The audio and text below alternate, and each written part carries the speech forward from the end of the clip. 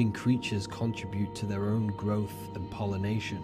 Internally, Venus represents the aspect of our consciousness that yearns for relationships and connections with others. This is an aspect of our consciousness that encourages to care for our physical appearance and embracing beauty. Aesthetics play a role in our interactions and self-expression. This is why there is a beauty brand called Venus. Now let's move to Jupiter energy. Jupiter in the material plane manifests its energy as forces of fortune, abundance, and wealth. This energy manifests itself as plants, as fruits that we can consume and eat in abundance. Anything that is nourishing and cultivated by the earth for humanity and animals. Jupiter embodies the giving energy that provides for and sustains life, fostering growth and ensuring that resources are available to all. Its influence is seen in the natural cycles of abundance, where fruits must grow and ripen before they are enjoyed, symbolizing the importance of effort and patience.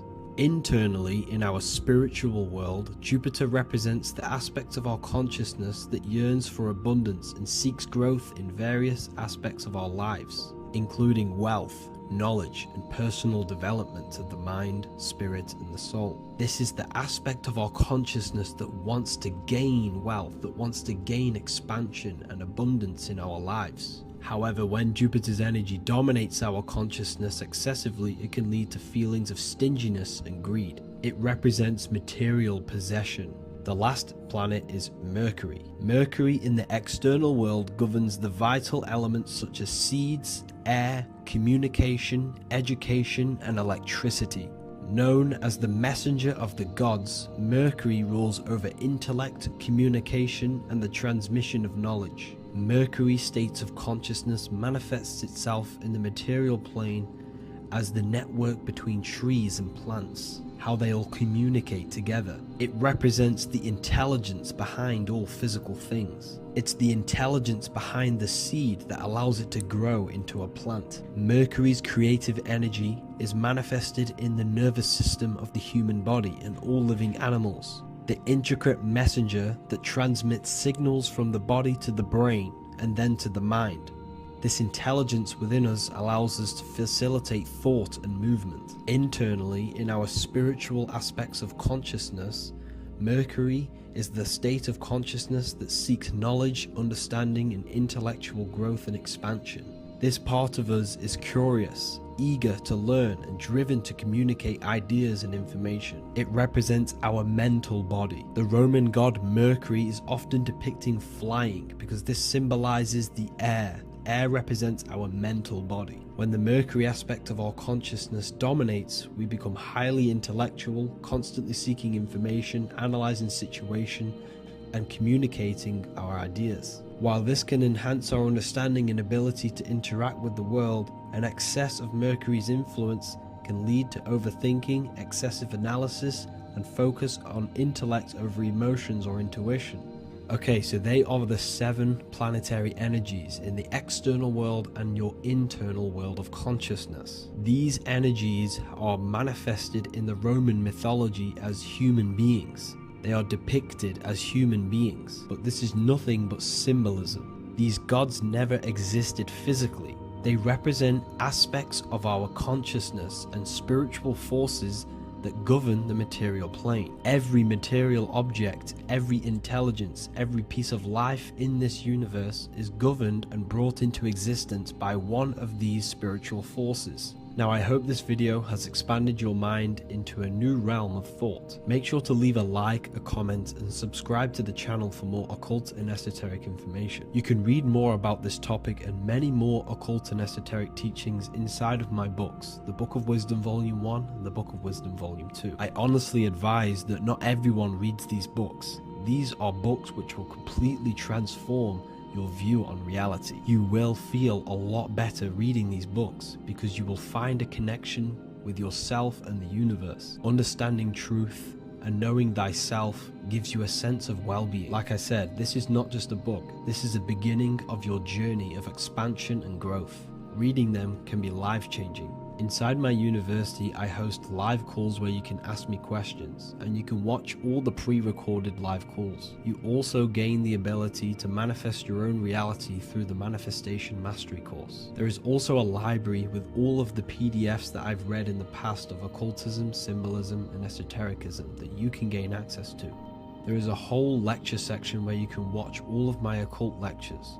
This is a place of transformation. The price of the university will be going up very soon. If you join now, you will gain a free sexual alchemy course which will teach you how to transmute sexual energy into creativity. I'll leave all the links in the description for the university and also my website where you can get my books. I hope you enjoyed this video. Take care.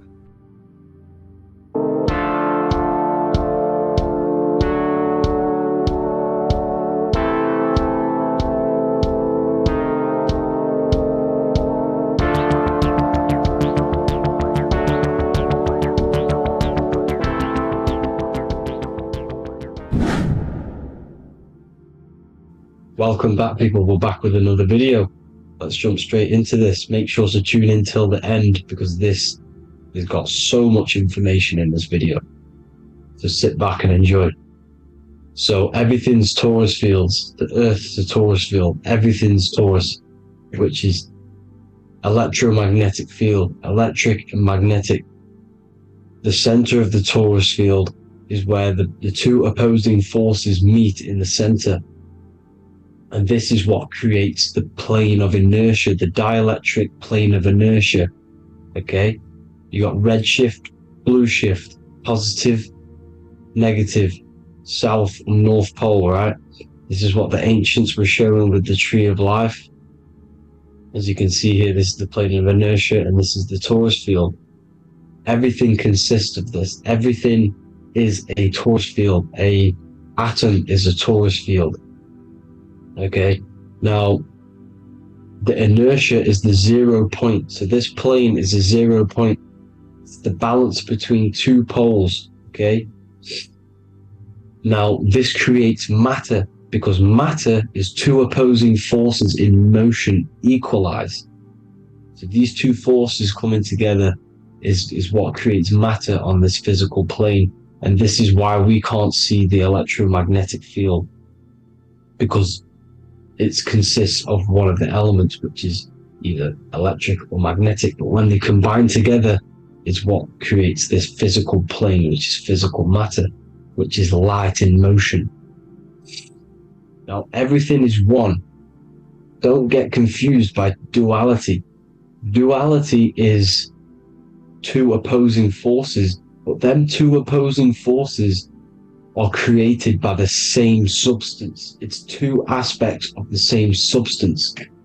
So for example, water and ice are the same thing, you know what I'm trying to say, but it's two aspects of the same substance because all is one. The whole universe is one. All goes back to the one, which is God, the creator, or magnetism, whatever you want to call it, because magnetism pulsates. Electricity has two poles, red shift, blue shift. Okay, so red shift, blue shift is electricity, and electricity vibrates, and all vibration always comes back to a standstill point. But magnetism is what pulsates. This is why your heart pulses. You breathe, which is a pulse. This is the breath of the universe, magnetism. Now this is why the earth is green, okay? Earth can be spelt heart. If you just move the H to the beginning, it spells heart, okay? Because the heart is the center of the Taurus field, which is the heart chakra for us humans, okay? We consist of the same field, as you already know. Heart being the center, which is green, which is the center of the seven colors. The center of the seven colors. This is the most powerful chakra in your body. People think it's the crown chakra, but it's the heart chakra because it's the center of the Taurus field. You must align them all and combine them all into one, which is the heart chakra. Now, Earth is green. Nature's green. Okay, this is because we live on heart chakra, the plane of inertia. It's the center of the torus field, okay? And this is what the Egyptians called Isis, which is nature. Nature is balanced, and nature is female, Mother Nature, because it looks after us with the fruit it grows with abundance, and the water. It's a female energy, Mother Nature, and this is the symbolism of an equal, balanced arms. This is the scales, it's balanced. Mother Nature is balanced. This is why the sky is blue, because what comes after the heart chakra? Blue. Sky is blue. We live in Midgard. This is what the ancients called Midgard. You don't have to take this tree literally. It's a metaphor. We live in Midgard, where both positive and negative duality here. Now, Mount Meru. Mount Meru was known as the center of the earth, okay? Or known as Hyperborea. And this is the North Pole, the electromagnetic North Pole. But when I say Mount Meru, it's not an actual mountain. They weren't saying there was a real mountain in the center of the earth, a magnetic rock. No. The plane of inertia, okay, there's something called a hyperboloid. That's what it's called, a hyperboloid. And this is the center of the torus field. And this hyperboloid is what is in the shape of a mountain, you see? So if I go to this next one, they say Hyperborea on this map. Why do they call it Hyperborea? Because this is the hyperboloid in the center of the torus field, and this is the electromagnetic mountain, a metaphor.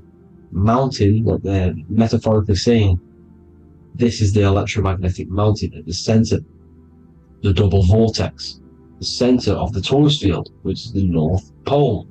Pole of electromagnetic energy. So this is why they call it Hyperborea. It comes from the word hyperboloid. And the center of the earth is so sacred, and they symbolize this with, obviously, the North Star, which is Polaris, and this is where the swastika comes from, because it's the 4 seasons moving around the North Star. This is the Big Dipper constellation moving around the North Star, which is Polaris. There's that pole again, pole, magnetic pole of the torus field. And this is where the green, emerald green, aurora borealis comes from. It comes from this center hyperboloid at the center of the earth, where the most electromagnetic energy is stored. The center of the plane of inertia, the center of the plane of inertia. This is the all-seeing eye as well. As you can see, they got the sun, the moon, this is the Masonic cosmos, the sun, the moon, and the all-seeing eye, because the eye is Polaris, the eye of the stars. It's all a big eye. Now, the eye means a lot more as well. It's not just that. There's different ways you can interpret symbols. Now, this is the emerald tablets. Deep in Earth's heart lies the flower, the source of the spirit that binds all in its form. Okay? The flower of life is thine own place of thine spirit, and stream through the earth as thine flows through thy form, giving off life to the earth and its children, renewing the spirit from form unto form. This is the North Pole. This is what he's talking about. He's talking about the aurora borealis. Aurora borealis. It's the Earth's aura. Emerald green. Heart chakra. Plane of inertia. Green. Earth. Heart. You see? All related. Now, there's many symbolism of this. So much symbolism of the ancients. The 7 layers of heaven. 7 layers of heaven, which are the 7 planets. Okay? These planets are the solar system. It's the solar system because we are the soul. We are the sun, the soul. And we're inside of a solar system, which is the 7 planets. That's why there's 7 layers of heaven. Okay? The rings of Saturn, the rings of the planets are moving around us. Okay? So, this is what the ancients were depicting in their cosmology. Now, this is the Hebrew cosmology of the earth. This is the Mayan cosmology of the earth. You see, it's all an enclosed system. We live inside of a giant torus field. All is atum. It's what the ancients said, ancient Egyptians said. All is atum. Atoms are torus fields. Don't be tricked by the modern science today with the current model of an atom. It's completely wrong. They're hiding the torus field. They're hiding the electromagnetic field, which is in everything. Absolutely everything is in motion, and motion comes from this field. And you see, this is upside down, but this is the I think it's pretty sure it's candles, but the 7 candles, the 7 planets, the 7 Elohim. You see? It all goes back to the stars and the heavens. Now, this is how the earth really works, with the stars on the outside of the cosmic egg, and then the torus field spinning around the sun and the moon, the positive and the negative charge. The sun gives you energy, the moon takes your energy. The moon controls monthly cycles. Moon is mon. This is etymology. Mon, month, money, demon, monster.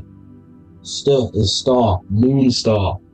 We are all stars. Youngster, minister, superstar, Hollywood star.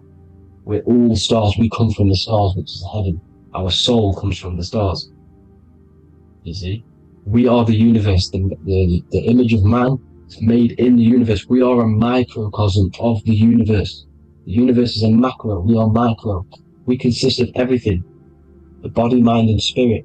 The sun, the soul. Moon, the mind. Earth, the body. Body, mind, and spirit. We have 12 systems in the body, which are governed by the 12 zodiac signs. Starting at the Aries, which is the ram of God, all the way down to Pisces and Capricorn, kneecap. It all goes back to the stars. We are the stars. We are the universe. Everything is inside of us. Everything.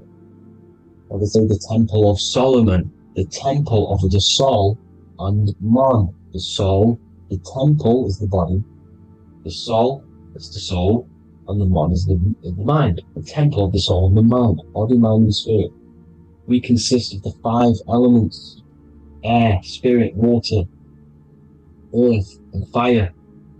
We consist of everything. We are the universe. We're made in God's image, which is the universe.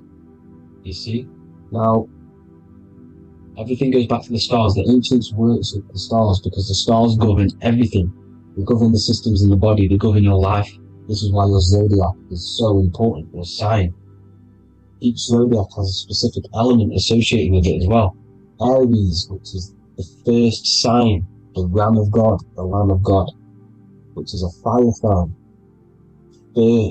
Fire first. Fire first. F-I-R, this is etymology. The cerebrum, ram, which is in the brain. Aries, the ram, controls the head, the face, and the nose upwards. So it controls the cerebrum. The Torah, which is, I'm pretty sure it's a Hebrew Bible, which is the Taurus. Tornado comes from the Taurus field. You see? Everything's inside of you. It all goes back to the Taurus field, and the Taurus field is everything. Now, like I said, 12 zodiac signs, 12 systems, 12 cranial nerves in the brain, the 12 disciples of the Bible. All symbolic. You have to read the Bible properly. Now, this center, at the center of the earth, right? This is what's stirring the ether, and the ether consists of the 4 elements. Because there's 5 elements. Spirit can be called ether. People call it spirit or ether. Ether is pure potential, pure energy. It's what connects the astral to the physical. It's the dimension between the physical realm, which we're on, and the astral. So it has pure potential. It's pure energy. This is why we say either. I either want to go there or there. It's connecting 2 scenarios. That's what the ether is. It's connecting the 2 worlds, the astral and the physical. The center is like the cosmic womb. There's a black hole in the center. This is the center of the Taurus field. This is the womb of creation. This is the womb of creation. And inside of this black womb are the 5 elements, and everything's being stirred around. Everything's in motion. Light is motion. Everything's motion. Now, like I said earlier, light crystallizes into physical matter.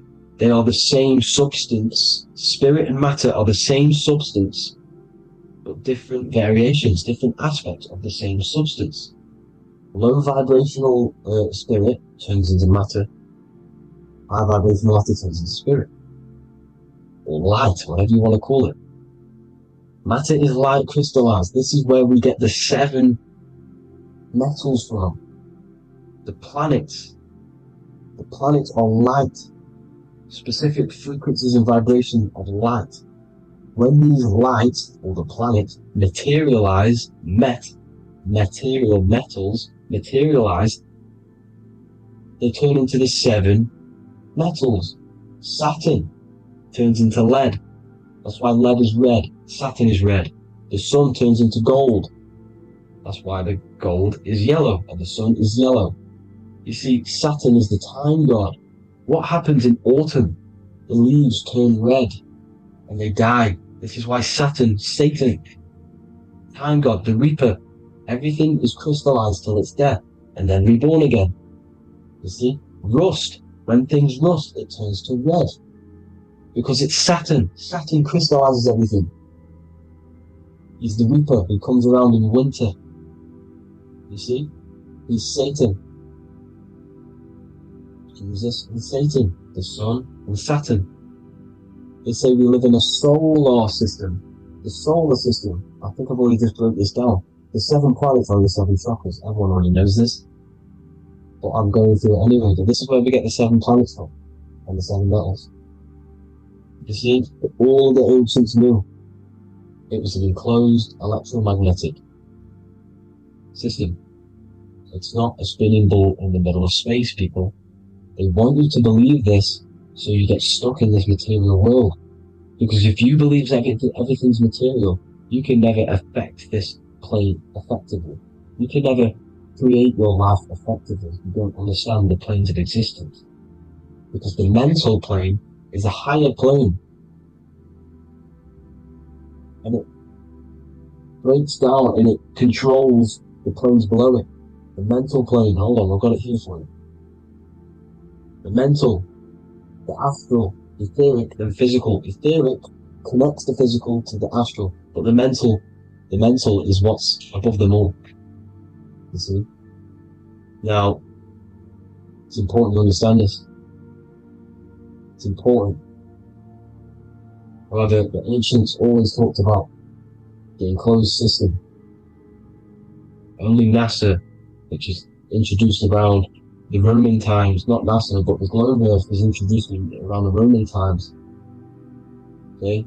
By these Masons. These Masons introduced this because they wanted to take over the minds of the masses and control them.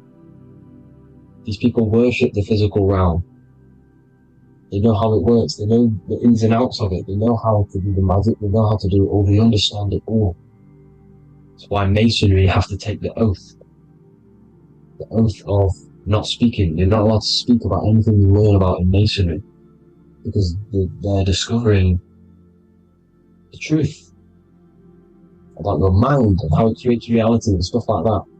So, this is the Masonic cosmology.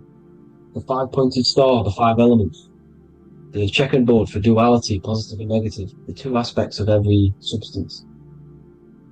This is another ancient painting depicting the firmament, the stars inside the firmament, the sun. You see, the ancients worshipped the sun because it's so important for sustaining our life. It's the only reason we're alive is because of the sun. But then people think it gives you cancer today. They brainwash you to think the sun gives you cancer when it's the #1 source of all life. They want you to believe it's a big, spinning, dangerous ball in space. It's not. It's here to give us life. It's God's Son. That's why Jesus is known as God's Son. It is the Son of God. God created that to sustain us. You see? So it's important you understand the true cosmology of where you are, because if you don't know where you are depleted of all of your morals. You're depleted You're demoralized. You're lost. You don't know where you are. You don't know where you exist. Okay? Once you accept the globe model, the heliocentric model, you will subconsciously think that you come from nothing. This is why they implemented the evolution theory just after the globe model was introduced by Charles Darwin. Charles Darwin came in after the globe model. He's a Mason, he was another Freemason, and implemented evolution where we came from monkeys, because they want you thinking less of yourself so they can manipulate your mind. You see? They want to manipulate your mind, and they have done since you got here. Since you came through that portal, you were manipulated from that day to believe this, believe that. The true cosmology, the truth will set you free. You will understand things better. You will feel better in yourself when you know the sun is here for you. You'll feel better in yourself that you know that you didn't come from a monkey. You were created as a human, a manifester, a creator. You're so intelligent. Your mind is amazing. It can manipulate matter, mind over matter. See? Thank you all people for tuning in. Tap in with yourself. Love yourself. Find the truth. Spread the truth. Nothing dies. Nothing in this creation dies. Everything's energy. Everything's light. Light can never die. You're a light being. That's why it says Hu. Hu man. Hu is light in Hebrew. Or Latin. Either one of the two. You are light. You're a light being. You never die. Ever, ever, ever die. Ever. Stop thinking you're going to die. This body will die because it contains electricity. And electricity always goes back to a standstill point because of vibration. Electricity vibrates. You are pure light. You will never ever die. Thank you all people. God bless. Make sure to like, subscribe and share.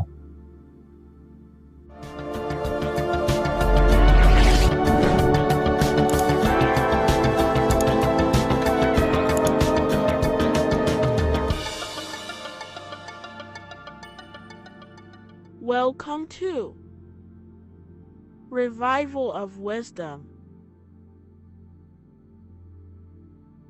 What is good people is Revival of Wisdom. We're back with another video. Today we're going to be talking about the importance of Saturn and the occult. Let's jump straight into this. So Saturn is the god of the earth, right? It's the time of God, change, destruction, physical matter. He creates and destroys because the energy of Saturn is the key to crystallization. It wraps things in physical matter, right? He creates everything, all life forms, and he takes things back because the day that you're born, that's the day that your expiry date is coming. The time is ticking until Saturn takes your life. This is why he's known as the Reaper. Okay? As he's personified as eating his child here in this ancient Roman painting. As you can see, he's eating the child. We are all children of Saturn, right? He creates physical matter, our physical bodies, right? He's the god of time because he's the slowest moving celestial body. He's the Lord of the Rings, as you can see here. He's the last one on the ring. He's the slowest one moving, okay? So, he is the Lord of time, destruction and creation, okay? This is why his name is Saturn, Satan. He's the devil, okay? But I'm not saying Saturn's evil, guys. It's a part of life. Everything lives and dies, right? He's the key to crystallization. Now, as we have the clock here, our god Saturn, or Chronos in Greek, just means time. He's also the god of time, as I've already said. 60 seconds in a minute, 60 minutes in an hour, 24 hours in a day. Add 2 plus 4 equals 6. 60 seconds, 60 minutes, 2 plus 4 equals 6. That's 666. Okay? And as you see on the clock, 6 take away 12 equals 6. 7 take away 1 equals 6. 9 take away 3 equals 6. 6 is the number of Saturn. It's associated with Saturn, right? He's the god of time, of justice. Everything goes back to the Reaper in the end. Everything lives and dies. Now, the artwork of him, he's always got the Reaper staff. You see, it's personifying death. Now, when you see this, the Romans were not saying Saturn was a real person, a real god in human form. No, this is personification. This is what the ancients always did. They personified, just like the Bible. It's all personification. So the personifying Saturn eating its children because it eats, it's the Reaper. No one can escape the Reaper. No one can escape death. Now, Saturn is 666, which is in the Bible, the number of the beast, right? The number of the beast, Satan, 666, right? So on the North Pole of Saturn, you have a hexagon which makes a cube, right? Now this hexagon, when you join up all the corners, creates the 6-pointed star known as the Star of David, right? In the Jewish religion. Now, as you can see, the 6-pointed star has 6 points, 6 mini triangles, and a 6-sided hexagon. That makes 666. And also, you have Saturday is named after Saturn, the 6th planet, the 6th day of the week, and has a 6-sided polygon on its north pole. That's also 666. Now, this Star of David, this symbol goes back thousands of years, and it originates from Saturn. It's not the Star of David, right? It originates from Saturn. It symbolizes the physical and spiritual aspect combined into one, which makes us humans, right? Also symbolizes the male and female combined into one. These two sacred energies create the human. We consist of both male and female energy, also known as the Seal of Solomon. And we all know if Solomon was a real person, he talks about communicating with 72 demons. He could apparently, in the text, he could communicate with 72 demons, and this is sorcery. This is black magic.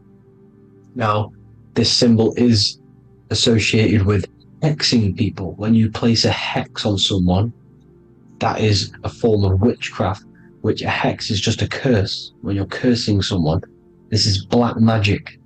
Now, the black magician would stand in the middle of the symbol and cast his spells onto other people. Now, this symbol is obviously on the $1 bill, twice on the $1 bill. And it's very, very ancient symbol, and it originates from Saturn. And let's keep going. So the cube. So I've just said how you see the cube on the North Pole of Saturn, right? The cube is limited. It's a 3D shape. It symbolizes limitations to the physical 3D dimension, the third dimension, the physical realm which we are in. Now, as you can see, the color associated with Saturn is black, right? Black is infinite potential. Black is the creation of all things before there was light. Light is born out of blackness, darkness, okay? Now, black is physical matter. And as you can see, the black cube, black symbolizing physical matter, the cube being limited, as the physical realm that we are in is limited. It's not like the fourth dimension where everything can exist in a thought. The third dimension is limited, right? And this is what Saturn is. It limits you to the 3D 666. Your body limits you to your physical body. Now these black cubes are placed everywhere, as you can see: Australia, Denmark, Manhattan. There's one in New York. As you can see, the Apple have a cube. The Nintendo GameCube. Trump Tower is a black cube. This is worshipping the energy of Saturn, the god Saturn. Okay, it's not a god, it's a celestial energy. However, it rules over Earth because it pretty much created the physical realm. Now, as you see, when you go to a funeral, you wear black, a black suit symbolizing Saturn, which is the color associated, black. And as you see in Mecca, they walk around the black cube in rings. As you can see here, they're stood around in rings, like the rings of Saturn. The Mercedes symbol. You probably wouldn't notice that, but yes, it's Saturn. And when you graduate from university, you wear a black cube on your head. This is all symbolizing Saturn. Okay? Now, as you can see, the Jews here have a black cube on their third eye whilst they pray. Notice how he's shutting his eyes into blackness, darkness, and he's wrapped around a black strap around his arm. This is symbolizing the wrapping of physical matter, of how physical matter wraps things into existence. And as we all know, the Star of David is a Jewish symbol. So he has the black cube and the Star of David, right? So all of these religions are secretly worshipping Saturn. Okay, this is all Saturn worship, Kronos, the god of time and destruction, the physical reality. Now, as you can see, it's symbolized everywhere in all major corporations. Pepsi, internet, that's obvious. NASA, of course, NASA. NASA means to deceive in Hebrew. Universal, Walkers, that one's so obvious. Nike, Toyota. So many different ways they symbolize it. You either see the rings of Saturn or the black cube, as I just showed you here, the Nintendo and the Mercedes, right? It's absolutely everywhere. Now, they also use 666 to symbolize it, as I've just broken it down to you. 666, the World Economic Forum. We all know how they're trying to enslave us into this new world agenda. Google Chrome, CERN, Disney, Coca-Cola, Cadbury's, all of these have 666. Now, every UPS barcode has 666. And even www. Is Hebrew for 666, as you can see here. Monster. It's the same Hebrew letter. It means 666. Drake, 6 God. That's his god, Saturn.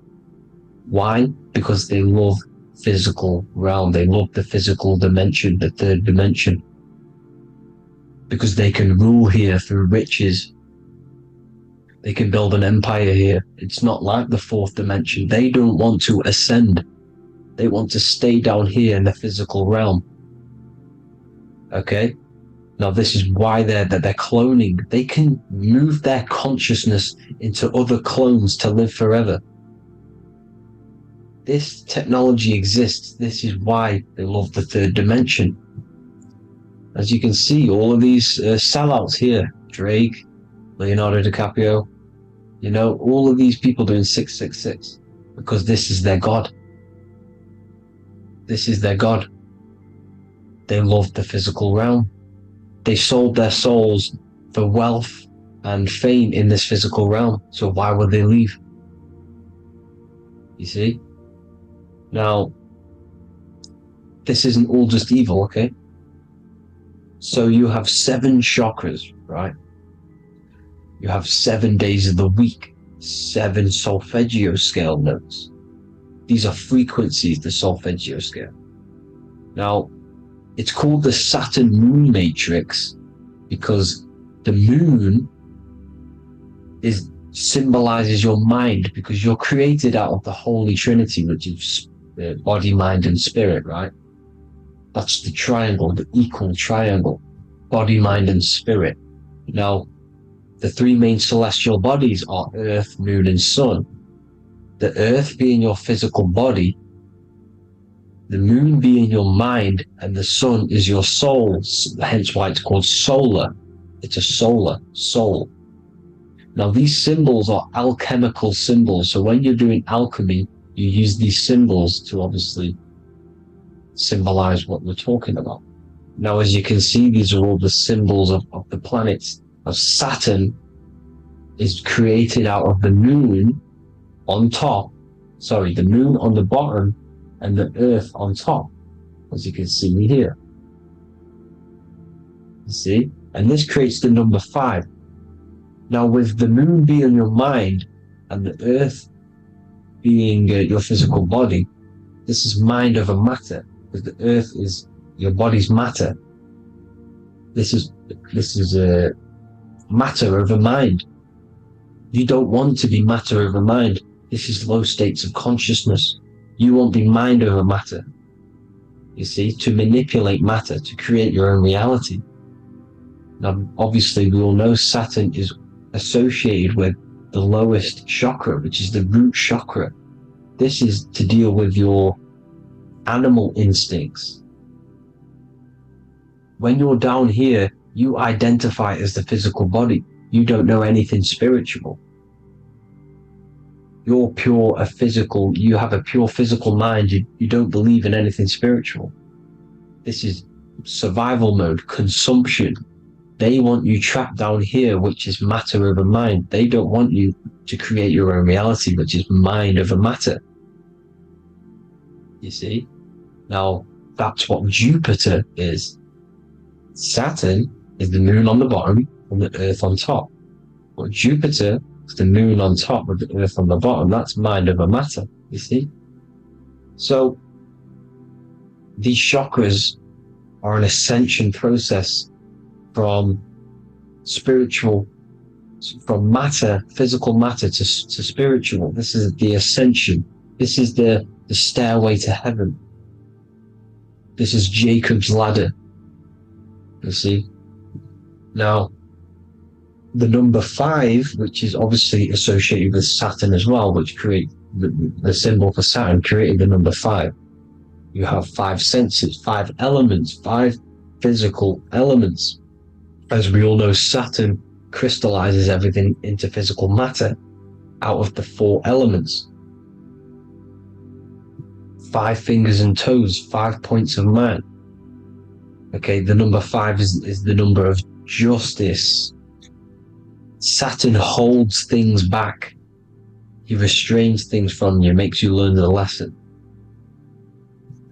Now, 666 is not all evil. 666 is the atomic structure of the carbon atom. 6 protons, 6 electrons, 6 neutrons, right? We are carbon-based life forms. All life forms are based on the bonding properties of the element carbon. Because Saturn crystallizes everything into physical matter. Now, the Masons symbolize this with the checkered boards. They have the black square, which is obviously matter, as I just said, the black cube, and spirit is the white square, because white is eternal light. White and light, you see? Black is physical matter. Now, this is what we are. The point of our soul is to transmute from matter to spirit, but these are interchangeable. This is the constant cycle between spirit and matter, spirit and matter. High vibrational matter turns into spirit. Low vibrational spirit turns into physical matter. You see? Now, We are carbon-based life forms. This is what 666 is, the number of the beast. Well, when I say we, the physical body is the beast. It's the animal. It's the carbon suit to operate in this physical dimension, in this physical realm. See? It's the vehicle used to operate in this physical realm. But your mind isn't from this physical realm, you see? The brain is the physical manifestation of the soul. Okay? So, as you can see here, the spine is an extension of the brain. Everything goes back to the brain. This is literally what your physical body is. You see, this is the nervous system, and everything reports back to the brain, and everything's controlled from this control center. And this spinal column, at the top of the spinal column, is your third eye, which is known as the pineal gland. And this is the seat of consciousness. It's the center of consciousness. That is your true self, pure consciousness. This body is just a physical body. This body is mortal. This body runs out, but your consciousness lives forever. They don't want you knowing this. This is why they keep you down here in your lower chakra. They want you to believe everything is just physical. They don't want you to believe in the spiritual side of reality. Because this way they can manipulate you, right? They want you matter over mind because they know your mind creates reality. They know your mind is the root cause of reality. You manifest your own reality from the inside out. So this is why they control your perception of reality. They control your information in order to manifest their new world order. You, who are ignorant to knowledge and wisdom, you who are ignorant are manifesting their agenda because you accept their information and their perception of this reality. Now, this is why they tell you the globe model, the heliocentric model, to trap you into physical matter. Now, if you understood about this true form of this realm, you'd understand that there's a spiritual side behind everything. The spiritual side, something has to exist. The root cause of reality is higher planes of existence. It happens in the mind before it happens on the physical plane. You see? They don't want you knowing this. They want you matter over mind, which is the symbol for Saturn. Moon over Earth. The Holy Trinity.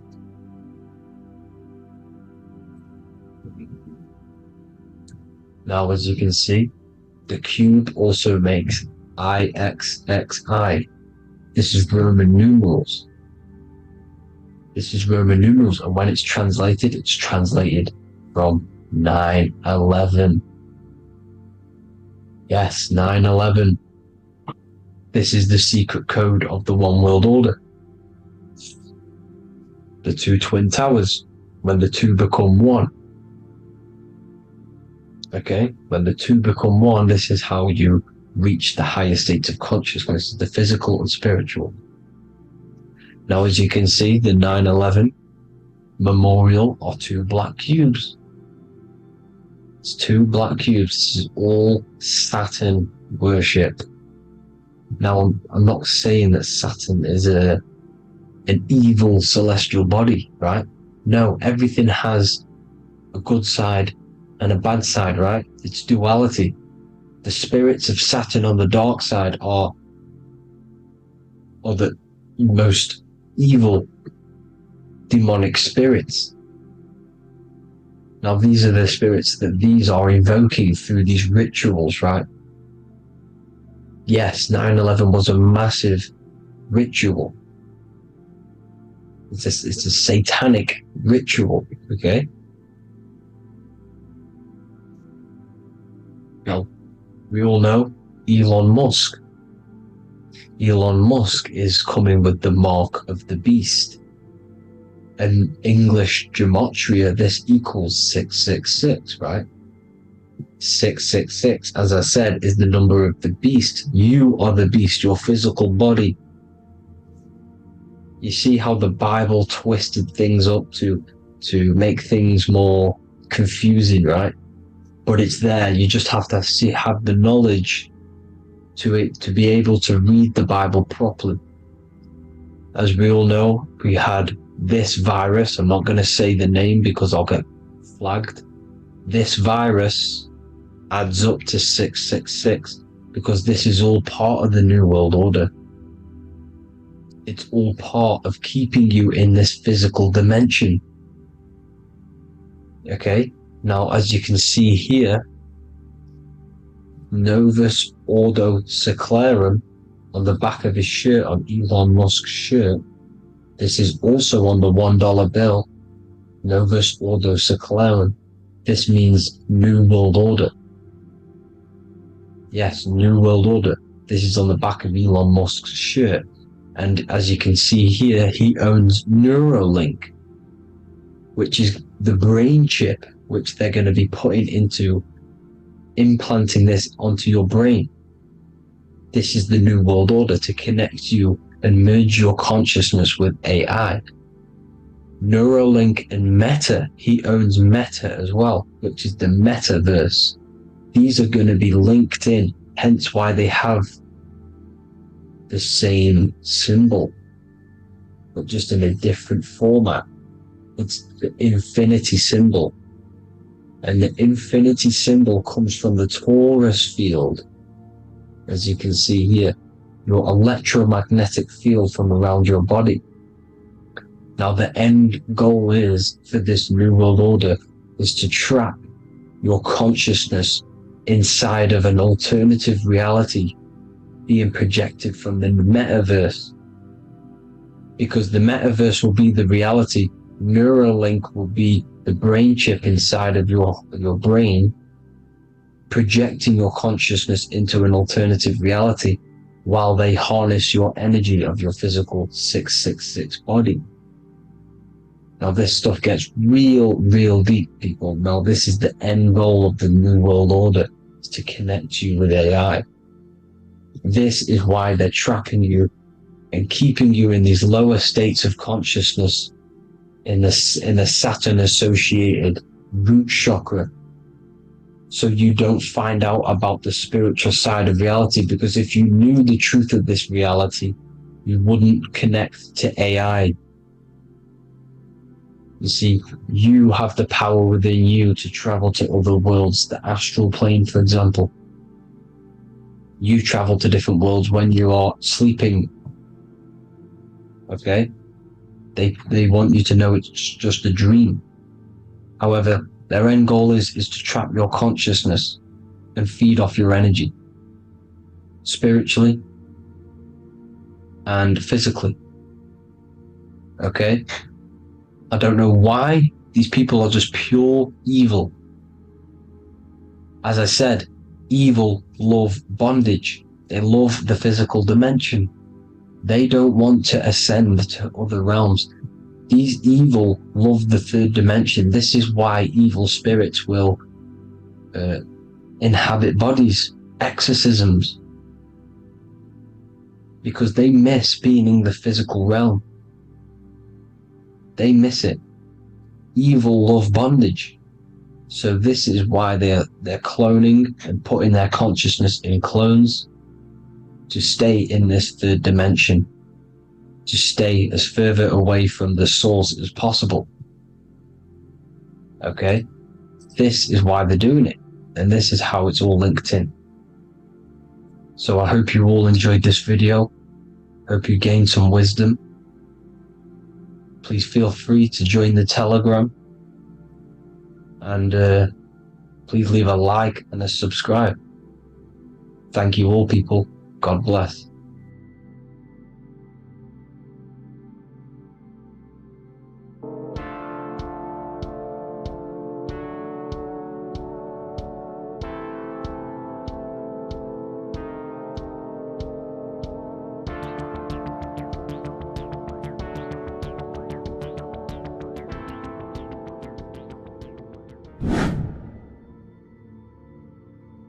is up, people? How are we all doing? Today we're talking about the flat earth cosmology. So let's jump straight into this. Please drop a follow and leave a like to help the algorithm. So we live in a torus field. Everything's made out of torus fields, and every torus field has motion. It's what it is. It's the motion of energy. And every torus field has a center, which is the black hole. It's a womb of creation. It's counter space. Now this is why the North Pole is magnetic, because the center of this torus field is the most magnetic part, the strongest part of the field. So this is why all compasses will point you to the center. And the Earth's magnetic field is spread across the whole of the Earth. And it's spinning, as you can see here. It's like a tornado at the center. And this tornado is the force which is spinning the sun and the moon around us.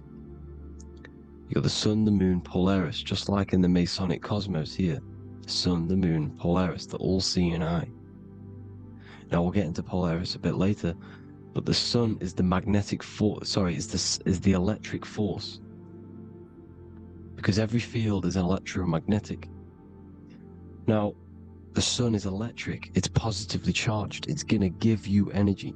It's feeding energy. The moon is more magnetic energy, which is taking your energy away from you. And this is why you become sleepy when the moon comes out, because it's taking away your energy. So these two forces is the balance. It's the yin and yang. It's the balance. Everything in this creation is balanced, because the torus field is the Earth is the plane of inertia, the 0 point within the field, because physical matter is a result of two opposing forces equalized on the plane of inertia. And that is where matter crystallizes into physical results. And this physical plane is the plane of inertia, planet Earth. And at the center of this plane is the black hole, the womb of creation. And outside of this black hole gives birth to light. So the torus field is constantly rotating, going into counter space, the black hole, and then out of counter space gives birth to the white hole, white light. You see? So it's going around, black hole, birth again, black hole, birth again. And it just keeps going around. It's an infinite cycle of energy. And this is where the infinity sign comes from. This is the motion, this is the force which is creating everything to spin inside of this circle. Okay? And it's making the stars spin. It's making the sun and moon spin around us, around this center point. Now here you see Horus and Set putting their feet inside of this dome. This is the royal arch, the arch of the dome above us, which is like you see in the Masonic cosmos, the royal arch of Freemasonry. This is the dome above us, the firmament that the Bible talks about. You see, they're putting their feet in because Set symbolizes the moon and Horus is the sun. Horizon, Horus. Horus is rising, the sun. So they're both putting their feet around this center magnetic pole, which is the pole, North Pole. And above the North Pole, you have Polaris, the pole of electromagnetic energy. You see? And this is how we get the sun and the seasons. Because the sun, for us, when it becomes summer, it's on the Tropic of Cancer. Then it spirals outwards, going out and out and out, then goes to the Tropic of Capricorn. That's winter for us. Then it comes back in and creates summer again. So it's constantly spiraling around this center magnetic North Pole. You see? So this roof above our heads is the firmament, and this is what they've taken off of us. They haven't physically taken it, but mentally they have taken this away from you. It's a female energy, and this is what the Egyptians called Nut, the sky god Nut. And this is the womb. We are inside God's creation, God's womb, and the woman's womb when she has a baby is a microcosm of this, because everything inside of this creation is macro. It's a reflection of the bigger things, as above, so below. So the dome above our heads is the dome we are in when we are a baby, and you can see the sacred geometry of it is the exact same. It's the dome. And when we are inside of the womb, the woman, the sacred maker, which is the M, the Masonic M, this is the G male symbol. The Masonic M is maker, mason, matter, male. She delivers the male, you see. She delivers the male because it's the maker, the female, the magnetic. The woman is magnetic in nature, the male is electric in nature. So when we are in this womb, the female, we are being fed by the center umbilical cord, by the center of the mother's stomach. We're connected to the center of the woman's stomach, just like we are when we are in the earth. The center is where the aurora borealis is being emitted from, the electromagnetic aurora borealis, the northern lights. This is our spiritual umbilical cord, connecting us to counter space, connecting us to the realms beyond this world. Because at the center of every torus field is counter space. And at the center of the earth is our spiritual umbilical cord, and this is the earth's belly button, as you see. As above, so below. We had a physical umbilical cord, we have a spiritual umbilical cord, and this gets cut when we die, when we're cut away from the physical reality. You see, here's the ancient Egyptian tablet showing this female. You can see the hair, it's a female above us, because the female energy is nurturing, helping, looking after. And that's exactly what the dome is. It's protecting us. It's the Ark of the Covenant, the Ark covering us, you see? And this is what they've taken away from us. By you believing in space, it completely destroys the idea of this being a sacred creation. They've taken the roof off your head, whether if you believe in space, you believe that there's chaos, there's planets, there's asteroids that could kill us at any moment. But this isn't true. They've made you fear your own creation that you're inside of. They've made you fear what's above you. You see, and it's to hide the power of astrology, the power of the lights in the firmament, which are constantly flowing through the ether. These powers which are above us are sending rays down to the earth, which are influencing our psychology and how we behave. And this is what astrology is. It affects human consciousness. It interacts with our consciousness. And there's a different energy every day because the planets are in different houses, different alignments. And this is, we'll go into this a bit deeper later on. So the world tree, this magnetic north pole, the pole of electromagnetic energy, was symbolized as a tree, the great tree at the center of the earth. You see? And this tree is symbolized everywhere. You can see here how the center person, this Egyptian person, is holding up the sky. This is the North Pole, the hyperboloid, at the center of every torus field. And this tree was in the Mayan cosmology. This is an ancient depiction. This is the torus field. There's the plane of inertia. Here's the center tree. Here's the tree in the center, the magnetic North Pole, the woman holding the stars. Is the Hindu, with the two birds symbolizing the sun and the moon revolving around this center tree. The Mayan tree, his Horus and Set around the North Pole. They all knew this flat earth cosmology. They knew these secrets. It's so sacred you understand the creation that you're inside of. Because if you don't, you'll be led astray. You don't know where you are. You're lost. You see? And here's the Masonic art, with the rays of the stars coming down, with the tree in the center. So it was personified as a tree. And we are in Asgard, Midgard, the middle garden, where there's good and evil. So the 7 layers of heaven, which is talked about in the Quran. Each planet has a different layer of the firmament, and this is the 7 layers of heaven, and these are our 7 layers of the energy centers in our body. So we start in the stars, so we are stars in a physical body. And this is why we say Mr., Sister, Fraudster, Sinister. Stir is star, and we are in the stars, and our star descends into the soul system, not solar system. And as we descend into the soul system, We enter Satan's kingdom, Satan's world. As it says in the Bible, Satan is the god of this world. Well, if you've been into my research for a while, you know Satan is Saturn. Saturn's world, because Saturn's the outermost ring. He's the Lord of the Rings. And you enter his kingdom, the kingdom of time, and this is why Saturn's the time god. As soon as you go past the rings of Saturn, you're now in the soul system, you're now in time, you're now bound by space and time. And you're bound to the earth plane, the heart. Earth is heart. It's a rearrangement, it's an anagram for heart. And the heart of the electromagnetic color spectrum is green, and that's why the earth is green. And above green is blue, and this is why the sky is blue. In order to go to heaven on the macro scale, you have to go through the blue sky, through the 7 layers of heaven. In order to reach heaven in your body, whilst you're here, you have to go through the blue chakra to your head, which is heaven. It's micro, macro. Everything is micro, macro inside of this creation.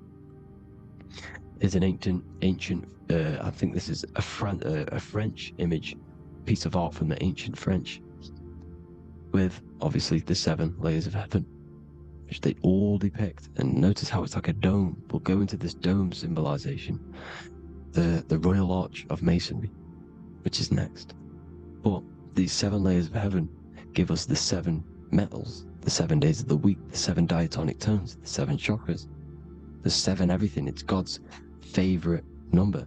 And this is why the Masons use the G inside of the compass, because the G is the 7th letter, and God starts with G. You see? So it's 7. God is 7. Here's another depiction of the heart, the soul system, the 7 layers of heaven. La fermete. You see, la firmament, with the stars on the outermost layer. Here are the 7 planets: Jupiter, Mars, le Soleil, the sun, la Luna, the moon. So Saturn. So we are in the heart of this soul system. In order to ascend, we need to ascend up our chakra system, reach 144,000 hertz, God consciousness, the God man. You have to unfold God man, master of the mind, mastery of the mind. So what are the stars? The stars make everything unique. The stars are constantly rotating around the center, magnetic North Pole, the tornado at the center, which is stirring everything. It's stirring the ether. The center is the ether, and the 4 elements are born out of this ether. There's 5 elements: ether, spirit, water, air, and earth. The ether gives birth to the 4 other physical elements, which the whole of creation are made out of. About them 4 elements. 4 is the number of stability. You know, a chair, a table has 4 legs. It stables things. It's a foundation, and these 4 elements are the foundation of this creation. You see, and this magnetic North Pole is stirring this, and the 4 vibrational states of the ether are the 4 elements. Now let me get back to the stars. I just wanted to give you that. The stars are being stirred around this center point. Center. It's stirring everything, and they're always in different alignments. Every millisecond, they're moving in different placements of the stars. And the planets are called the 7 wanderers because they're not fixed. The stars are fixed, but the planets they're called the 7 wanderers, the 7 layers of heaven, because they move faster and slower than each other. Each planet is slower and faster, has a different rate of speed it's moving.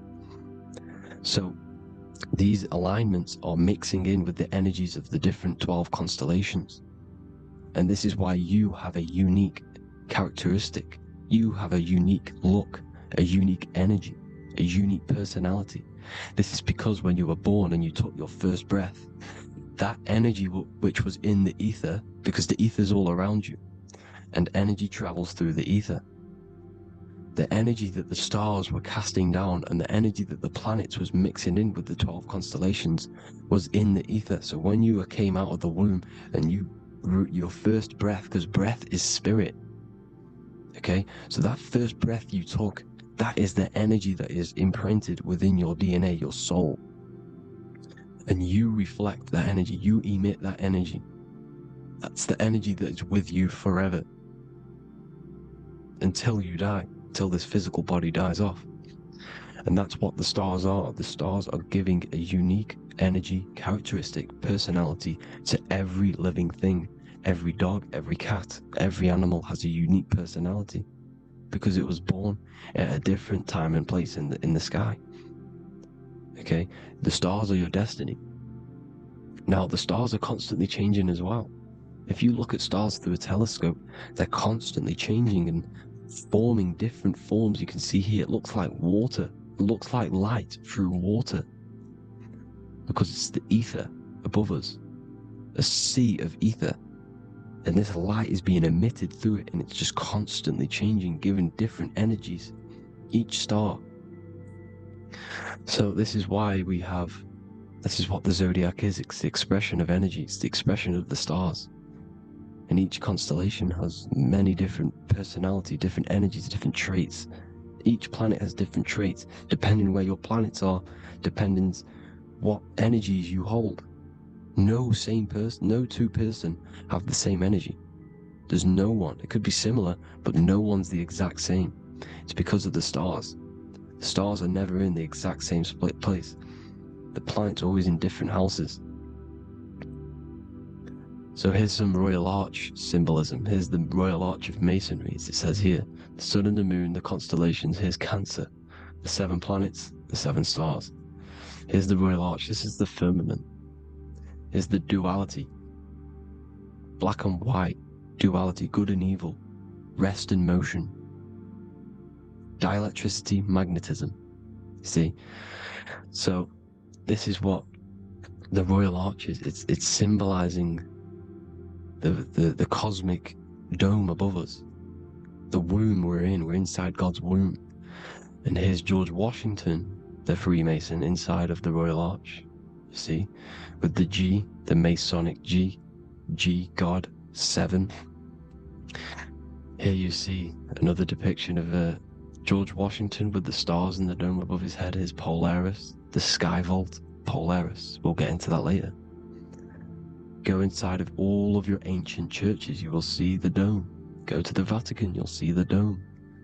All of your ancient churches have this dome because it's the dome above your head. The ancients knew this. This was known. We did not live in space. It was known back then. They all knew. This is Crown Court, which is one of the most important courts in the UK. You can see it's clearly so much Masonic symbolism. You've got the 4 pillars of Masonry.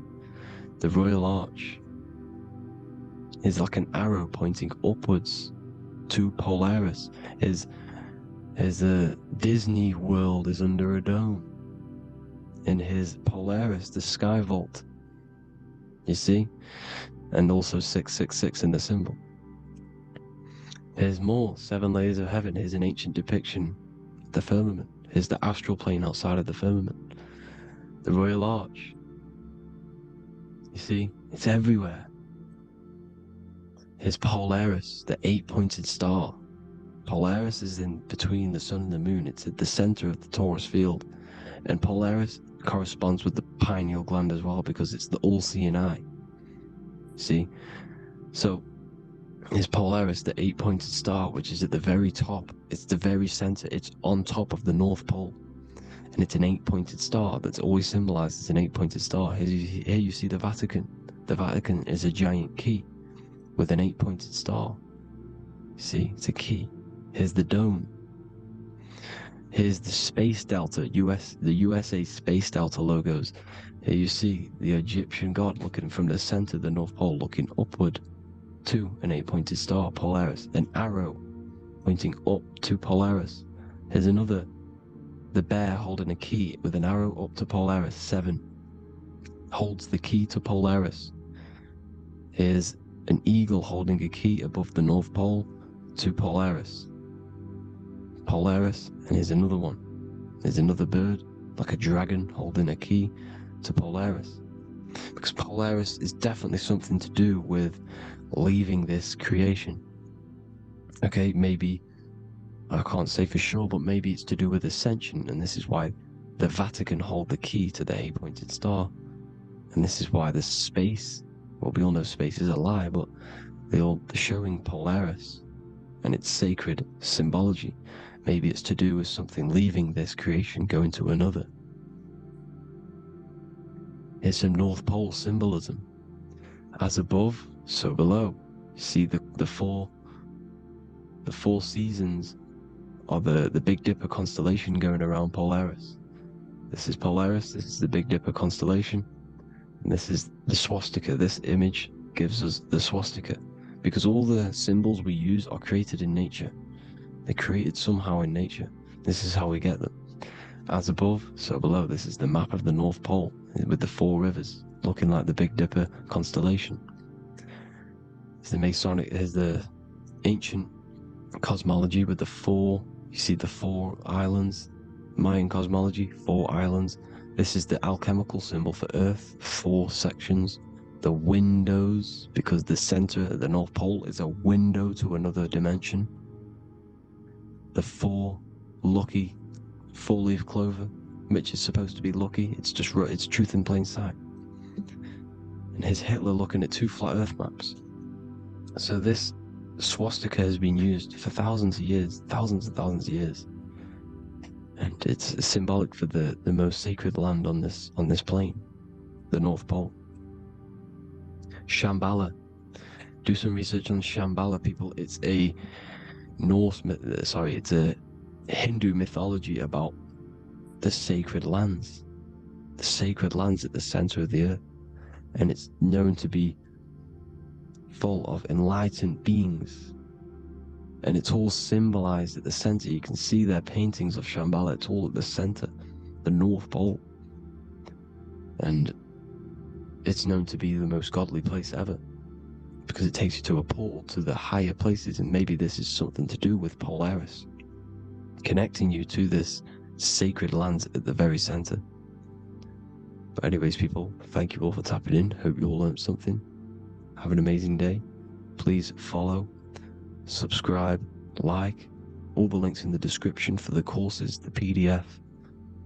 Please have an amazing day. God bless.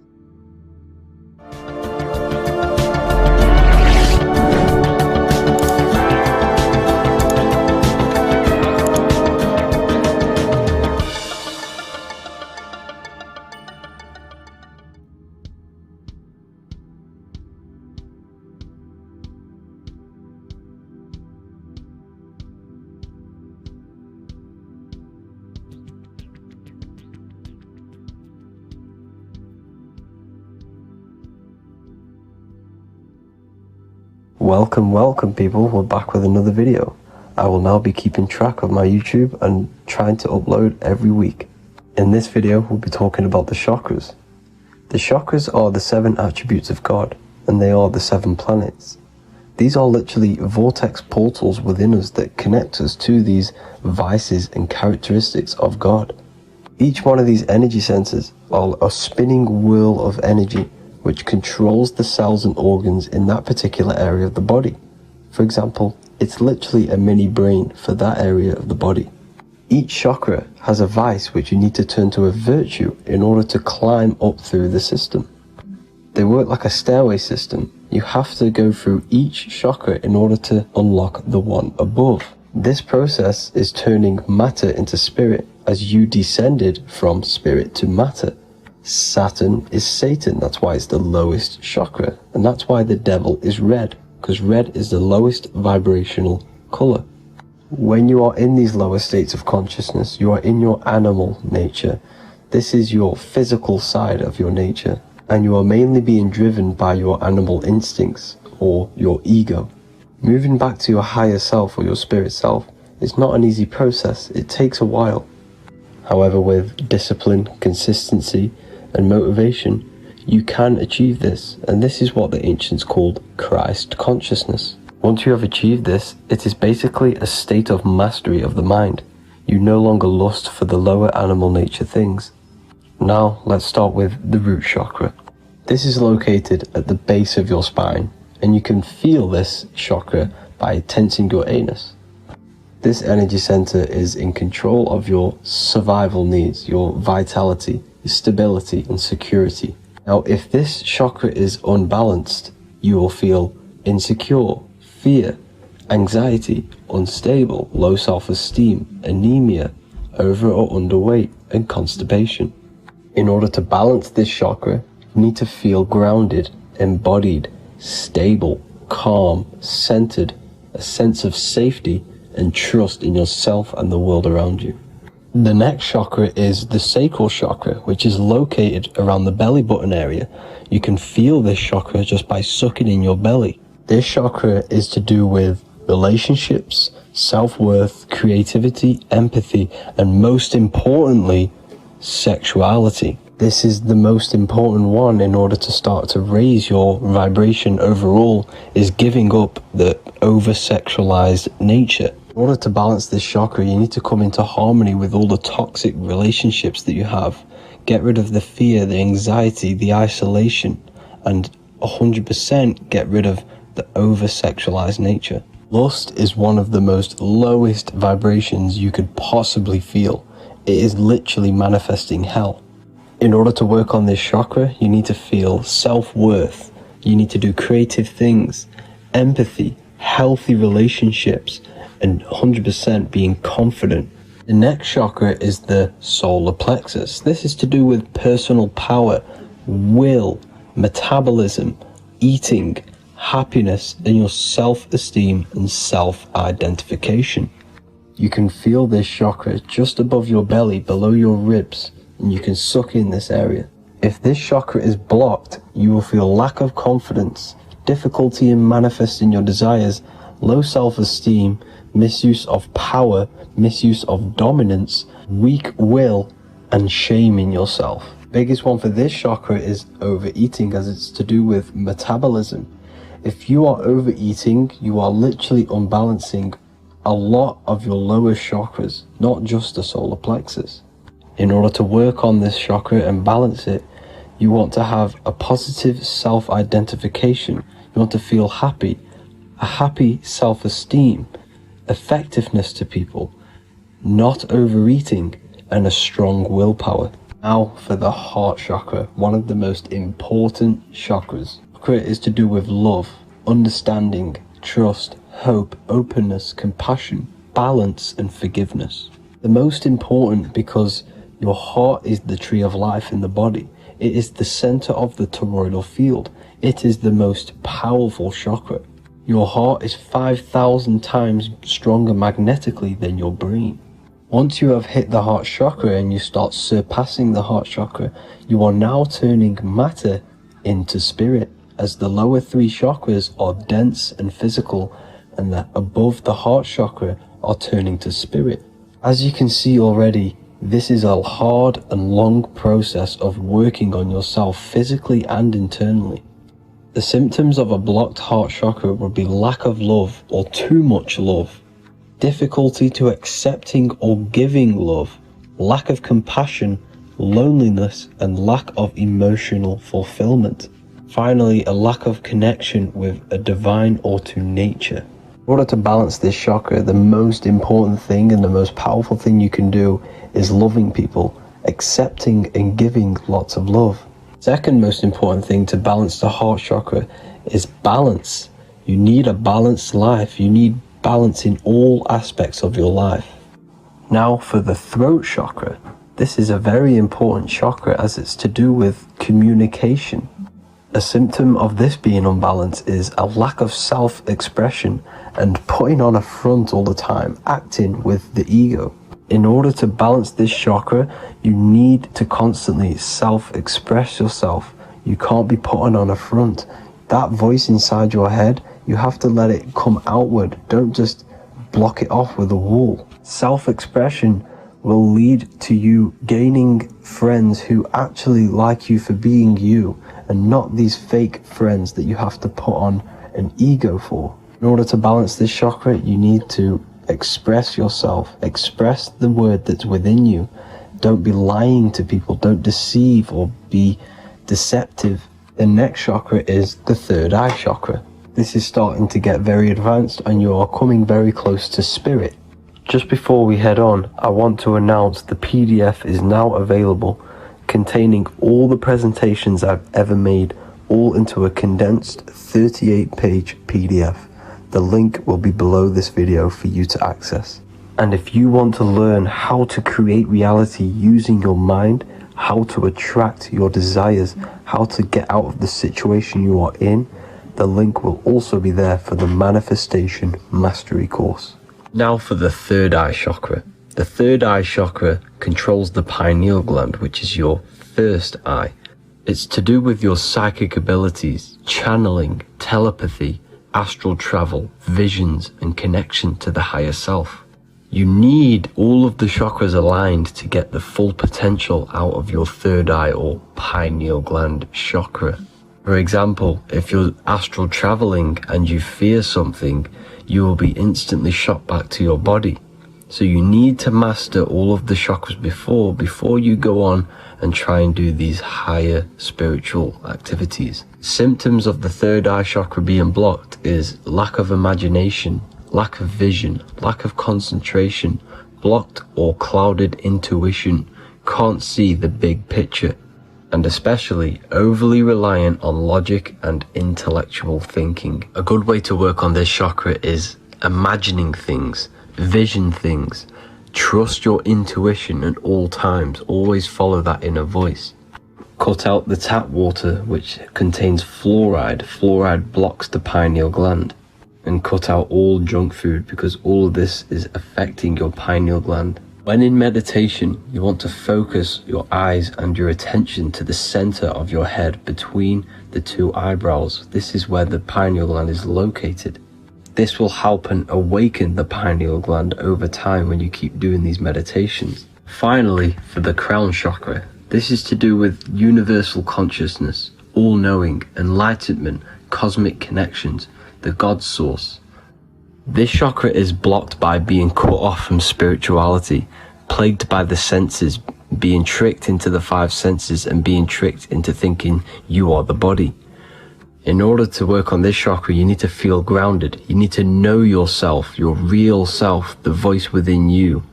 Have common sense, have specific decisions that you're making, be very direct. Now we've got out of the way all of the chakras, I can now introduce methods and meditations which will help you unblock them spiritually. When meditating, you want to get into the present moment in a nice, comfortable position. Bring yourself to the present moment by saying, I am here right now, nothing else matters. Keep repeating this over and over with your eyes open or closed.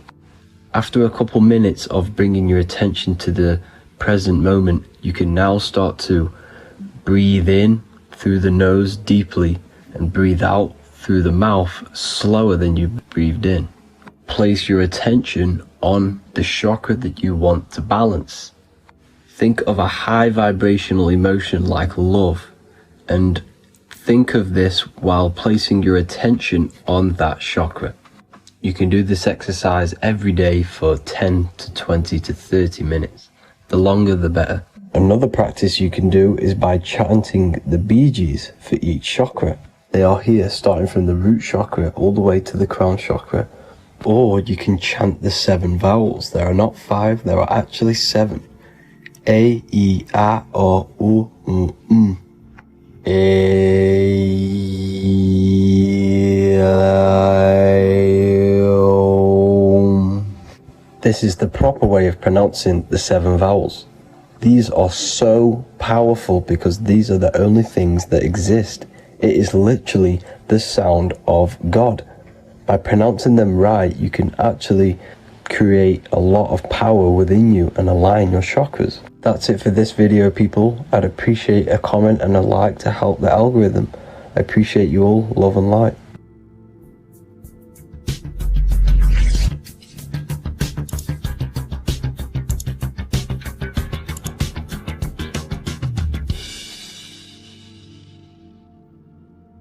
Welcome to Revival of Wisdom. This video is going to be about the flat earth and the breakdown of the whole cosmology. I'm going to be digging very deep. I've got a lot of pictures and images to show you and a lot of dots to connect. So let's start with the Freemasonry art. So this artwork we have here is the Freemasonic cosmology as they know and believe. So what is it symbolizing? Obviously have to start off with the 4 pillars representing the 4 corners of the earth. The 4 corners with duality. You see, there's everything on earth. There's good and evil. Good, evil, positive, negative. Good, bad. This is the checkered board. This is what it symbolizes. Okay, obviously we have the sun, the moon. The sun gives you energy. It's the anode. The moon is the cathode. It's the opposite. It takes your energy. So therefore you become sleepy when the moon comes out. You see, everything on earth, everything in the universe is balanced. There's complete balance, symbolized by duality. There's always 2 opposites. We have the all-seeing eye, and obviously 7 stars representing the 7 planets, but not planets as in we know planets. They're not physical spinning balls of gas. They are energies, they are lights emitting from the realm above this realm. They are lights through the firmament, through the electromagnetic field. So let's go through that again. The 4 corners, duality, positive and negative, cold, dry. Everyone on earth has an opposite. Everyone, there's 2. Okay, and then we have the sun, the moon, the 7 planets with a 5-pointed star. What's the 5-pointed star? Of course, it's the 5 elements: spirit, water, earth, fire, and air. Okay, that's what the 5-pointed star is symbolizing, the 5 elements of earth. And then, most importantly, we have the compass. The compass is very, very important, hence why it's in the center.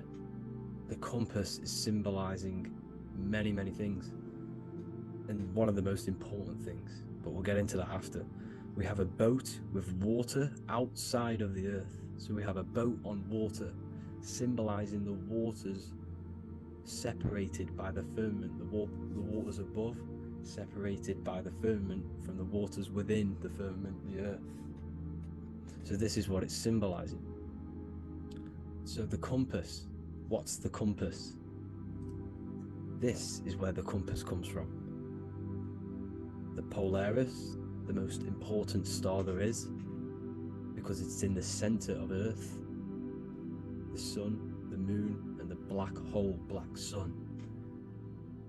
Because all creation comes from center, the seed center. Okay, but we'll get into this after. But also, this is a very important Masonic symbol because they use this symbol a lot.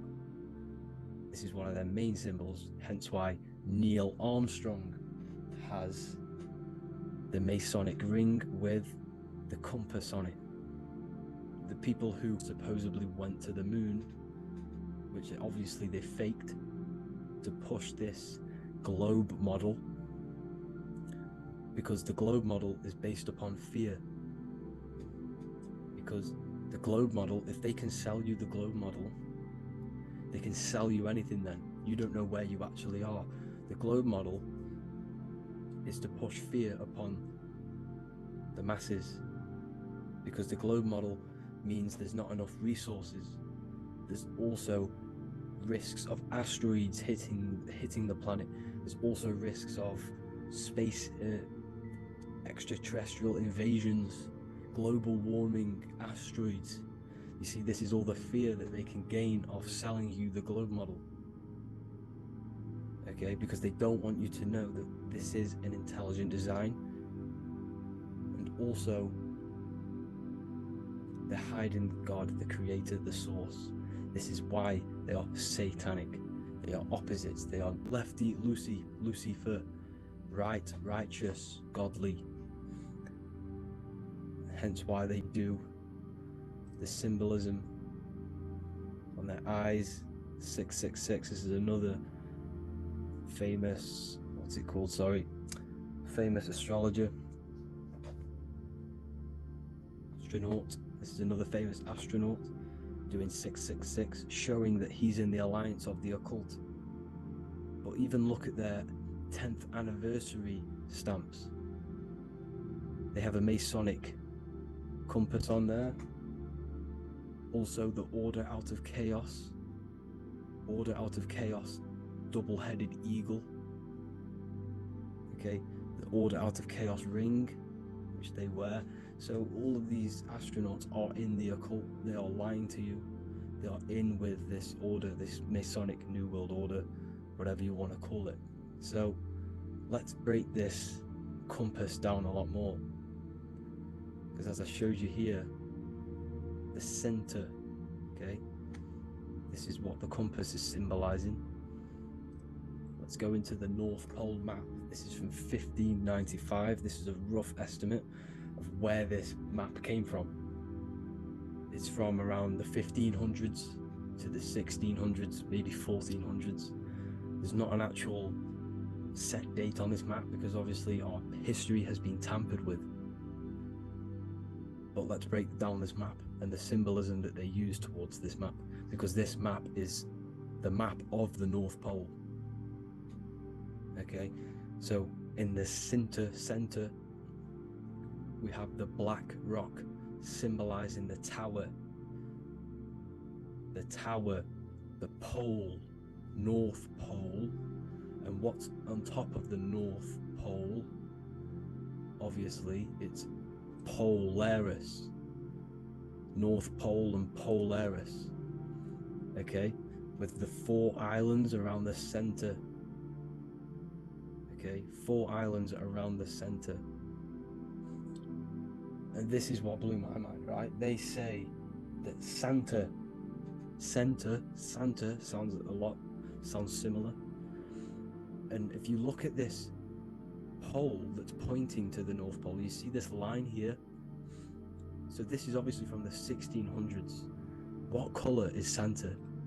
He's red and white. Just like this map pointing to the center is red and white, and Santa comes from the North Pole. So it's not a coincidence that they use red and white. They're mocking this map because obviously they took over after the 1500s, 1600s. They took over around the 17, 1800s. So they're mocking this map with Santa coming from the North Pole with this red and white line to the North Pole. Notice the 4 islands, okay, like windows, their symbol. They obviously in the occult, they're part of the New World Order, is symbolizing these 4 islands with the blue behind it for the water. Okay, so this is another occult logo. They're symbolizing this center because the center is so important. Okay, we'll get into that. Also, we have the Mayan cosmology. This is the Mayan cosmology. This is what they created. This is their artwork, with also 4 major lands around the center. You see this 4 with green in between them all. 4 major lands with the underworld.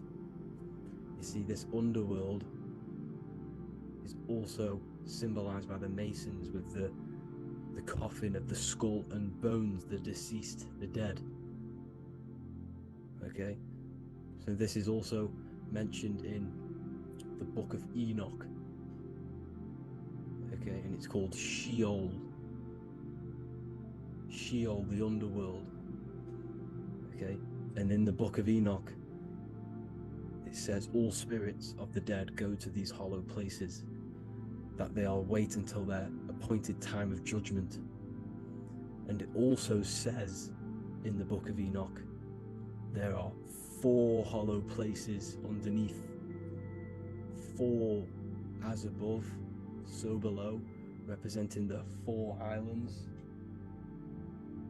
As above, so below. That's where that could link in. Okay. The Book of Enoch is very important because it was found in a cave thousands of years ago. And there's a lot of truths about this realm and about this world we live in. So let's go back to the Mayan cosmology. So the ancient cosmology, they all must have had some sort of communication. They must all be at peace with each other, because all of their cosmologies link together. See, the Greek, Babylonian, Indian, Celtic, okay, they're all linked in together. They all knew that they were in an enclosed system with an underworld and obviously a firmament. Okay, so this is what they all knew. They all must have had some sort of communication. They were a lot more advanced than us. They knew the center of the realm. Okay, and obviously the United Nations flag also symbolizes their center. You see how it has like a grid with a circle around the center. It's symbolizing that center of the realm, because that center of Earth is so important. The United Nations flag, they all have it. See, some different ones will have that circle around the center. Because the center is the seed. All things come from a center. So the torus field is so important because it is the spark of life. It's the building blocks of the universe, this creation. Because all things have a torus field. Just like an apple with what's in the center of an apple, the seed. Because the center is where the energies hold, is where the energies meet, and it creates that spark of life. Just like your heart is the center of your body, and it has an electromagnetic field. Because the center, all things come from the center. So this is why the North Pole is so important, because this is why it's so important, because this is where the creation sparked from, the center. This is where the most electromagnetic energy is stored. So this is why the northern lights come from the center. It's electromagnetic energy. This is what the northern lights are.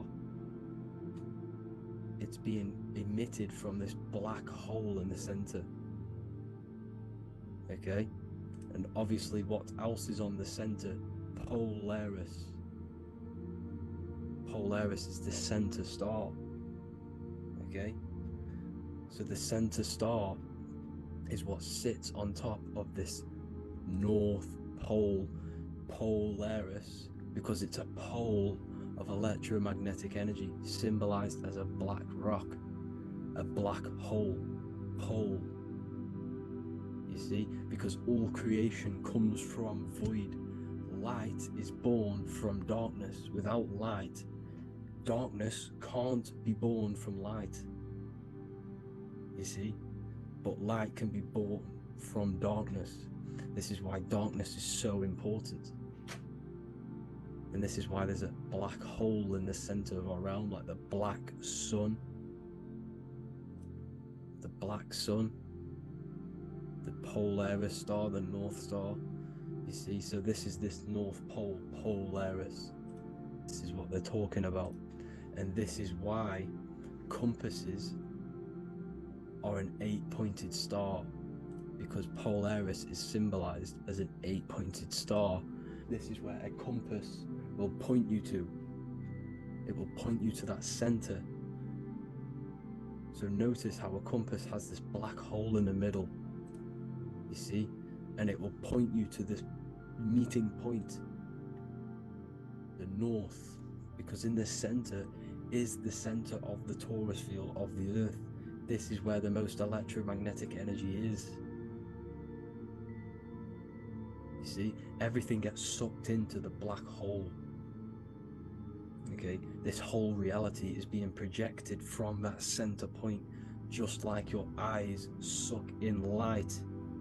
It's a black hole. Your eyes suck in the light of this light being emitted from this center place, this electromagnetic energy at the center, which is the seed of everything, of everyone. You see, just like an apple has the seed in the center in darkness, because in the center of the apple it's dark, it's black, it's pitch black, but that's where the seeds are, that's where the life is. But Polaris is so important because it's that center star which lines up. It is the pole, it's the top of the pole of the torus field. So Polaris would be here at the very, very top. And this is where the compasses point you to. And this is why the Star of Ishtar, the 8-pointed star of the Sumerians, also talked about this 8-pointed star, and it's called the Star of Ishtar. Okay, and who is Ishtar? Ishtar is the goddess. Okay, so she's not a male, she's a female, because every creation is brought through a female, a womb. Every single human on earth is brought through the womb, the sacred feminine energy, and the womb is pure darkness. There's no light in a womb, just like the center of our realm. There's no, it's a black hole. Okay, and guess what? She's the god of fertility and sexuality. She is responsible for all life. Okay, so the Star of Ishtar is the Star of Polaris, which is symbolizing the responsibility for all life, the center of our realm,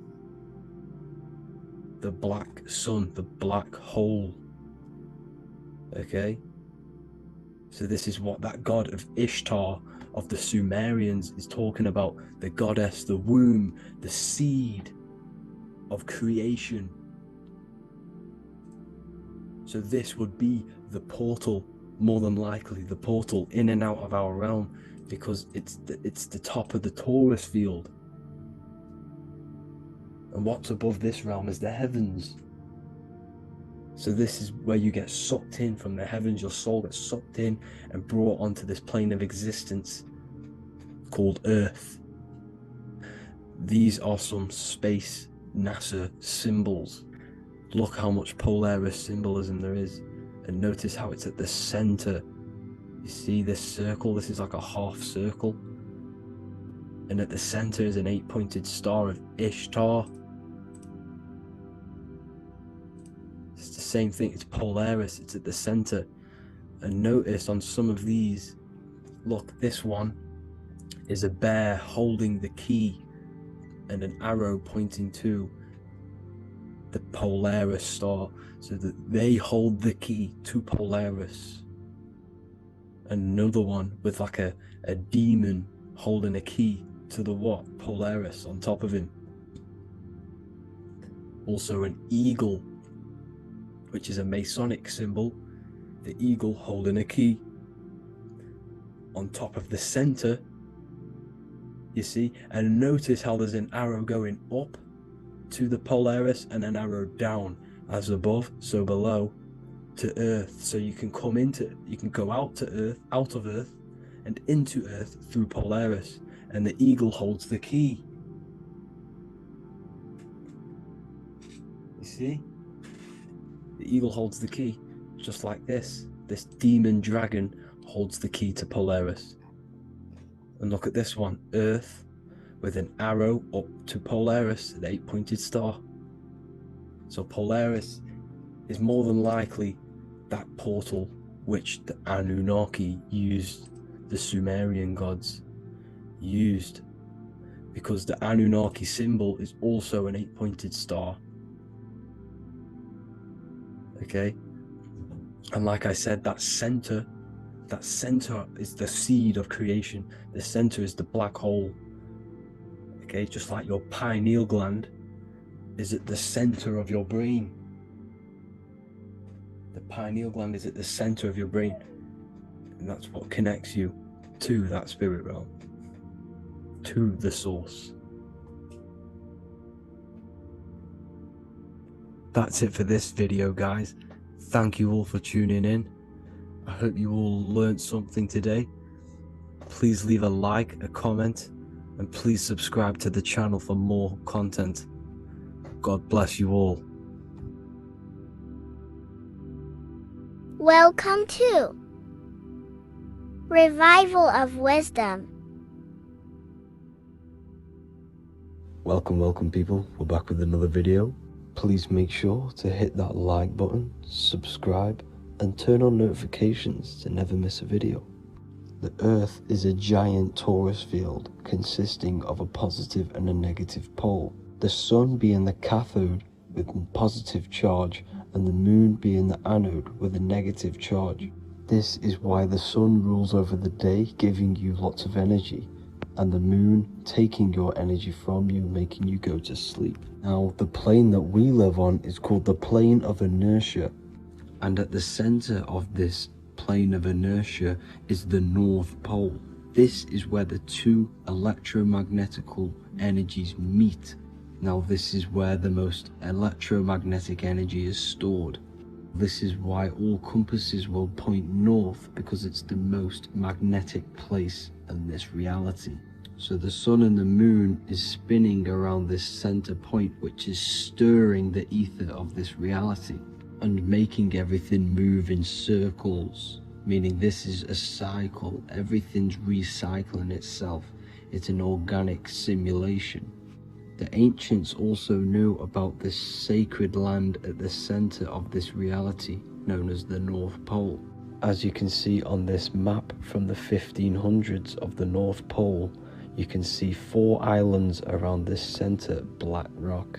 Ancient civilizations like the Mayans, the Buddhists, and ancient Chinese also depict these 4 islands.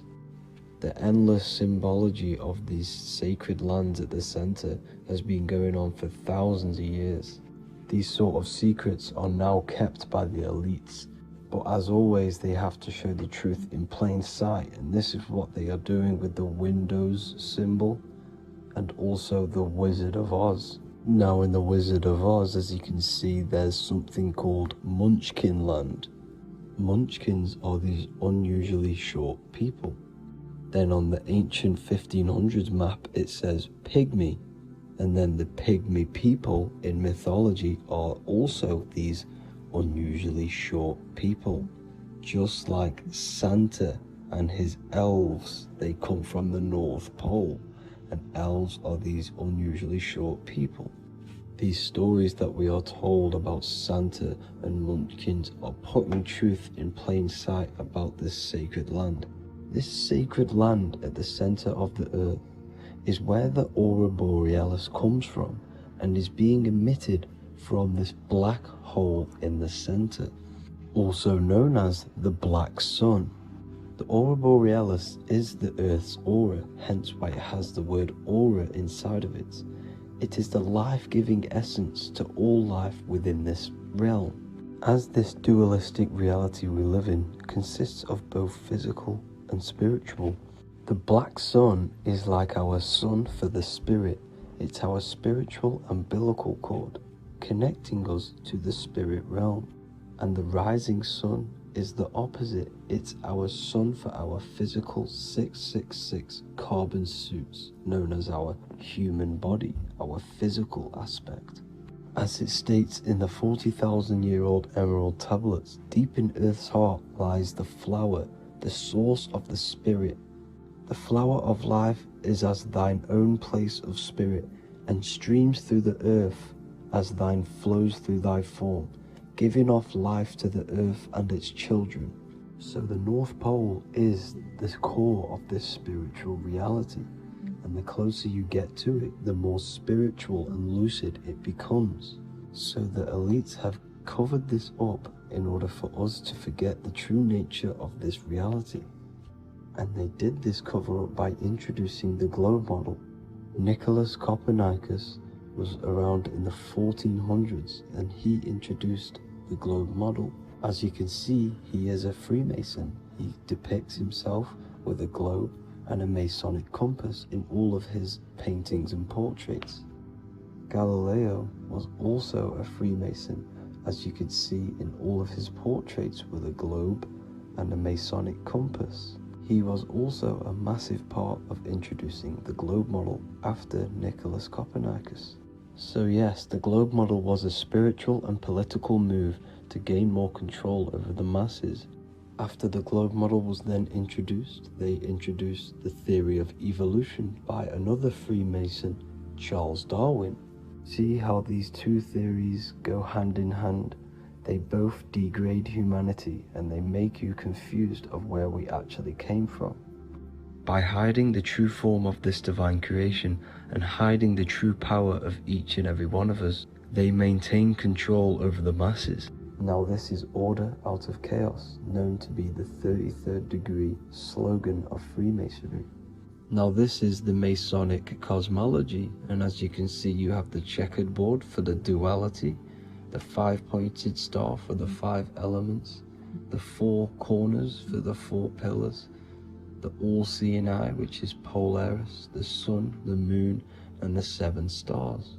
So even Freemasons are taught the flat earth cosmology and the true form of this reality.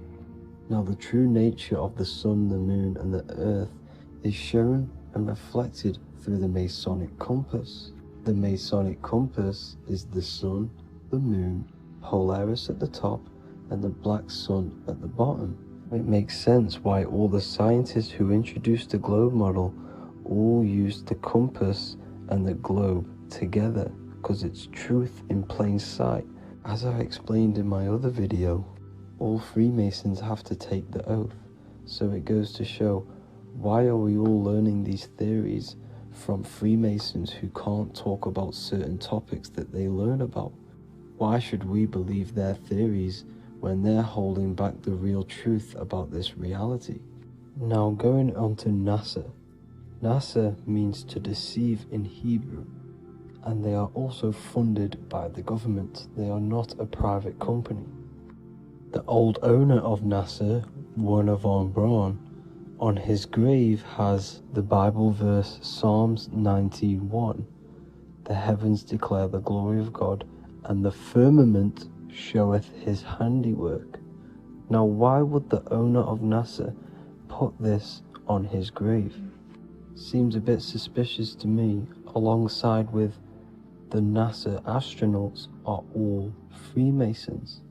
And not to mention the countless mistakes they've made on their live videos in space stations, the moon landing, and the CGI footage of the Earth, which is obviously photoshopped. Just by tricking the masses that they live on a spinning ball, the elites gain the perception of the masses. Not only does it hide the divine creation we're inside of, it hides the divine spark within you. It hides the creator, the source. And by believing in space and we live on a spinning ball, it makes people come to the interpretation of that we are a coincidence and we do not have any purpose. And of course this is false. When you come to realization that we are all a divine creation and we can create our own divine life in this reality, life becomes more sacred and you start to enjoy little things. The elites want you to believe everything exists only in the 5 senses. They want you constantly looking outside of yourself because they know that will keep you on lower states of consciousness. Now this brings me to our next point. By tricking the masses into the heliocentric model, the elites started to advertise aliens in the movies, in cartoons and magazines in the late 1940s. Now this is subconsciously programming us about aliens and extraterrestrial threats, which then they can use to their advantage. And this is something called Project Bluebeam. They are more than likely going to fake an alien invasion to push this 2040 agenda, which is for one government and one ruling currency. That's it for this video, guys and girls. Hope you all enjoyed. Please make sure to leave a like and a comment. God bless you all. Welcome to Revival of Wisdom. Welcome people. We're back with another video. Please make sure to hit the like, the subscribe button, and turn on notifications to never miss a video. The Vatican is a giant key from a bird's eye view, and it also contains an 8-pointed star. The Anunnaki Sumerian gods also depicted this 8-pointed star. The sky god Anu from the Anunnaki also uses the 8-pointed star for his symbol. And even Freemasons depict an 8-pointed luminary with a ladder and a key. This is symbolizing the key to ascension up to the 8-pointed star, which is Polaris. Polaris is always depicted as an 8-pointed star. Polaris is the standstill star at the very center of our realm, which is perfectly aligned with the North Pole. The Earth is a giant torus field, and at the center is where the most electromagnetic energy is stored. This is why all compasses point to the north. Hence why a compass is an 8-pointed star, because it points you to Polaris, which is the North Pole, the center of this realm. The 8 points of the 8-pointed star symbolize the 8 points in space and time. So yes, Polaris is the portal which you ascend through if you outgrow this consciousness by aligning your chakras. Our earthly realm is a macrocosmic reflection of us, and we as humans are the micro reflection, with the earth containing its 7 chakras as well as us. The North Pole is the 7th chakra, which is the crown chakra. So the key to ascension is held by the Vatican, hence why it's a giant key, because they mislead the masses through their religions, which teaches the masses to look outside of themselves. As stated in the 20,000-year-old emerald tablets written by the Egyptian god Thoth. On Earth, man is in bondage, bound by space and time to the Earth plane. Encircling each planet, a wave of vibration binds him to his plane of unfoldment. Yet within man is the key to releasement. Within man may freedom be found. So the 7 planets are associated with each 7 chakras. The lowest chakra being the root chakra, which is associated with Saturn. This is why the elites love Saturn and reflect it in all of their symbols, because the chakras are an ascension of spiritual principles, starting from the material and ascending up to the spiritual, the crown chakra. However, evil love bondage, and they are trapping souls in the physical realm by stopping and provoking the ascension process. They do this by abusing the energy of Saturn, and Saturn is associated with the lowest chakra. The lower 3 chakras are associated with survival mode, which keeps the consciousness in a constant state of fear and only aware of its surroundings. Once you start to ascend up your chakras, you become more consciously aware of spiritual deeds. And this is the process of returning back to your true spiritual form. Going back to Polaris and its connection to ascension, Kanye West symbolizes this on his music video 24. As you see him rise up into the sky, you see an 8-pointed shape around him, which symbolizes the 8-pointed star, as you see the beam of light. And even NASA symbolize this in their Space Delta logos, a bear holding a key with an arrow up to Polaris, the 8-pointed star.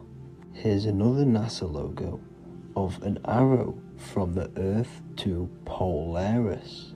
The series Lock and Key on Netflix is all about portals and doorways, and they have the Kundalini energy as one of their keys. Kundalini energy is the energy which rises up the spine, the 33 vertebrae, and activates the third eye.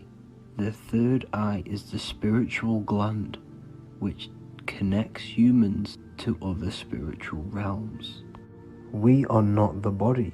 Our spirit, our soul inhabits the body. We exist physically, spiritually, and mentally. Therefore, we are multidimensional.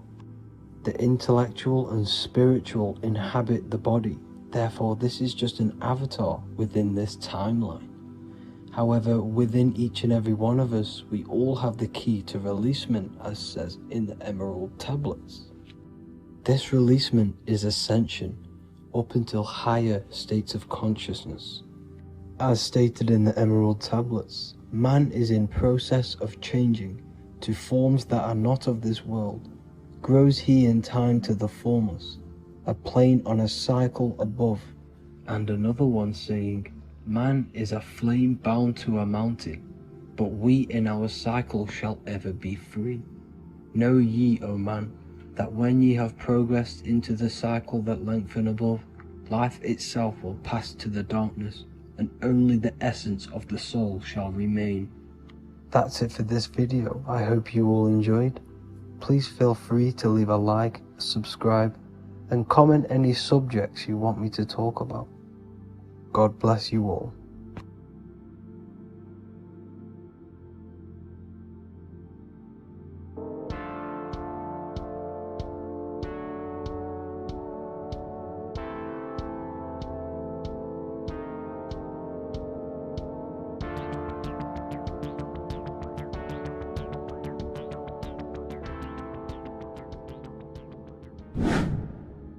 Hello and welcome to another video, people. Before we start, please like, comment and subscribe if you wish to see more content. Today we're going to be talking about the mental universe and how everything is mental. This is the #1 law on the Kabbalion. If you've never read that book, it's called The Kabbalion. A very good book. It's the first law because this is the most important thing you need to understand. Is how everything exists within the mind.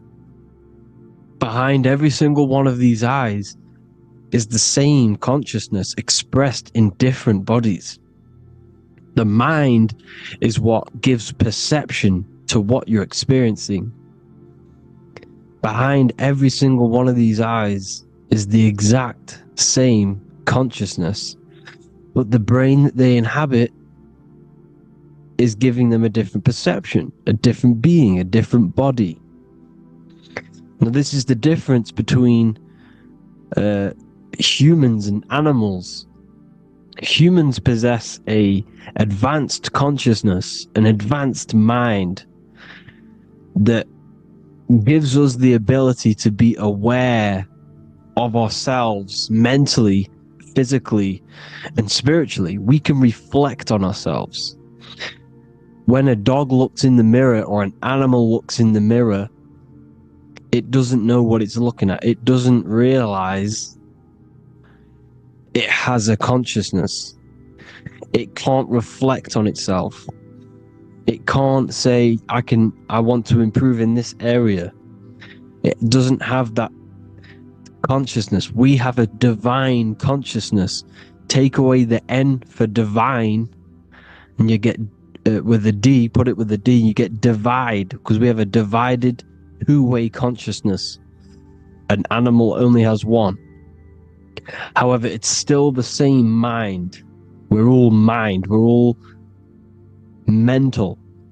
We all exist within the mental plane. Look at this person walking. The body, the brain, is sending electrical signals through the 12 cranial nerves, which the 12 disciples that spread the gospel of Jesus, right? You have 12 cranial nerves in your brain. There are 12 disciples which spread the gospel of Jesus. Jesus represents the mind, the intelligence, the invisible intelligence that we all are, the same intelligence, the same exact consciousness, which then sends a command into the brain. Then the brain sends these 12 electrical signals through the 12 cranial nerves to control the rest of the body through the nervous system. This person walking is not, the body is not walking. The mind is telling it to walk. And the brain is it's a supercomputer which is decoding these demands given to it by the mind. Because the pineal gland will have something to do with the ether, because the ether is physical and non-physical. The mind is sending the commands through the ether to the pineal gland, which is then getting broken down into electrical codes within the brain and sent throughout the nervous system to control the body. And this is why in the Sims simulation, because the body's the simulation to false reality, it's the fake reality, it's not the real you. You are formless. There is no form, but the third dimension is a dimension within your mind.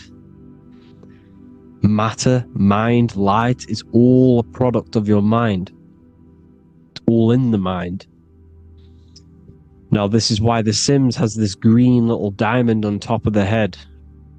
Because this is you. This is your invisible intelligence controlling the character. Okay, it's controlling the character, and this character is in the world. Your consciousness isn't in the world. The world exists within you, but the body is a vehicle for that realm that you land in. When you have a dream, your mind transcends this body into another body, duplicates your body into another unite. Unite is one. We're all one. It's all one universe, expressed in many different ways, infinitely. And the vehicle that you land in is the body to operate in that realm. This is the all-seeing eye, as you see here. The eye, this is all the intelligence. This is the ball of consciousness, God, expressed in different bodies. We're all this same one in different bodies, as you can see here. And this intelligence is expressing infinitely throughout the universe. An infinite universe. There's no beginning, no end. There was no beginning of the universe. There is no end. It's infinite. Always has and always will. But the mind is what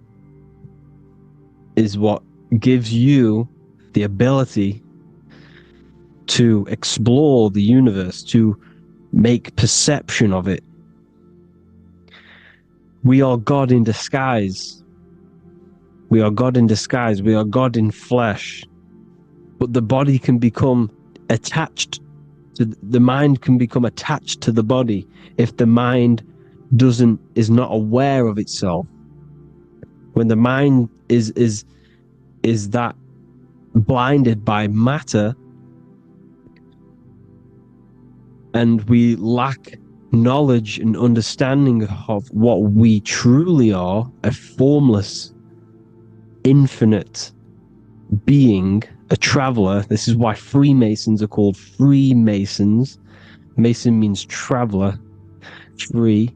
You're a free traveler because your consciousness is a traveler of the universe.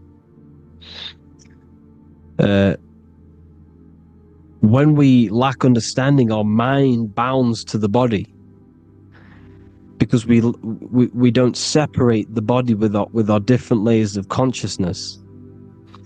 When we separate them and identify that we are mind, body, emotion, you then can apply this knowledge to when you want to astral travel and explore the different realms of your mind, because the mind is the universe. People, this is what we need to understand. The mind is the universe. I am you and you are me. This is the Egyptians showing you this. The Ankh is the symbol of life. This is the one ball of consciousness, mind, giving it the Ankh life to all the different life forms. The cows, the birds, the snakes, and the big Ankh given to the humans, because the humans are the most intelligent. We have the most advanced consciousness. We have the most advanced consciousness. This is why the one is giving a big Ankh to the humans here. Here you see again, this is not the sun. This is also showing Ankh giving out its life to all things infinitely. And this is the Most High. We are the Most High in disguise. When we strip off the body, we strip off the desires for the physical world, we strip off all these fake identities that the mind gets attached to. That is God. The universe. You are the universe experiencing itself. I and I. The letter I and the number 1 is just one line. The letter I is the number 1. Because your I am, when you refer to yourself as I, every single one of you who's watching this video refers to yourself as I, which is the one. We are all the one. We are all intelligence. We are all invisible. We are all the one. 1 is the only number. 1, 2, 3. Everything goes up in ones because there is only one. Doesn't matter how far you go down the line with numbers, all of their numbers are created by 1 because there is only one. So me and you are the exact same consciousness expressed in different bodies. Mind. Cause. There is only one cause. There is only one mind. There is only one being. But because we lack understanding of this, we think we are the bodies. And this causes division, because the physical world is the most illusionary world. It's an illusion. It's all an illusion. Now you see with the two, you look with the 2 eyes, but you see with the inner eye, the mind. Okay? The mind is the mental plane is a shared plane. And it gives perception to what you're looking at. The mind. I'm affecting you when I speak. Because the mental plane is shared. We all share mind. We all express mind. When I'm speaking to you, I'm affecting you because we are mind. So the words that I'm saying, which are being manifested from my mind, are being manifested through my body into vibration, is affecting you. I'm affecting you with what I'm saying. And these words are having an effect on your mind because we're all mind. This is why you need to be careful what you're listening to, music and all sorts. Because music can also create thought loops within your mind. Because the chorus, we shouldn't be listening to choruses. Choruses are loops. And what they're saying in the chorus is being looped. And this can create thought loops within your mind. Go and listen to an old song that you used to listen to about 5 years ago, 10 years ago, 20 years ago. Go and listen to an old song, and you guess what? You will get nostalgia. Why will you get nostalgia? Because that song will trigger the thoughts that you were thinking in that time of listening to that song. So songs with choruses create thought loops, and they reprogram your subconscious mind. It's important why music is very powerful. Mind and mind, same word. See, language is the truth, people. This is why I use language in all of my presentations, especially the English language. It's riddled with occult truth. I is my me, I, you and me, or I, one. We are not the name, we are I. Every single one of you is I, because we are all the one, all mind. Now, the only thing that is truly mine is my mind. When you say something is mine, it's an illusion. It's not yours. The only thing that is mine is mind, my mind. Okay? It's my mind. It's the only thing. It's the same word, mind and mind. Like I said before, everything's one. Hot and cold is different degrees of the same thing, of the one substance, of degrees. The 7 colors are different frequencies of the one white light. Everything is one. There is only one. We are all one. Everything is one. Hot, cold, day, night. It's the same degree of one, which is mind. The mind's perception is what's giving it, labeling it hot or cold. The mind's perception of colors is what is giving it red or purple, hot or cold. There is only mind. The mind gives things perception. There is only one, that is mind. The conscious and the subconscious mind. The male and the female, these are married. The subconscious mind is your hidden part of the mind. Okay, it's hidden. You can access it through different meditations and Reiki teachings, and dreams or manifestations of your subconscious. This is how you know mind and matter are one, because your mind creates matter in dreams. Your subconscious manifests everything in a dream, in the astral realms. The conscious is what you're conscious of, what you're consciously thinking of. So me, I am conscious that I am speaking into this mic and creating this video. My subconscious mind is the hidden part of the mind, which is speaking to my heart, telling it to beat. It's telling my food to digest. It's regulating all my blood. It's doing everything in my body without me being conscious of it. Without me being conscious.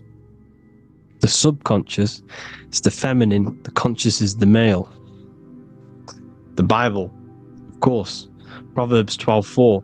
Helpful, not helpful, an excellent wife is the crown of her husband, but she who brings shame is like rottenness in his bones. In the same way, husbands should love their wives as their own bodies. He who loves his wife loves himself. You can take that physically, you can take that literally, or you can take it metaphysically. See, the Bible's written in such a way where you can take it as your level of realization.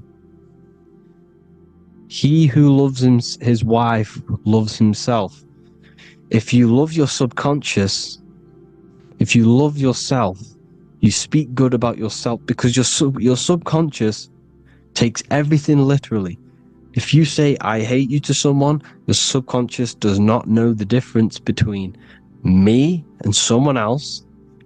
It only thinks me, me, me. Why? Because mind is the only thing that exists. You are mind, I am mind. If I say, I hate you, you're saying that to yourself. Your subconscious picks that up and says, I hate myself.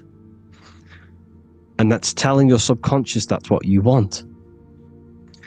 because your subconscious manifests 90% of your behavior. The programs within your subconscious, tying your shoelace is a program. You don't need to be conscious of it. You can just do it because it's a program. It's deeply interwoven in the subconscious. Driving your car, texting on your phone, you don't have to think about what letter, you just do it because you know where the letters are. It's a program. Therefore, if you look after your subconscious, they are a married couple. It's your wife. Your subconscious is your wife. And it manifests 90% of your daily basis thought patterns, actions, behaviors, emotions, all the things that you all the trauma that you've experienced is stored within your subconscious, which is affecting you. So let's say you were in a car crash 10 years ago and you had a really traumatic event, you really hurt yourself, and you had a very, very, very strong emotion that you felt of pain. That will still affect you today. And why? Because it will manifest into your behavior. How? Well, you'll be cautious of what cars to go in and who. You'll be cautious because of that event that stored within your subconscious, because of that feeling you felt was so painful and so strong. It's still manifesting into your behavior today. For example, you won't go in certain cars, you won't go with certain drivers. The subconscious stores everything, all your memories, the programs and everything. So if you trick your subconscious, that's how you manifest your life. If you trick the subconscious, you already have something. And therefore it will manifest into your life and into your behavior, thoughts and actions. This is why the golden rule is to treat others like you want to be treated. Because I am you and you are me. We are all subconscious. We all have subconscious. Whatever I do to you, I do to me. Because my subconscious picks that up and thinks I'm speaking to me. Mind is very powerful. Whatever I do to you, I do to me. Treat others like you want to be treated. The golden rule. That is the only rule we need in this realm, in the universe. If everyone understood this rule and how the subconscious works and how karma works, we'd live in heaven on earth, the Garden of Eden, the golden age. As a man thinketh in his heart, so is he. Proverbs 23:7. Where your heart is, there will be your treasure. Your heart's the emotions. This is the storehouse of emotions. It is where you feel emotions. You have to let your emotions move through you, not become you. You can't let your emotions become you. But except be like the sky and let them pass through you. Be like the clouds and the stars passing over. Let them pass through you. Do not let them become you. And this is how emotions can take over your mind. We are driven by, when a man is driven by emotions, he has no self to control.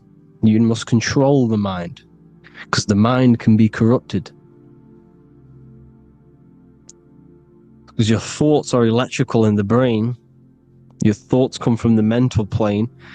So how the mind works is that you place your attentions on something in the mind, and infinite information just flows in. Think about it. When you think of a certain topic, as soon as you think of that topic, information comes flying into your mind. Different ideas, ping, ping, ping. It's all connected. It's why we call it a mindset, because your mind sets itself to frequencies.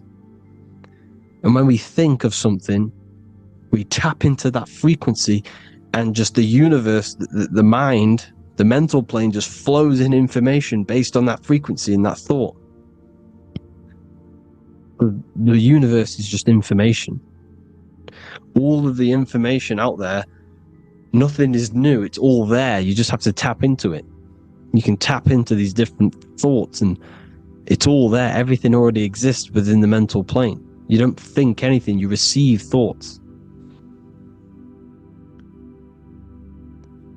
We all share the mental plane. We affect each other. I'm affecting you. Speaking, listening to me is affecting your mental plane, your mind. The physical plane is the lowest plane. It's the world of effect. Everything you see in the physical plane is the effect of mind. Like I said, the person walking is the effect of their mind telling the body to walk. The physical plane is the lowest dimension of your mind. Mother Earth, we are in a mother. We're in the womb still. The Earth is feminine. It looks after you. It provides you with food for free. It grows on trees with water. It's Mother Earth. It's the womb. The dome above your head is your mother's belly. Okay? Is your mother's belly. You're in the womb still. You're forever in the womb because your mind's constantly expanding. Because when the baby's mind figures out that there is a reality outside of its mother, it starts to hear the people on outside of its mother, what does it do? It figures a way out of the mother, and it becomes born again in the water, in a hospital, into the other world. It's the same with our minds. When our minds figure out there is other worlds beyond this physical, we explore them. The astral plane, for example. You figure a way out of the body. Because when you're the firmament, look at the word firmament, meant at the end. Firm is firm, something strong, something like a rock is firm. If your mind is firm like a rock, you will be stuck under the firmament. So, for example, people who are very programmed and can't think outside the box, they have a firm mind and they'll be stuck under the firmament because your mind is the only thing that's keeping you under the firmament. It's the only thing. When you're doomed, doom is dome. This is the dome, which is your head. Your head is the dome. Above your head, above the earth is the dome, the ethereal barrier. But that's just an external manifestation of your head. You don't leave the earth, you leave your body to leave the earth, because your body is the earth. It's a dimension within your mind. So when you're doomed, you're domed. Your reality is your level of realization. You realize something,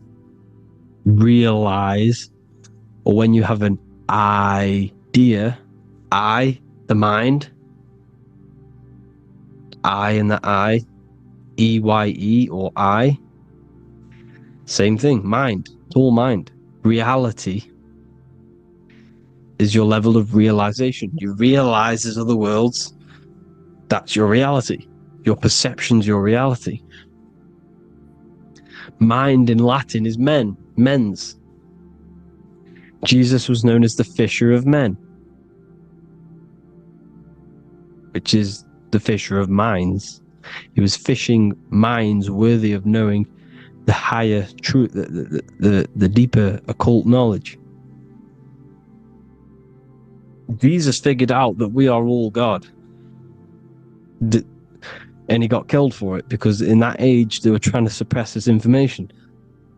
Jesus figured out he was God because we are all God, every single one of you, and they killed him because we're all mind.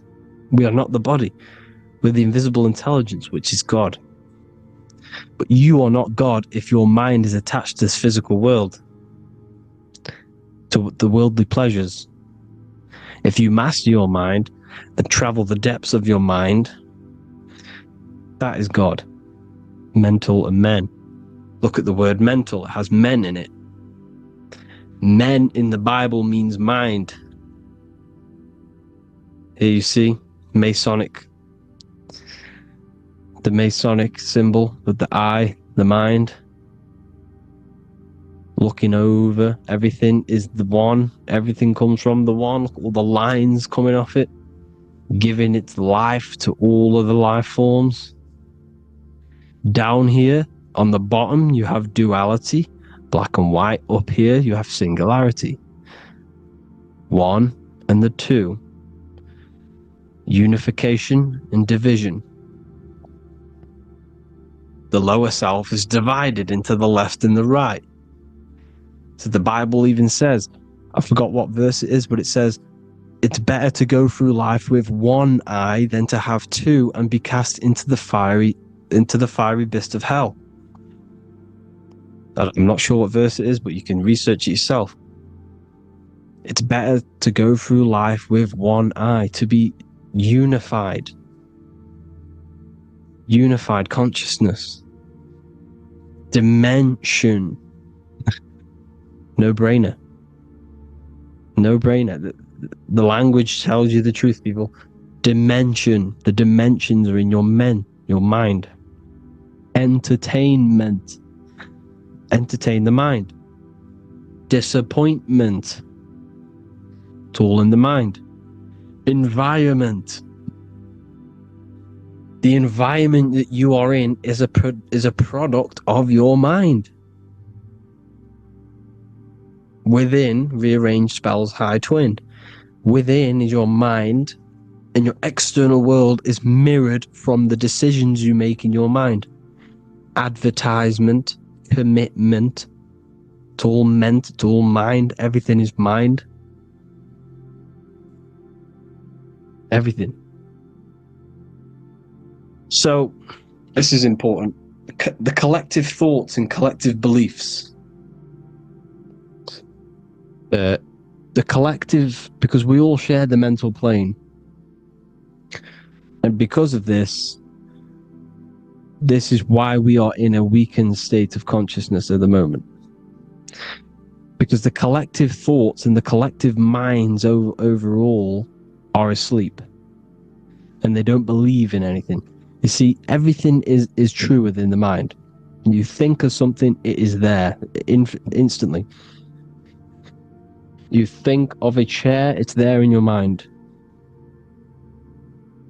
You think of anything, it's there instantly. So everything's true within the mind. Anything can happen in the mind. Anything can happen on the physical plane if the collective consciousness, the collective minds, believe it to be true. This is why back in the days, in the ancient days, you look at all the old world stuff, you see all this crazy technology, and it's because as a collective, as humanity back then, they believed that they had much more open minds. Therefore, the things manifested in the physical world were a lot more out of the box, so to say, compared to today. For example, magic is not as powerful today because the masses don't believe in it. It's still powerful, don't get me wrong, but if the masses believed, or if everyone knew magic could be real, because it is, anything's real in the mind, it would be a lot more powerful. You see? So and what they're trying to do is create a hive mind worldwide. They're trying to make one religion, an external god. What happens when you worship something external? You give energy to it, because where attention goes, energy flows. Where your mind gives attention to, energy goes there. And when we all believe in external gods and give our worship and our power to these external things, we all give energy to it, which will manifest as a demon in the astral planes. It's a hive mind. They're trying to make a hive mind to summon our energy. Trying to summon our energy. And it's through mind, through collective thoughts. The hive mind. They want one religion, one government, one currency, one belief system, and that will create a hive mind, which will limit our consciousness, which will limit what we can do in the physical world. Because if everyone doesn't believe in certain things, it cannot happen, because it's all in mind. Mind is so powerful. I am you and you are me. I hope you all enjoyed this video, people. If you haven't already, join the Wisdom Academy. The Wisdom Academy, we have many occult lectures just like this one. Also, we have just launched Mindwave Hub. If you want genuine frequencies, genuine binaural beats, because the ones on YouTube, the ones on Spotify, Apple Music, they're all tuned to A440 hertz, which shuts down the right hemisphere of the brain. If you want to gain access to your true consciousness, your mind, you need to balance the two hemispheres and balance the chakras. You can do that externally by listening to binaural beats. If you want true frequencies, true binaural beats to hemisync the chakras, hemisync the brain, to gain access to the different dimensions of your mind, well, you can gain access anyway, but it's going to help you if you're trying to learn this. Join Mindwave Hub. The link will be in the description. Listen to the binaural beats, meditate to them, listen to when you go to sleep. They'll massively benefit you. Thank you all, people. Hope you had an amazing, lesson. Hope you learned a lot. And please subscribe. God bless you all.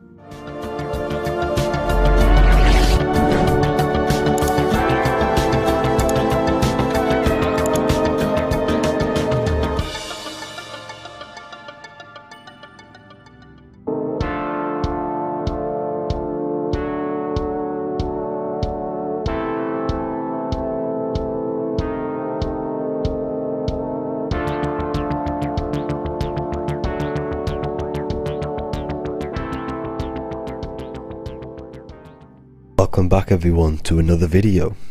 Today we're going to cover everything that you need to know about the mind, starting with the two aspects of the mind, the conscious and the subconscious. The male aspect of your mind is the conscious. This is the 10% of your mind. The conscious part of your mind is only aware of everything around you, your vision, your sight, your smell, your taste, your hearing, and your current state of emotion and thought. Every thought that you consciously think about has an emotion directly attached to it. That emotion is then impressed onto the subconscious part of the mind. The subconscious part of the mind is the female aspect of your mind. It is also a whopping 90% of your mind. Subconscious mind is controlling all of the subconscious processes which happen within your body. For example, your subconscious mind is controlling your heartbeat, your digestion of food, and all of the things that you do not have to tell the body to do. It is the hidden part of our mind which is controlling all of the hidden things. The subconscious mind is like a recording supercomputer. Everything that you have experienced in your life is all recorded and stored within the subconscious mind. One of the most important things about your subconscious mind is that it stores your mental programs. Everything in the subconscious mind manifests into behavior and actions within the body. Your daily basis routine and habits are all mental programs within your subconscious mind. These mental programs are created by mainly two ways. 1, repetition, and 2, emotional impact. The repetition is fairly simple to understand. The more you do something, the more it impresses onto your subconscious mind and becomes a program. That program will then manifest into your behavior. However, with the emotional programs, they work a bit different. The stronger that you feel an emotion, the stronger it is impressed onto the subconscious mind. And then that emotion becomes a program. For example, you had a very traumatic moment happen when you were a young child. The emotion that you felt was so strong in that moment that it impressed into your subconscious mind so hard that you can recall that moment like it was yesterday. That traumatic event that happened to you when you were young will still manifest into your daily basis behavior even to this day. However, it manifests subconsciously. For example, if you were in a car crash, you will be wary to enter cars with certain people, all because of that traumatic emotion that you felt and impressed onto your subconscious mind. Another example of the subconscious manifesting into our behavior is posting on Instagram. Most of the time, the reason why you post is because your subconscious mind is seeking gratification. So before you actually do something, question yourself and find out the root cause of why you are doing this. Another thing that you need to understand about the subconscious mind is that it takes everything you say in here literally. So for example, if you go and say, "You are an idiot" to someone, your subconscious mind will only pick up the word idiot. It only knows yourself. It doesn't know anyone else. You are casting a spell on yourself just by saying that to someone else. This is why the golden rule is to treat others like you'd like to be treated. Now, you can rewrite these programs which are already in your subconscious mind. However, it does take consistency. You have to change these programs which have been running for years. And by changing these programs, you change your behavior, because these programs manifest into your behavior.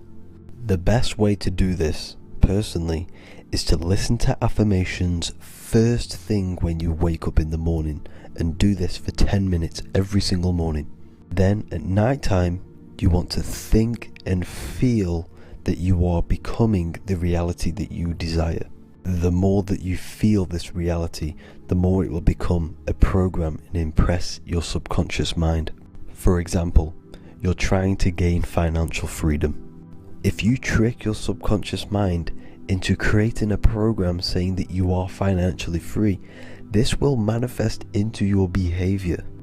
You will start doing more work. You will start looking for ways to make money. Your mind will be set on the frequency of money and financial freedom. Therefore, you will receive thoughts based around this program. If you take enough action, your life will dramatically change because of this program that you created in the mind. This is why we call it a mindset, because your mind is a frequency tuner which sets its frequency onto different thoughts, because thoughts are frequency. If you fill your mind with a specific frequency, you will gain thoughts and ideas based around that frequency. To create a stable mind, you need to master your emotions. You need to change your mindset. Everything that you experience is neutral. Based upon the mindset that you see it, you either give it a positive or negative charge. By understanding this deeply, you will then control your emotions. I hope you gained some wisdom and enjoyed this video. Please, if you can, leave a comment and a like, and subscribe to the channel if you like this content. Love and light to you all.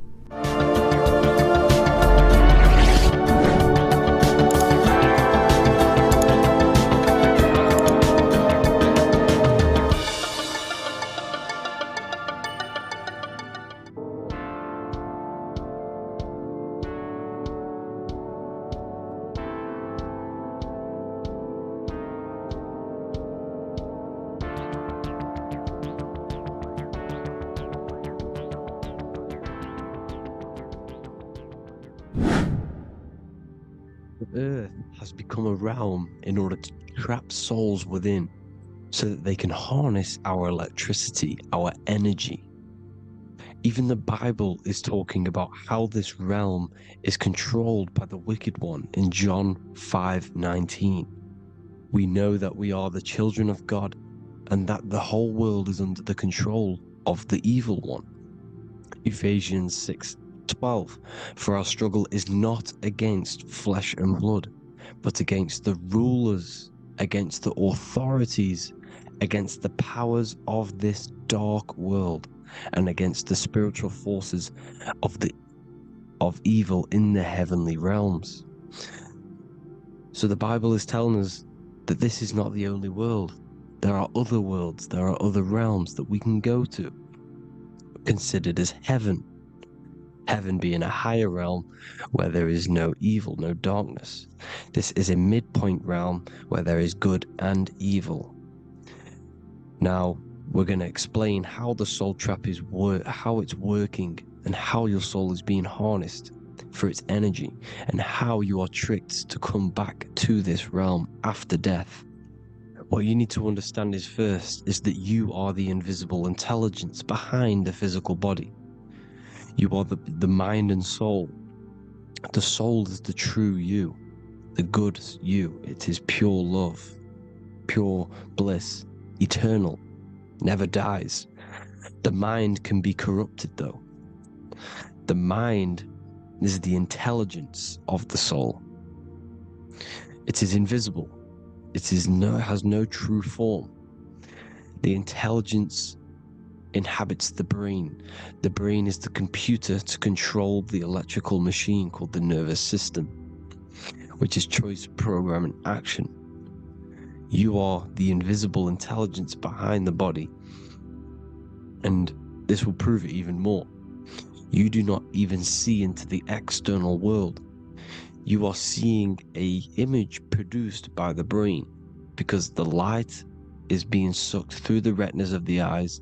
The image is produced in the visual cortex at the back of the brain. What does this mean? This means that we are the consciousness in the center of the brain, in the pineal gland, that is experiencing the program being ran by the central nervous system in the brain. This is the sigil of Lucifer. Lucifer in Latin is Lucy. Lucy is light in Latin. Lucifer is known as the light bearer. This is how the eyes work, people. It's not a demon or a devil. The sigil for Lucifer is how the eyes work, and how the left eye is controlled by the right brain. The right eye is controlled by the left brain. There is a crossover. It's the same with the body. The left side of the body is controlled by the right brain. The right side of the body is controlled by the left brain. There's a crossover with our hemispheres in the brain. Now, this empty chamber in the center of the brain is where this universal cosmic intelligence is hell, known as the most holy place in the Bible, the throne of God. Okay, this is above the 33 vertebrae on the spine.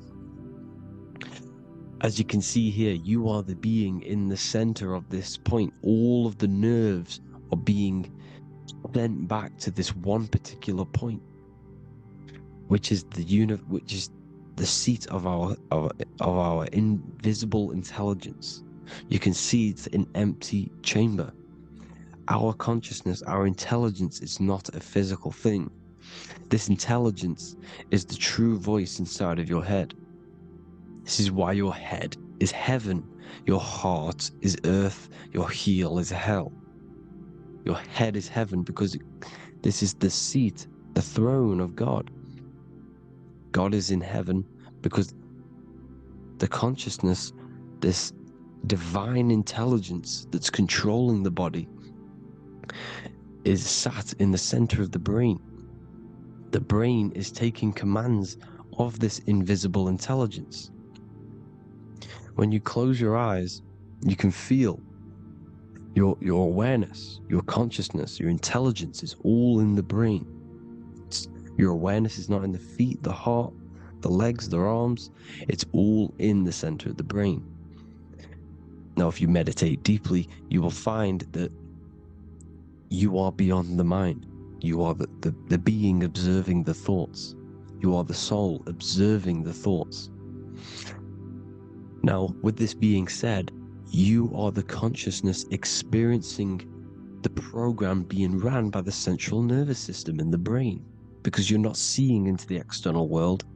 It's an image, it's a simulated image produced by the brain and the central nervous system.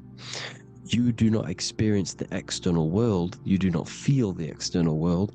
You feel electrical impulses on your nervous system.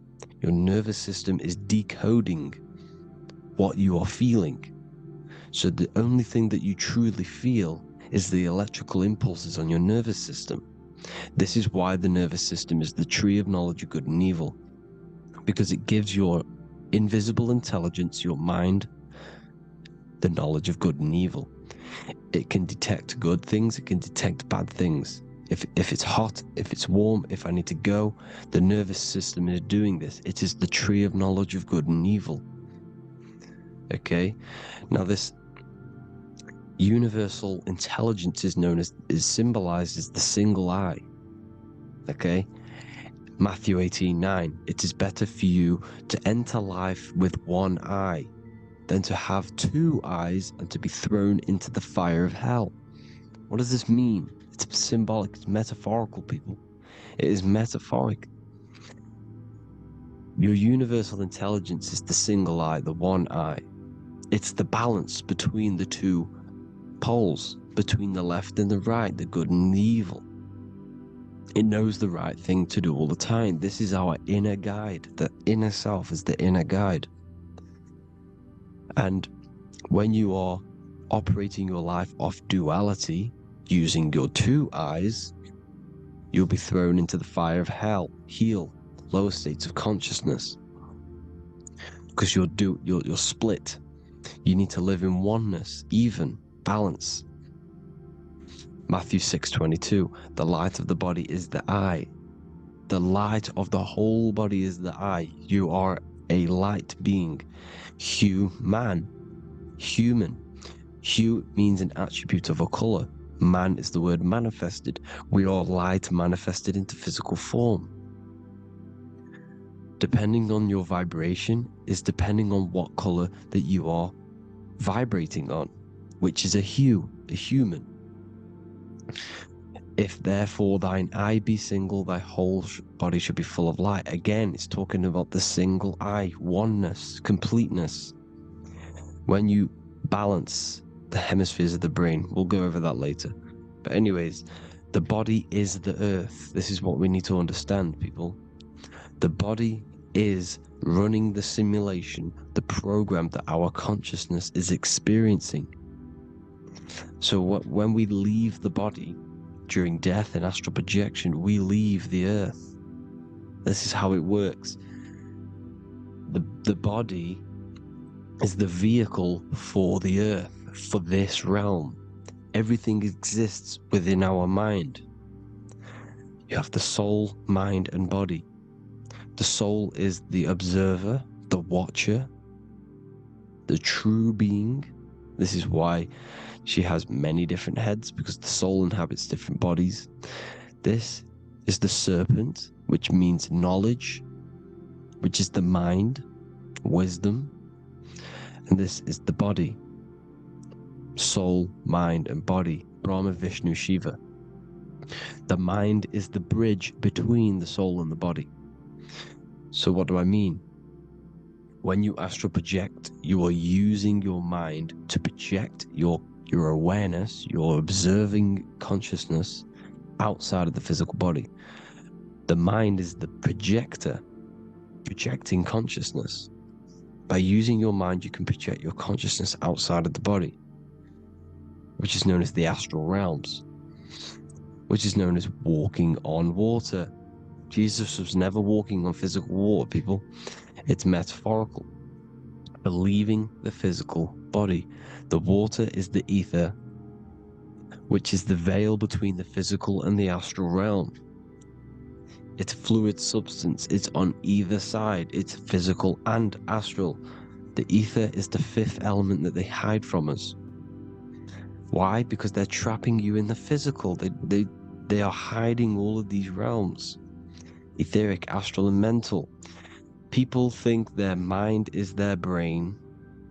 It's two separate dimensions. These are completely different dimensions.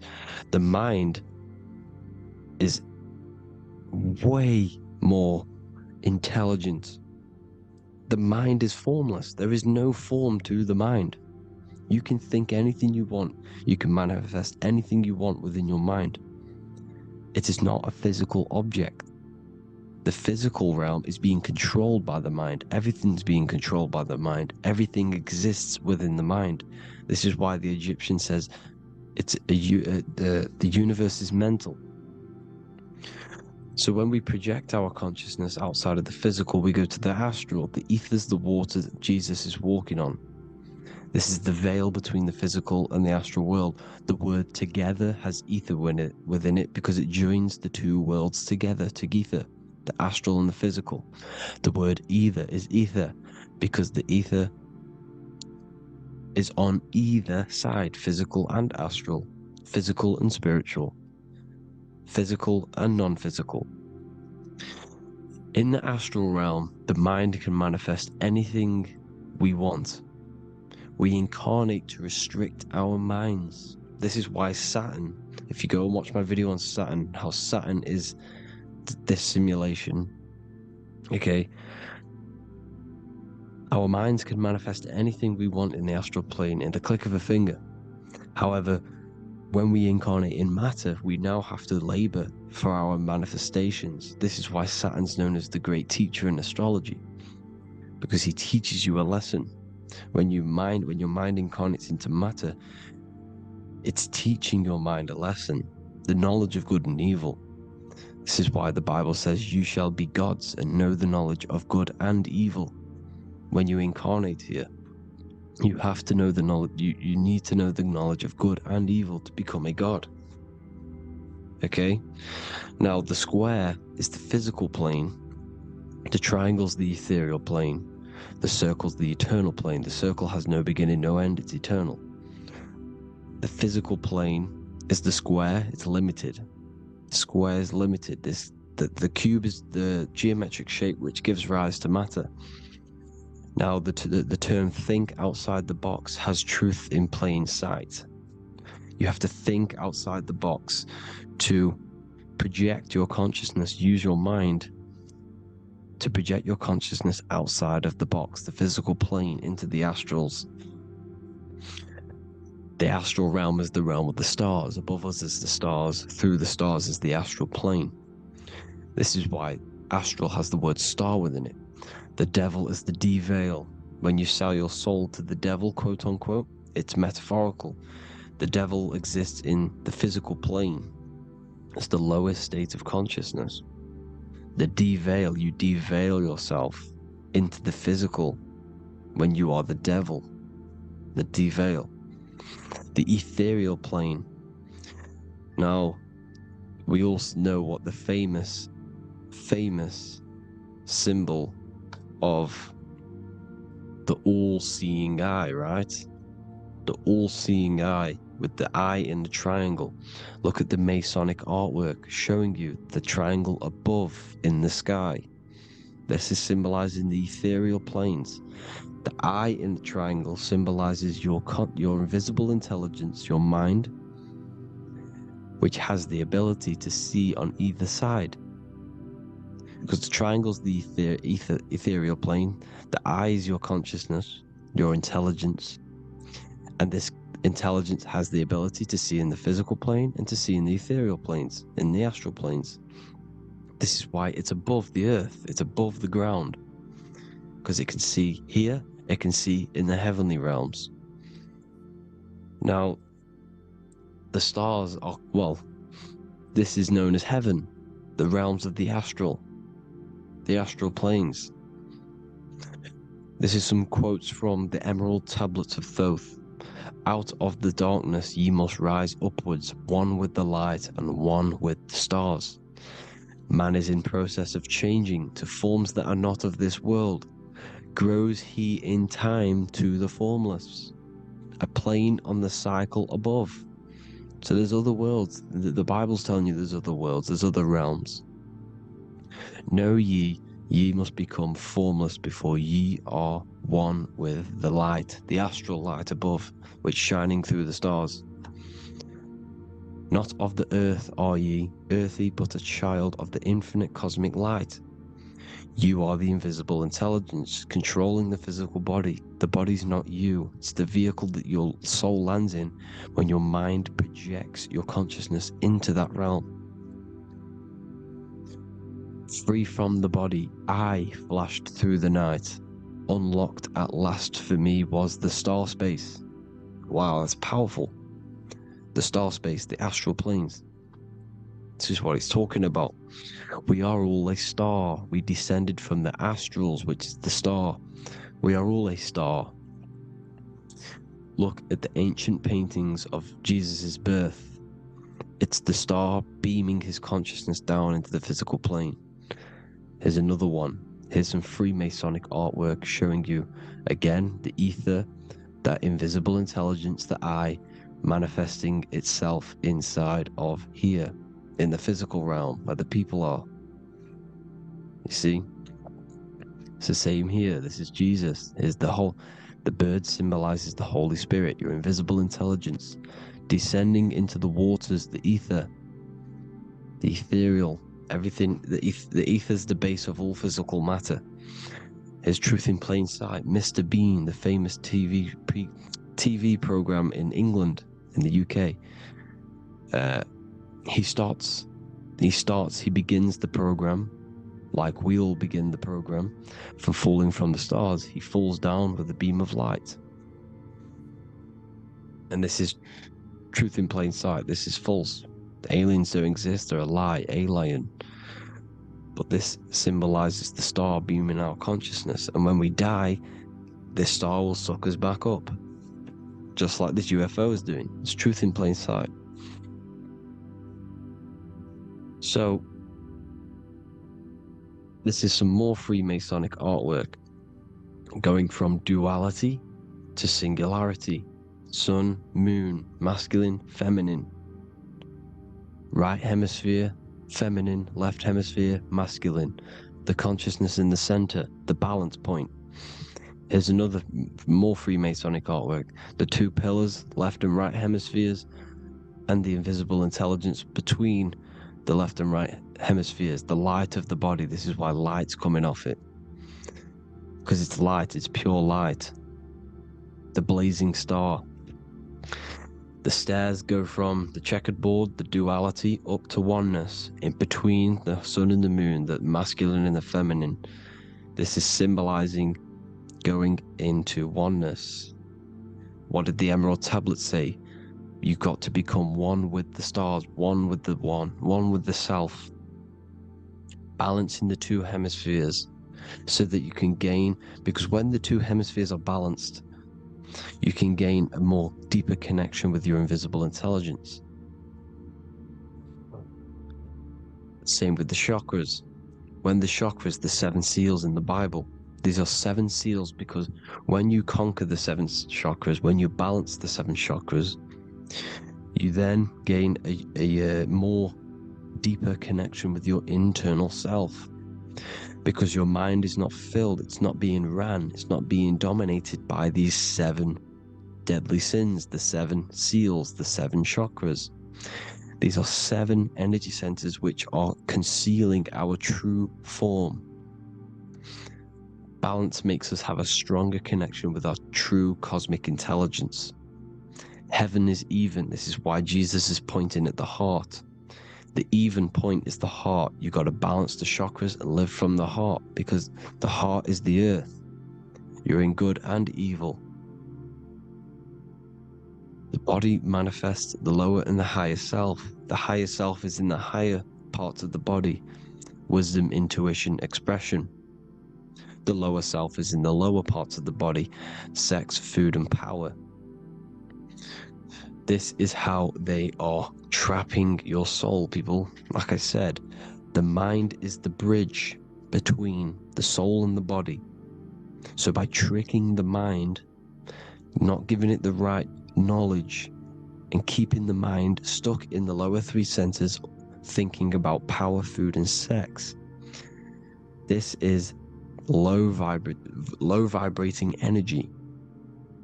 It's going to keep your mind addicted to the physical realms. Okay? This is why you need to go even, balance, heaven. Okay? I will explain the soul trap in a second, how it fully works. But I'm telling you all the science behind it so you can understand. When you are doomed, you are domed. This is the dome, the firmament, the firmament, the mind. Ment is mind, firm is firm. A firmament is doomed under the firmament. You must have a loose mind, an open mind to expand your consciousness beyond the stars, beyond the ethereal barrier. You have to vibrate higher than this world. Your consciousness must be expanded more than the physical plane. You need to learn how to astral project. You need to learn how to leave the body, how to operate outside of the body, so that when you do leave the body, you will have recognition, you will have knowledge, you will have practice. But this is as above, so below. The woman's belly is the earth. It's as above, so below. It's a microcosm of the macrocosm. We are the children in the womb. We are the people in the earth being ready to be born into the heavenly realms. As above, so below. It's a microcosm, macrocosm. Everything is in everything on a bigger and a smaller and a larger scale. Now, when the baby figures out that there is a world beyond its mother, what happens? The baby starts to move around and tries to get out of the mother. Because once it starts to hear the external world, starts to hear people, it's going to wonder, what's outside of why am I in here? What's outside? So the baby will force its way out of the mother. It's the same with our minds, as above, so below. When our minds figure out that there are other realms beyond this world, we will seek a way out. This is the womb, the Mother Earth, Mother Nature. It's the mother. We're in the womb. We can be born out of this world, which is being born again in the Bible. When you are doomed, you are domed under the dome, under the firmament, the firm mind. The firm mind will keep you under the firmament. Due to the law of polarity, there has to be other realms. There has to be. Because the law of polarity works in this world, and it will work on every scale possible. It's universal laws. These are universal laws. The law of polarity means that there are other realms polarizing this realm. There is a hell, there is a heaven. There is a midpoint, which is Midgard, which is the one we are in now. Earth, heart. Earth is the heart. Heart is the center, good and bad. The balance between good and bad. Your reality is your level of realization. Your mind realizes other worlds, you will seek a way to them worlds. It's that simple. The soul trap is to keep you stuck in this physical body, which is the earth. This body is the earth. It's running the program, like I said at the beginning. It's running the simulation that your consciousness is experiencing. You are an electromagnetic being, and you're hidden in a cage, your rib cage, and you're stuck in cells, a prison cells. Look, you're in cells. We produce electromagnetic energy. Your soul produces this energy. And by trapping your consciousness inside of this physical realm, they harness this energy within the astral realms. They're using you to manifest demons, because your mind creates demons through emotions and mental thought energy, which is a whole nother video. I can make a video on that. You're manifesting everything for them because they're trying to create a hive mind. This is why they want everyone to believe in one belief system, one government, one belief system, one religion, because they're creating a hive mind. This hive mind will manifest and be summoned within the astral planes, because the mind manifests the astral plane. The astral plane is the realm of imagination. The mental plane is the realm of just thought alone. The etheric plane is the energy. The physical plane is the matter. So all of our minds together are manifesting these demons within these subconscious realms, the astral. Now,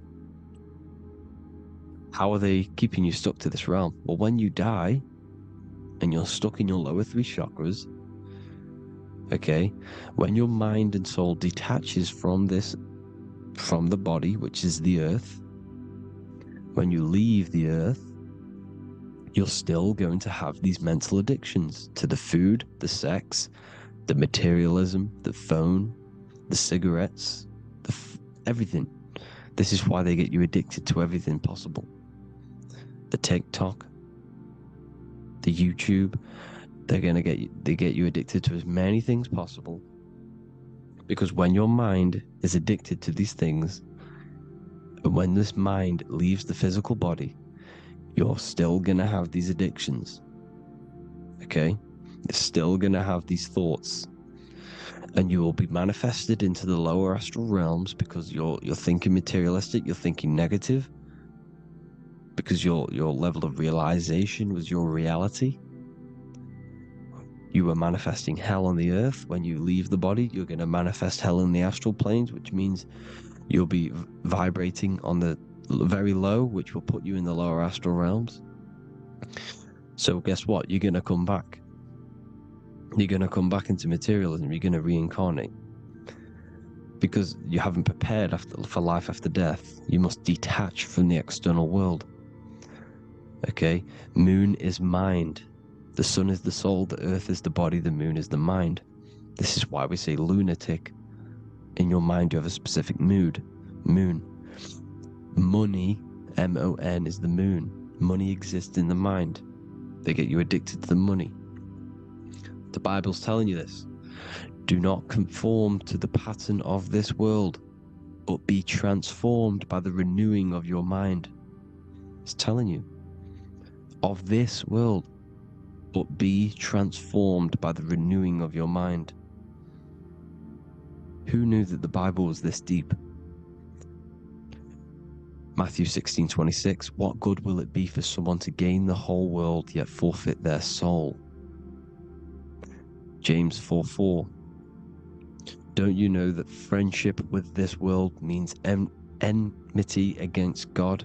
Therefore, anyone who chooses to be a friend of this world, of the world, becomes an enemy of God.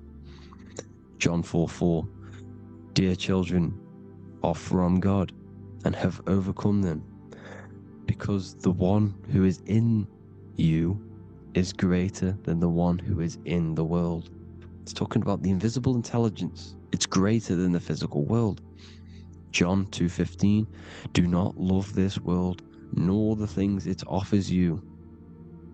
Because this world will create you to, if your mind has attachments to what this world offers, sex, money, and power, pretty much, you will reincarnate here. You will come back here. Because when you leave the body, your mind will still have these addictions. Do not love the world, nor the things it has to offer you. All of this is in my newly published book. The paperback versions are now available. Finally, for all the people who have been waiting, the Book of Wisdom. All of this knowledge is inside of the Book of Wisdom. The paperbacks are available. There's worldwide shipping. You can get it anywhere, pretty much, any country. My new website, it's amazing. There's going to be some amazing products coming on the new website. But I thank you all for the support. Before I leave, I need to explain what is going on with the soul trap. Like I said at the beginning, the mind's the bridge between the soul and the body. The body's the realm. By tricking your mind with false knowledge, they are keeping your soul stuck to this realm. They get you addicted to all the physical things, and that is it. As soon as you're addicted and you die, you're going to come back.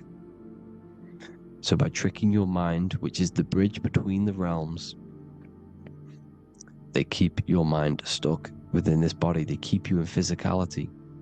They deveil you, the devil, the deveil. Thank you all for the support, people. If you do want to join the Academy, all the links will be posted below this video for the book, The Academy. Thank you all for the support, and have an amazing day.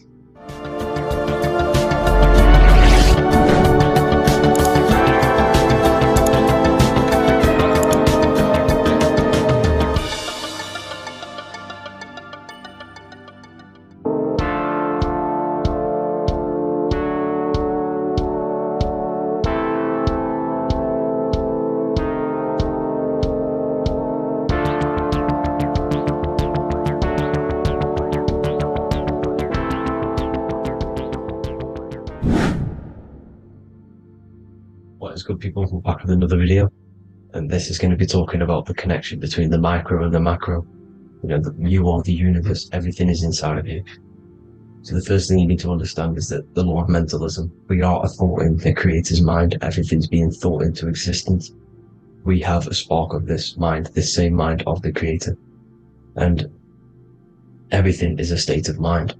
Particles or atoms, whatever you want to call them, are a mental thing. They're a product of the mind. Everything's thought into existence.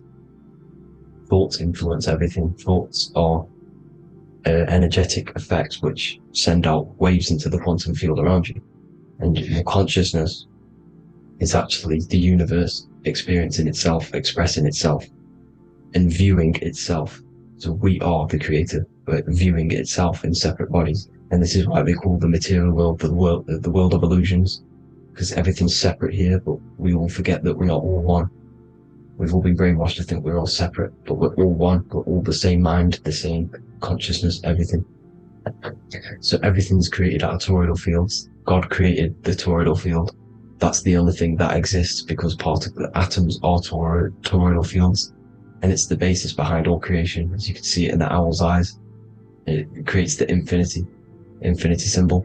And this was the apple. That apple is a toroidal field, and the toroidal field is made out of dielectricity, which is ether. Ether is black light, and this is counter space. This is another realm.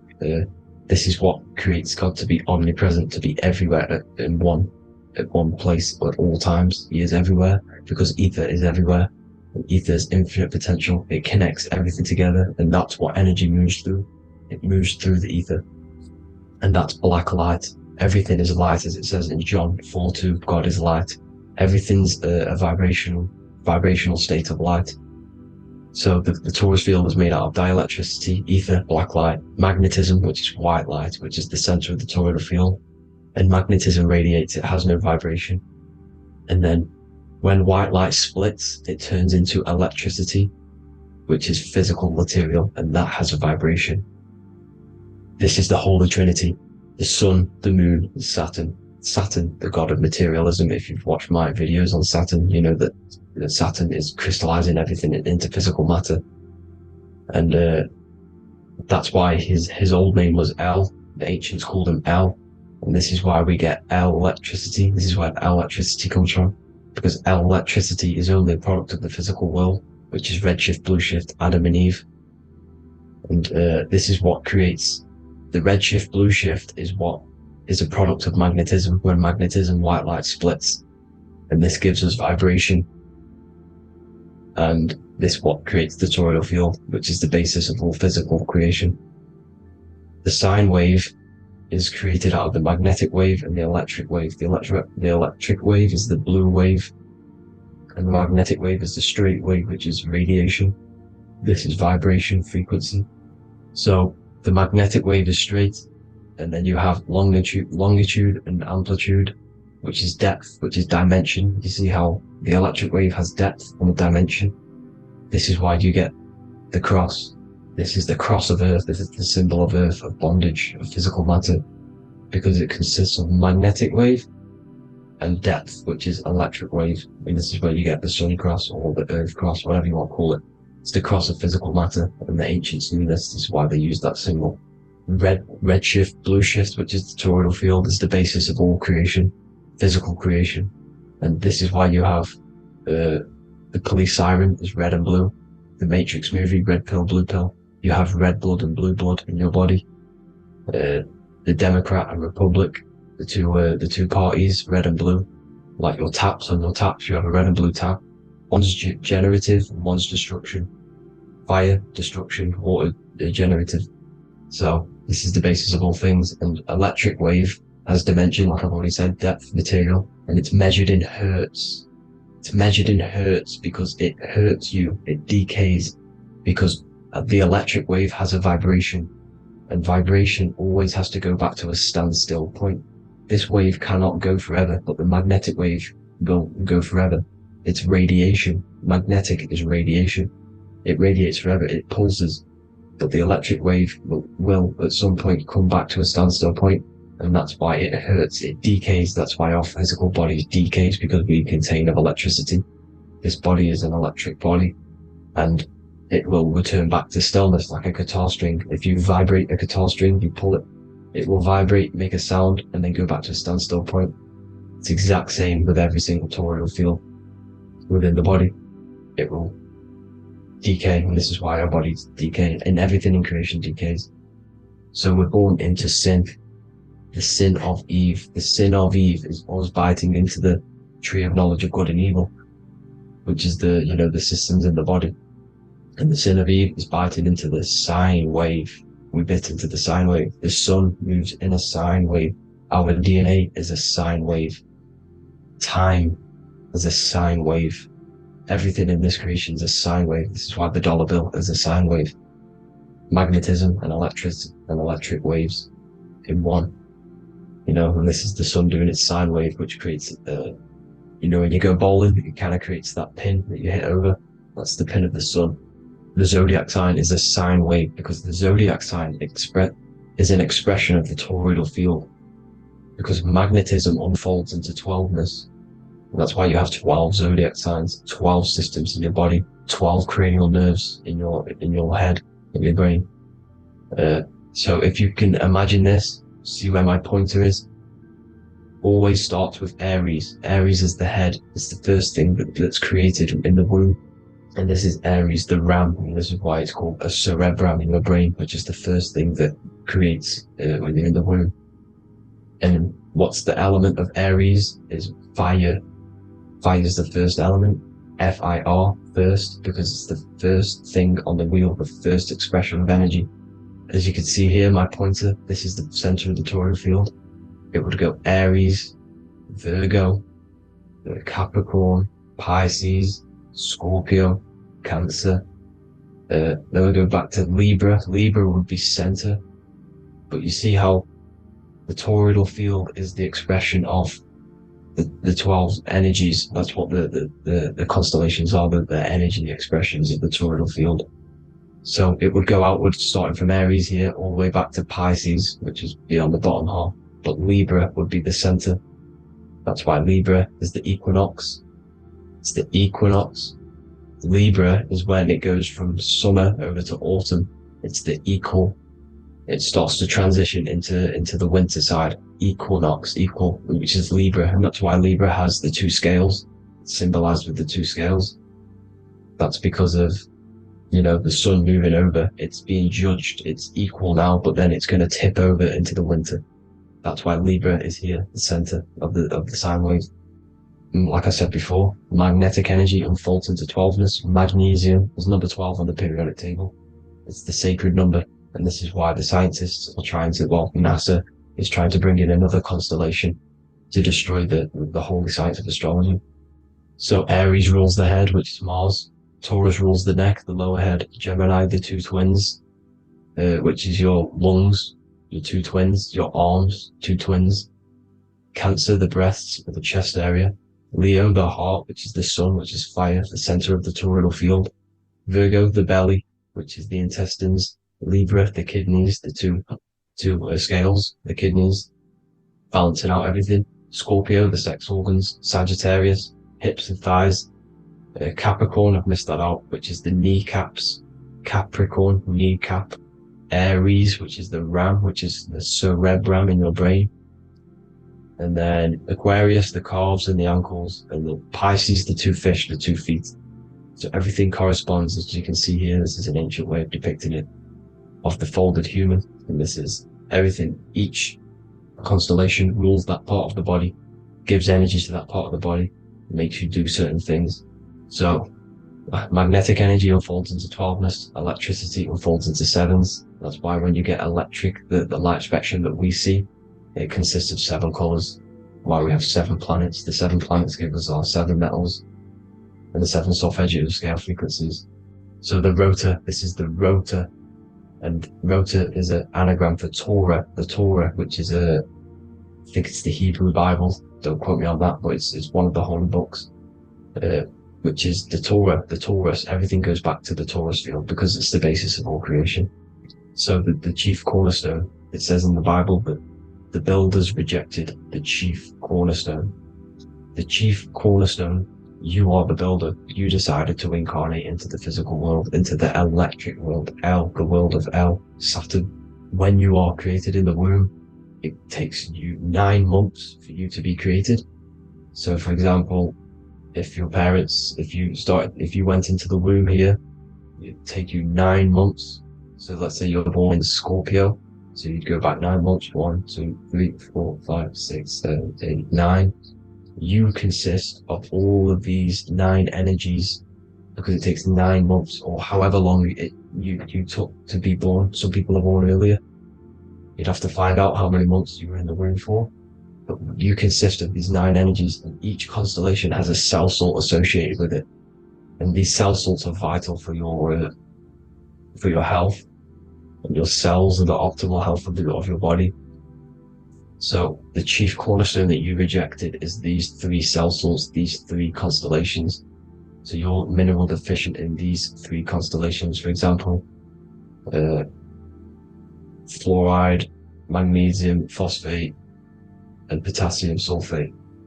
So that's the chief cornerstone. And a cornerstone, people always get it rejected with the cornerstone.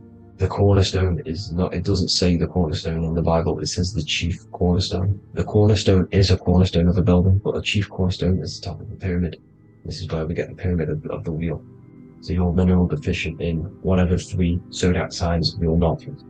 You were not in the womb for. This is the chief cornerstone you rejected. So the human body is the micro.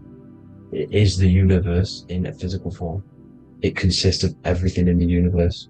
Just like your consciousness is the universe watching itself, experiencing itself. Your body is the whole universe. 12 systems in the body, 12 zodiac signs, 7 chakras are the 7 planets. The Holy Trinity of you is your Temple of Solomon, the soul and the mind, the sun and the moon. You know, everything is in you. You consist of everything, all the energies, everything. Heaven and hell. Heaven and hell is a mind state. It's a state of the mind.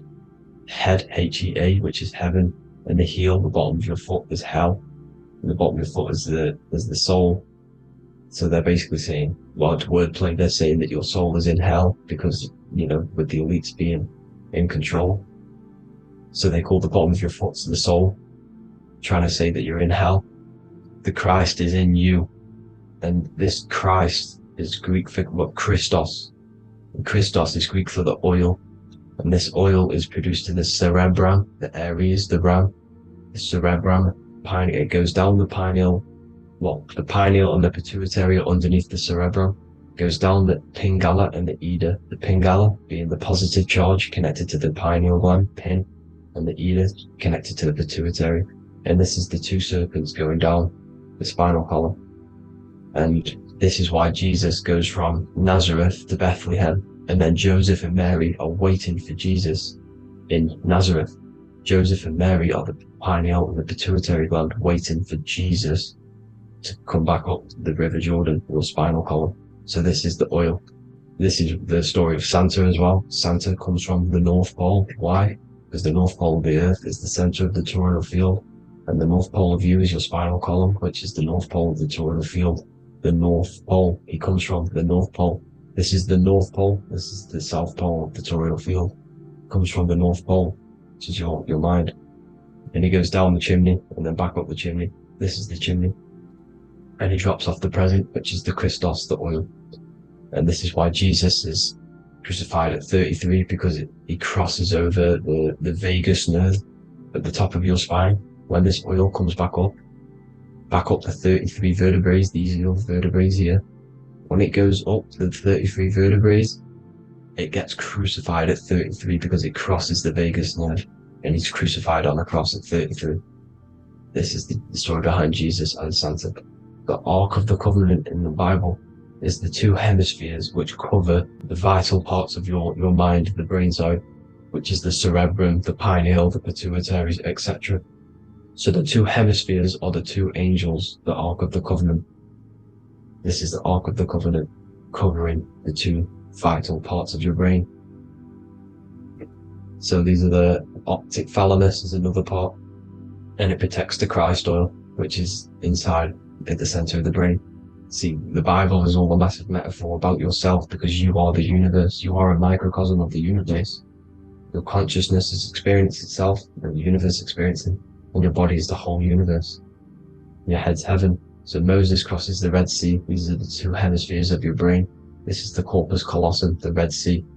So he's pretty much saying that he's uniting the two hemispheres of your brain, because most people in this generation are stuck in the left brain, which is just logic, reasoning, science and maths, writing. This is what school teaches you to do. It keeps you stuck in your left brain. And you want to cross over to you want to cross the Red Sea, which is the corpus callosum, to the right brain, which is awareness, art awareness, creativity, imagination, intuition, insight, using the higher mind, creativity, imagination. If you don't have intuition, then you can't read energy, you can't pick up on bad things. This is what Moses is symbolizing by crossing the Red Sea. And it's also the upper room where Jesus met the 12 disciples. 12 disciples are the 12 cranial nerves in your brain. It doesn't just represent the 12 zodiac signs. The 12 disciples symbolizes many different things. Because like I said, energy the universe consists of 12ness. So you have 12 cranial nerves in your brain. And that's the 12 disciples as well. And they want you stuck in your left brain, which is the five senses, materialism. So they say in the Bible that Satan blinds the mind. Satan is Saturn. If you've watched my videos, Satan is Saturn. And you consist of the Holy Trinity, which is the sun, moon, and earth. The soul, moon, the soul being your sun, the solar, the moon being your mind, the earth, your physical body. And Satan blinds the mind. Why? Because we enter a soul system. This is a soul system, not a solar system. And Saturn is the Lord of the Rings, which is the outer ring. When your soul enters the soul system, your soul starts to materialize. It hits Saturn. Why? Because Saturn starts to materialize you.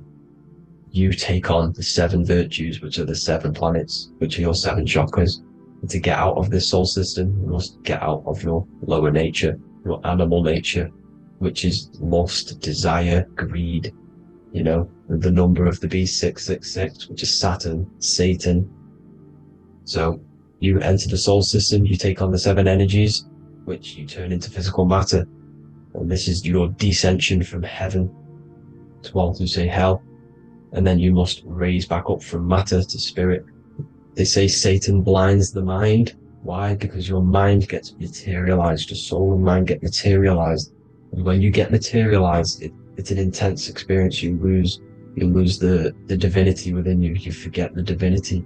So Satan, which is the first planet, first energy you take on, the material body, he blinds the mind. He makes you forget everything, your divinity. Then you must remember, ascend up Jacob's ladder, the 33 vertebrae, to heaven. And this is a microcosm of the macro, because you will ascend back up to heaven if you do this, when you leave your physical body, when your body decays. So when it talks about in the Bible, completely destroy them, the Hittites, the Amorites, the Canaanites, all the ites, this is what God says to the Israelites. It says completely destroy them. It's basically symbolizing saying destroy your lower nature. The Canaanites, cannibals. We're under a Canaanite system now, which is cannibalism. And this is flesh eating, lust, greed, all the demonic stuff, all the lower vibrational stuff, the lower nature, eating, sex and survival, the lower 3 chakras. You must get out of these lower 3 chakras and return back to spirit, which is heaven, which is spirit, love, being holy, being truthful, being passionate, going back to Satan blinding the mind. All of the planets are made out of these 3 symbols. Satan blinds the mind, and that's why Satan's symbol, this is the symbol for Saturn, Satan, the symbol of Saturn is the cross, which is physical matter, the earth, over the moon is your mind. So the Saturn symbol saying matter over mind, he blinds the mind, Satan blinds the mind once you enter the soul system. And you must remember, in the Bible it talks about the Genesis, which is Eve, the sin of Eve, which is biting of the tree of knowledge, with the serpent which wraps around the tree. It says the serpent placed himself on the tree. Well, the serpent is the spinal column. It's the serpent telling you eat from the tree of knowledge of good and evil, which is your nervous system. And eating from the tree of knowledge of good and evil is doing bad things. For example, over-sexualized, overeating, eating the wrong food. That's eating from your nervous system. It's decaying you, and it's preventing you from achieving the God self, the God consciousness. This is the symbolism of, the tree on the serpent, telling you to eat from the left brain, with the left brain being the sinister. Sinister is Latin for left. That's sin. Sin is left. And left is lefty Lucy, Lucifer, right, righteousness, right, God, godly. The tree of knowledge of good and evil, which is your nervous system, because it determines good or bad. And, that's the only thing you experience in this world is your nervous system. And then the tree of life is the cardiovascular system, and the Garden of Eden is your body. So that's it for this video, people. Hope you've got a greater understanding of how you are the universe and everything is inside of you. Just keep in mind you are the universe experience in itself, and your body is a reflection of everything. The 12 constellations, the 7 planets, everything's inside of you. This world is an expression from the inside outwards. You can't affect the outside world to manipulate reality. Everything's inside of you. I hope you got a greater understanding of this. God bless.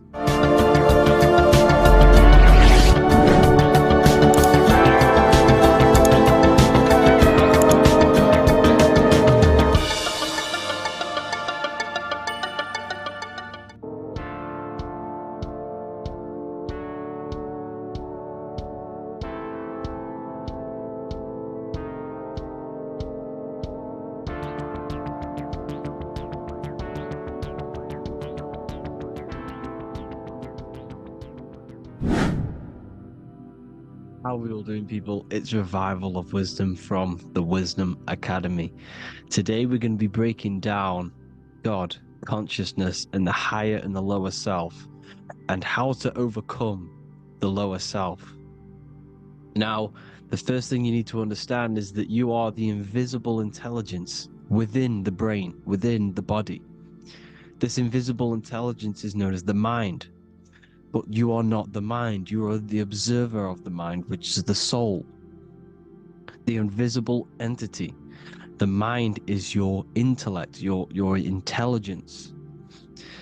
Now, the mind is, it's hard to put this in words, but the mind is something that gives you the ability to explore the universe. And this inner self is the I am. It's the quiet, the inner self, the voice you see in you hear in your head. This is why within spells high twin, inside, internal. The I is also the number 1, which is one line. Because the one and only, is the inner self, which is the I am. This is why you say, my name is Harry. You are not Harry, you are the I, the inner self, the intelligence. Okay, this is why Jesus in French is I am. You look with the 2 eyes and you see with the inner eye. I and I, the same thing. Okay, because the I inside is what gives you the perception of what you're looking at. So when someone's trying to explain something and then you catch on saying, I see now, it's because you're seeing with your inner eye, the one that gives you perception, gives you intelligence, gives you the ability to understand things. This is the internal eye, the invisible self, which the physical body is nowhere near as complicated as this inner self. Is in infinite potential. God, G-O-D, generator, operator, destroyer, soul, mind, and body. Brahma, Vishnu, Shiva, the Father, the Holy Spirit, and the Son. They're all the reason why you see God is always a triad is because it represents yourself. Your invisible intelligence is God. Me and you are the same invisible intelligence. We are the invisible intelligence experiencing the program being ran by the central nervous system and the brain. I always say this in my videos, but I have to, in order for you to understand the things that I'm going to say later on in the video, you need to understand this concept, is that you are the consciousness experiencing the nervous system, the tree of knowledge of good and evil, which is you here. You would be in this invisible intelligence right here in the center of the brain. Now, this is why the ancient Christians show God is in the brain. This is the brain stem. This is the brain. This is also the brain stem and the brain. The brain stem and the brain.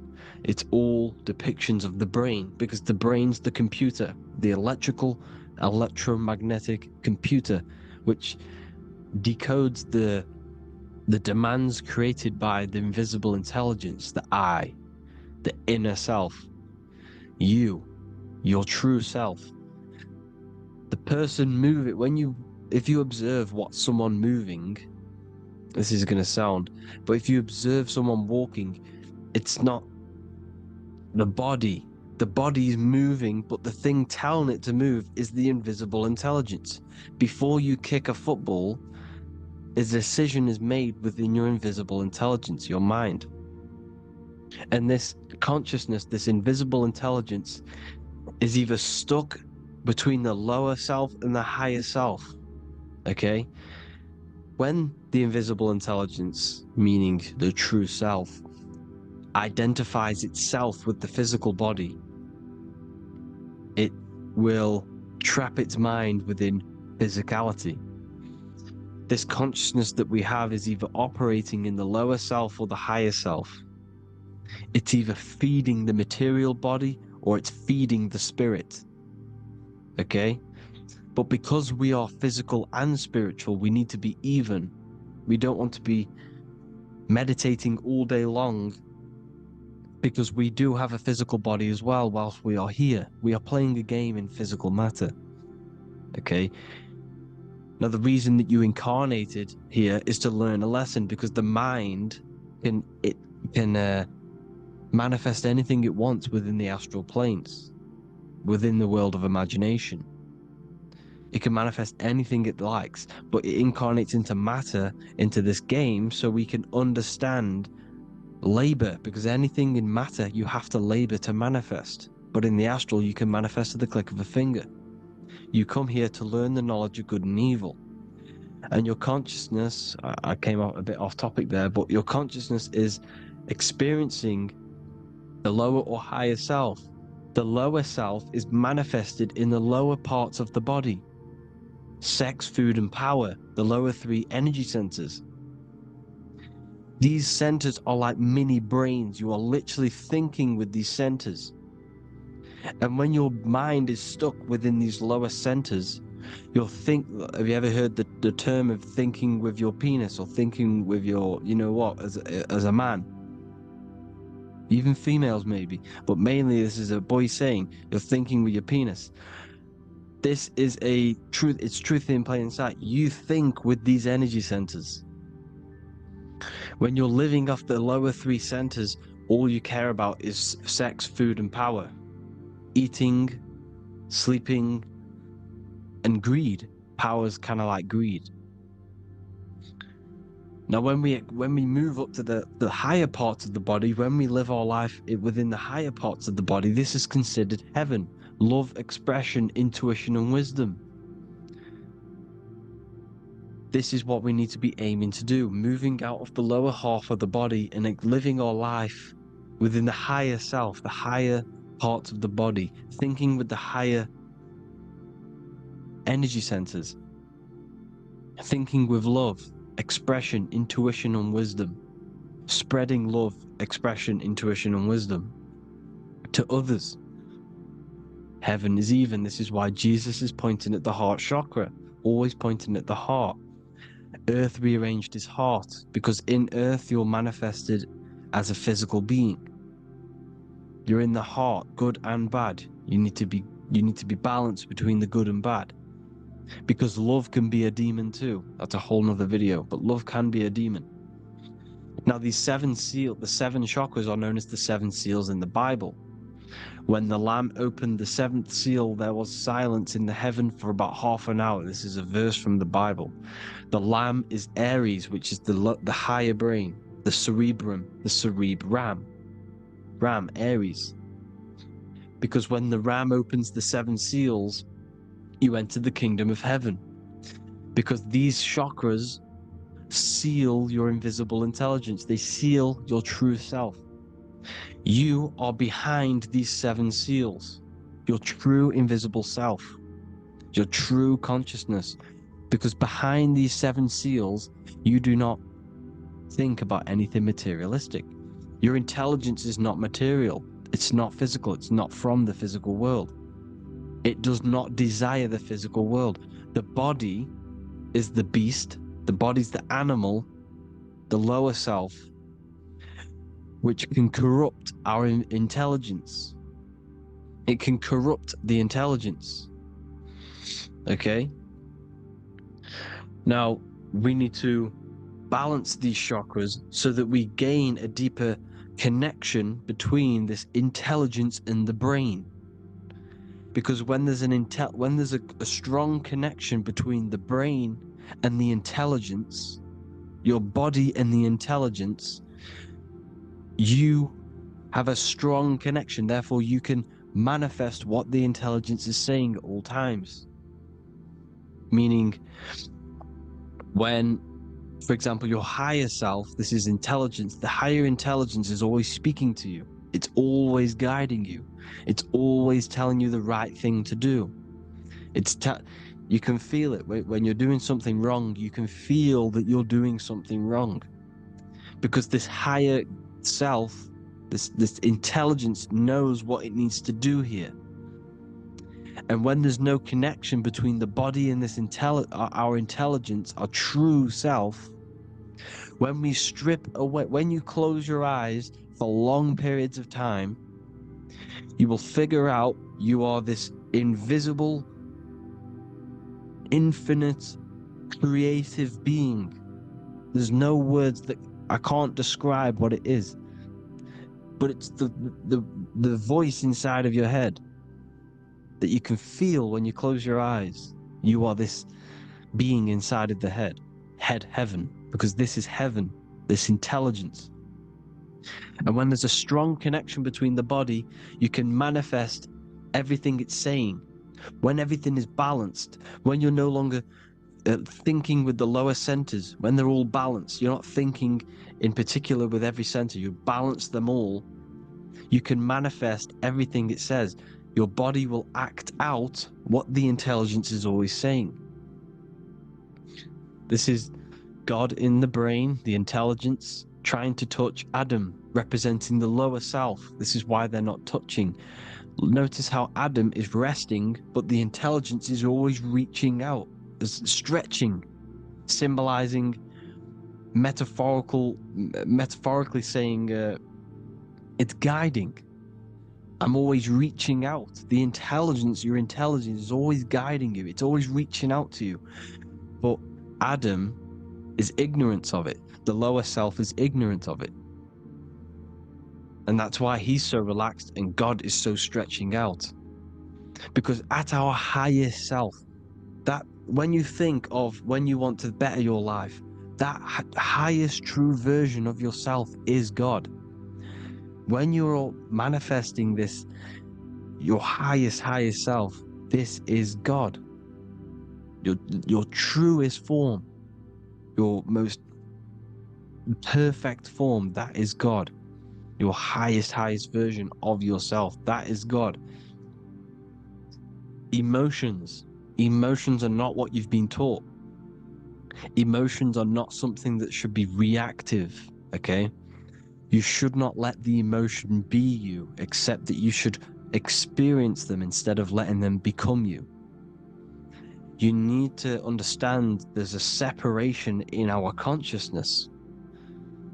You have the soul, which is the person who is observing your thoughts. When you think a thought, who's the one observing that thought, the soul, you, the I am, the I, the inner self, the one and only. And inside of every single body, inside of me, inside of you watching this video, there is this same intelligence that is inside of me, inside of you. And it's the exact same intelligence, experiencing a different body. And this is what we mean by the universe is mental. We all are all sharing the same ball of consciousness in a different body. The animals, the fish, the cells, all expressing this one consciousness. Me and you are the same. This is why the golden rule is treat others like others should be treated, because I am you and you are me in a different body. Now, going back, you need to identify that there's different levels of consciousness: soul, mind, emotion, and body. Okay? Your emotions are on a separate layer than the body, the mind, and the soul. So when you identify there's a difference between all of these, you do not let them become you. You do not let your mind rule you, because your mind can be corrupted. Your soul is the one that is pure good, pure love, but your mind can be corrupted. Okay? Your emotions can be corrupted. The body can be corrupted, but the soul can never be corrupted, only layered on top. You can only throw piles of programs within the subconscious, layering the soul down, but deep down inside of every single one of you, there is a loving being. Because love comes from the heart. Love is the universal emotion, expression. Now, your thoughts can become bondage, your emotions can become bondage. Now, what do I mean by bondage? By conquering the lower self, we need to conquer our own mind, because the mind is what's manifesting the lower self. When you're thinking with the lower half of the body, when you're becoming your emotions, you need to experience the emotion, not become the emotion. Do not let the emotion become you. Do not let your thoughts become you, because your thoughts are tools that you can manifest. Your thoughts are the idea. Your emotion is the energy that you can use to manifest that thought. Your emotion is energy in motion, emotion. You use emotion to manifest, to feel as if you already have the thought. Therefore, you become that vibration. Therefore, your emotions are actually a creational force that is given to you to manifest things, because you're a human, a manifester. You're here to manifest things. You're a creator. You are a god. Your inner self, your intelligence, your I am, the one and only inside of you, the inner self, the quiet one, the one that's deep down, the invisible intelligence, is it's creating things all the time. Speak no evil, see no evil, hear no evil. This is the astronauts, they're Freemasons, but they understand this, because thinking, seeing, and hearing can corrupt your mind. And when you have a corrupted mind, you'll have a corrupted subconscious. The subconscious will manifest into the body, because 90% of your behavior comes from the subconscious mind. So you got to speak, see, and hear no evil. A sin, what is a sin? To overcome our lower self, to overcome our lower self, the 7 deadly sins are not something that goes against an external God. A sin is something that goes against your inner guide, your inner conscience, the inner self that is always speaking to you. It's always telling you the right thing to do. A sin is something that goes against this inner guide. And this is why you can feel something where you can feel you're doing something wrong, because the inner guide is speaking constantly. And when you commit these 7 deadly sins, which are 7 internal states which keep your invisible intelligence bound to your physical body. Because evil, right? Evil love bondage. This is why they stay in this realm and they control this realm, because they love the bondage of the body. They like matter. They want to stay in matter for eternal life. They don't want to ascend back into the heavenly realms, where you do not have a physical body. You can explore the universe within the astral planes. They stay bounded to the body, bounded to the 3D construct of the physical world. They have greed, lust, envy, gluttony, wrath, sloth, pride. They want all of this. And if you want that, that's okay. But deep, deep down, you don't want that, because your soul is always telling you the right thing to do. Your soul knows what to do to get out of here. It needs to detach from the external world. Detach from all of these 7 internal states which bound you to your lower self, your lower centers. That's what a sin is. You know, you have a left and right brain. The left brain is always analytic. The right brain is metaphorical. So the right brain is producing a holistic view of reality. Now, what do I mean? And not view, perception. When you see, because your eyes are parts of the brain, so when you look at something and you look, that image is produced in the back of the brain in the visual cortex. And then the right brain produces a perception, a holistic, it breaks down what you're seeing into a holistic image, a holistic perception. So for example, if you're in a woods, the right brain sees the whole woods as one big woods. The left brain is breaking that perception down into individual trees, branches, and leaves. So the left brain's to do with duality, the right brain's to do with wholeness, unified. The left brain's dualistic, analytic. This is necessary so that we can pick things up and manipulate them and break things down. We need the left brain, we need the right brain. I'm not saying any of them's bad, but the left brain, sinister in Latin, means left. Because when you're left-brained, you see everything in dualistic. You see everything is dual, when everything's actually one. We need to be focusing and strengthening our right hemisphere. I'm not saying sit in the right hemisphere all the time, but we need to be strengthening our right hemisphere. And this is why left is sin and right is right. Because when you focus on the right hemisphere, you see the holistic perception of creation. The right hemisphere sees humanity as one unified consciousness. The left hemisphere sees everyone as individual persons and egos. Because the left hemisphere is dualistic. And this is why the Bible says, cast the net onto the right side of the ship and ye shall find. John 21:6. What does that mean? Cast your energy, cast your perception into the right hemisphere of the brain, and ye shall find unified consciousness.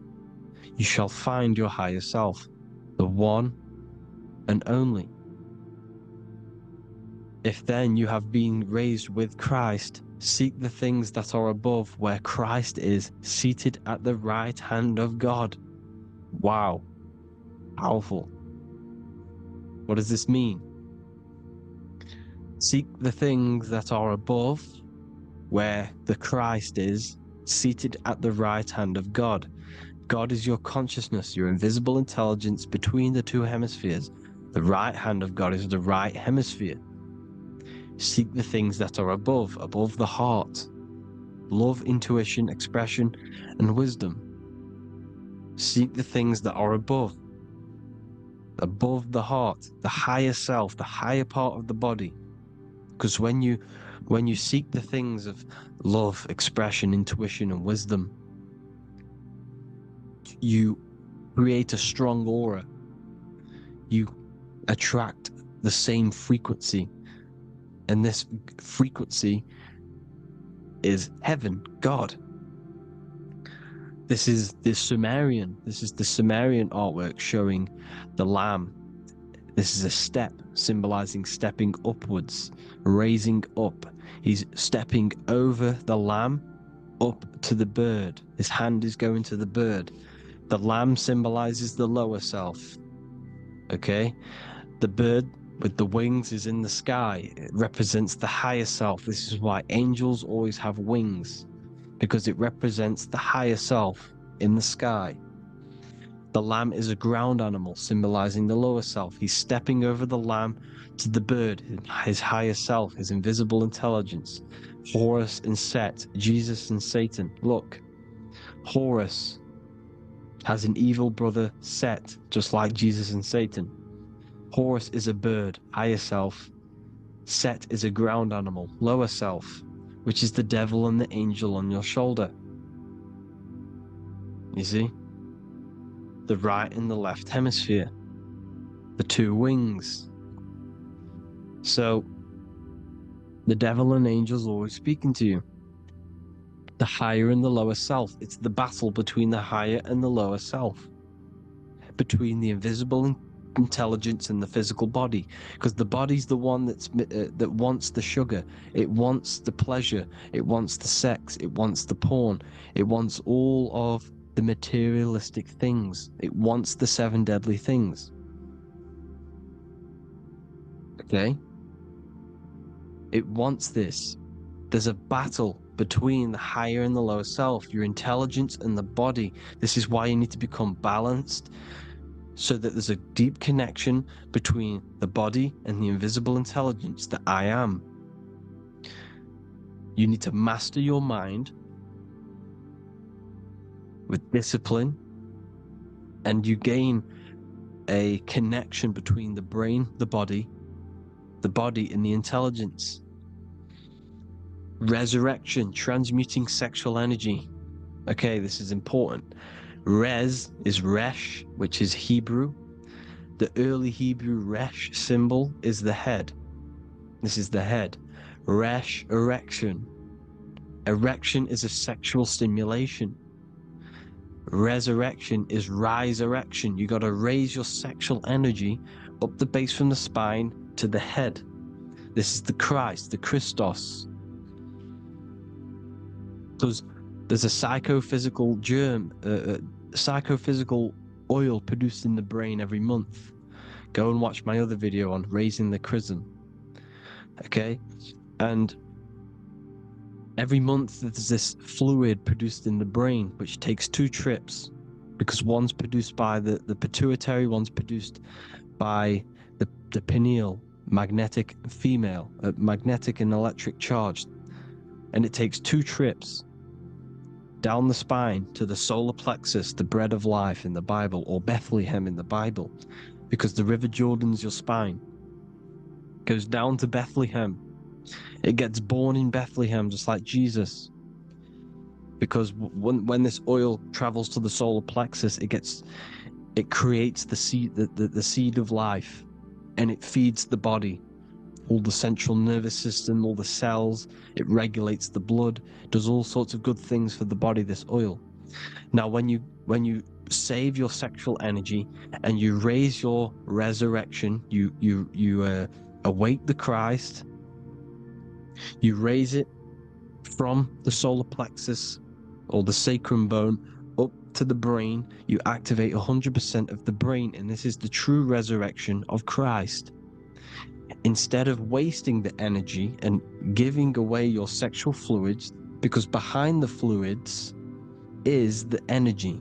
So when you release that fluid, the energy is out there. You've released the energy.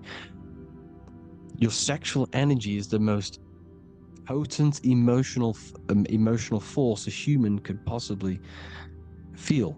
Same with any animal or anything. The sexual urge, the sexual emotion is the most powerful, potent emotion that you can feel. It takes over the whole body. When you feel sexually aroused, it takes over everything because it's so potent. And when you fight the serpent, when you fight the sexual energy, which is shown here in the Egyptians, the cat cutting off the head of the serpent, or Hercules fighting the serpent, or in the Greek mythology fighting the seven-headed dragon, the seven chakras, the serpent is your sexual energy because it symbolizes your kundalini. When you fight it and you transmute this energy, instead of releasing it, instead of acting sexually on it, you can transmute the energy, transfer it from the solar plexus up to the brain. You can do this with other tasks. Instead of releasing it, instead of raising it from the solar plexus to the brain, you can use it for other things. So for example, you want to think critically. You can use it for critical thinking. You can use it for going to do exercise. You can transmute sexual energy into anything. But you can do this, you can raise the sexual energy, and you can use this energy to push the cerebrospinal fluid from the solar plexus up through the spine, up the 33 vertebrae to the brain, and it'll activate 100% of the brain. And this is the resurrection of Christ. Jesus was never dead. Jesus was never rose from the dead. It symbolizes the Christ, Jesus Christ. Christ is Christos, which means oil in Greek. The resurrection of the Christ, the Christos, the oil. When it activates 100% of the brain when it's raised, and it can regulate all the systems, it can regulate all the blood, it can regenerate the body. And this is the true Antichrist. They don't want us doing this process. The Antichrist is not against Jesus, it's against the fluid in our body that makes us live hundreds and hundreds of years and makes us live as gods. This is the true resurrection. And when you fight the serpent, you fight your sexual urges, your sexual emotion, the most strong emotion that you could ever feel. You can do this process. And this is the true secret of transmuting sexual energy. Because when you transmute the sexual energy, you can become a god. And this is why Hercules is fighting the serpent. Notice how the serpent is low. He's reaching down to it. It represents the lower self. Because the lower self wants the lust. It desires sex. The body desires sex. There's a fight between the higher and the lower self.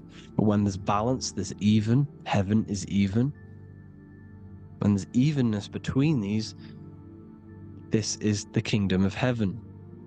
This is when heaven is on earth. So at our highest levels of ourselves, the highest level of our intelligence, this is God. God is something that we manifest. We need to achieve Christ consciousness by battling the body. There is no battle outside of the physical body. It's an internal battle. Jesus and Satan have been externalized. Nothing exists outside of you, because I explained in the beginning how you are the consciousness experiencing the central nervous system. Therefore, there is nothing outside of you. It's all internal. Jesus and Satan have been externalized. Why? Because it's business. The church is a business. It's all a business. They've created these figures to be historical when they're not historical. The Bible's not historical. It's all externalized. It's called exoteric, when the truth is esoteric, internal teachings. So anyways, people, balance the chakras, balance the two hemispheres of the brain, balance the conscious and the subconscious. Balance is perfect, the yin and yang. You are spiritual and physical. You live in day and night. You need to be balanced. Oneness. Seek oneness. And this is the true kingdom of heaven. And when we all realize that we are all the same intelligence, the same consciousness expressed in different bodies, when we all realize this, we all realize we're all one. Doesn't matter what race you are. It doesn't matter what race you are, where you're from, your nationality, because none of you are actually from here. None of you are from the physical world. Your manipulating the physical world through the physical body. You are the I am. We all have a soul. Every single one of you has a soul. We all have souls. The reason why they say some people don't have souls is because they're trying to suppress your mind. They don't want you to know that you have a mind. That sounds crazy, I know. But a lot of people haven't realized that they have an infinite intelligence called a mind. And behind that mind, if you can observe your thoughts, the person who is observing the thoughts, you have a soul. Everyone has a soul. Don't listen to all these people saying some people don't have a soul, some people do. We all have a soul. Every single one of us. So anyway, you need to break the lower nature of yourself.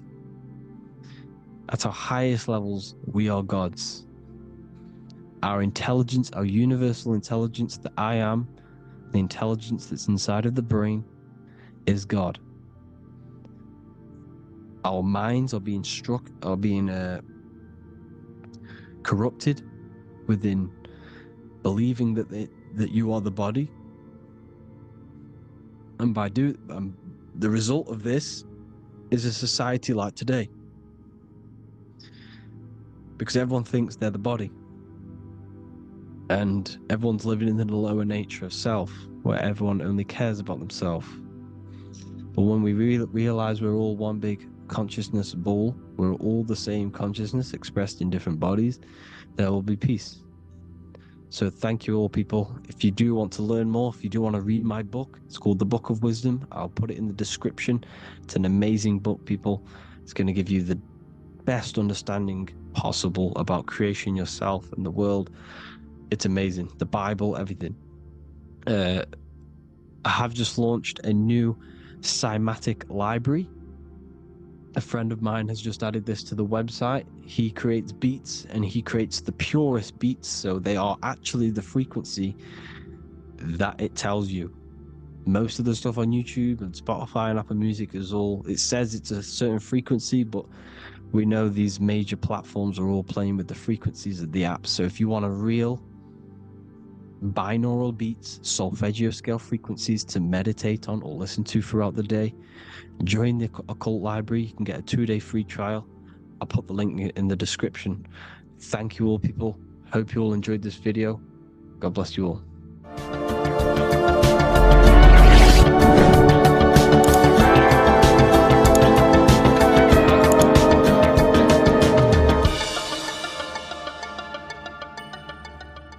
Welcome to Revival of Wisdom.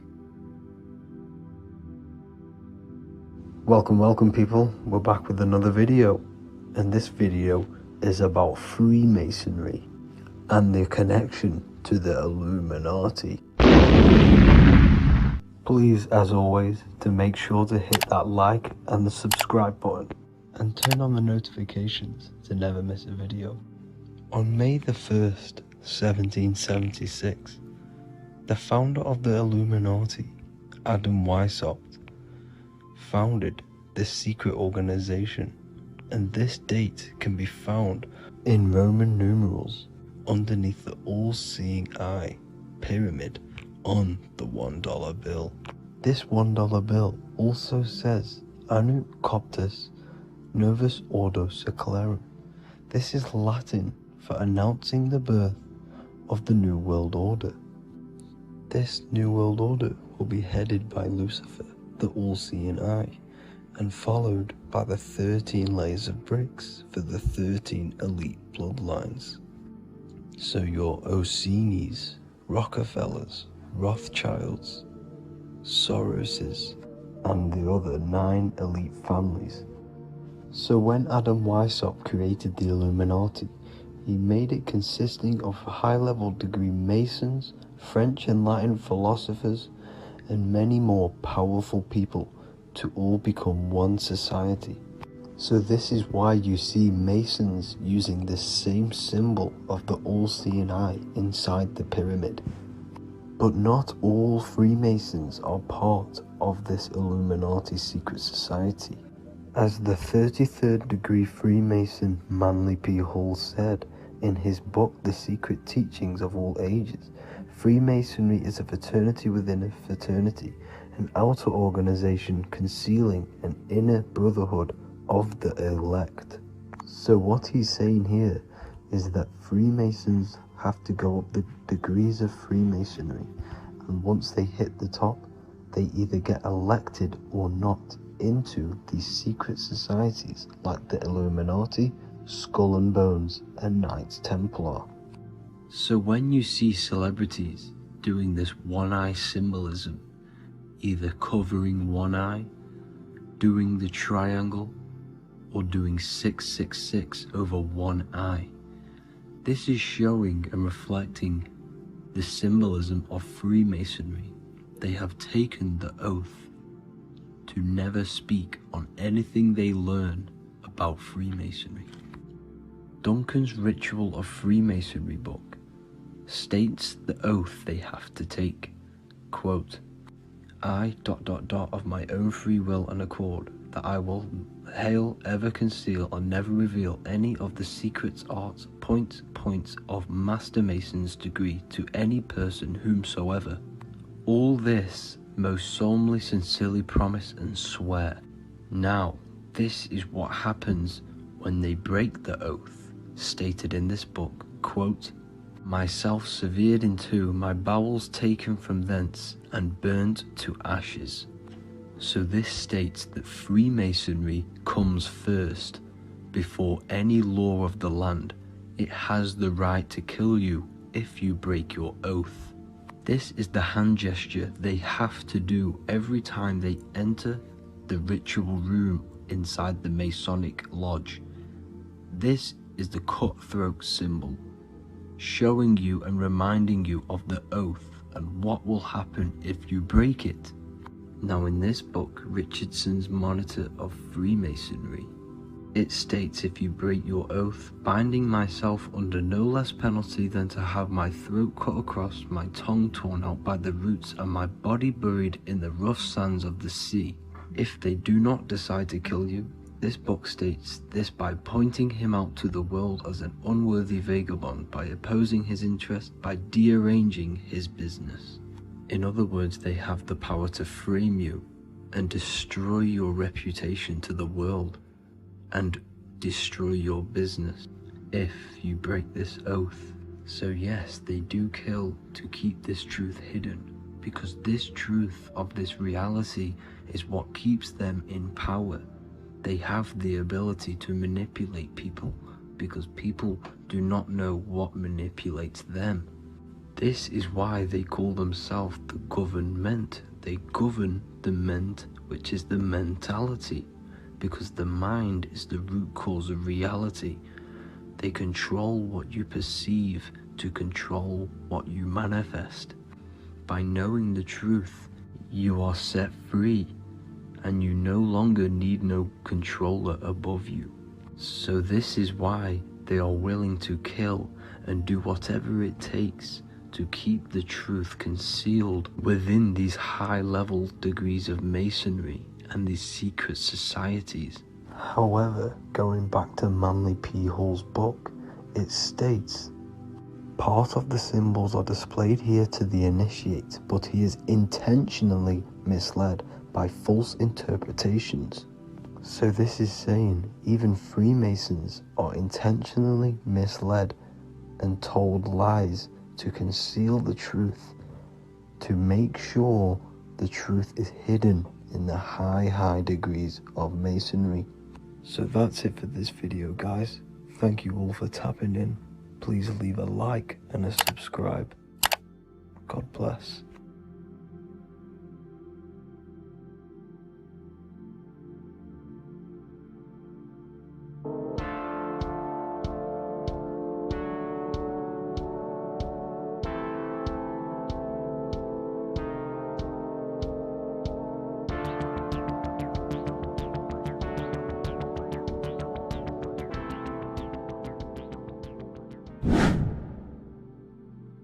What is good, people? It's Revival of Wisdom. Today we're going to be talking about Saturn. I've done this video in the past, however, this video is going to contain a lot more in-depth explanation of Saturn. So the 33rd degree Mason Manly P. Hall said, Saturn is the key to crystallization, physical matter. Light is matter, matter is light. They are interchangeable. Low vibrating light turns into matter, high vibrating matter turns into light. And Saturn is the god of this world, this physical world. He crystallizes light into matter. This is symbolized as the Masonic checkerboard, matter and spirit, matter and light, light and matter.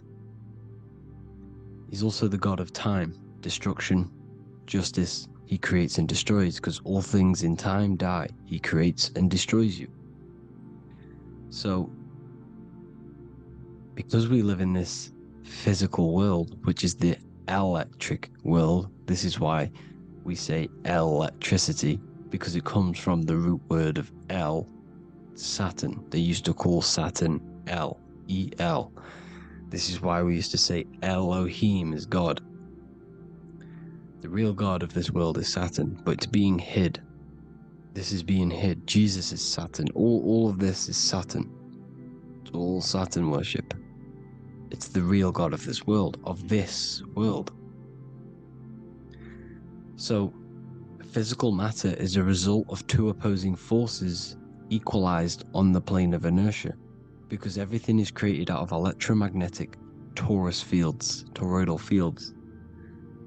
And these two poles equalize on the plane of inertia, which gives you planet Earth, plane of inertia.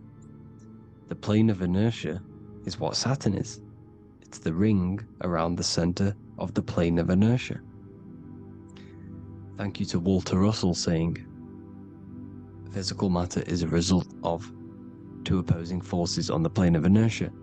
This is what Walter Russell says, so please check out his work. He's got many books, many books on light and electromagnetism and stuff like that, so I advise you to check him out. So the torus field gives you the binary code 0 and 1, the female vagina and the male phallus. This is the code for this world. Saturn crystallizes physical matter. Now Saturn is the most outermost layer of the 7 layers of heaven, where it says in the Quran, it says, Allah, it is He who created the 7 layers of heaven. Saturn is the outermost layer. He's the top. He's the most high. So when we say the most high, we're referring to Saturn. He's the most high before the firmament, before the stars. So Saturn is the god of this world. He's the Lord of the Rings. He wears the crown. The crown is the rings. Crown, Kronos. So the planets are luminaries, they are lights, they are beings, they are energy, conscious energy. And we're in the heart of the solar system. Saturn is the outermost layer. He is the one of this world. He's the god of this world. Now, on the North Pole of Saturn, you have the hexagon. Add up all the sides, it creates the 6-pointed star. Or it can be created as a cube. The cube is very important. The 6-pointed star is very important. 6 points, 6 triangles, 6 side, 6, 6, 6. Black cube adds up to 6 in gematria.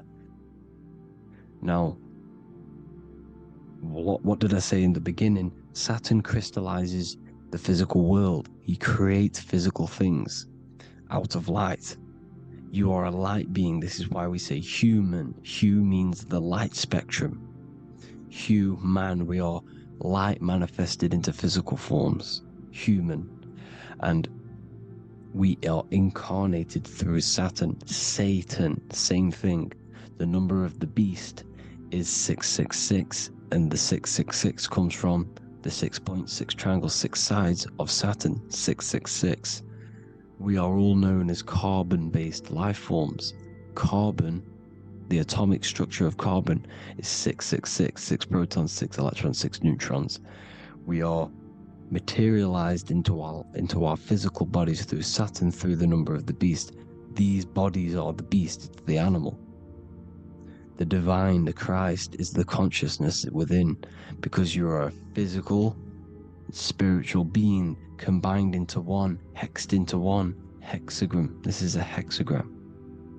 You're hexed into physical matter, spirit and matter, light and dark, combined into one.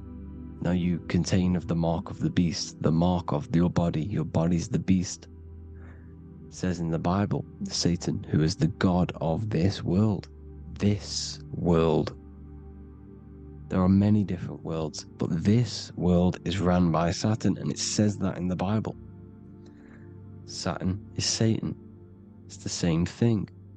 And look at the crown of thorns are wrapped around the heart. The soul is in the heart. The mind is in the brain. The soul is wrapped around the rings of Saturn. You're wrapped in physical matter. This is what it's showing you. This is symbolizing the rings of Saturn wrapping you. And the cross on top is the cross of the cube. The cube, the black cube of Saturn, unfolds into a cross. So Satan, who is the god of this world, Corinthians 4:4 in the Bible, Satan, who is the god of this world, has blinded the minds of those who don't believe. Satan blinds your mind because the god of this world materializes you, and he blinds your mind when you incarnate into physical matter. When you enter this soul system, not the solar system, you hit Saturn first. He materializes you. And look at the symbol for Saturn. This is the symbol for Saturn. All of the planet symbols are created out of the Holy Trinity. The Earth, Moon, and Sun. Body, mind, and soul. The Sun is your soul, the Moon is your mind, the Earth is your body. Your body's made out of the 5 elements. The Sun is your soul, because the Sun is life force. Gives life to everything. Your Sun is a soul. Your soul is the sun of your body. The moon is the mind. The moon is the moon of your body, the mind of your body. Intelligence. So all of the symbol of the planets are created out of these. The Saturn symbol is created out of the Earth cross, matter, and the moon crescent, moon, mind, matter over mind. This is why Satan, who is the god of this world, has blinded the minds of those who don't believe. He blinds your mind. Look at the symbol, it's showing you. The Saturn symbol is matter over mind when it should be mind over matter. So we descend into a soul system, into our 666 Saturn carbon suit bodies, and we are matter over mind. Then we have to move up the spine to go back up to spirit, to mind over matter, where you manipulate your own reality. Now look at this, it creates the number 5. 5 is the number of change. You're moving from this side of the number sequence over to the right side. You're moving from the spiritual into the physical world. You're incarnating into the 5 elements, the 5 senses. So the cube, the black cube of Saturn, is another major symbol. Very important symbol. Here you see the cube, and the color black is associated with Saturn because Saturn is associated with death. He creates and destroys. Light and dark. Death is associated with black, spirit, because you can't see spirit, which is blackness. So the black cube is black because Saturn rules the nighttime, which is dark, blackness. And he rules the winter, which is death, blackness. So Saturn is the black cube. Cubes have 6 sides. Up, down, right, left, back, and forward. Cubes are 6-sided. Everything is 6-sided inside of this creation. Because you're incarnating, you're materializing, crystallizing into the cube. The world of the cube. Everything's a cube. Everything's got 6 sides. Here's Leonardo da Vinci showing you that. You're in the cube. Leonardo da Vinci did this famous painting. You're in the cube, you're hexed into physical matter. Where you're incarnated into the 3rd dimension, the 3-dimensional world, which is a cube, 3D. And black cube adds up to 6 sides of the black cube. The Kabbalah means cube god in Arabic. And look at what they do. They worship the cube, the black cube, and they stand in rings like the rings of Saturn. Australia, Denmark, Manhattan, Santana all have these black cubes. You go to New York, you will see the black cube there as well. These black cubes are everywhere because it is the real God of this world. So look at the cross. The cross unfolds into the cube. Xbox, Nintendo GameCube, Sega Saturn, anything to do with a simulated gaming reality, they put Saturn in it because we're in the simulation of Saturn. This is a simulation. And this is why they reflect this through the Xbox, GameCube, Sega Saturn, anything to do with gaming, simulations, is all Saturn. Because we're in the cube of Saturn, the black cube. We're in the GameCube, the Xbox, the Sega Saturn. As above, so below. So they reflect it through the simulations that they create inside of this simulation. Cubes have 8 points for the 8 points of time and space. 8 is the number of time. Everything's cycling, infinity. So, look at the cube. The cube is symbolized as in Judaism. The Judees have the black cube. They wrap themselves in a black band and they cover their eyes into blackness. The black cube, for the black cube of Saturn, they use the star as Saturn, and they worship their god on Saturn Day because it's all Saturn worship. And look how the Saturn god is wrapped around with these thorns or leaves, just like Jesus is wrapped around his heart. And Jesus on the cross is us on the cross. We are in the cross. We are in the cube. The cross is the cube. And the cross is even in the Saturn symbol. This is another symbol for Saturn. There's 2 symbols. You got this one, the one I've just broke down. And there's this one. This is the cross of Saturn, the cube god, the simulation, the game cube. Now, Chronos is another word for Saturn. Chronos means time. When you clock into work, you go to the Chronos machine. Well, I did anyway. And I tap my card on the Chronos, because Chronos is time. Anything to do with time is Saturn. He creates and destroys. Look at the artwork of Saturn with the sand, the time. Look at this, how he's cutting off the baby's wings. He's crystallizing the spirit into matter. He's cutting off your wings. Satan, in the Bible, he falls from heaven into earth and he loses his wings. He becomes a serpent. See, it's all symbolic for us. We are the fallen angels, fallen angles of light. We're fallen angles of light. We are light beings. Now we're fallen into physical matter. Saturn's chopped off our wings. He's chopped off our spirit wings, because when you astral project, you can fly. You will fly around. He's got the Reaper staff here, always depicted with the Reaper staff. Now look at the clock. Saturn Day is the 6th day, the number of the beast 666. Look at the clock. 6 take away 12. 12 take away 6 equals 6. 7 take away 1 equals 6. 8 take away 2 equals 6. 60 seconds in a minute, 60 minutes in an hour, 24 hours in a day, 2 plus 4 equals 6. That's 666. Everything's 666 because it's time. Saturn. All goes to Saturn. He's the god of time. We're in time now. We're in time. We're in the time, which is God. The god of this world. The god of time.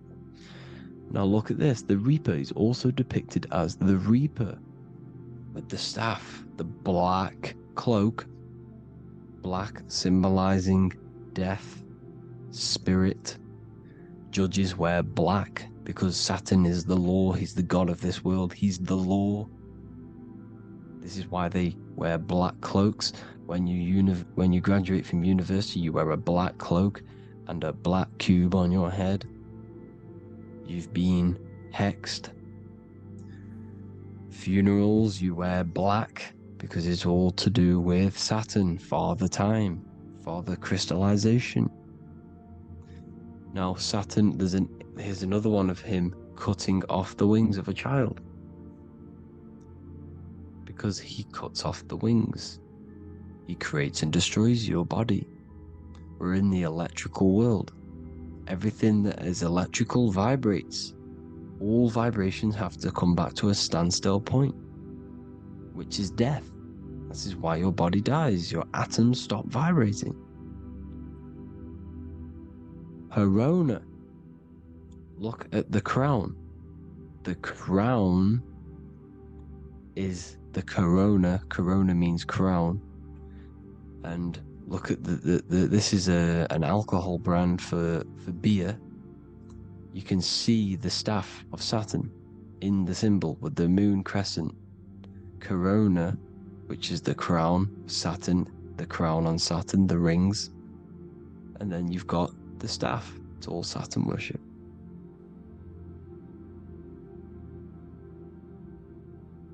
Is the black cubes of 9/11. 2 black cubes. This was a ritual for Saturn. It's all ritualistic. And look at the Star of David, the Star of Saturn. It's not the Star of David. It creates IXXI, the sigil of Saturn. IXXI means 9/11 in Roman numerals. 9/11. It's all a ritual for Saturn, and they have the 2 black cubes of Saturn. Now look, XX, there's more symbolism of Saturn now. We're going deeper. XX is more symbolism for Saturn. The sigil of Saturn is XX, as above, so below. Same with the Star of David. You split it in the middle, as above, so below, as above, so below. XX, this is a Knights Templar Cross of Lorraine. XX, Knights Templar, High Order of Masonry. They all worship Saturn. Well, Saturn's the real god of this world. X Eon with the XX, XXL magazines, which is all to do with famous rappers and stuff like that. When you die, you put XX on the eyes because it's Saturn. He's the Reaper. Is Jesus with the XX crown with the thorns around his heart, around his soul, with the cube on the top, the cross cube. Le Lucifer with the XX Cross of Lorraine. Jay-Z with his alcohol brand, XX Cross of Lorraine. The X Factor with the rings of Saturn. All Saturn worship. The seal of Melchizedek is also Saturn. This is the cube. This symbolizes the cube with the 8 points for the 8 points of space and time. And this is the cube. It's another ancient symbol for Saturn. Here you see the Star of Saturn with the Melchizedek symbol around it, which is all to do with Saturn. Here you see an altar, the Holy Grail, the Melchizedek symbol on it, and they're worshipping it. This is why we wear rings, wedding rings for the rings of Saturn. It all goes back to Saturn. Earrings. The 8-pointed star of the ancient Sumerians is all Saturn. It's all Saturn. So, the ancients, the symbols of Saturn goes on forever. It's in all of the major corporations. You can see it everywhere, the rings of Saturn. Toyota is an obvious one. Internet, Nike, Target, Sega, Saturn. It's all Saturn worship. All Saturn worship. Because he is the real god of this world. Here's Kanye West's album with a Saturn here. Here's Michael Jackson's album saying X, escape. There's the X again. The X, escape. You have to escape this reality. Maybe that's what he's pointing at. Here you see it on the dollar bill. The Star of Saturn.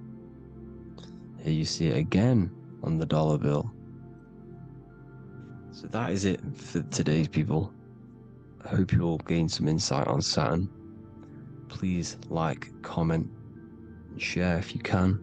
Subscribe if you like the channel. Please have an amazing day. God bless.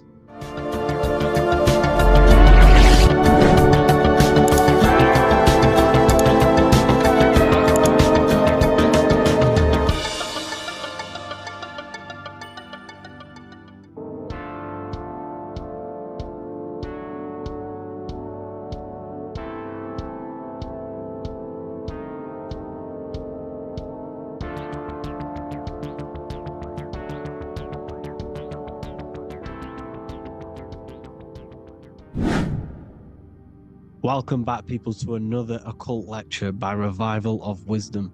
Today we're going to be talking about magic and how it's being used on us for the New World Order. Magic has the word mag within it, which is magnetism. Magnetism is the force. Magic is influencing forces, natural or supernatural forces, and using it for a certain agenda to gain something out of it. Now, magic is not what everyone's being thought. It's not some sort of fantasy thing. It's actually very common, and we all do it, whether you believe it or not. Magic is all to do with the mind. As I said, always say in my lectures, your mind is what creates matter. Your mind is what creates your external world.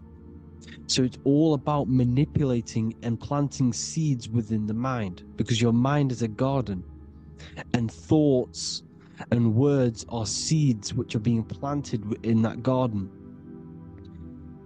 Your life, your physical life, the people you have in your life, your friends, your car you own, the job you have, is all a reflection of the thoughts that you've been thinking in the past. You are where you are in life because of the thoughts that you've been thinking. Therefore, your life is a direct reflection and manifestation of your mind. The Garden of Eden. Okay? The mind is what they are targeting. What you see, say, and hear has a direct effect on your mind. Me talking to you is influencing you. The words I'm saying is planting seeds within your mind. Now it's up to you to consciously act on these thoughts or these words, or to maintain these words. As above, so below. As within, so without. What's inside of me is outside of me. What comes into the storehouse comes out of the storehouse. You have the left, you have the right, you have the up and you have the down. As above, so below. Whatever is in your mind will be expressed in some sort of way, consciously or subconsciously, spiritually or physically. The mind is what manifests everything. And this is what we need to understand. We need to understand is that the mind is not physical. All things spiritual manifest physical. All things seen come from the unseen. The words you're thinking, that everything you have is coming from the unseen. The actions that you do come from the unseen mind. Another expression for as above, so below is you are the universe itself. You are a universe, a mini universe. But just because you are mini does not mean you are the whole thing. If I take a little piece of infinite, let's say there's an infinite light source.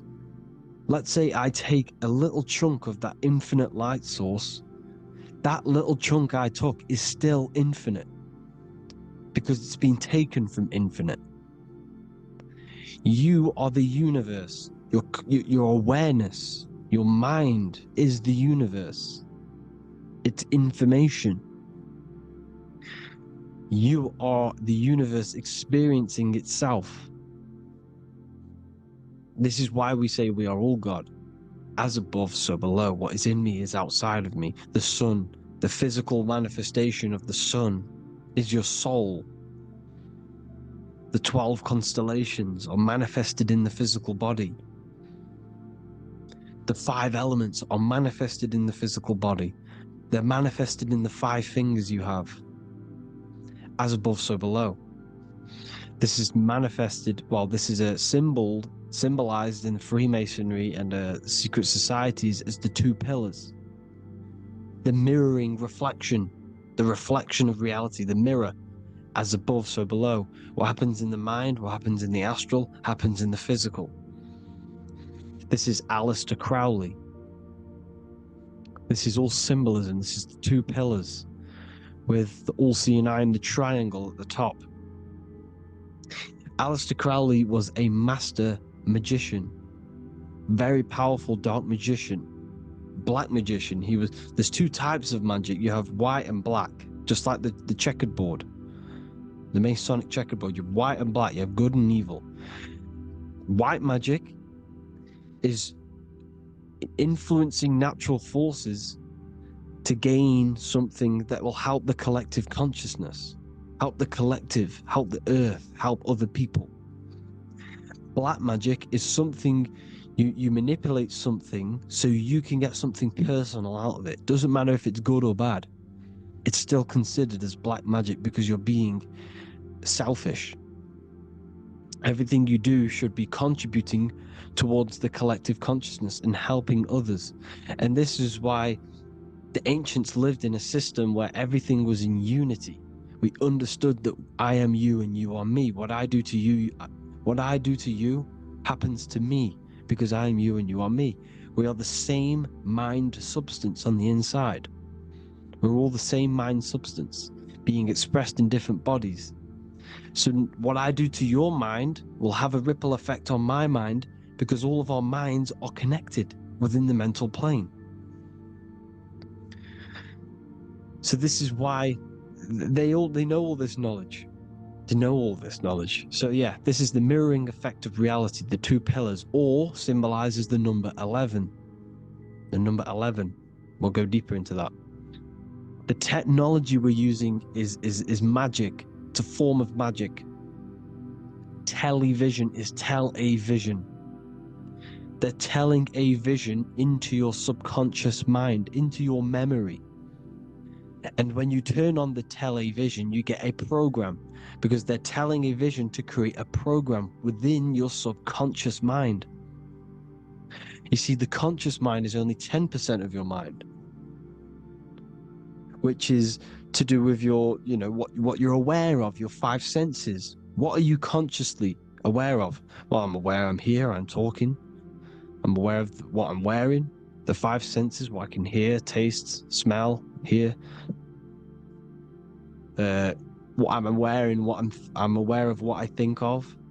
But the subconscious mind is the 90% of your mind. It's the hidden part of the mind, which is telling your heart to beat, telling your body to breathe. It's storing all of your emotions. It's storing everything you see, storing all the belief systems that you have. It has everything. It stores all of the habits you have, the values. It stores everyone's name that you know. All the words that I'm speaking right now is all coming out of the subconscious. Everything is subconscious. And it literally manipulates 90% of your daily basis behavior. Most people don't know this. What you did yesterday is what you will do today because of these beliefs and mental programs within the subconscious, stored within the subconscious. So the subconscious is what they're aiming at. They're trying to create programs within the subconscious because the subconscious manifests 90% of your thought patterns, 90% of your actions and words. They know all this stuff. So the subconscious mind is the most powerful part of the mind. Another way the subconscious manifests and influences your life is, let's say you were in a car crash years and years ago, 10 years ago. Let's say you're in this car crash, right? And you really hurt yourself. The emotion you felt in that time when you were injured in that car crash had a great impression on your subconscious mind. You see, the stronger you feel something emotionally, the stronger impact it has on the subconscious. You can remember and recall that moment, and very vividly, because of the impact it had on the subconscious. For example, you become that terrified of cars that it manifests into your life today, that you are wary to go in certain cars. You don't want to go into cars at all, maybe, because of that moment that stood within the subconscious. And it will manifest into anxiety. It will manifest into not going into cars. It will manifest into depression, maybe. These things, these emotional, very emotional, traumatic events have a great impression on our subconscious, and they control your life. This is why you need to meditate and go deep within yourself and let go of these internal, deep emotions that you may have repressed and keep pressing down and ignoring. But you need to address it and let go of these subconscious impressions you have, which are controlling your life, like anxiety, depression. All of these things are stemming from things that are stored within your subconscious years and years ago, more than likely. Broadcasting. They're casting spells to a broad audience, to news, north, east, west, and south. They're casting spells. No, if you watch the news, everything's red. Breaking news in red writing or the red background, everything's red. Why? Because red's the root chakra, which is all to do with survival. They want to stimulate this root chakra because they want you down there in survival mode. They want you in survival mode because you're easier to control. They control out of fear. And not only they're casting these spells as if, because most of the things they cast in the news hasn't already happened. They're constantly bombarding you with, there might be a war breaking out, war this, war that, kill here, kill there, murders. It's impressing, it's casting spells on your subconscious mind. So when the event does turn up in real reality, in physical reality, you're less emotional, you're less surprised. You're not as surprised because you've already heard it before. Your subconscious has already heard it all before. If you never heard of a war and then a war broke out, you'd be going crazy. So they subtly program your subconscious mind through the words, because the words they say is impressing your mind. It has an effect on your mind, which will have an effect on your behavior, your words, your conversations you have with people. They're casting spells to north, east, west, and south on the tell a vision. They're telling a vision by broadcasting, by saying spells. This is why we call it spelling. Even the word, listen, the words we say cast spells. Bless. Oh, bless you. That's be less. The subconscious mind only picks up literal things. You see, when I say bless you, your conscious mind picks that up as, oh, thank you, you're blessing me. But your subconscious picks up as be less. You see? Because the subconscious it has no filter. It's just, it is what it is. Everything is factual in the subconscious. Therefore, if I call you an idiot, your subconscious, my subconscious will think I'm talking to myself. I'm calling myself an idiot, and it will take that as true. That is truth. Everything is truth within the subconscious. and the subconscious manifests your behavior. The devices you, this is the biggest one. Black scrying mirrors, device, the devil's vice, the device. Okay? Black scrying mirrors, black screen is scrying. Black scrying mirrors were used to communicate with spirits within the astral plane in the medieval times. They're still being used now by black obsidian mirrors. And look at your phone, it's a black mirror. And there's some sort of, I'm not saying this is facts, but personally I believe these are portals for spirits and ethereal entities to come into your life, to come into your surroundings. So this is the next big thing: the TVs, your iPhone, your iPod, all black mirrors. And mirrors are very, very powerful. Even just a normal mirror. Mirrors have an effect. Whatever you say into a mirror, what you say is energy.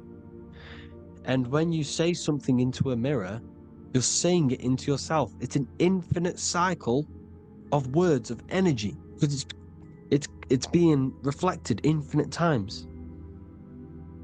When you say something into a mirror, it has a massive effect. You're saying it directly into your eyes, into your mind. So what you say in a mirror should be said with precaution.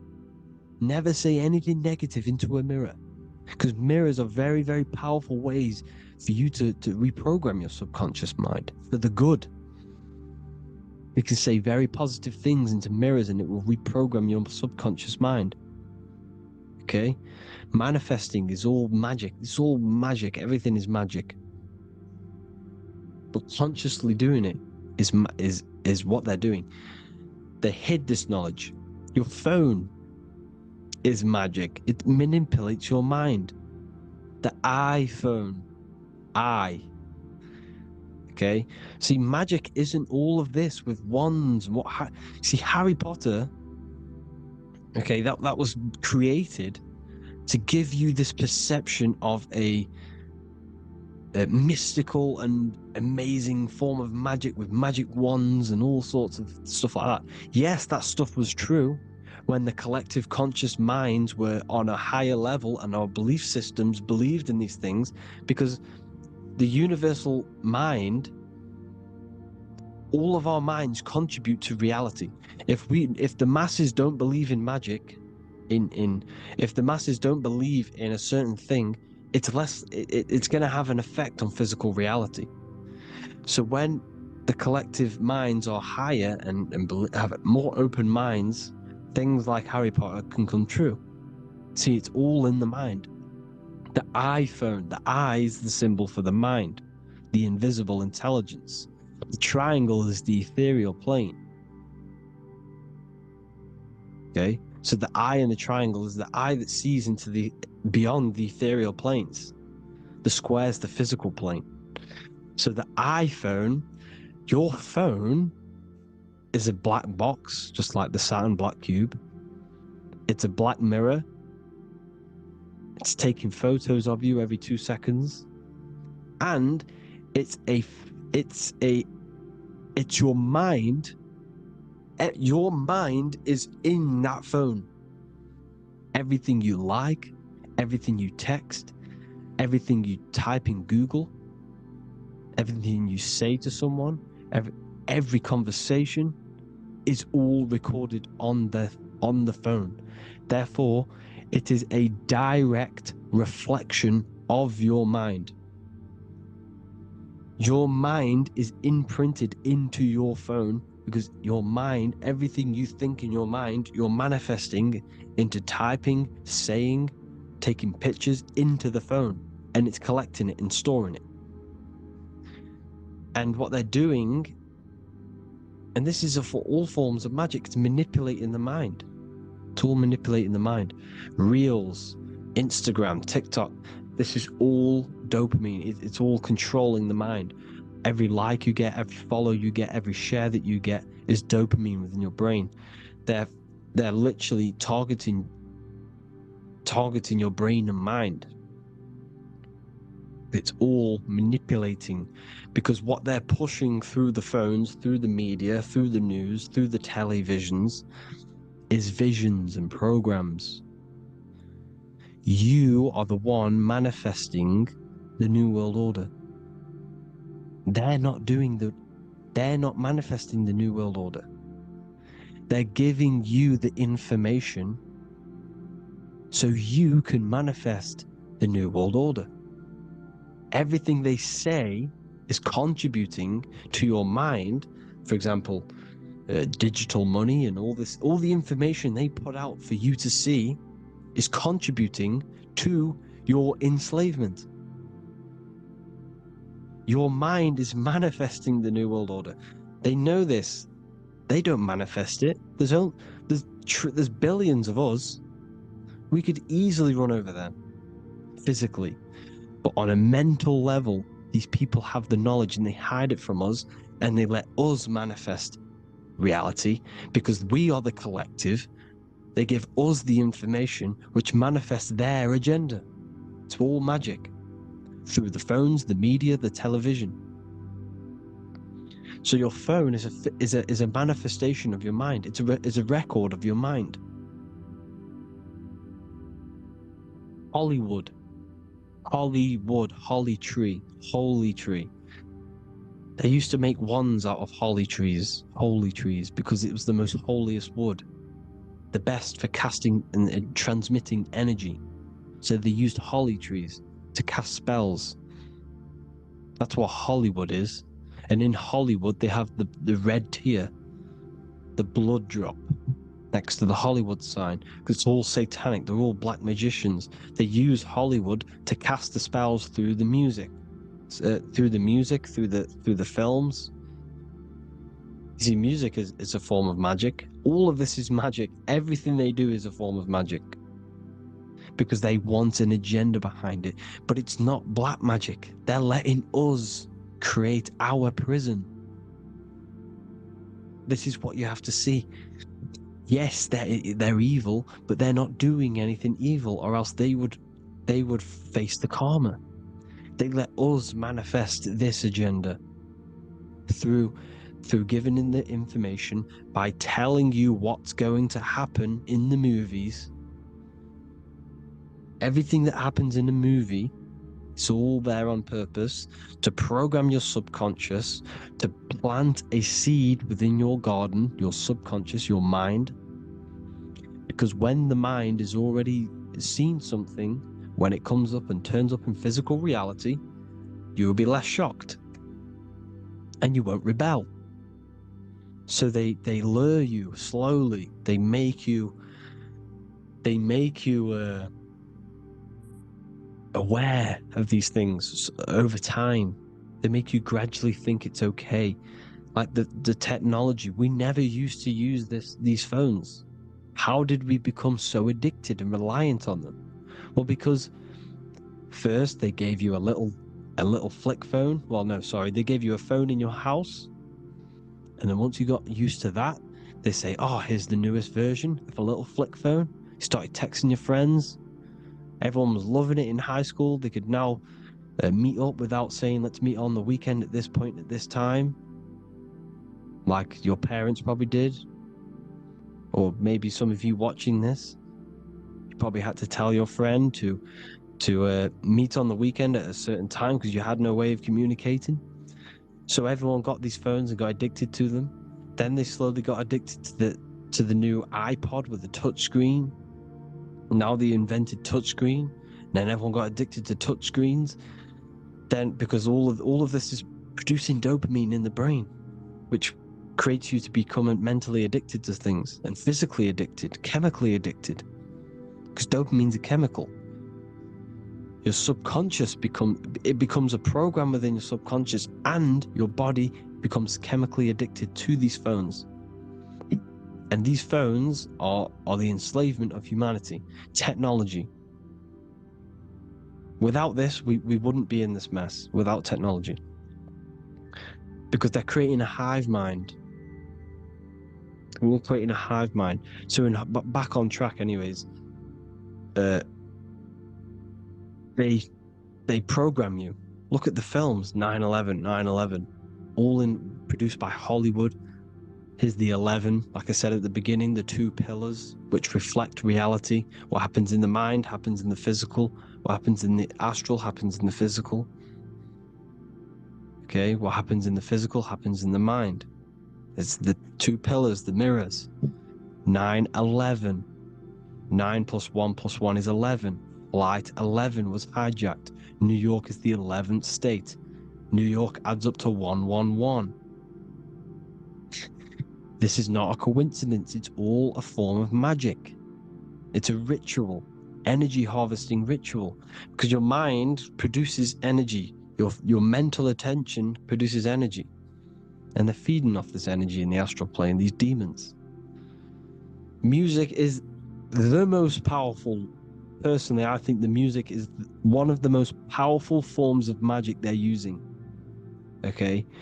Music is hypnosis. It puts your brain in a hypnotic state. It influences your electromagnetic field through vibrational energy. It reprograms your subconscious mind. Why do you think you remember the lyrics? You see, your subconscious stores all of the memories.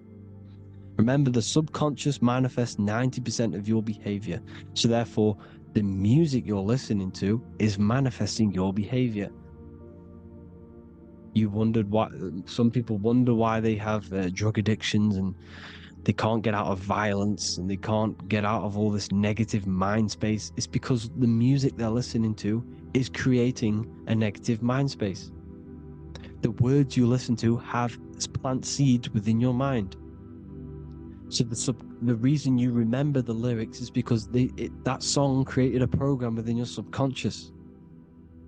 Yes, that is what happens. You can use magic to reprogram your mind, but you can use music to reprogram your mind because it's all forms of magic. It's using natural mental energy forces to manipulate the physical reality. You manipulate your mind, you manipulate reality, physical reality. Okay? So the music, another very, very big one. When you turn on the radio, it's just all talks about alcohol, drugs, and sex because they want you down in the lower three chakras. They want your mind attached to matter when it's mind over matter. Your mind's not physical. You see, the word spirituality is the new trend. It's not about your spirit. It's not about your spirit. It's about your mind. It's not about, spirituality and looking after your spirit. And they've got you focused on your spirit. Why? Because they hide your mind from you. You see, a lot of people think their mind is their brain, but the mind is everything. There is no physical reality without mind. You can have a brain. Imagine if you had no mind but a brain. It wouldn't work. The mind is everything. The mind controls your avatar. It begins in the mind before it happens in the brain. Then the brain manifests through the body. The brain's just an electrical computer. So that, they've got people scared, or do I have a soul or not, and all this stuff. Listen, if you have a mind, you have a soul, because you are not the mind. This is why everything is sort of an illusion, because beyond the mind is your soul. But what is the soul without a mind? You can't have a soul without the mind. But if the mind didn't exist, the soul doesn't exist. You are the person listening to your mind. I shouldn't say person, because you're not the body. You're the entity behind the mind. But if you didn't have that mind, you couldn't understand what you even were. You would just be an observer who couldn't think. So yes, we all have a soul. If you have a mind, you have a soul. Everything is mind. Everything has mind.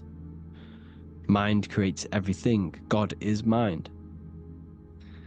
And they're manipulating your mind through TV, your phone, every little thing.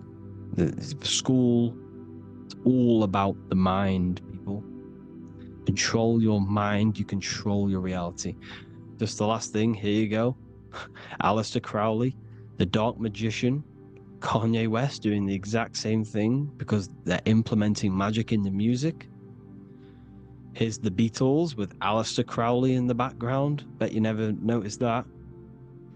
Aleister Crowley was influencing music and placing magic within the music to influence the subconscious. This is what Baal worship was. This is why they killed children. They sacrificed these children. Why? Well, because in order to ascend, in order to raise your consciousness internally, godly, by being good, God, or being in order to be good and raise your consciousness and to get something in the physical world, you have to sacrifice yourself. And what do I mean by that? In order to raise your consciousness and ascend, you have to sacrifice the lower nature of yourself.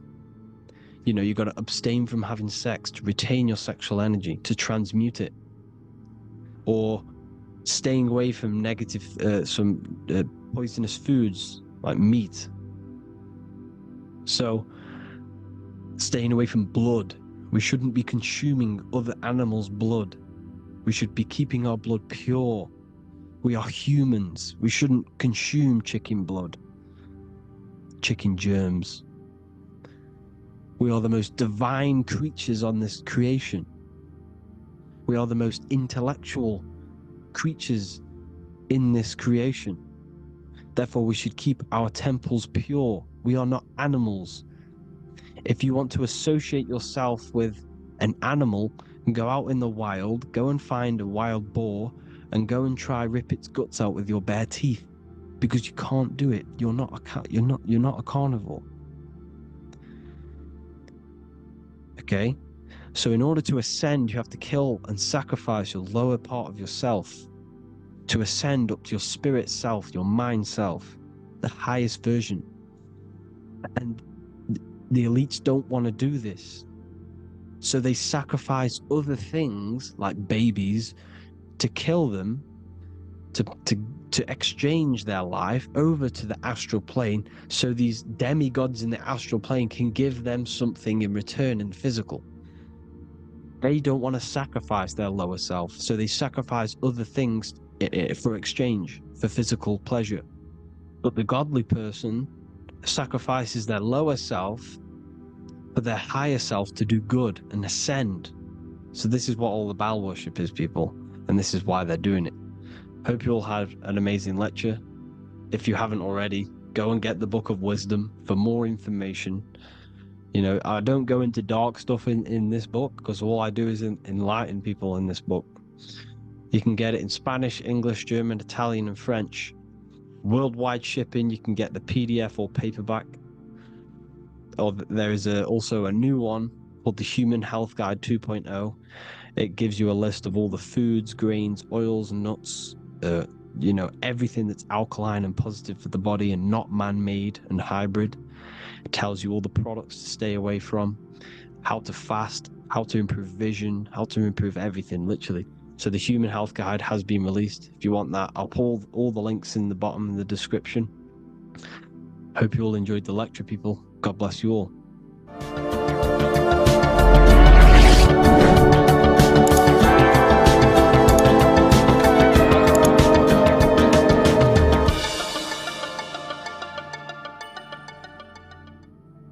You are not breathing correctly. 98% of people only use a third of their lungs capacity, which is shallow breathing, which ages you, lowers your brain capacity, and also lowers your state of consciousness. So it's essential that you breathe consciously on a day-to-day basis. because this is what truly elevates your consciousness. I am going to give you the key for you to raise your consciousness just through breathing alone. It's such a simple thing, but yet the most effective way for raising your state of consciousness and becoming more spiritually and mentally advanced. So tune in for this video and I'm going to show you exactly how to do it and the symbolism behind breathing. Air is more than just air. It carries electromagnetic energy. So now I'm going to give you the science behind this spiritual truth. This invisible force is what sustains all physical life, providing the life force energy essential for existence. Electromagnetism. Everything is fed off electromagnetism. Your body is an electromagnetic battery. Now, we can prove that air carries electromagnetism just by doing a simple test, a simple scientific experiment, by getting liquid oxygen and pouring it between a north and south magnetic pole, two polar opposite magnets. We see that the liquid does not fall straight through it. It is sucked, it is magnetically attracted to these two opposing forces, opposing magnets. This is proof that air, liquid oxygen carries electromagnetism. When you are breathing electromagnetism, the essential life force behind all living beings. This is known as energy or prana, chi, ether or spirit. This is all the same thing. Air is not just empty space, it is energy, it is prana, it is life force, it is spirit, it is ether, chi, prana. You are an electromagnetic being. Your consciousness is in direct correlation with your electromagnetic aura or biofield around your body. Your state of consciousness is mirrored within this field around your body. Now your breath, when you breathe in, you're breathing electromagnetism or life force. Breath is the vital link between the physical and the spiritual, bridging the body with the soul. Through breath, we connect with both tangible world and deeper, the unseen realms of energy and consciousness. Breathing deeply and properly elevates our consciousness, enhancing the brain's functions, heightening the sensitivity of our five senses. It also brings a profound calmness to the mind, creating a state of clarity and inner peace. Like I said earlier, breathing properly is the fastest way to elevate your consciousness. It is the fastest way because breathing, when you stop breathing, what happens? You lose physical consciousness. Your body will shut down if you do not breathe in this vital electromagnetic energy in the oxygen. If your body does not get this for 5 minutes or however you can last without breathing, this makes you lose physical consciousness. Your body will not survive without this essential life force energy. Therefore, air is one of the most overlooked things. This is why we see the symbolism of Buddha having a big belly. Why does he have a big belly?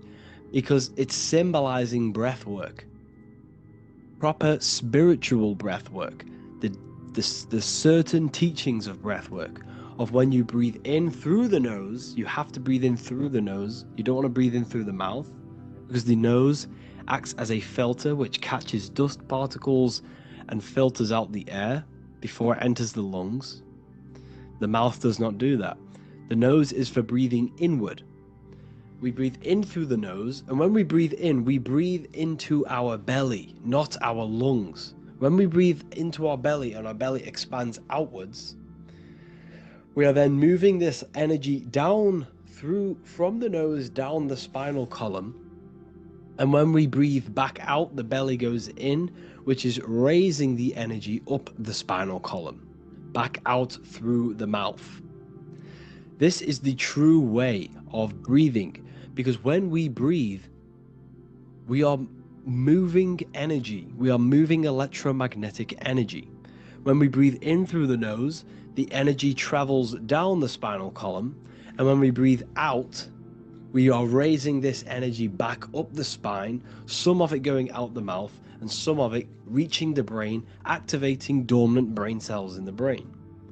But when we breathe, we need to make sure we are using 100% of our lungs' capacity, because the lungs is what transforms this special energy into consciousness, physical consciousness. So this is why Buddha has a big belly. It's not because he was fat. It's not because he was overweight. It's symbolism. It's symbolism of breath work. So try this. Do this for 2 minutes while you watch this video. Breathe in through the mouth as hard as you can until you no longer can fill any more air into your lungs and belly. Breathe it into your belly, not your lungs. And breathe out through the mouth. Do this for 5 minutes or 2 minutes, however long. I promise you, breath affects your consciousness. You will notice the difference. If you do it quicker, the quicker it'll affect your consciousness, and you might go lightheaded. But that lightheaded is you activating your spirit, your energy body. So try this just when watching this video. When you breathe consciously, you are renewing both your energy body and astral body, aligning your consciousness with a higher state. This practice feeds new life force energy into the body, revitalizing and enhancing your overall well-being. Like I said, your brain requires the most amount of oxygen. When we have shallow breathing, this is reducing the brain's capacity. Because when we are not breathing properly, which 98% of people are only using a third of their lungs' capacity, we are essentially only using a third of our consciousness, because your breath is directly correlated to your consciousness, your state of consciousness. When you breathe in through the mouth, out through the mouth, out in through the nose, out through the mouth, consciously and deeply for 5 minutes, you will notice that your senses are more powerful and sensitive. Your brain is quicker. It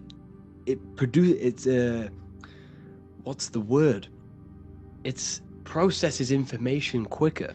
You become quicker. You become a superhuman, and you feel more spiritual because it activates your spirit, your astral and energy body.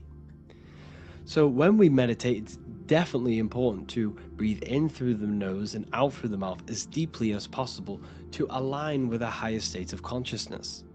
And this is the easiest way to separate your consciousness from the body.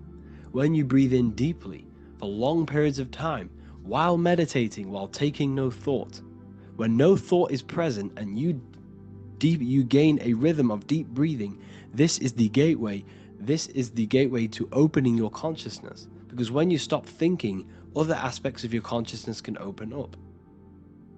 All of our lives we've been thinking, which has blocked off the higher states of consciousness. So breathing is very, very important. It affects our overall well-being. And this is Yahweh, the in and the out of breathing. When we breathe in, this is Yah. You can hear it. It sounds like Yah.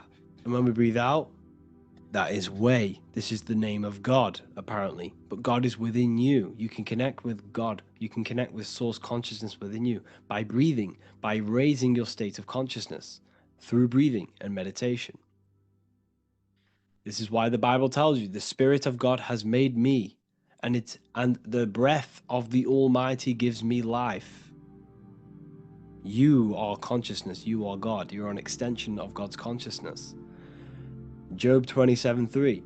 As long as my breath is in me and the Spirit of God is in my nostrils. The Spirit of God is through breath. John 20:22. And when he said this, he breathed on them and said to them, receive the Holy Spirit. The word spirit means breath. In Greek, Hebrew, Latin, it all means breath or wind or air. The Holy Spirit is a certain way of breathing, a breathing technique that elevates your consciousness, that syncs you up to a holy consciousness, an elevated state. That is the Holy Spirit. That's why it tells you in the Bible, when he said this, he breathed onto them. He breathed onto them and said, receive the Holy Spirit. You must breathe to receive the Holy Spirit. When you breathe, you are renewing the body's energy. You're taking in new life force, which is regenerating your cells, regenerating your brain, nervous system, and also connecting with consciousness, pure consciousness. This is not something that we should be doing during meditation. Yes, it is. We should be doing it during meditation, but this is something that we need to apply all of the time. This is the fastest way you can raise your consciousness. I just want to say, all of this knowledge is inside of the Book of Wisdom, Volume 2. Make sure to give a like and a comment on this video to help the algorithm. And let me know what you think about the last book or this book if you have read them, to let the new people know what they're looking at with this book. This is truly life-changing, the Volume 2 and Volume 1 is truly life-changing. You can get them in a bundle also. Learn hidden knowledge inside of the Ethereal University. This is where truth seekers belong. I'm not here to try sell you this, but this is the place for truth seekers. And if you are serious about your spiritual journey and serious about gaining knowledge, which gives you the advantage over life, join Ethereal University. This will definitely help you. Thank you for watching this video. Please leave a like and comment. Make sure to give me any suggestions on videos you want me to make in the future. Thank you all. You don't just have a physical body. You have a physical, mental, spiritual, and emotional body. Each one of these aspects are a body of its own. Body does not just refer to a physical substance. You have a mental body for thinking, an emotional body for your emotions, a spiritual body for your energy in your astral form, and a physical body to encapsulate all of these.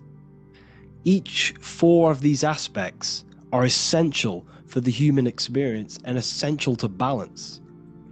Now, today we're going to be syncing the 4 aspects of your consciousness with the 4 seasons and the 4 elements and how this ties into the Bible. So we have 4 physical elements. We have 5 elements in total, spirit being the most important, but spirit is pure invisible. We have 4 physical elements. We have air, fire, earth, water. Earth and water are feminine. Air and fire are masculine.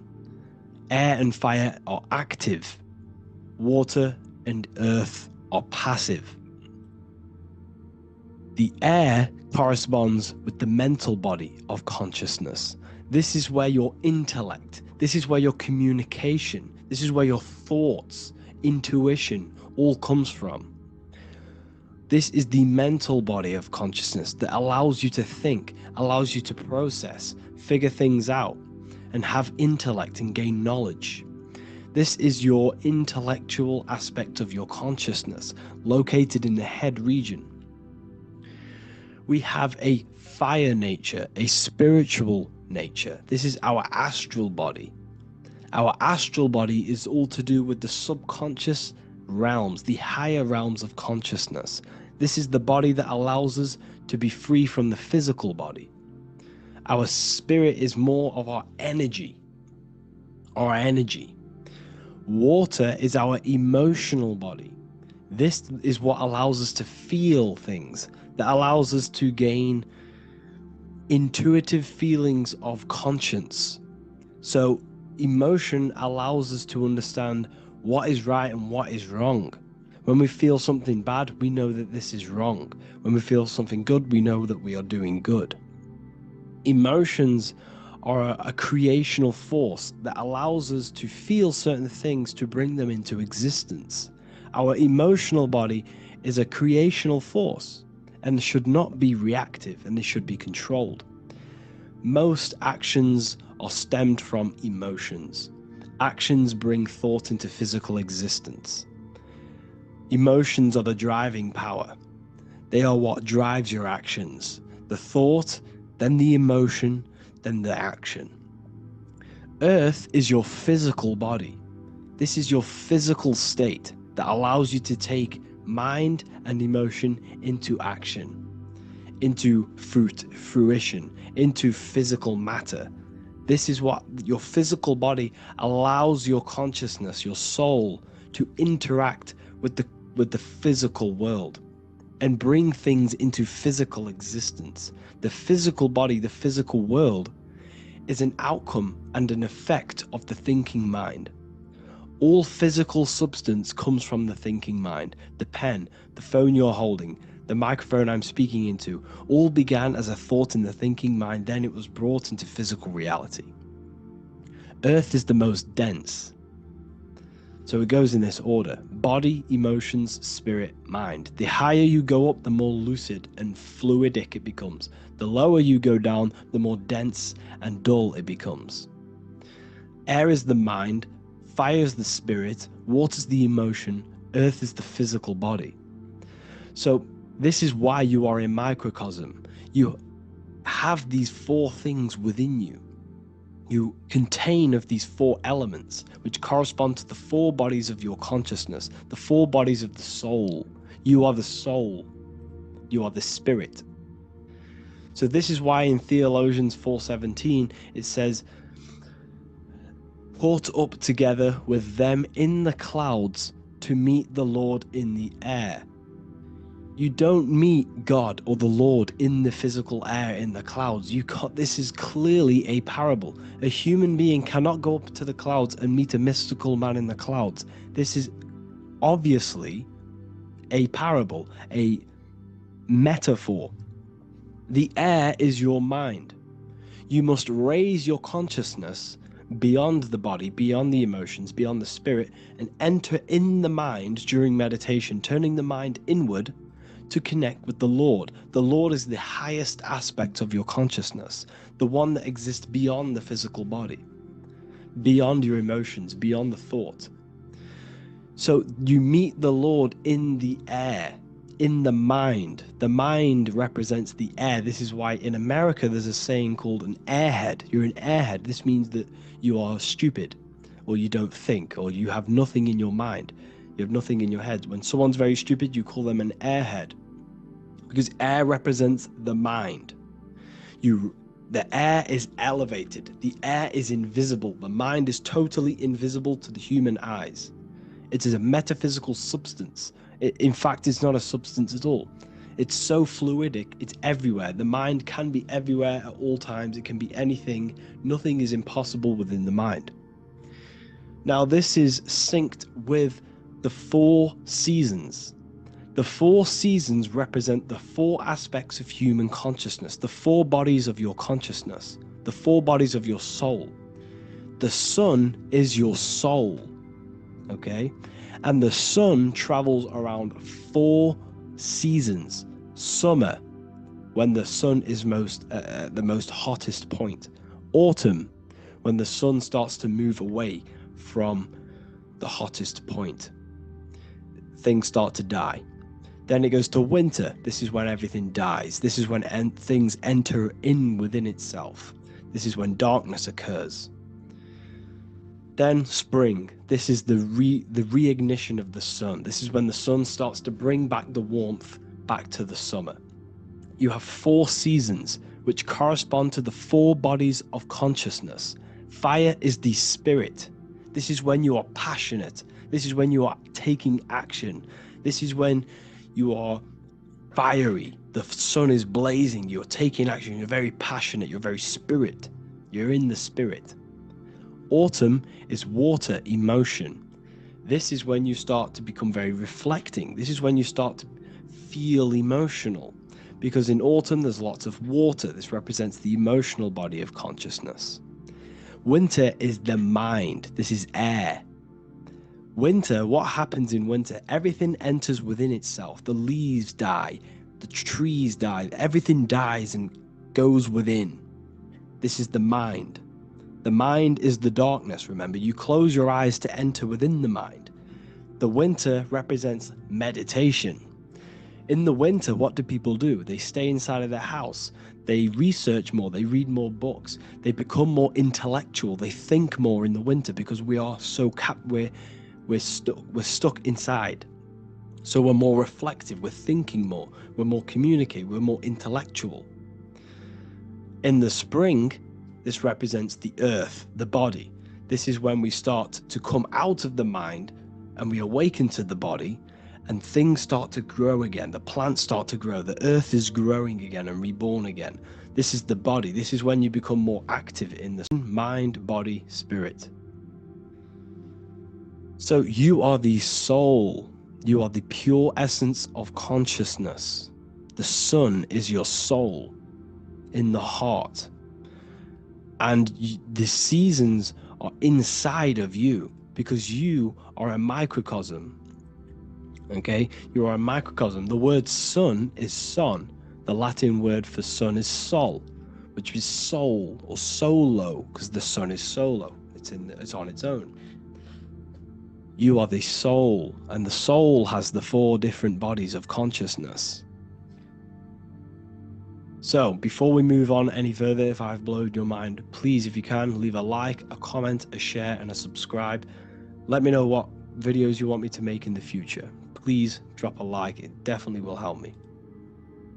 You are a microcosm of the macrocosm. Man is a miniature universe that goes through its own cycles.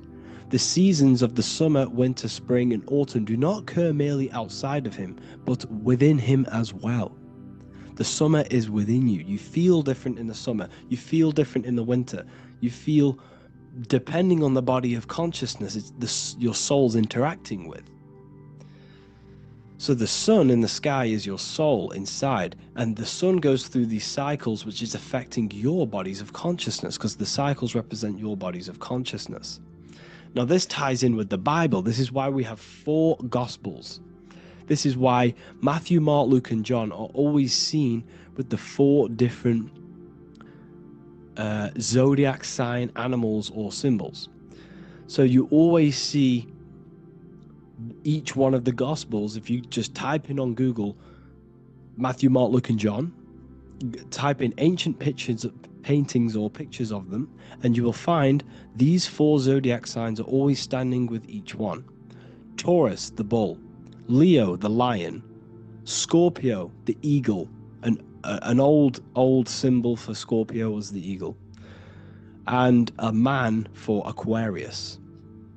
Here you see very, very ancient paintings and artwork. Here we see Matthew, the man, Aquarius. Here we see John, the Scorpio. The same here. We also see it on the tarot cards, on the world card. We see the 4 fixed zodiac signs. Here we see it as well.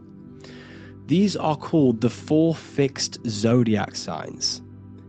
Now, when we look at the zodiac, we're no longer looking at the sky, because what you must understand is as above, so below. What is above you is inside of you. What is above is what is below. What is outside of you is within you. The zodiac is inside of you. The zodiac revolves around the sun. The sun is your soul. These are different energies of your soul. Like I said earlier, the 4 seasons are the 4 bodies of your consciousness. And in each body of consciousness, you have these different energetic energies that you can work with. Okay, so this is the true astrology. This is the true astrology, the internal esoteric astrology. You can't find much information on this at all. Very hard to find. So what we're looking at are the 4 bodies of consciousness. Obviously, when you look in the middle of each, when we look in the middle of each season, spring, the middle of spring is Taurus. The middle of winter is Aquarius. The middle of autumn is Scorpio. The middle of summer is Leo. These 4 signs are known as the 4 fixed signs. Okay, Scorpio is fixed. It's the middle of autumn. Scorpio is a water sign, emotion. Aquarius is the air sign, the mind. Taurus is an earth sign, the body. Leo is a fire sign, the spirit. This is why we see Matthew, Mark, Luke, and John with the 4 fixed signs of the zodiac, which represent the 4 bodies of consciousness. Leo, the spirit, fire. Luke, Taurus, earth, body. Matthew, Aquarius, air, mind. John, Scorpio, water, emotion. Each gospel is depicting Jesus and showing Jesus in each gospel. Each one of these gospels is showing and depicting Jesus according to the different body of consciousness. In John, this is when Jesus starts to turn water into wine. Water is emotion, wine is transmuted emotion. This is when he does miracles with his emotions, water into wine. Aquarius, which is Matthew, air, the mind. Inside of the Gospel of Matthew, this depicts Jesus as an intellectual person, a person who's communicating and using his mind, his mental body a lot inside of the Gospel of Matthew. Go and read it, and you will see this. Luke, Taurus, earth, the body. Luke shows and depicts Jesus according to the body of consciousness, the physical body. He shows Jesus as a human, being a human being, helping people physically and helping people's physical needs, like giving away food and doing all sorts of good things for other people. Leo, Mark, inside of the Gospel of Mark, this shows Jesus as a spiritual teacher, a passionate person who is taking action. Each gospel is showing Jesus according to the different body of consciousness, and Jesus represents you, the Son. That's why it's called the Son of God, the light of the world. Jesus represents your soul, and your soul has these 4 gospels, the 4 bodies of consciousness, the 4 fixed signs, the four elements and the 4 seasons. These things all correspond to your consciousness. So this is Leonardo da Vinci showing you the exact same thing. Jesus is the I am, the sun, the soul, in the middle, on his own. Luke, spring, earth, body. There are 3 people in each group. There are 4 groups and there are 3 people in each group. 1, 2, 3. 1, 2, 3, 1, 2, 3, 1, 2, 3. Fall, winter, summer, spring. These are according to the 4 bodies of consciousness. Here we see Aries, which rules the head region. He's on the head of the table. Gemini, he's holding up the 2 hands because Gemini rules the 2 hands, the 2 arms. Gemini is the 2 twins, which is the 2 arms and 2 hands, and the 2 lungs. Here we see the beginning of summer, which is Cancer. You see the big knife here. Cancer, him here, this grey-haired guy, holding a knife for the crab. Cancer, they pinch. You have a knife, symbolizing the crab. Leo, the middle of summer, showing dominance. The sun is very dominant. He's got his elbow on the table, showing dominance. Virgo has no Adam's apple. Cancer here is pointing at this woman's neck, saying there's no Adam's apple. This is Virgo, the virgin, the only woman. Jesus, the sun. This is Libra, the balancing. He's holding his arms out, balanced, showing the balancing of the sun, because when the sun enters Libra, the sun is balanced between winter and summer. So it's balanced. This is all astrology, but this is internal. Okay? This is Ezekiel's vision. Ezekiel had a vision in the Bible, and he saw the face of a man, the face of a lion, the face of an ox, and the face of an eagle.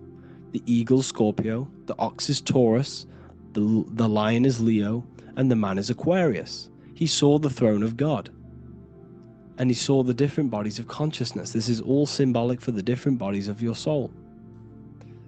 So when we look at the zodiac, we are actually looking at a map and the energies of our soul and the energies of our bodies and the energies of our consciousness. This is what we are looking at. Each zodiac is an aspect of our consciousness and an energy that we can work with and that we must purify. Balance and purification is essential. Imagine playing a brand new video game. Let's say a brand new video game came out and you had to play it. What happens when you play that game? You don't know the controls. You cause chaos in that game. You can't really run properly. You can't do anything properly. You're getting destroyed by other people who are playing that game. It's the same with your physical body. When you are born, you must learn how to play the game. You must learn how to balance the mind, learn how to balance the spirit, the emotions, and the physical body. We must balance and purify each body of our consciousness. We must look after our physical body with our physical health by eating physical, electrical food like fruits and veg. We must look after our minds by being conscious of what enters our eyes, enters our ears, enters everything. Whatever enters our five senses is affecting our mind, our mental health, our environment, mental. We need to look after our thoughts, control our thoughts by purifying our thoughts, only positive thoughts. Then we must purify our emotions, feeling only gratitude and love and not feeling these negative, dull emotions. Then we must look after our spiritual body through meditation and looking after our spirit. But remember, when we look after our mind, it all begins in the mind. Each body of consciousness is interlocked with the other. If you have an unhealthy body, you have an unhealthy mind, spirit, and emotions. If you have an unhealthy mind, you have an unhealthy body, spirit, and emotions. If you have an unhealthy emotions, you have an unhealthy spirit, mind, and physical body. They're all interlocked. You must balance each one of them. Look after your physical body, look after your thoughts, look after your emotions, look after your spirit. But remember, the mind is the most powerful one. It's mind over matter. Once we look after the mind, because once we start to control our minds and control every thought we think, this will then turn into discipline in our physical body. Because once we learn how to discipline the mind, we learn how to discipline what we eat, we learn how to discipline what we feel, we learn how to discipline our spirit. This is all interlocked, but work on the mind first. Work on the mind first. All of this knowledge is inside of the brand new Book of Wisdom, Volume 2. This is a revolution of human consciousness. If you've read it, please leave a review down below. If you've read Volume 1, leave a review down below. This is the next revolution. I don't see this information anywhere. This is the next revolution of human consciousness. And of course, if you are serious about this and you truly want to gain enlightenment and join an amazing community where you can connect with me on live calls, lectures, the Manifestation Mastery course, you can gain access to my library with over 45 PDFs plus my books. And if you do join the university, you can order a Volume 2 free of charge. All you have to do is to pay for shipping. If you truly take your knowledge serious and you want to take advantage of life, join the university. This is where truth seekers belong. Just want to say thank you all. Please leave a comment. Please leave a like. It's going to help me a lot spread this knowledge to the world. And yeah, share this with a friend and subscribe. Thank you all.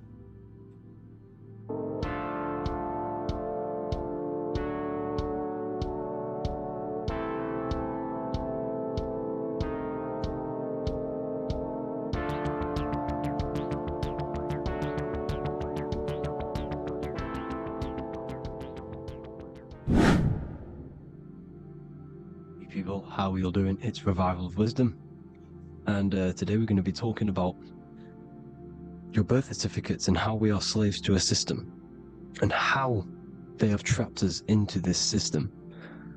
Okay, so the first thing you need to understand about this system is there are two types of laws.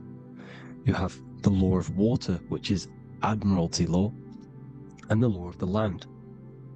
So the Admiralty law is the law of water, and this is what money is. Money is water. This is why we say liquidity, currency, the current. A current is water, something moving through something. Cash flow. And this is why banks are called banks, because a river bank is on either side of the water and it directs the currency. You see? So money is water. And as you can see here, Ripple, the cryptocurrency, Ripple, water Ripple, and they're building a bridge over water, overseas, international banking with cryptocurrency.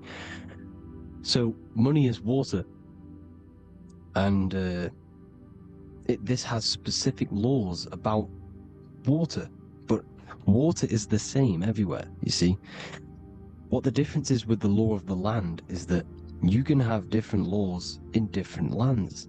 I can't do certain things in the UK that people can do in America, for example. You see, that's the law of the land, but the law of water is the same, because water is everywhere. Now, this is very important to understand when it comes to, you know, these birth certificates. So, Pope Gregory, this is where we're going to start off. Pope Gregory in 1582 took the Orthodox Eastern sunrise calendar and changed it to his own Gregorian timeline, not a calendar, a timeline. This timeline was copyrighted by Pope Gregory under the name of the Vatican. So the Vatican owns the timeline that we are using today, 2023. They own it. They own the title of this Gregorian calendar. Okay? Therefore, anyone who is born under this copyrighted timeline, not calendar, they are subjected to Rome, because Rome owns the timeline. They have a patent, a copyright for that timeline. What is on our birth certificates? That timeline. We are born underneath, we are subjected to the Vatican. This is why all birth certificates go to the Vatican. They own every single birth certificate. Okay? So when we use this timeline, we are subjecting ourselves to this timeline. Okay? Which the Vatican has a claim over. This calendar or timeline is set to sunset, not the sunrise, which is associated with death, darkness, and the moon, lunatics. You see, so this is a sunset calendar timeline. Okay, this is now, they've changed a couple things, right? They say that the new year is January the 1st. Okay, when we know this is in winter. January is winter, which is associated with darkness, death, the death of nature. So this is a death cult, people. These people are evil. They're so evil. The Vatican.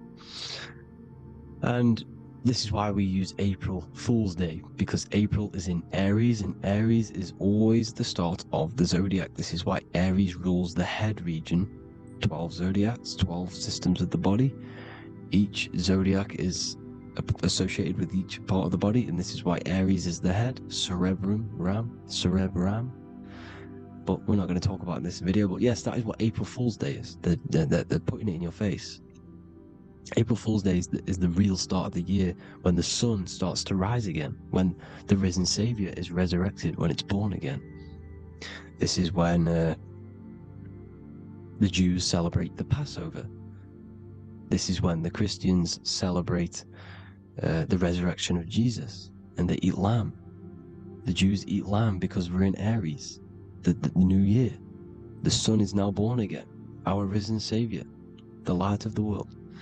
So yes, this is what April Fool's Day is. It's the first day of the year, which they changed. Pope Gregory changed. So you need to understand is that you are in the womb. You are inside of a ship, because every ship, literally a ship, every ship is female. This is why they say she delivers the product, because she does deliver the product, you, the baby.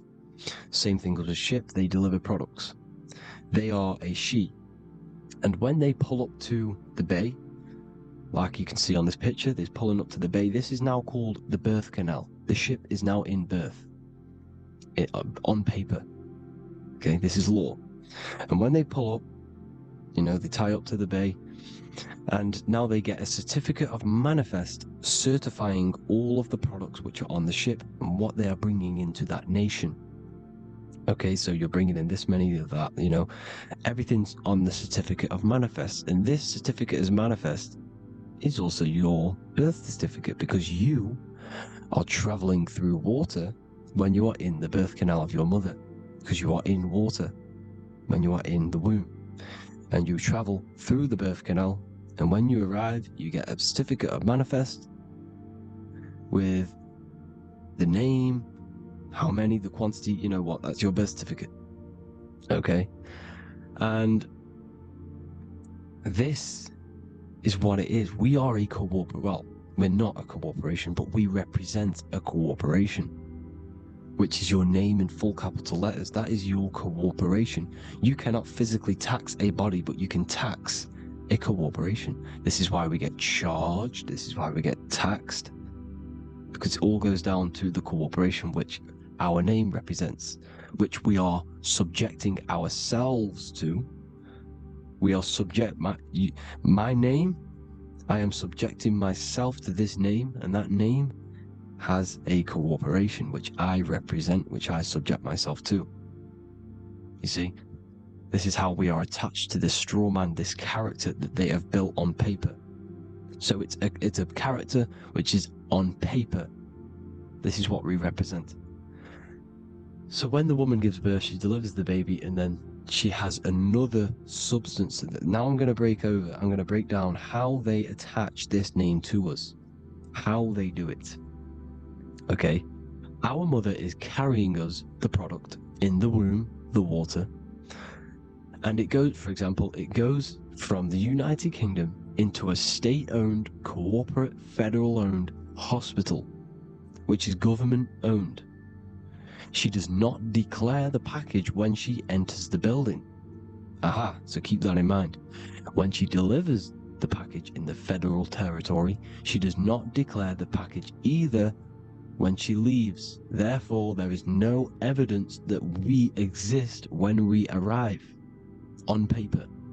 On paper, there is no evidence that we came into the building or left the building. We have not been declared. So we do not exist on paper at this point. When the woman gives birth, she delivers the baby, and then she has another substance, which is called the afterbirth material. Okay? This afterbirth material has the same DNA as our physical body, with the body, mind, and spirit. Okay? This is how they get this corporation. Hold on. The afterbirth material does not get claimed by the mother nor anyone. Therefore, they salvage that substance, because we are under the Vatican. Every state is all Catholic. Your birth certificate is Catholic. No matter what religion you think you are, every single birth certificate is Catholic, because we are subjected to Rome. All roads lead to Rome. Rome runs all of this. Okay? We're still under the Roman Empire. Okay, so Rome are Catholic, and they believe in salvation. This is how religion comes into this. This is how they use religion to get this. So they salvage the afterbirth material, and they claim it, and they salvage it and give it and charge it to Rome, and they give it a name. Here's the legal term: born alive. Here's what it says. Each product of such birth is considered live, born, and fully recognized as a human person. So each product of such birth, so that could be anything, the afterbirth, the person who actually comes out, the baby. So your afterbirth, which we do not take with us, we take the baby with us. They keep that in the hospital. They collect the afterbirth, and they salvage it, and they give it the name. Which it is us. We are a representative to that afterbirth material, which they put the name on. They claimed which is subject to Rome. So we are walking around our whole lives as a representative to that claimed salvaged afterbirth material, which the federal state have. Okay?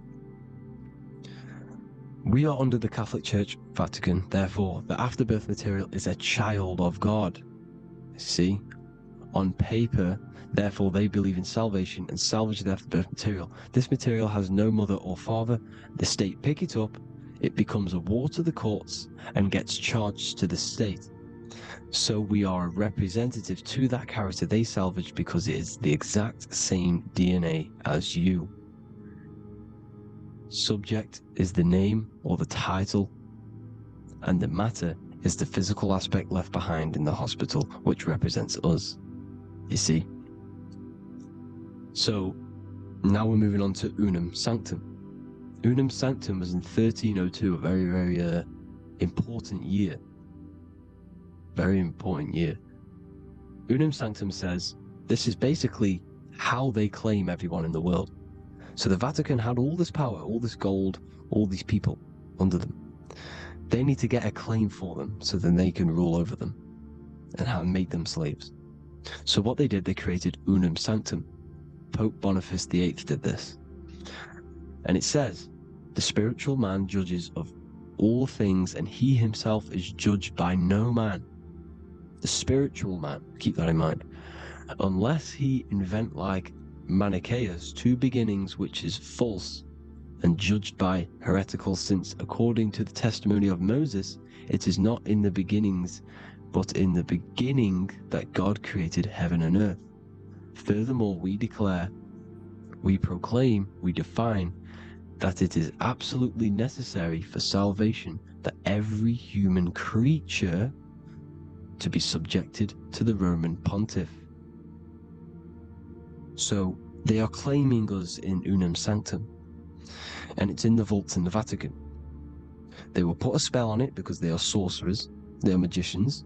They put a spell on it, they lock it up, and whatever goes on that piece of paper goes. And this Unum Sanctum is claiming all of us. So what does it say in the beginning? The spiritual man judges of all things and he himself is judged by no man. The spiritual man, the man with the body, mind and soul, the first baby that comes out the birth canal. That's you, your body, you, body, mind and soul. You have the Christ, which is I am, which is grace. Grace means here now, in the present. You have the Christ, which means I am, therefore you have a soul. If you can say I am, you have the Christ, you have a soul. But a creature can be anything with no soul. You see? So no man can judge the man with the soul. However, as it says in the second part, we proclaim, we define that it's absolutely necessary for salvation that every human creature to be subject to the Roman pontiff. So they are subjecting the afterbirth, not the man with the body, mind and soul, but the afterbirth to the Roman pontiff, to the Roman Catholic Church. We are the ones who are claiming to be the afterbirth material, which is our birth certificate, which is our representative. We represent that because it is our DNA. This is how we are stuck. We are stuck because we represent this DNA, which is on paper, recorded. You see? So we, being untaught, uneducated in these subjects, we are subjecting ourselves to this system, to this slavery, because we just want to live. We just want to live happily, just peaceful. Think about it. Where's all this coming from? Where's all this war, all this killing, deaths coming from? We just want to live. It's coming from the Catholic Church, these evil death cult, which has subjected us, which has used us as slaves, and we are still slaves, and it's just going to get worse and worse and worse. So this is how we have subjected ourselves to be the slaves to this system. It's a lot to take in, and there's a lot more deeper stuff which goes into this. I'm just going over the surface. I'm going quite deep, but there is little details that I still need to learn myself. But this is the general how that we've been stuck to this slave system. So we are batteries, okay? This is why we get charged. When you go in a court, you get charged, okay? Because you're a biological battery. This is why cities look like motherboards, because we are feeding energy to this matrix. Okay, when we look outside of ourselves, when we give power to so-called Jesus Christ, worshipping idols outside of ourselves, where attention goes, energy flows. We are feeding the matrix with energy. By looking within, placing your attention within yourself, you are taking back your power. Because the I am is Christ. The you, the soul, is Christ. It's God. The awareness is God. Okay? However, we are subjecting ourselves to this system. We're subjecting ourselves to this system, and the feeding of our energy.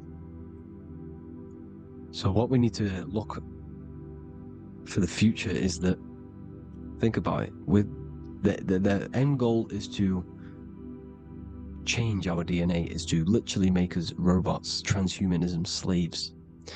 This is why we have smart cars, smartphones, smart watches, smart meters, smart cities. And all of this is going to be connected by the smart grid, which is 5G. This is why 5G is rolling out. 5G is going to connect all of these technologies to one. It's like a big net system. And you know why they're doing this? It's because all of this is going to be connected through AI, through this 5G, and that 5G is going to be controlled by the elites. So you say anything wrong, you do something wrong, you say the wrong thing online, they'll turn off your car, they'll turn off your phone, they'll turn off your smartwatch, they'll turn off your TV, because it's all going to be connected and controlled by the smart grid. And this is what the Great Reset is, people. But they're going to trap us inside of these 15-minute smart cities, so we can't leave the area, because they're going to use climate change as a tool to enslave us to not travel because of so-called climate change and the fumes that we are putting into the air, which is all BS. They're doing this to push these new cities, to push all of it. Listen, they're trying to get inside of your body. The only way they can do that is to get you addicted and using this technology. First, they got on the body with the smartphone. Well, first of all, we use the technology. We get used to it with it in our hand. The next step for them was to get on the body, which is the Apple Watch, as you see down here. They have now successfully got onto the body. The next thing is to get inside of the body. This is the brain chip. You see how they've slowly lured their way in, slowly got you addicted to this technology, got you dependent on this technology. And what they're going to do is that they're going to mold society to be dependent on the brain chip. So in order, for example, if you want to go and pay for food, you're going to have to get a chip to pay for the food, because it's all going to be digital money. And that digital money will be connected to the chip, and you'll need the chip to pay for things. You see? So this is how they're slowly transhumanizing us. These phones, these apps, these things which are all we are all using was created by Freemasons. Mason means traveler, because they travel the depths of the mind. They understand human consciousness. They understand the brain. They understand the mind. By the deepest root cause, they understand it. This is what Masonry is. It's the occult. So these technologies is designed by these people. This is why they're so addictive, because they understand how it works. They understand how to get people addicted, because they understand human consciousness, the brain, the body, and the mind. So this is the advantage Freemasons have over us. And these secret societies, which have gone through the orders of Freemasonry and progressed onto these secret societies, which are the evil side, because I'm not saying Freemasonry is evil, okay? But the societies which they go beyond Freemasonry, because you can go beyond the 33rd degree into these secret societies, and they use this knowledge for the bad, to enslave people. And this is what's going to happen. Transhumanism. So I hope you all learned some insight for today. Please do a bit more research on, birth certificate and stuff like that, the straw man. And have an amazing day, people. Please like, comment, and subscribe. Peace.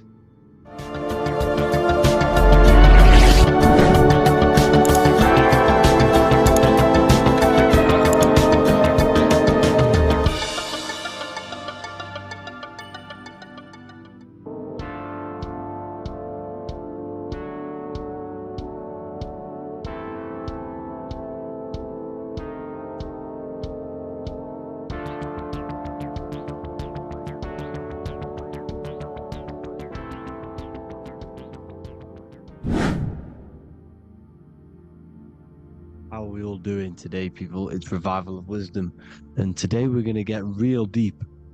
This video is going to get real deep. A lot of people are not going to be ready for this sort of knowledge, okay? You really have to do is to really deprogram the mind, because everything we've been taught is a complete lie, is to keep us trapped, okay? This is really advanced knowledge. Now, let's get straight into this. All of the ancients depicted other worlds, and they called this place Midgard. Midgard is the mid-garden, the middle garden. This is why the Masonic symbolism on the floor is always a black and white checkered board, symbolizing the polarity here, the good and bad, because we're in the middle garden, the heart. Earth rearranged spells heart, because we're in the heart of this system, or whatever it is, a super quantum computer, whatever you want to call it, simulation. Now, in the Quran, it talks about the 7 layers of heaven. All of these ancient artworks are depicting these different layers of reality. Okay, and look at the Egyptians here with the boat outside of the firmament. Boats travel on water, and this is exactly what the Masons are doing. So they're still using the same symbols. Why? Because it's the same knowledge, just hidden. The Egyptians have the same knowledge as the Freemasons. It's just hidden. Now, this cosmology that they're showing here, which is probably made maybe 100 years ago, this painting or artwork, is the exact same as the one we see here, with the arch, the boat. It's similar, because the boat is symbolizing traveling these other worlds, because the ether is also symbolized as water, because if you look up at the stars through a telescope, it looks like it's water. It's shining through water, because this ether, whatever this substance is outside of this world, was symbolized as water. Okay, and look at all these ancient depictions showing these different layers of reality. Now, we are being trapped within this 3D dimensional world, which is the cube, the Saturn cube, because there are 6 sides to everything in this world: front, back, left, right, up and down. 6, which is the cube, because we're in the Saturn, Saturn's world. Okay, now, always been depicted as a tree of life, the tree of the universe has always been depicted as this tree, because Let's get a bit deeper. Now, the cosmology of this reality is the sun, the moon, and Polaris, always in the Masonic art. The sun, the moon, and Polaris, the all-seeing eye.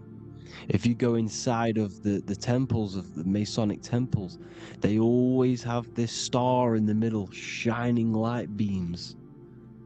Okay? Look here. The light beams coming from the big star in the middle, which is Polaris. This eye is God. It's God's light shining down from his abundance. Now, when you astral travel, you will see this big ball of light above you, and this big ball of light is God. But you cannot travel towards it until you are pure. It doesn't work like that. You have to become formless. You have to become pure before you can become one with the light. In all these Masonic artworks, it's all depicting the star in the center. This star is Polaris, because Polaris is the way out of this place. And this is why you see the stairway to heaven all the way up to the light beam, the light source. What does it say in the Bible? God is light, because everything is made out of one substance, and that substance is light. And it symbolizes the eye, because God is an eye. All things that are alive have an eye. And we all say, I am. We all see these realities through eyes. God is an eye. He's the all-seeing eye. He sees all things at all times. And he is projecting this light. And this light comes down to create all the different levels of the worlds. And this is what the two pillars symbolize the number 11. 11, the number 1, is just a vertical line. It's the one. It's a 1 point. 11 symbolizes the mirror nature of reality. Everything's mirrored. As above, so below. Now, the 11 also symbolizes openings, doorways. And as you can see here, an opening to the all-seeing eye. And you see here again, an opening to the stairway all the way up to the light. This light is the light of God in the astral worlds, beyond this world. Now, Polaris has also been symbolized as the UFO. They put the truth in plain sight. So you know in the films how the UFOs suck people up. That's what Polaris is doing. If you ascend beyond this world, if you do not ascend beyond this world, you will be reincarnated in this world. The whole thing is to outgrow this consciousness to the plane above. And I'm not just making this up, I'm going to be bringing in scriptures after this. But you can see with the Christmas tree, we always put a high, big star at the center, at the top, which is the star of Polaris, which is exactly what the Masons are doing here. The star at the top. And it's on top of our Christmas trees. And all of these symbolize the other stars, because Polaris is the most high star. And all the other stars are wrapped around the firmament lower than Polaris. And that's exactly what the Christmas tree is. And it's a triangle. It's a triangle, just like light beams travel from one point in the triangle, just like the all-seeing eye. It's a triangle. The light is coming from one point and sending its rays downward. You see, it's kind of like you see here with the water. And the lower you go, the darker it gets, the more evil it becomes. And this is what the ancients would call hell. Now, this all-seeing eye is Polaris. And below Polaris is Mount Meru, the North Pole, the magnetic North Pole.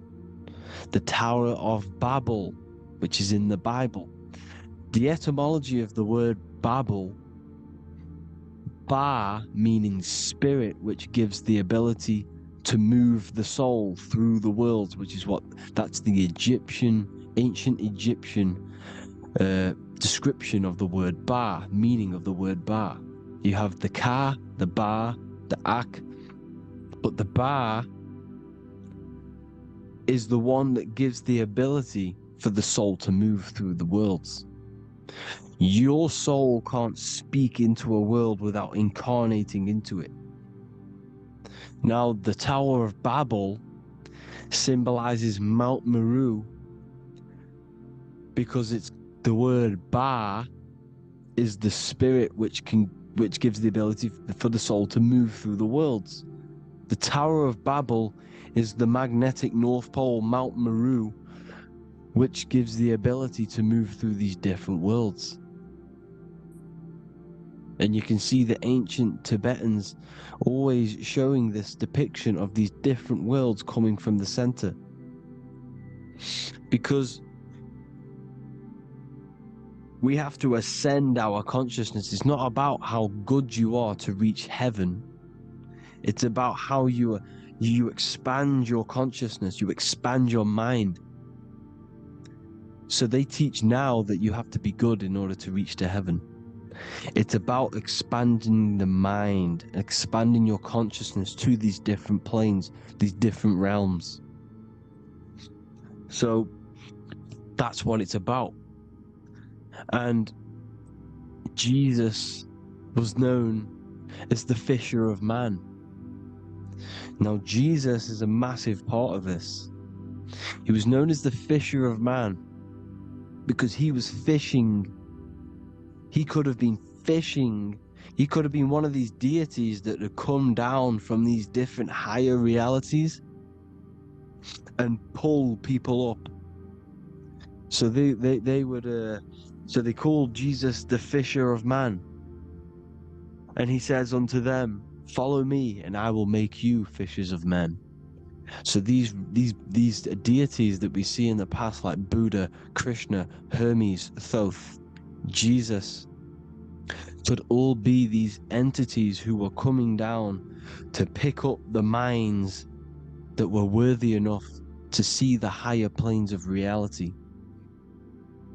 And this is why they called him the fisher of man. Now, when Jesus walks on water, there is a parable with Paul. And he says, but Jesus immediately said unto them, take courage, it is I, don't be afraid. He's talking about astral travel here.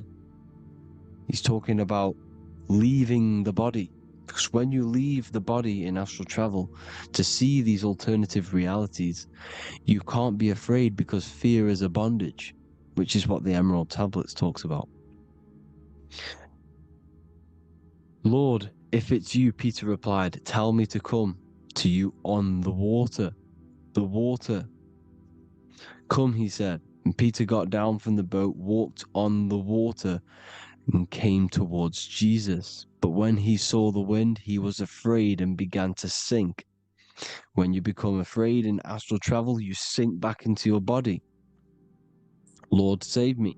So this is talking about Jesus pulling people up into different realities. And you can see the fish is the symbol of Jesus. Is another symbol of Jesus, a fish. Because fish symbolize deep occult knowledge. Because fish travel the depths of the ocean. And they symbolize us because we are fish underneath the ethers. And Jesus was pulling people up. You see, so the Bible is a people today believe the Bible is a book telling you how to reach to heaven, how to become godly and reach heaven. But you've got to become the Jesus Christ to see these alternative realities. Now look at the Emerald Tablets is a massive part, and it speaks so much about these different realities. Look what it says here. This is in Emerald Tablet 3. Then in my heart grew a great longing to conquer the pathway that led to the stars, which is exactly what the Masons depict in all of their art. Look. the ladder to the stars. And then he goes on to say, years after years I sought after wisdom, seeking new knowledge, following the way, until at last my soul in great travail broke from its bondage and bounded away, broke from the bondage of the body. Free was I from the bondage of earth men, free from the body I flashed through the night. The stars. The stars are a massive part in the astral world. Each star is a different reality. And the true astrology is the star that you came from. You came through a star to reach this, to reach here. There is a reason why you are here. There's a reason why you have the personality traits, because your soul came from a specific star. This is why we call them stargates, because they are gates in and out of this reality. And Polaris is the way out to the higher worlds. Now look, far into space, my soul traveled freely into the infinite circles of light. Beyond knowledge were some planets and great gigantic beyond dreams of men. Then he goes to say, lift up your flame from out of the darkness, fly from the night and ye shall be free. Lift up your flame. Your flame is your soul, because it has to be lifted up out of the darkness. This is the darkness, this world, this body is the darkness. Because it's a bondage. You need to break free. You need to learn how to astral travel, people. You have to learn this. If you want to get out of this world, you have to learn how to astral travel and see the other realities. Traveled I through space-time, knowing my soul at last was set free, knowing that now I must pursue wisdom until at last I pass to a plane hidden from knowledge, known not to wisdom, extension beyond all that we know. So he's talking about he went to a place where we cannot even comprehend here, a place that is not even known to earthmen. He's telling you he's ascended out of this world to the planes that are beyond. And it says here in the Emerald Tablets, man is in process of changing to forms that are not of this world. Grows he in time to the formless, a plane on the cycle above. Know ye must be one, ye must become formless before ye are one with the light. The light, the same light that I was talking about, the Masonic light, with the triangle, God, the one source. Ye must become formless before ye are with the light. Formless, you have to leave the body. You have to leave the body. You have to gain the ability to leave this body and travel to these other worlds. Now, it says here, not as man am I, for free have I become of dimensions and planes. In each I take on a new body. In each I change my form. Know I now that the formless is all there is of form. You see, all things created come from the things that, all things that you see come from the things that you cannot see. All of us have the same spark of consciousness, the same I am. Every dog, every animal, every human has this same I, this same thing which sees through the eye. It's formless. It takes, this formless entity is the same entity of us. We are all the same entity in different bodies. And this entity it was represented as the flame, the cosmic flame, which is inside of all of us. And this is why the Masons depicted your spine as a candle or the Holy Grail. You would either see this or a candle with a flame on the top, because the Holy Grail is your consciousness, which is on top of your spine, which is the candle. Now, Jesus, Thoth, Buddha were all these deities which were coming down to lift people up because they were fishermen of men. and he would lift you up to the higher worlds, out of this world, to the ones above. Now Thoth, you can see him here, he's leading the way. He's holding someone and he's leading the way with knowledge and power. He was leading the way to other worlds, out of this world. There's no point trying to change this world. This world will stay the same. It will stay the same. You have to get out of this world, and that's what they're telling you. That's what they're keeping you from.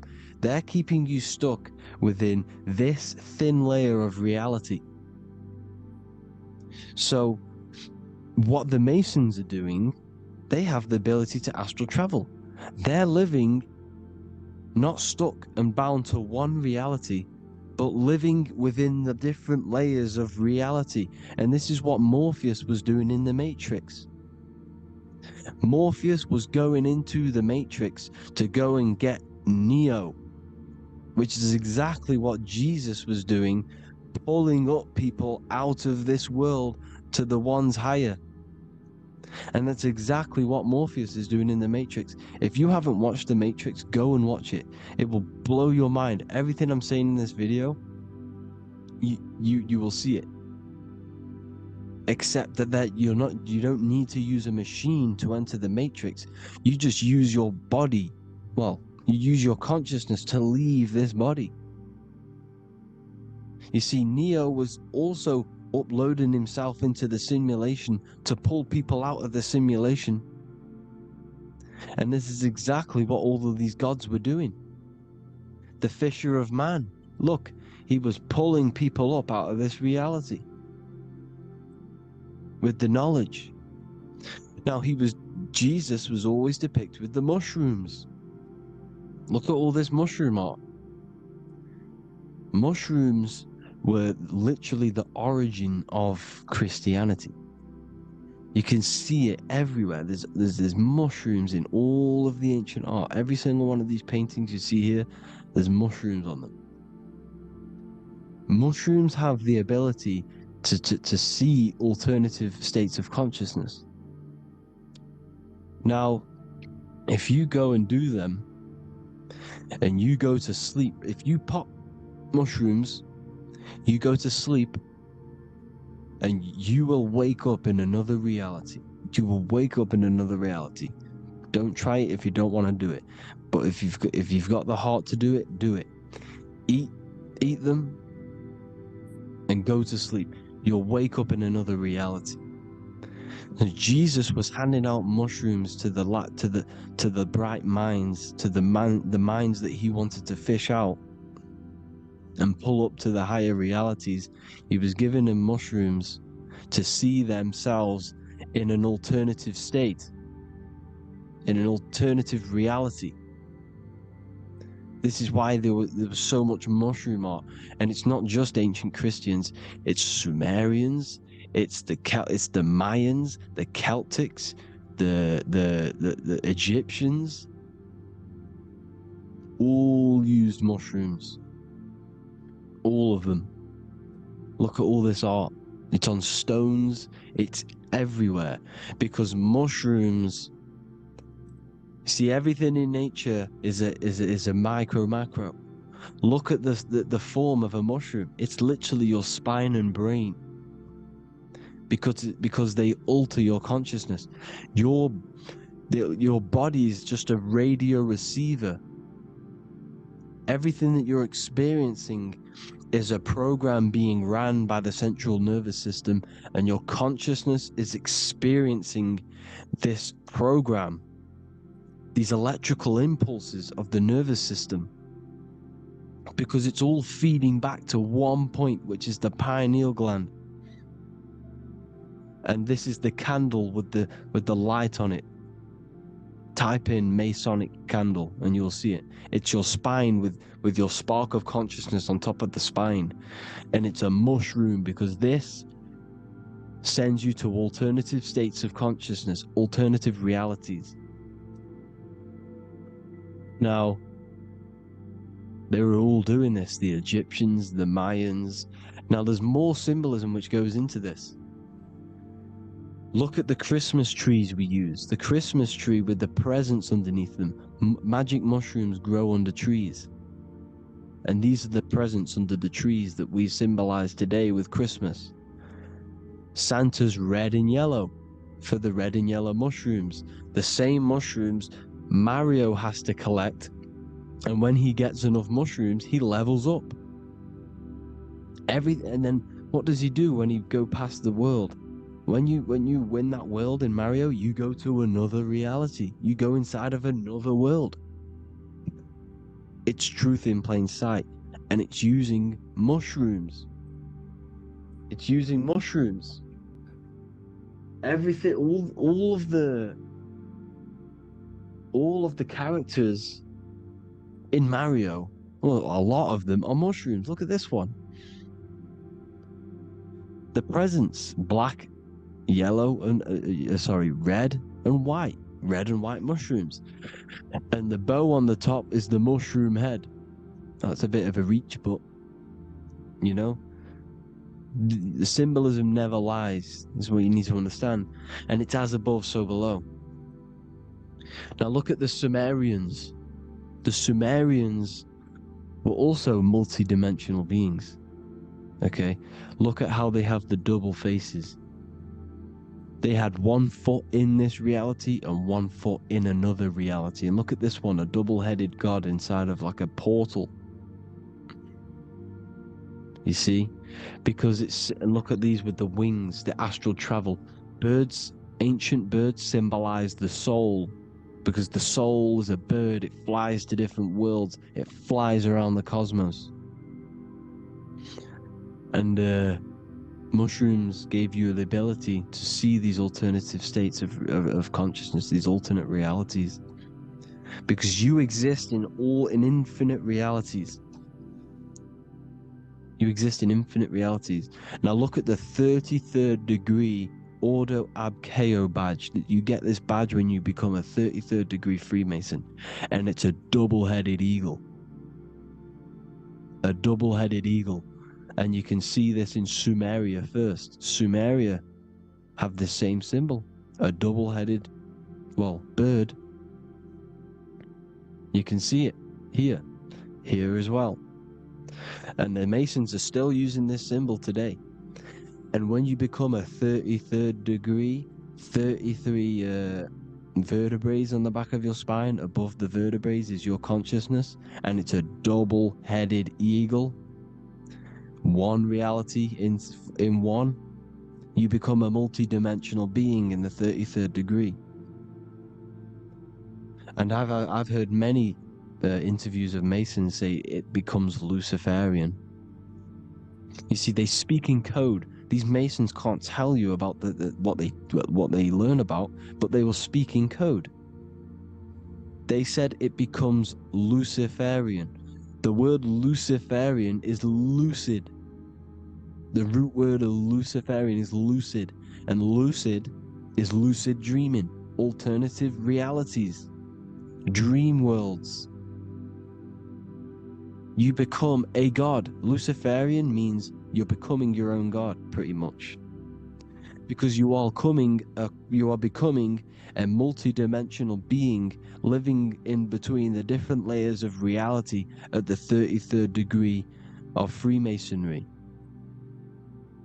And look at the double-headed eagle, because the birds symbolize the soul. And they reach high, they fly high, just like the soul wants to fly high to the light, to become one with the light, like the Emerald Tablet says. Now look at Janus. Janus was another god, and he's known as the god of doorways. Janus always depicted with a double head. Janus is why we say janitor or January. And January is entering a new year. Janus is known as the god of doorways with keys, always got a key. Because keys open doors. That's why the janitor holds all the keys. And Janus always has double heads, because he had 1 foot in this reality, 1 foot in another.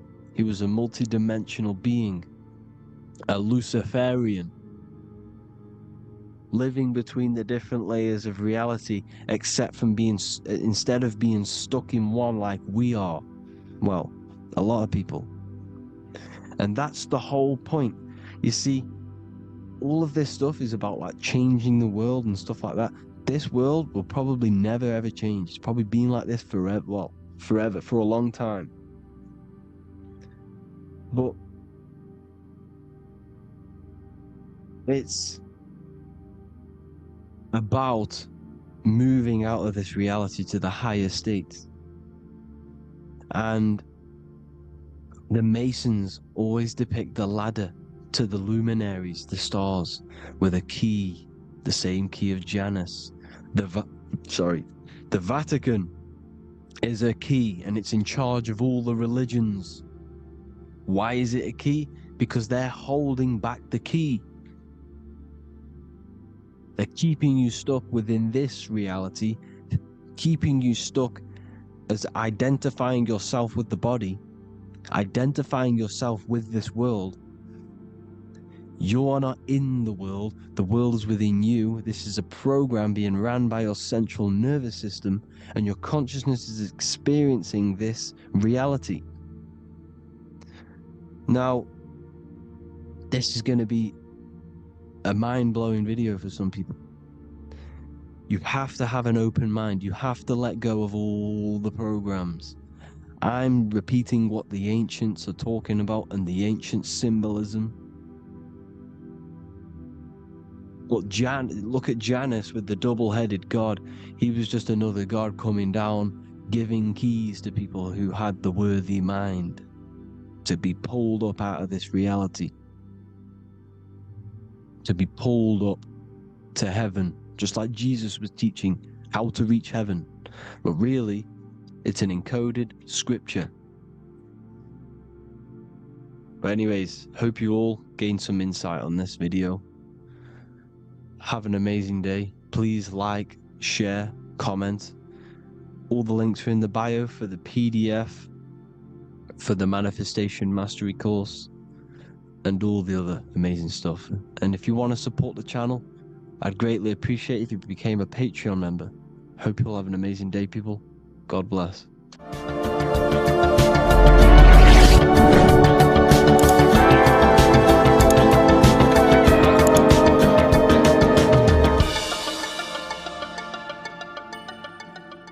Welcome to Revival of Wisdom. Welcome people, we're back with another video. In this video we're talking about how Jesus Christ and Christianity is all sun worship. The Holy Bible of Christianity is not meant to be taken literal for history. It is a story and has lots of metaphors. Starting with the symbol of the cross of Jesus. This cross originates from this ancient cross of the sun.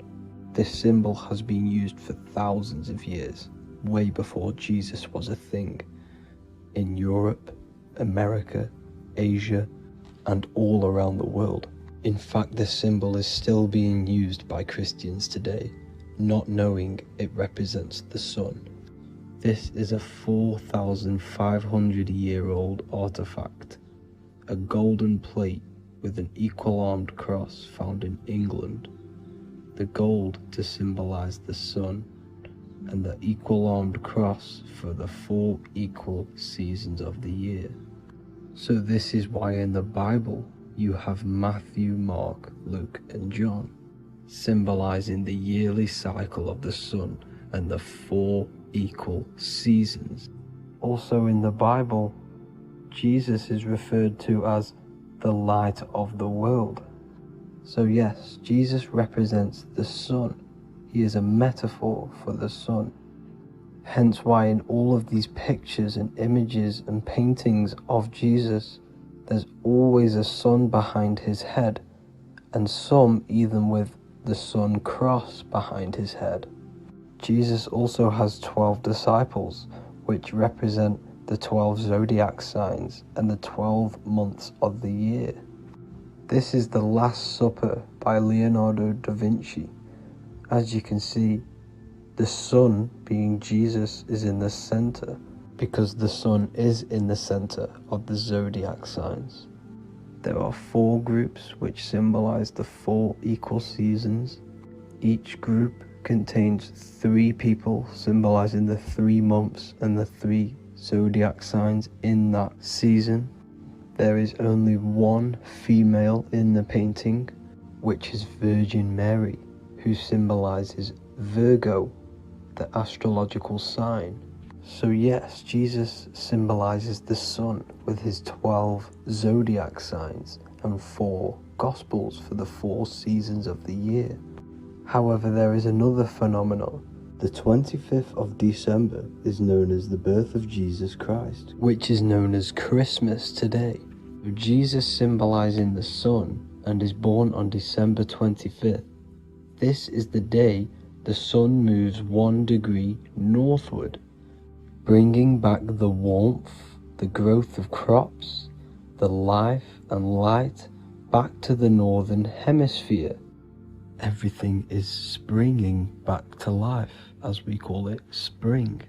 So it is said that the sun is born again on the 25th of December, and Jesus is known as the risen Saviour, because the sun is our risen Saviour, because it gives life to the whole of this realm, the warmth, the crops, and without the sun rising in the morning, we'd all die in about 2 weeks. And we all know how Jesus died on a cross. The sun also dies on a cross in the southern hemisphere. It dies on the Southern Crux constellation. And on December the 22nd, 23rd and 24th, the sun remains in the same position. So the sun dies for 3 days and it is born again on December 25th, when it moves 1 degree northward. And this is when the sun is born again, or resurrected, just like Jesus. Constellation Virgo is prominent in the spring sky in the northern hemisphere. So therefore, the sun is born a virgin, Virgo. And as you see in this image, you see Virgin Mary holding the sun. Us as humans do not own the sun, so therefore God owns the sun. So yes, the sun is the Son of God, and this is what Jesus is symbolizing. And just how Jesus sacrifices himself for humanity, that's what the sun does. The sun gives out all of its energy so we can live. There are many other Bible verses which represent Jesus as the sun. Now in Matthew 8:23-27, his disciples are in a boat and there is a massive storm. Jesus is asleep, meaning the sun has not arose. And the disciples say, "Save us, Lord, we are perishing." Quote, "Then he rose and rebuked the winds and the sea, and there was a great calm." End quote. Now this is a metaphor for the sun rising and calming the storm, because in the ocean, when the sun is down, that's when there are great storms. The worship of celestial bodies go back thousands of years, and it's called astrotheology, and it can pretty much be traced back to all ancient civilizations. Now going back to the ancient Egyptians, the god Horus, the god of war, and he symbolized the sun in the morning. Ancients used to say that he walked over the sky in 12 steps. Yes, this could symbolize the 12 zodiac signs. It also symbolizes the 12 hours of daylight. So we have 12 hours of Horus, but now they've rearranged the word to hours. Horus and hours. And when the sun rises, Horus rises, we say horizon, which is Horus is rising. That's the etymology of horizon. Another Egyptian god called Amun-Ra was known as the god of all creation. He was the first god of them all. Amun was also a sun god. Therefore, after every Christian's prayer, they say Amen, sending their prayer through the sun to God. So this all goes back to the worshipping of the sun. Sun worship was around way before the Romans. However, in the Roman times, their sun god was called Mithra. Mithraism was the main religion before Christianity came into play. Mithra was the son of God. He died on a cross, and he was dead for 3 days and resurrected, just like Jesus. So the Catholic Church was not made in heaven, it was made by the Roman Empire. They mixed all the sun religions of Judaism, Mithraism, and other Arabic religions and combined it into one, so Caesar, the Roman emperor, could gain his own religion. So yes, Christianity was a political move to gain more control over the masses, because it was a worldwide government at this point in time. So here is a Sumerian helmet with the rising sun symbol. And then the Romans also used this rising sun symbol on their armor. So sun worship has been going on for thousands of years, and it still goes on today. However, with all the programming and the low IQs, today we do not get the full interpretation of the Bible and these stories from the past. And Christians and other religions are all brainwashed to not question their religion and not realize their true origins and where they come from. I do advise you all to do your own research and come to your own conclusions. However, I'm just pointing out the facts and connecting dots for you all to see. That's it for this video, guys and girls. Thank you all for tapping in. God bless.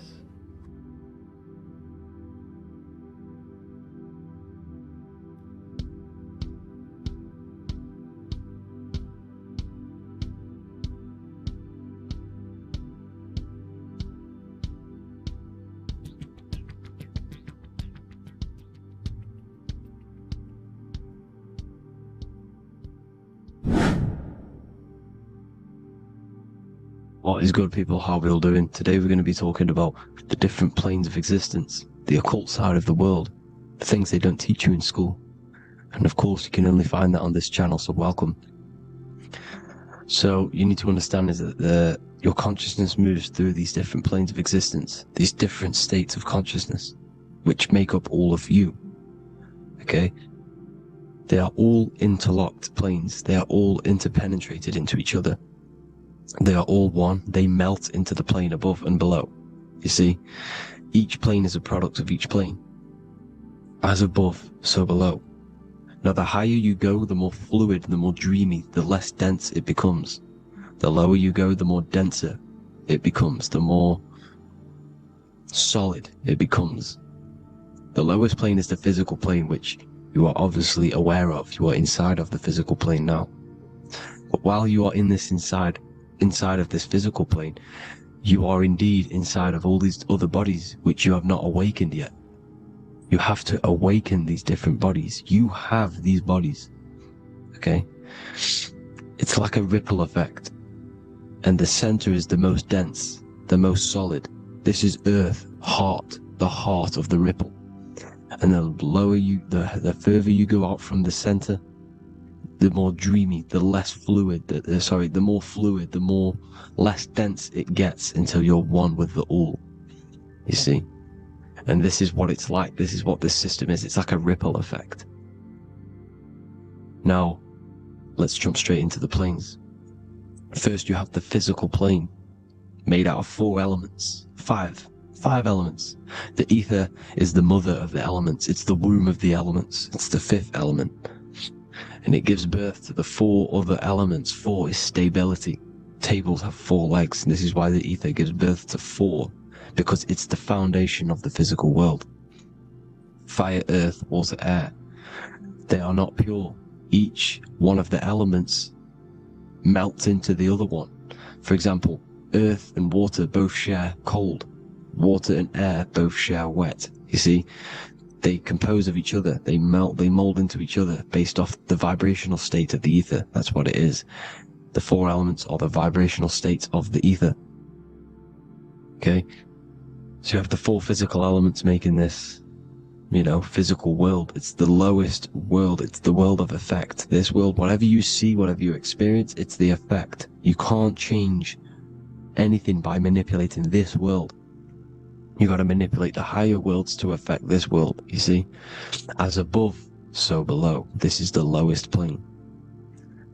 It has 3-dimensional. It's the 3rd dimension. Space, height, and thickness. That's all it is. Front, backwards, upwards. You see, it's 3-dimensional. We cannot perceive the hidden side, which is the interior of this existence. We cannot perceive the interior from our exterior view. We are looking into this world. Okay, this is the exterior view. We can't see what's inside of that. That's the 4th dimension, which is the next one. It's the most gross and dense plane. 4 states of matter, the most slowest vibrational molecules exist in this plane. Above this plane, you have the ether. Okay, the word ether and either are the same thing, because either connects 2 scenarios in languages. I either support Manchester United or Liverpool. Either is connecting them 2 scenarios. The ether is doing the exact same, as you can see here on the planes of existence. It connects the astral world, which is very important, to the physical world. It's connecting these 2 worlds. So it's the ether. It's the ether. The ether is pure potential. Energy flows through the ether. It is pure energy, pure potential. Okay? The physical body is an exact copy of the etheric counterpart body. So every physical object has an etheric energy double. It's like a blueprint of that object. Every single object has an energy double, and that's the etheric double.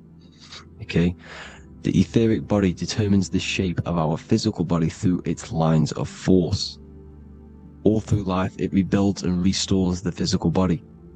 Physical problems show up first in the etheric body, because as above, so below. You manipulate the higher planes, it will manipulate this plane. And this is why sorcery works. Contact with astral plane entities. We'll get into that a bit later. So, the reason why we can't see this plane, this energy world which is all around us, which we are inside of right now as we speak, is that the molecules that compose it are further apart than those of the physical plane, making it invisible to the 2 eyes. That we can't perceive it. Our eyes cannot physically suck in that sort of information, and our brain cannot decode it. This is why, they brainwash us with all these programs to keep us asleep, to keep these other bodies we have asleep, so we don't find out about these other bodies, and is to make you believe that everything's just a material. Only the material world exists. They don't want you to know is that everything that you see is a result of something you cannot see. As above, so below. There are realities within this reality. This is what I'm breaking down now, these different planes, on how this reality works.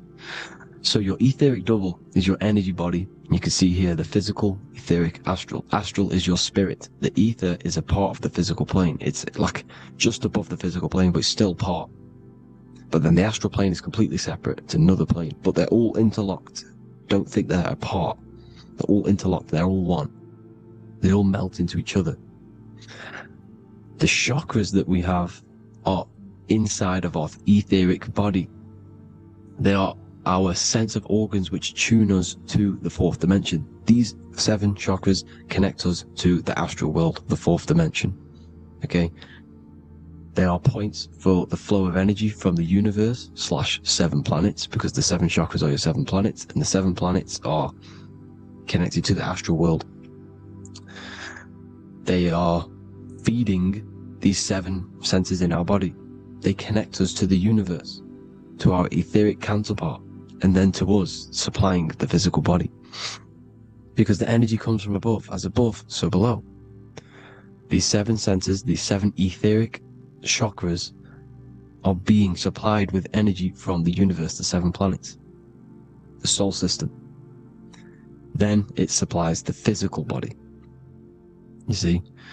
So, The ether is very important, and this is, that the ancients understood the science of the ether, and they could, harness free electricity from it because it's all around us. The ether is all around us, and this is what they were doing. They were harnessing free energy using the ether. The astral plane, the fourth dimension, very important plane. Very, very important. We've all been there. Every single one of you has been there. Okay? The fourth dimension is unseen of what we see. It's the interior of the exterior that we see. We see the third dimension, but we cannot see beyond what's making this third dimension. This is the fourth dimension. Okay? It's the dream world. This is where you go when you dream. Okay? This is where you go when you dream. It's the place of disembodied spirits or ghosts, entities, whatever you want to call them. When you hear ringing in your ears, that is not tinnitus. That is an entity around you. Okay? That is an entity around you. The fourth dimension is where thought forms exist. Mental images. Thought forms as in what you see in your mind when you think of an image, because the mind is the highest plane of existence. Mind is the highest plane of existence, and it manipulates all of the planes below. So it goes the mental plane, then the astral plane. So the thought is in the mind, the mental plane. That just the thought alone, no image, but then the form depiction, the thought form exists. It manifests in the astral plane as a sort of image, an entity, a living conscious being. So this is why thoughts are things. You see, thought forms exist within the fourth dimension. So when you imagine something, when you are, for example, right now, look into your hand and imagine there's an apple in your hand. If you can see that, you are seeing into this fourth dimension. You can only see into this fourth dimension using the mind's eye, not the two eyes. The mind's eye. When you shut off the two eyes into darkness, the third eye opens. The mind's eye is open, and you can see, this is astral travel. You got to work on astral travel, and you will see this astral plane, this fourth dimension. And there are 3 different sections to this astral plane: higher, middle, or lower. So yes, there is a kind of a heaven and hell, and a mid-God. Heaven being the higher vibrational entities manifesting higher vibrational thought forms existing there, the lower vibrational thought forms existing in the astral plane. But these thought forms are beings. You can create these beings. They're called elementals. Okay? If you entertain specific thoughts for long enough, this will plant a seed and it will grow. If you keep, so for example, you have a bad feeling or whatever, what's a good example? Unforgiving someone. You keep that energy inside of you for long enough, it will manifest in the fourth dimension. You entertain that thought long enough, it will manifest. And it will create an etheric body, and it will be an entity which will harm you. It will feed off you, this low vibrational energy. Your mind is so powerful. It creates thought forms, and these thought forms can take consciousness, can take bodies, etheric bodies. Now, that's why it's very important that you master your mind, master your thought patterns. So this fourth dimension is the astral world. So when you have a nightmare, this is the lower astral plane. You're in the lower astral plane. Whilst this physical body rests at night, your consciousness, you awaken this other body, your consciousness goes inside of this other body, whilst the physical body lays asleep. You see? So it's all inside of you. This is what you need to understand. You just haven't awakened these bodies yet. You can awaken them. You just got to awaken them. Okay? The next is the mental plane. This is the mind, the source, pure cause, pure motion, the most less dense, the most fluid. No form. There's no form to the mind. Astral plane is the first plane where a form takes existence, pretty much. The mental world has no form. It's pure mind, pure intelligence. Thoughts alone exist here without any images or manifestation. The most fluid, the most dreamy, the most causal plane. All of the rest take the effects of this plane. That's why it's mind over matter. Your thoughts they create vibrations. Each vibration is vibrating on a specific frequency, which creates mental images, creates effects down here on this physical plane. This is why it's so important to master your mind. Master what you think. Master your mind. It's the hardest thing to master.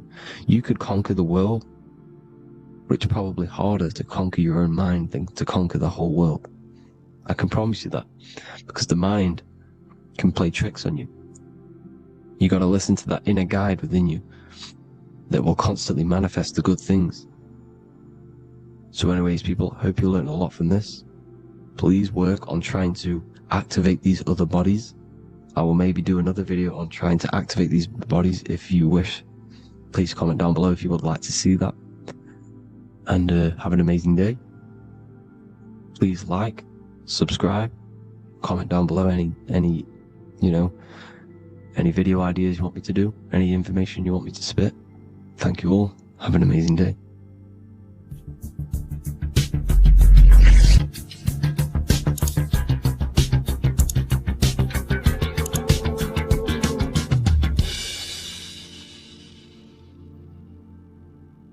Greetings everyone, it's Revival of Wisdom.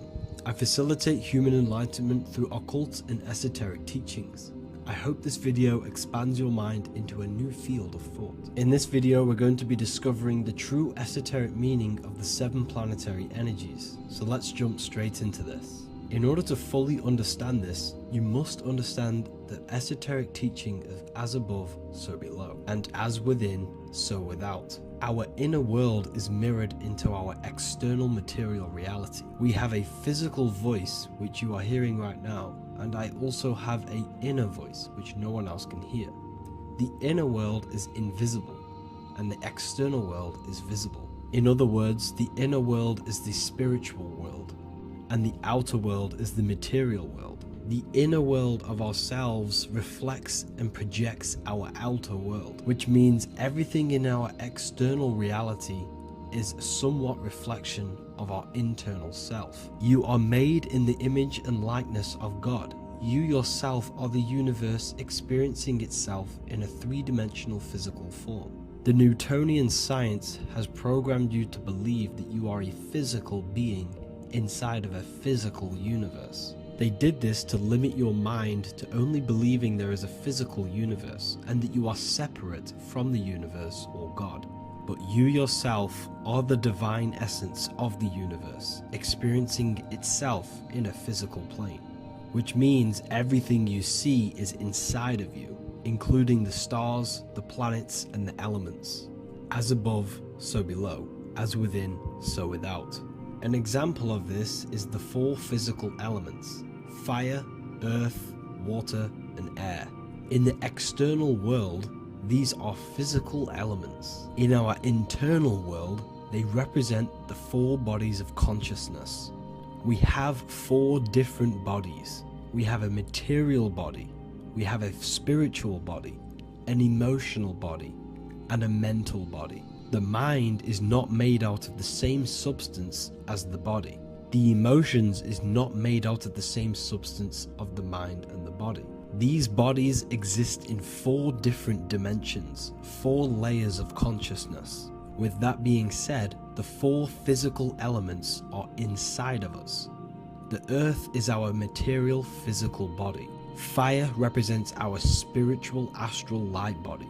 Water represents our transformative and emotional body. Air represents the mental body, the communicative and thinking body. This is the teaching as above, so below. If that resonates with you and you can comprehend it, please leave a like and a subscribe to this channel to see more content. And feel free to leave a comment on any video suggestions. Okay, so now we've gone over the 4 physical elements and how they correspond with your inner world of consciousness. This is going to make it easier for you to understand what the planets actually are. The planets are a bit more in-depth and more detailed aspects of our consciousness. The 4 physical elements are generic, but the 7 planets go deeper. They are deeper aspects of ourselves. On a macrocosmic scale, the 7 planets rule the material realm. Every object, every animal, every plant, every stone, everything we see in this plane is governed and created under one of the 7 planets. I don't really like calling them planets. They are energies. They are spiritual forces that drive things into existence. An example of this is if we look at a tree. The roots of the tree are governed by Saturn. The stem of the tree is governed by the sun. The leaves of the tree are governed by the moon. Any offspring or fruit of the tree is governed by Jupiter. Any defense mechanisms of the tree is governed by Mars. The communication and networking of the tree is governed by Mercury. The smell and the look of the tree is governed by Venus. Everything we see in this material plane is governed by one of these specific energies. Everything material has a spiritual force that brings it into physical existence. This is the reason why we have 7 days of creation in the Bible. The 7 days of the week, all governed by the planetary energies. Monday is moon day for the moon. Mars governs Tuesday. Mercury is Wednesday. Jupiter is Thursday. Venus is Friday. Saturn is Saturn day. And Sunday is for the sun. This is the reason why there are so many 7s in this physical plane. 7 days of the week, the 7 colors, the 7 chakras, the 7 diatonic musical notes, the 7 lamps on the Jewish candlestick. The G inside of the Masonic square and compass, G is the 7th letter. Now let's go a little bit deeper into every planetary energy. Saturn in the external material plane governs the foundational and enduring aspects of existence, such as roots of plants, the bones of our body, and even the insects that dwell beneath the ground. Saturn represents the dull, hard, and unyielding forces of life, symbolizing structure, limitation, and conditioning. Under Saturn's influence, things become rigid, bound by restrictions and boundaries. This is the reason why Saturn is known as Father Time, because Saturn rules anything that is a restriction and a limitation, which is time. The whole of this material plane is governed by time. You will be born and you will die. This explains why there is so much Saturn symbology in this material plane. Saturn is one of the most important planetary energies. You are a spiritual being in a physical body. Your light, your consciousness is bound to the physical body until you learn how to escape the physical body. The body is a limitation for our infinite minds and spiritual bodies. Our infinite mind is stuck in this material body, governed by Saturn's limitation of time, matter, and space. Now let's dive into what Saturn means to our consciousness within our internal world. We've gone over what Saturn means in the external world. What does it mean to our consciousness? Internally, Saturn embodies the conditioning within our consciousness. When the Saturnian aspect of our consciousness dominates, we become overly rigid, fixated, and restricted in our thinking and actions. For example, Saturn's influence is strongly felt in today's world, where many people's minds are confined to societal norms and conditioned responses. Saturn is the aspect of our consciousness, our minds, such as limiting belief systems and limiting thoughts and emotions. This is the negative thought that you can't get rid of, that's holding you back. This is a Saturn aspect of our consciousness. However, this is not a negative thing. The Saturnian aspect of our consciousness is a great teacher, guiding us through difficult life lessons that ultimately lead us to growth and expansion. Saturn's energy allows us to experience and overcome fears and limitations so our minds can expand into new fields of thought, into new life. Although Saturn's energy is harsh and often challenging, it helps us develop resilience, discipline, and wisdom. However, in the modern day, this Saturnian energy has overpowered the minds of the masses, fostering excessive rigidity and limitation. This is why we see so much Saturn symbolism. It's literally everywhere because our minds are being dominated by the Saturnian limiting aspect of our consciousness. Now, let's move on to the moon. The moon, or lunar energy in the external material macrocosm plane, governs the elements of water, influencing the natural cycles such as the ocean tides, which rise and fall in harmony with the moon's phases. Beyond water, the moon also guides instinctual behaviors such as animal migrations.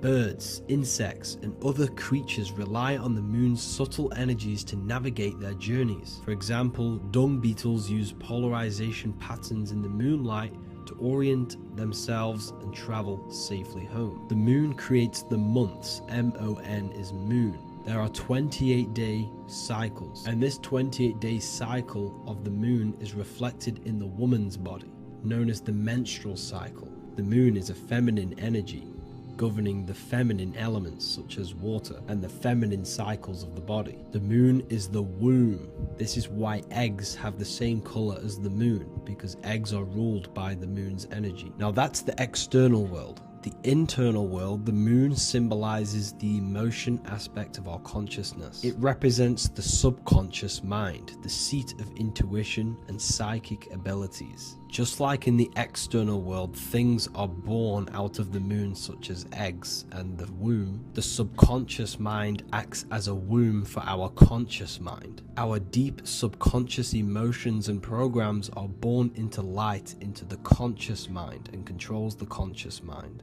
The moon represents our hidden psyche, our shadow self.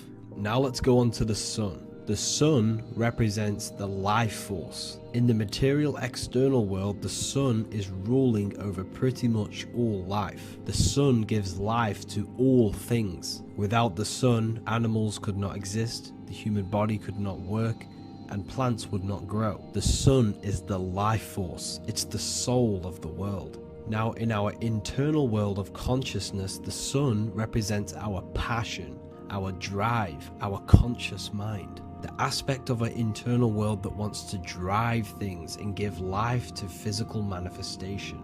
Now we go on to Mars energy. Mars is well known for being the god of war. Mars energy manifests into the material plane through anything that seeks to protect or defend itself. For example, the holly tree. The holly tree leaves are very sharp and they defend itself. Anything that is protective in the material world has Mars energy and is governed by this specific aspect of consciousness. For example, any predators or animals such as hedgehogs with spines on their backs for protection. Mars represents all things that is driven by conflict, aggression, and defense. Now, internally, inside of our inner world, Mars symbolizes the aspect of our consciousness that is focused on self-preservation and protection. Mars governs our ego, the instinctual urges of anger or maintaining reputation. Mars is not evil, it's necessary. Sometimes it's necessary for us to protect ourselves. Mars is the aspect of our consciousness that is anger, rage, the desire to fight or conquer. When this energy is activated within our consciousness, we become defensive, assertive, and even combative, ready to dominate others and destroy obstacles in our way. Now let's move on to Venus energy. Venus in the external material world manifests its energy through the aesthetics of creation. This planet governs the beauty and harmony found in nature, including the nurturing environment of a mother's womb where life begins. Venus embodies the essential love, not only in romantic relationships, but also in the bonds between family members and all living beings. Venus represents relationships. We have relationships between plants, animals. They all depend on each other to give life. Plants provide food and medicine, while living creatures contribute to their own growth and pollination.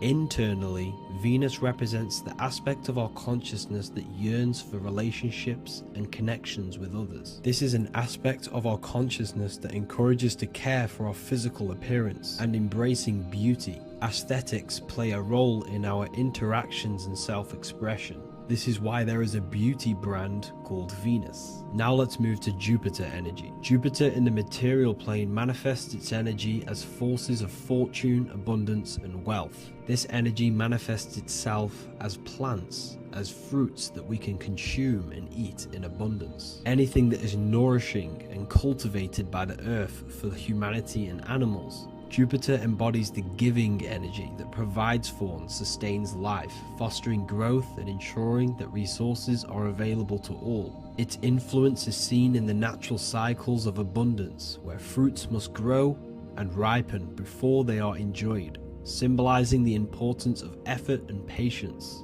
Internally, in our spiritual world, Jupiter represents the aspect of our consciousness that yearns for abundance and seeks growth in various aspects of our lives, including wealth, knowledge, and personal development of the mind, spirit, and the soul. This is the aspect of our consciousness that wants to gain wealth, that wants to gain expansion and abundance in our lives. However, when Jupiter's energy dominates our consciousness excessively, it can lead to feelings of stinginess and greed. It represents material possession. The last planet is Mercury. Mercury in the external world governs the vital elements such as seeds, air, communication, education, and electricity. Known as the messenger of the gods, Mercury rules over intellect, communication, and the transmission of knowledge. Mercury's states of consciousness manifests itself in the material plane as the network between trees and plants, how they all communicate together. It represents the intelligence behind all physical things. It's the intelligence behind the seed that allows it to grow into a plant. Mercury's creative energy is manifested in the nervous system of the human body and all living animals, the intricate messenger that transmits signals from the body to the brain and then to the mind. This intelligence within us allows us to facilitate thought and movement. Internally, in our spiritual aspects of consciousness, Mercury is the state of consciousness that seeks knowledge, understanding, and intellectual growth and expansion. This part of us is curious, eager to learn, and driven to communicate ideas and information. It represents our mental body. The Roman god Mercury is often depicting flying because this symbolizes the air. Air represents our mental body. When the Mercury aspect of our consciousness dominates, we become highly intellectual, constantly seeking information, analyzing situation, and communicating our ideas. While this can enhance our understanding and ability to interact with the world, an excess of Mercury's influence can lead to overthinking, excessive analysis, and focus on intellect over emotions or intuition. Okay, so they are the 7 planetary energies in the external world and your internal world of consciousness. These energies are manifested in the Roman mythology as human beings. They are depicted as human beings, but this is nothing but symbolism. These gods never existed physically. They represent aspects of our consciousness and spiritual forces that govern the material plane. Every material object, every intelligence, every piece of life in this universe is governed and brought into existence by one of these spiritual forces. Now, I hope this video has expanded your mind into a new realm of thought. Make sure to leave a like, a comment, and subscribe to the channel for more occult and esoteric information. You can read more about this topic and many more occult and esoteric teachings inside of my books, the Book of Wisdom Volume 1 and the Book of Wisdom Volume 2. I honestly advise that not everyone reads these books. These are books which will completely transform your view on reality. You will feel a lot better reading these books because you will find a connection with yourself and the universe. Understanding truth and knowing thyself gives you a sense of well-being. Like I said, this is not just a book. This is a beginning of your journey of expansion and growth. Reading them can be life-changing. Inside my university, I host live calls where you can ask me questions, and you can watch all the pre-recorded live calls. You also gain the ability to manifest your own reality through the Manifestation Mastery course. There is also a library with all of the PDFs that I've read in the past of occultism, symbolism, and esotericism that you can gain access to. There is a whole lecture section where you can watch all of my occult lectures. This is a place of transformation. The price of the university will be going up very soon. If you join now, you will gain a free sexual alchemy course which will teach you how to transmute sexual energy into creativity. I'll leave all the links in the description for the university and also my website where you can get my books. I hope you enjoyed this video. Take care. As above, so below. This is one of the most crucial teachings within esotericism, occultism, or what we like to call it today, spirituality. I don't like calling it spirituality because it's not spirituality. I teach human consciousness. I teach the science of you and your consciousness alone and your being. And in order to fully understand you and this world around you, you must understand this number one principle of as above, so below. There is many misconceptions of this, and there is many simple teachings of this, but I'm going to break it down today from the most simplest to the most complex, and you will see the connections between all things. This is the most important lesson you could ever learn, and I'm going to teach it you today. So what you must understand is with the term as above, so below, it applies with everything you see in this world and about yourself. We have something called the macro, which means the bigger scale. On the bigger scale, we have the whole earth. If we look down from the sky on top of rivers, this is what we see. We see this tree pattern. Then on a smaller scale, we see trees have the same pattern. Then we look even closer. We're going smaller and smaller into the leaves of the tree. We see the same pattern. Then we go even more micro into the human brain and look at the human brain cells, and we see the same pattern. This is proof this is a fractal universe, and everything is in the micro is reflected in the macro. As above, so below. As within, so without. On the macro is a reflection of the micro. So now that you understand this, we can go a bit further. A yearly cycle of spring, summer, fall, winter is a macro. A micro is a daily cycle. So a day is a mini year. The summer is the midday. Autumn is the evening. Night is the winter, and spring is the morning. This is a macro, a reflection. We have a miniature cycle of the zodiac every single day. And this cycle is also reflecting the cycle of life and death. We live, we are born, which is the spring.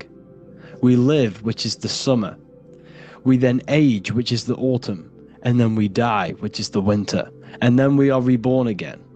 This is the cycle of life and death, and you do this every single day. You see, death is a macrocosm of sleep. This is why we say sleep is the cousin of death, because you die every single night. You do this process of life and death every single day. As above, so below. What's in the micro is in the macro. So when you go to sleep, you are essentially dying, and then in the morning when you wake up, you are then born again. This is a fractal cycle that we live in. Everything in this whole world is fractal. Everything applies to as above, so below. We have the sun, we have the moon, we have the day, we have the night. We have the life, we have the death. We have the conscious, we have sleep. As above, so below. We have the conscious mind, because now we're diving into as within, so without. As above, so below more refers to the external world. As within, so without is referring to your inner world and the outer world. What you must understand is about yourself. You exist in two realms. You're an individual. The dual nature of you. You exist in two realms at once. You have an inner world of your thought, emotion. This is the inner world that no one else can see but yourself. And you have an outer world with a physical body which everyone can see. So you exist in two worlds. You have the inner voice, you have the outer physical voice, which I'm speaking to you with now. But I also have an inner voice, which no one can hear, only but me. So you exist in the light and you exist in the darkness. The sun represents your external self, your physical conscious mind. The moon represents your shadow self, the inner self, the psyche self, the spirit self. There is an as above, so below. The sun is within you. The moon is within you. Everything is within you. Now that you understand as above, so below, what is your body? Your body is a miniature earth. Let me repeat, your body is an earth. Your body is the earth. Okay? Because like I say many times in all of my videos, you are not in the world. The world is you. You are the universe. Your brain is a computer creating this reality. What you see with your eyes is produced in the back of the brain called the visual cortex. You don't look into the world, the brain produces the world. The body produces the world. When you touch something, you're not actually touching something. This is the electrical nervous system. When you touch something, what you feel is actually electrical signals on your nervous system reporting back to your brain. Therefore, when this body dies, you leave the earth because this body is the earth. Okay? As above, so below. You have the mental plane, the astral plane, the etheric plane, and the physical plane. This is essential for understanding reality and the teaching of as above, so below. Everything in this material plane began in the thinking mind. For example, the microphone I'm speaking into, the phone you're watching this video off, or the laptop or iPad. Where did this begin? It didn't begin in the factory. The first ever place this item begun was in the mind of an individual. The invisible realms of mind is where all physical things and physical items begun. Essentially, this physical plane is the effect of the thinking mind. This world is the world of effect. It's the world of outcomes. When you see something, it is already manifest. It is already being manifested. It is an effect. And in the effect of the cause, which is the thinking mind. Therefore, the mind creates thoughts, which is the mental plane. Then after thoughts creates imagination, which is the astral plane. These two are spiritual. They are non-physical. So spirit kind of means non-physical. Then you have the physical planes, the etheric and the physical plane. As above, so below. What happens in the mind is manifest on the physical plane. Like I said, the phone that you are holding, it was a thought, and then it brought down into a physical reality. As above, so below. You change the mind, you change your reality. Your environment, the word environment has ment in it because your environment is mental. So now that you understand this, so what is the world around you? The world around you was created by the mind of God. It was manifested through God's thought. So you are living in the mind of God. You are a thought in the mind of God. God thought you into existence. But like I said, we are all fractals. Everything is fractal. If God exists, this means that you are God, as above, so below. God created you through the thinking mind, and he gave you a thinking mind.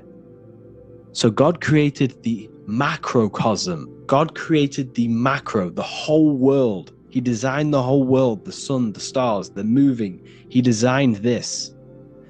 But then he gave you the thinking mind to design your own life and create your own life in his world. You are a microcosm of God's macrocosm. Just like God thought you into existence and the whole world into existence, you are a microcosm thinking your world, your reality into existence. You see this now? Everything is a reflection. Everything is a mirror. Everything is fractal. So in order for you to change your reality, you must change these higher planes. Your thought and imagination are the two key aspects of creating physical reality. Every object you see around you was begun in these higher planes of the non-physical, and they were brought out of spirit into physical matter through the thinking mind and physical action. So now we're going to get a bit deeper. The brain is not the mind. Now that you understand, we have spirit and matter. As above, so below. You have a non-physical side of reality and a physical side of reality. The mind is the spiritual brain. The brain is a physical manifestation, a physical effect of the mind. The mind uses the brain to operate in the physical world, and it's the same with the heart.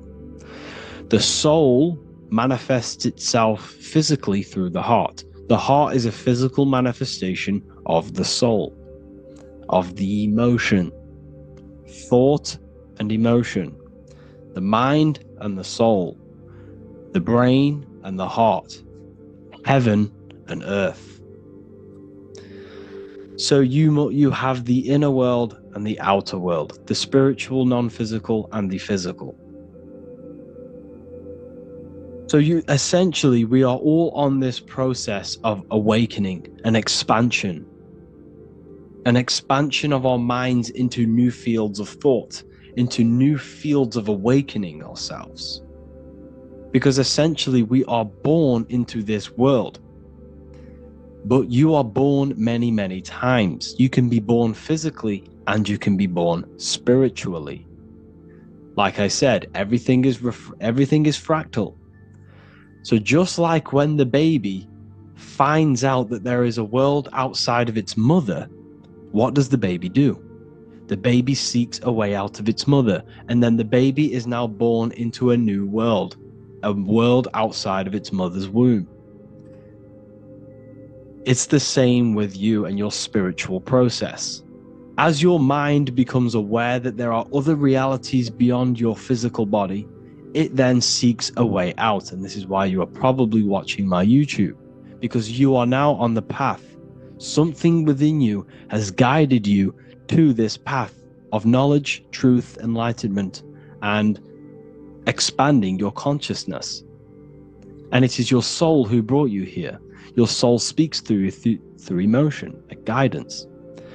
Emotion is the language of the soul. When you feel very bad, this is your soul telling you you're not in the right place.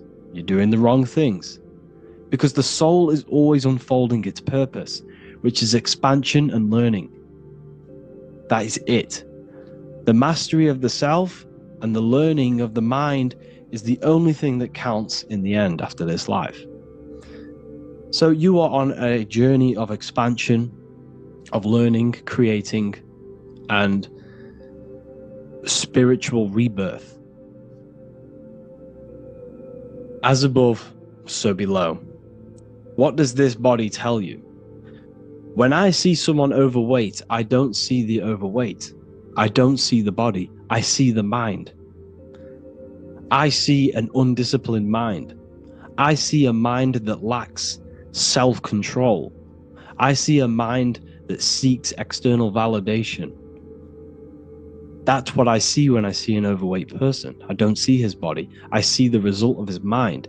Because what does the Bible tell you? You shall know them by their fruits. It's the same saying as above, so below. You shall know them by their fruit. The fruit is their manifestation. Your body is a direct correlation and manifestation of your mind. Your inner world projects your outer world. As within, so without. As above, so below. Now, what do you see when you see this man's body? I see discipline. I see strength. Mental strength, not physical strength. I see mental resilience of pain. Because all of this man's mental energy has been manifested physically within his muscle. This body is a direct manifestation of this man's mind's pain and suffering, and it shows discipline. This is why people instantly respect you if you are in shape. You walk into a room and you are in shape, people will instantly give you respect because they know that you are mentally disciplined. The body is a reflection of your inner world, and it's the same with your friends, your family, your connections with people. If you think about yourself very negatively all the time, and you don't have a good connection with yourself, you don't have a connection with your true self, this will manifest into every single relationship you have in your life.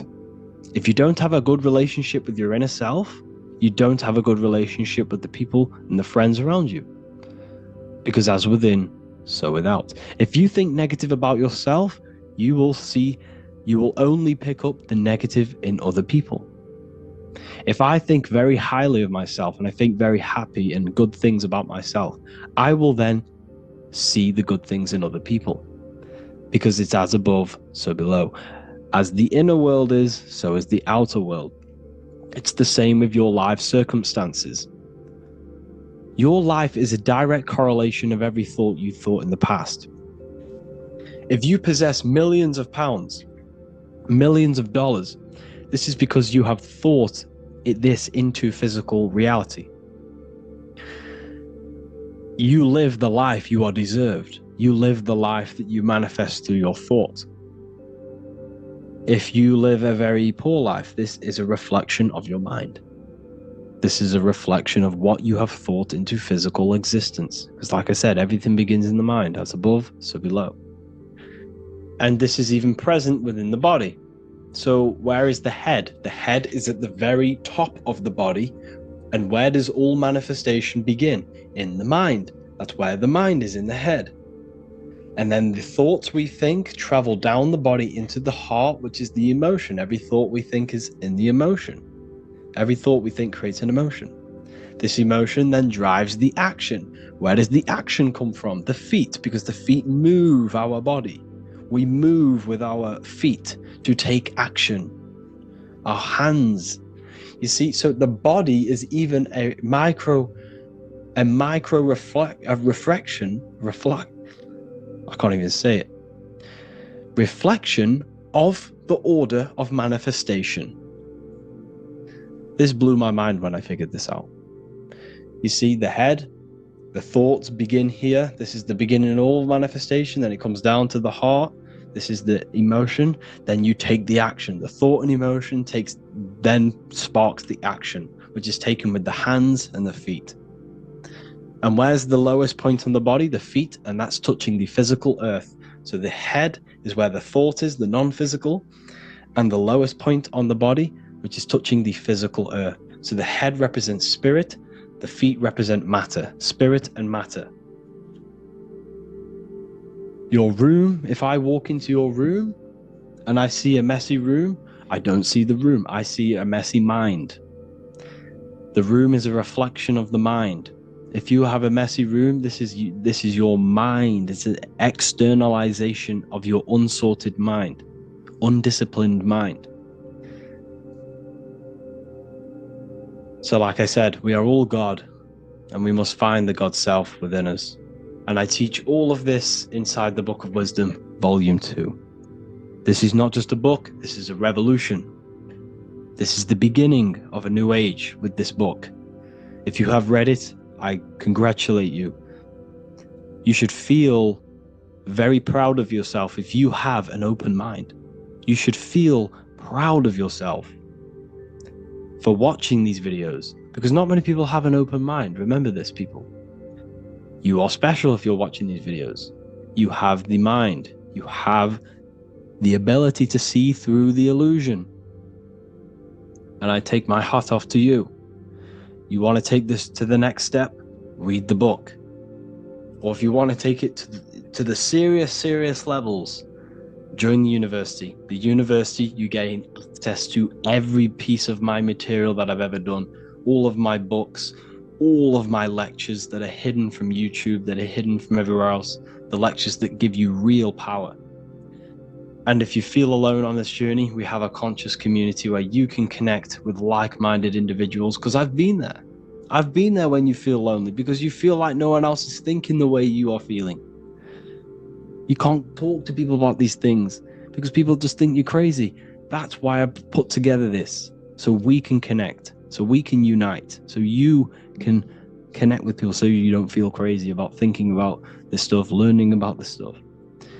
And if you truly want to level up your life, people, and take your studies serious, this is for you. We do live calls, we do lectures. There's a whole library filled with books you can read. It's the perfect place for the truth seeker. I thank you all for joining. Please leave a like, a comment, a subscribe. Let me know any future videos you want me to make in the comments. Thank you all. Have an amazing day.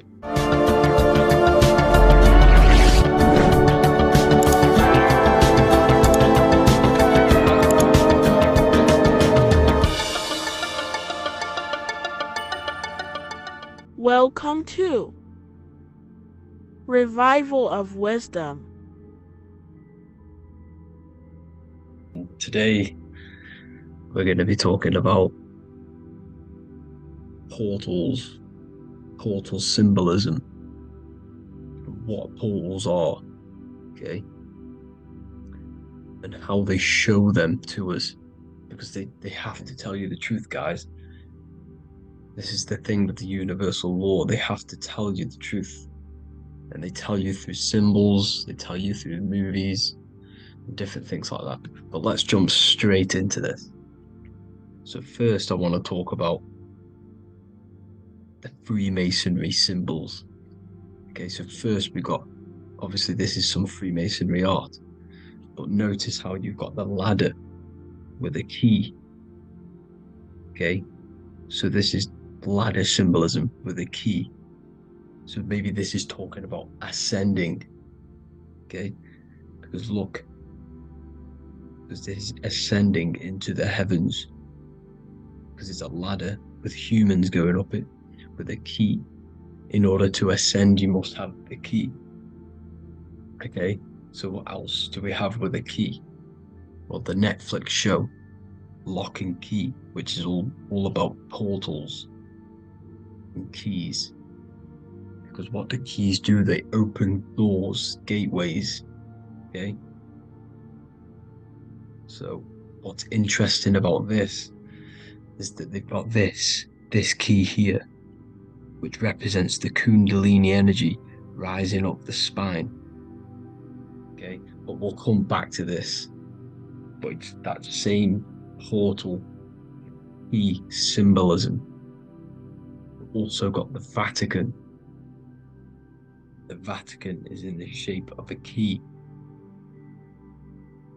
Okay, so you can see the start of it here and the end. So this is key symbolisms. Keys open doors. And notice how it's got the 8-pointed star. Okay, what is the 8-pointed star? Okay, we'll come back to this.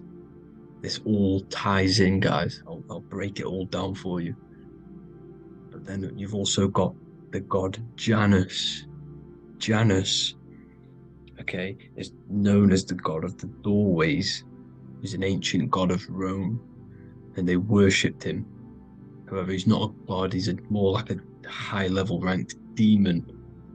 Because he is the god of the doorways. And notice how he's got two faces.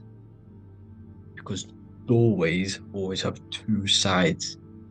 You're going into somewhere, there's always two sides of a door. And he's always depicted with two sides of a face and a key, because he holds the key to the doorways, to the portals, to other worlds and realms.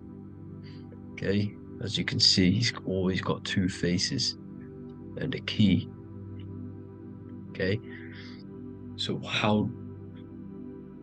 now we have the Sumerians, the Anunnaki, and they are always depicted with the two faces. Why do they have the two faces? Because they're symbolizing doorways, and the Anunnaki come to Earth through doorways and portals. So these are what these gods are symbolizing in their artwork. But they always have the 8-pointed star. Okay, what is the 8-pointed star? You see how they always have, look, let me try and find another one. It's the 8-pointed star. This 8-pointed star is Polaris. Okay, Polaris, just like the Vatican has the 8-pointed star with a key. Polaris is the center star. Polaris is a fixed star, it doesn't move. Okay, so the Anunnaki symbol is also the 8-pointed star. So this is symbolizing the portals and doorways that they come through in order to get to the earth. But Polaris is that center star which does not move. It's always symbolized with the 8-pointed star, just like a compass. Why is a compass the 8-pointed star? Because at the center of our realm is where the most electromagnetic energy is stored. As you can see, we have an aura field, an electromagnetic aura field. So does the earth. And in the center, so like our heart, for example, is where the most energy is stored. And like the center of the earth, this is why all compasses point to the center, because this is where the most electromagnetic energy is stored. It's at the center of our realm. Okay. So like I was saying with the lock and key series, see this here? The Kundalini energy rising up the spine, just like your Kundalini energy rising up the spine. Let me try. Oh, I can't zoom in. But you know what I'm trying to say here. Let's go back to Polaris. Because at the center is where pole. Can you see the pole of electromagnetic energy? Polaris, the North Pole. It's symbolized. The truth is in the words. It's like a pole of electromagnetic energy. And this is where the aurora borealis comes from. Notice how it's got the word aura in it, because it's the Earth's aura, electromagnetic field. Just like you have an aura, also known as the Northern Lights, because it's coming out of this center hole in the center of our realm, where the black sun is. And this is where the electromagnetic energy is coming up from. And this is what the aurora borealis is, or the Northern Lights. It's just electromagnetic energy. And it's symbolized through our symbols, the original O. Okay, because it's like a hole through the middle. Polaris. So this Polaris is the sky vault. It's the portal into this realm. Because this is what the Anunnaki are always talking about. Always symbolizing with the 8-pointed star. And just like a compass, it's the 8-pointed star pointed to the center, to Polaris. Okay. See here on the Sumerian tablets with the 8-pointed star again.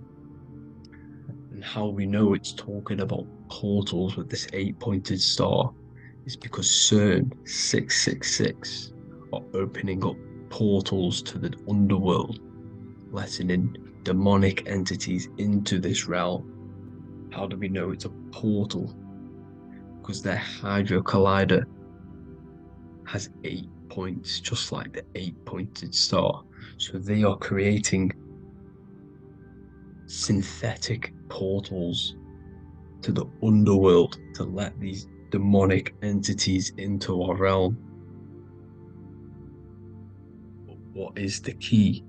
Because if we're talking about ascending through Polaris, notice how here on the masonry art, this luminary here, so this is the sun, that's the moon, this is Polaris, because it's a luminary with what? 1, 2, 3, 4, 5, 6, 7, 8 beams coming off the luminary, just like the 8-pointed star. So you see the ladder with the key going up to Polaris. It's symbolizing ascending out of Earth. So what is this key that they're keeping from us? Because it's a human holding a key going up the ladder to Polaris. Well, chakras. We have 7 chakras. Okay, so this is what they are telling us in the lock and key symbolism. The Kundalini energy rising up the spine. Okay, just like they have 33 vertebrae on the back of your spine. Okay, this represents the Kundalini energy going up your 33 vertebrae, just like in Masonry has 33rd degrees. Okay, so what is the key? Your chakras. Your chakras have to be unlocked. Okay, you have to unlock your chakras, and you can't unlock this one without going through this one. You have to go through them all. It's like a ladder, just like Jacob's ladder. You can't go from the bottom to the top. You have to unlock each one. Okay, just like you have 7 chakras, you have 7 layers of your aura. Okay, you have to unlock your chakras to the highest point in order to reach Christ consciousness. And this is the key that they're talking about. They're symbolizing the organic portal within each and every one of us to ascend out of this realm. Okay, so this is the key that they're talking about, and they're holding back this knowledge to keep us trapped in this 3D realm.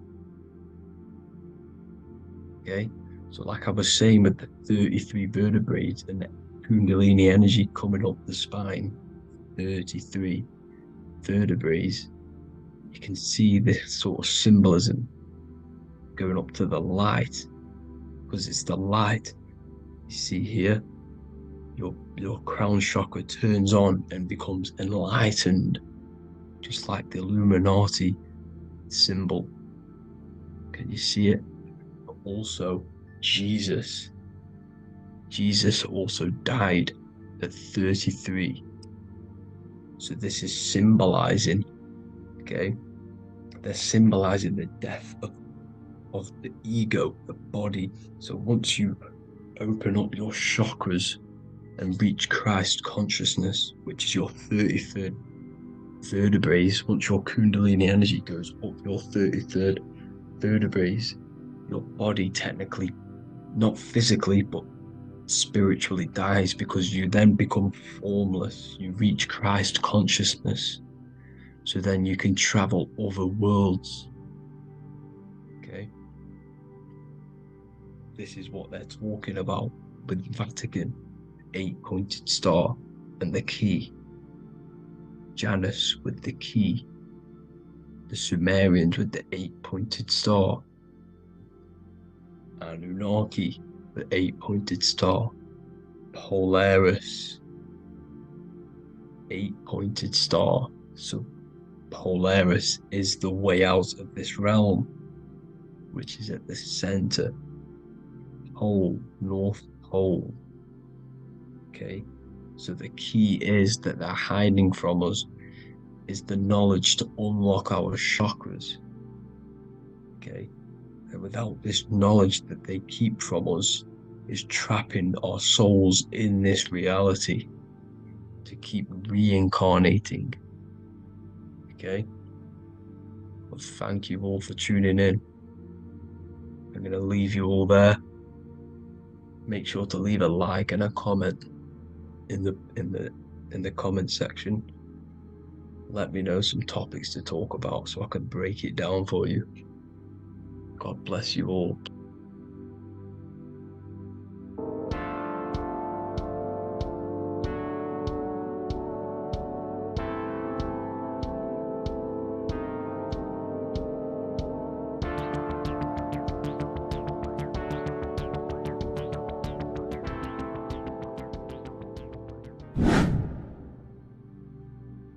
How are we doing, people? It's Revival of Wisdom. We're back today talking about sun worship. Okay? And please enjoy. Sit back and enjoy the video. First thing we need to understand is that the sun is the risen Savior. It's the light of the world. Without the sun, we have nothing. Now, the sun is the Son of God. We didn't make the sun. No one owns the sun, but who created the sun? Obviously, the Creator created the sun. Therefore, it is the Son of God. And that is what Jesus is symbolizing in the Bible. The Bible is a metaphorical story. That's why it's called the greatest story ever told, because it is a story about the sun, the zodiac. It's about you, the systems in the body. It's about everything that is sacred in this creation. Now you can see the suns behind Jesus' head in all of the ancient portraits, even the ones that are more modern. You still see a sun on the back of his head, because he is the sun. He's the light of the world, our risen Savior. And this is what Christians are lost, because they don't realize it's a symbolic story. They think Jesus was a historical person. He's not a historical person. Okay, this is what we need to get out of our mind. This wasn't a historical person. It's the Son, our risen Savior. The Son is the soul. It's the soul of this creation. Because what is a soul? A soul is pure life force, pure energy. Whatever a soul inhabits, it gives life to. Like our soul feeds our body. The sun feeds the earth, because the sun is a soul, and that's why the ancients called it Sol. Because it's the soul, and it's in you, and it's the light of the world. It's the light of everything. It gives life to all things. Here's Jesus and his 12 disciples. The 12 disciples symbolize the 12 zodiac signs.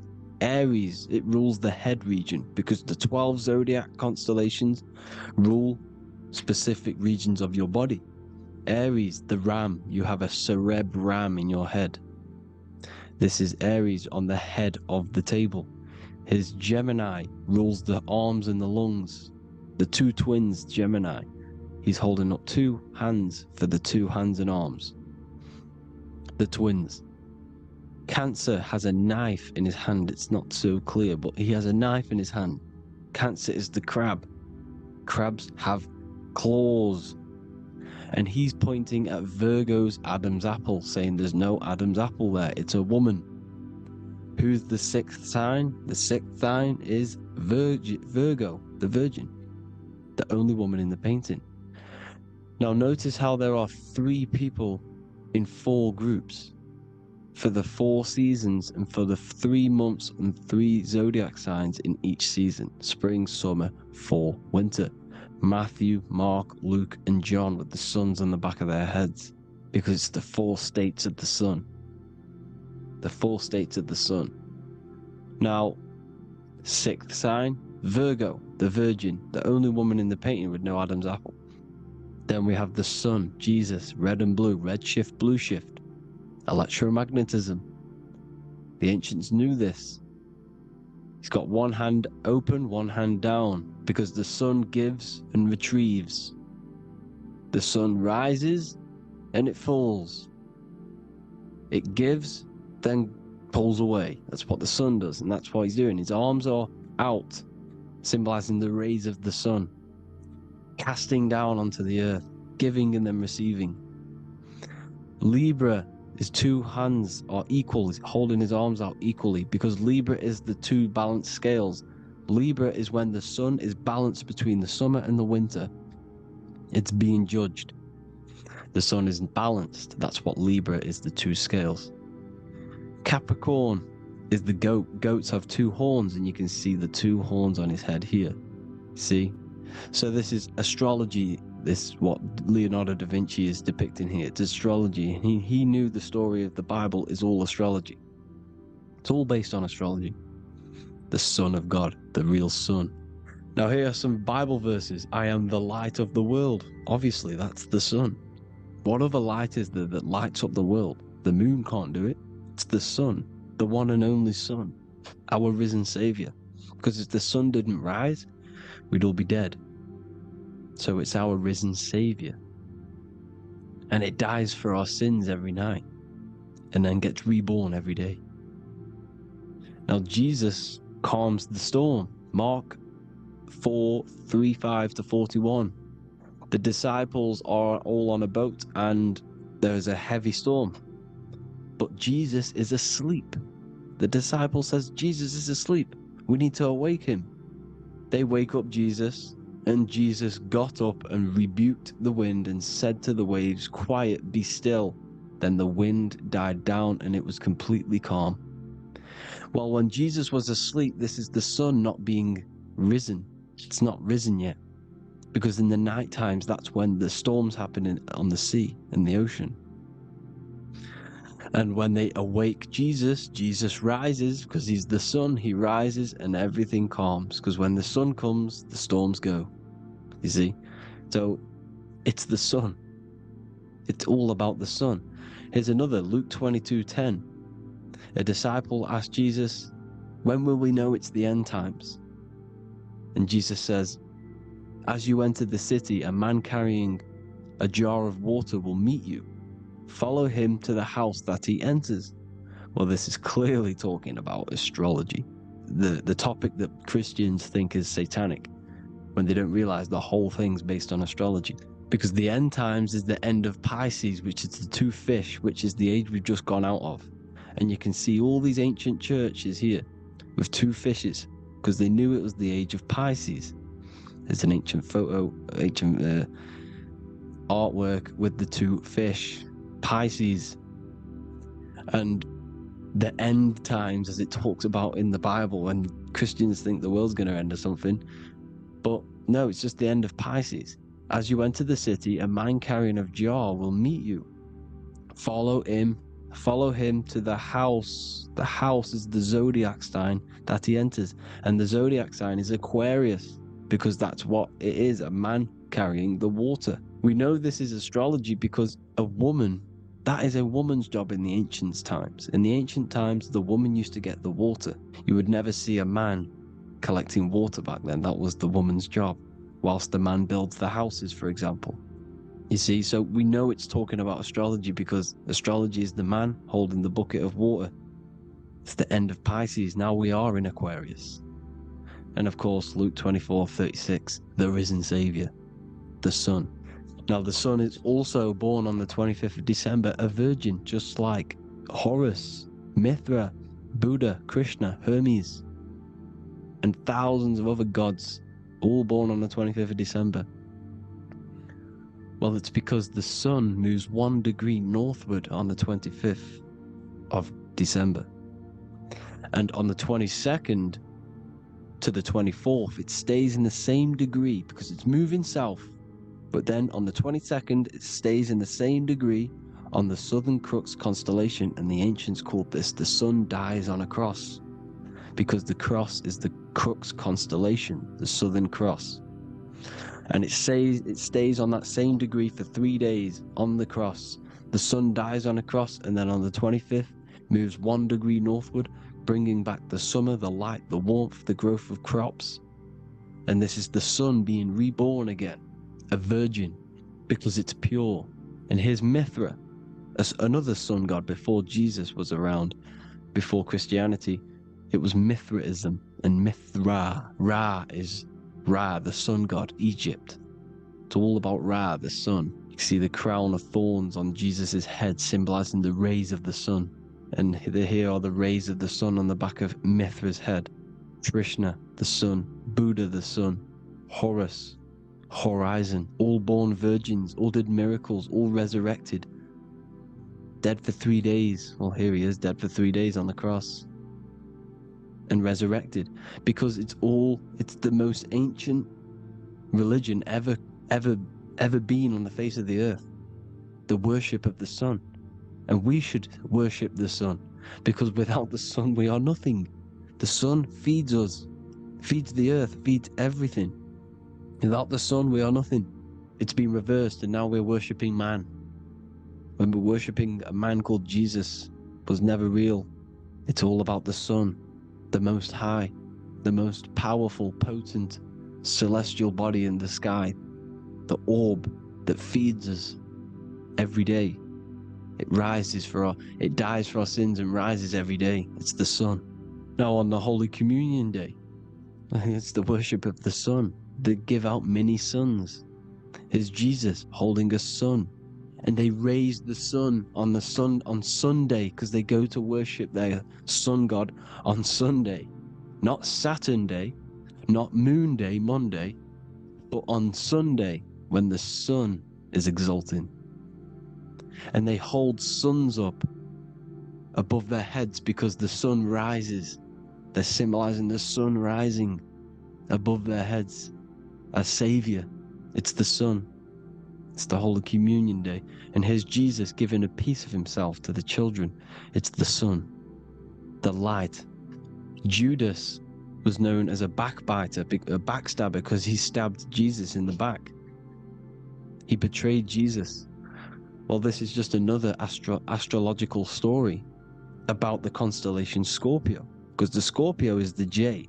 Looks like a J. J for Judas, the scorpion, the backbiter. Scorpions backbite. They bite with their back. And what does Judas do? He betrays Jesus by kissing him to let the warriors know who they need to get. So he kisses Jesus, and Jesus gets stabbed in the back.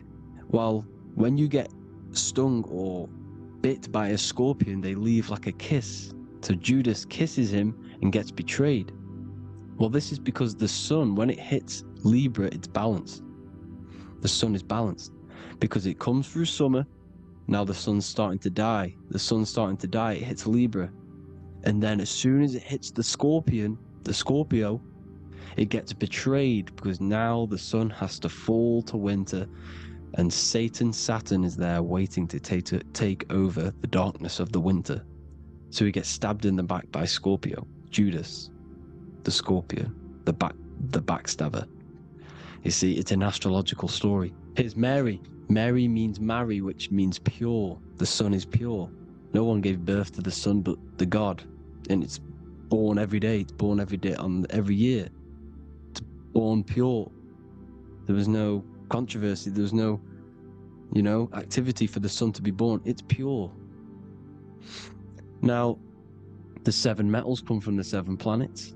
The sun gives you gold, and this is why the sun is golden. It looks gold. And this is why the banks are backed by gold, because gold is the most valuable metal, because it's the sun, the most valuable celestial orb in the sky, in the heavens. Well, here's Jesus, another ancient symbol of him being crucified on the cross with the big sun, the southern crux constellation. The sun dies on the cross constellation. And if you go to the old etymology dictionaries, you will see sun and son is the same word. They come from the same etymology roots. You can use them for no matter what, but they've been confused today. But if you go back to the old dictionaries of etymology, they are interchangeable. You can use them. Son, sun, sol, it's all the same thing. The 12 disciples, 12 brothers of Joseph, 12 tribes of Israel, 12 breastplates on the stones, because it's all the 12 astrological signs. They could have used any other number, but there's 12. Because 12 is the mind, which is God. 7 is the number of matter, which is man. 7 energy centers in the body. 12 cranial nerves in the brain, because it's the mind. 12 is the 12ness. The zodiac is literally the mind of God, the signs of God. Now here we see here, Job 38, 31 to 33. Can you lead forth a constellation in the season? He's asking you, can you read the sky? Can you read the heavens? Canst thou bring forth the Mazzaroth in its season? Mazzaroth means 12 signs, the zodiac. Why did they translated every single Hebrew word in the Bible into English, but they decided to leave out Mazzaroth? Why? It's because if that said zodiac, Christians would have a different view on the Bible, but they leave that out. But Mazzaroth actually means the 12 signs, the zodiac, and the stars means sign. The word stars means sign because the stars are signs, things to come, which is off. in Hebrew, which means sign, things to come. You see a sign on the road, it's something coming. But God is saying, no, what does he say? To qualify as a director, a judge of man's life on earth, one must be able to govern the heavenly bodies that rule the earth. It's telling you to read the heavens. We need to read the heavens. Astrology, the 12 zodiac signs, the mind of God. It's telling you, read the Mazzaroth, read the zodiac, because they are things to come in your life. They are signs. It's not satanic, it's made by God. God said, let there be lights in the firmament of the heavens to divide the day from the night, and let them be for signs. Signs are things to come. The 12 zodiac signs. It's all about astrology. Here's Mary holding the sun. His son, her son. It's the sun in the sky. The one and only, the most high. The soul, the solo because it's on its own. The most powerful, Ra, radiance. Here's the Pope holding the sun. All three popes holding the sun, because they're sun worshippers and they know the true meaning and origins behind Christianity. Sun worship. Here's the Vatican is a sundial. Yes, this is literally a clock. Your watch is a sundial. It's got 12 sections on it for the 12 zodiac signs. 12 hours, 12 Horuses. Now here you see Jesus walking on water. Well, it's the sun, and here's the beard of the sun. Here's the pyramid of the sun, the illuminated one, the all-seeing eye, the sun. Here's the Ankh. The sun creates these symbols. The ancients knew this. Now when you see these headdresses, these are actually the days of precession of the sun. Aries, Cancer, Libra. It's all about the sun. Here's some more sun worship going back to Egypt. Ra, Horus, Osiris, and Set. Jesus and Satan is Horus and Set. The sun and Saturn. Saturn rules the winter, Satan. Jesus, the sun, the light of the world, rules the summer, rules the day. Satan's the night, Saturn's the night, the sun is the day. The evil brother, Satan. Well, Horus comes, this is where we get the word hours from. There are 12 Horuses. The sun moves in 12 Horuses, 12 hours. Where's Horus? What hour is it? Where's Horus? His Ra, 12 noon, Ra, radiates, powerful, the most high sun. That's why he has a sun on the top of his head. These are the 4 states of the sun. Set, sunset. This is why we say sunset, because the sun is setting. His sunset, his Horus, horizon. The Horus is rising, Ra radiating, and the sunset. Then midnight is Osiris. Here's another ancient symbol for the sun, the scarab. Ra, the sun, scarab. It's got the word Ra in it because it's the sun. And here's the sun on top of the scarab with the wings. Because scarabs roll dung up hills, and then they'll let it fall down the hill to gain more matter. To gain more, bigger, like a snowball effect. And the ancients saw this as a process of the sun, because the sun climbs up the hill and then it falls. So they used the scarab to symbolize the process of the sun. The sun climbs and falls. Here's an ancient Egyptian cat cutting off the head of the serpent. Well, the cat is cutting off the head of the serpent, symbolizes the sun cutting off the nighttime. When the sun rises, it cuts off the nighttime. It cuts off the serpent. The serpents represent darkness or evil. Well, there's some more symbology of the sun and the heavens, the arch, the royal arch, the firmament, the sun inside the firmament. These are all ancient churches, and they all depict the firmament with the sun inside. Is the ancient cosmology, you see, because it's all about the sun. Everything's about the sun, because the sun is our orb, made for us to sustain life and this inside of this creation, inside of this firmament, the royal arch of heaven. Here's the Freemasons depicting it. Here's the Masonic royal arch, but you can even see the zodiac signs. Here's Cancer, the checkered board. It's the royal arch of the firmament. Obviously, they don't want to tell you that. You live in space, apparently. Some more sun worship. Here's the beard of the sun on the water. They all have this long beard. And why do they say amen? Amen at the end of every prayer. Amen is a sun god, a creator god. It's all about the sun.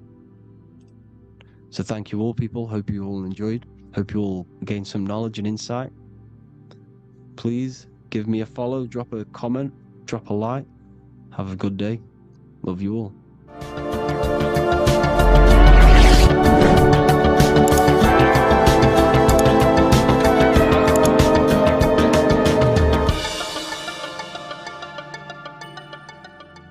Neo is plugged in on the back of the neck, which is the reptilian brainstem.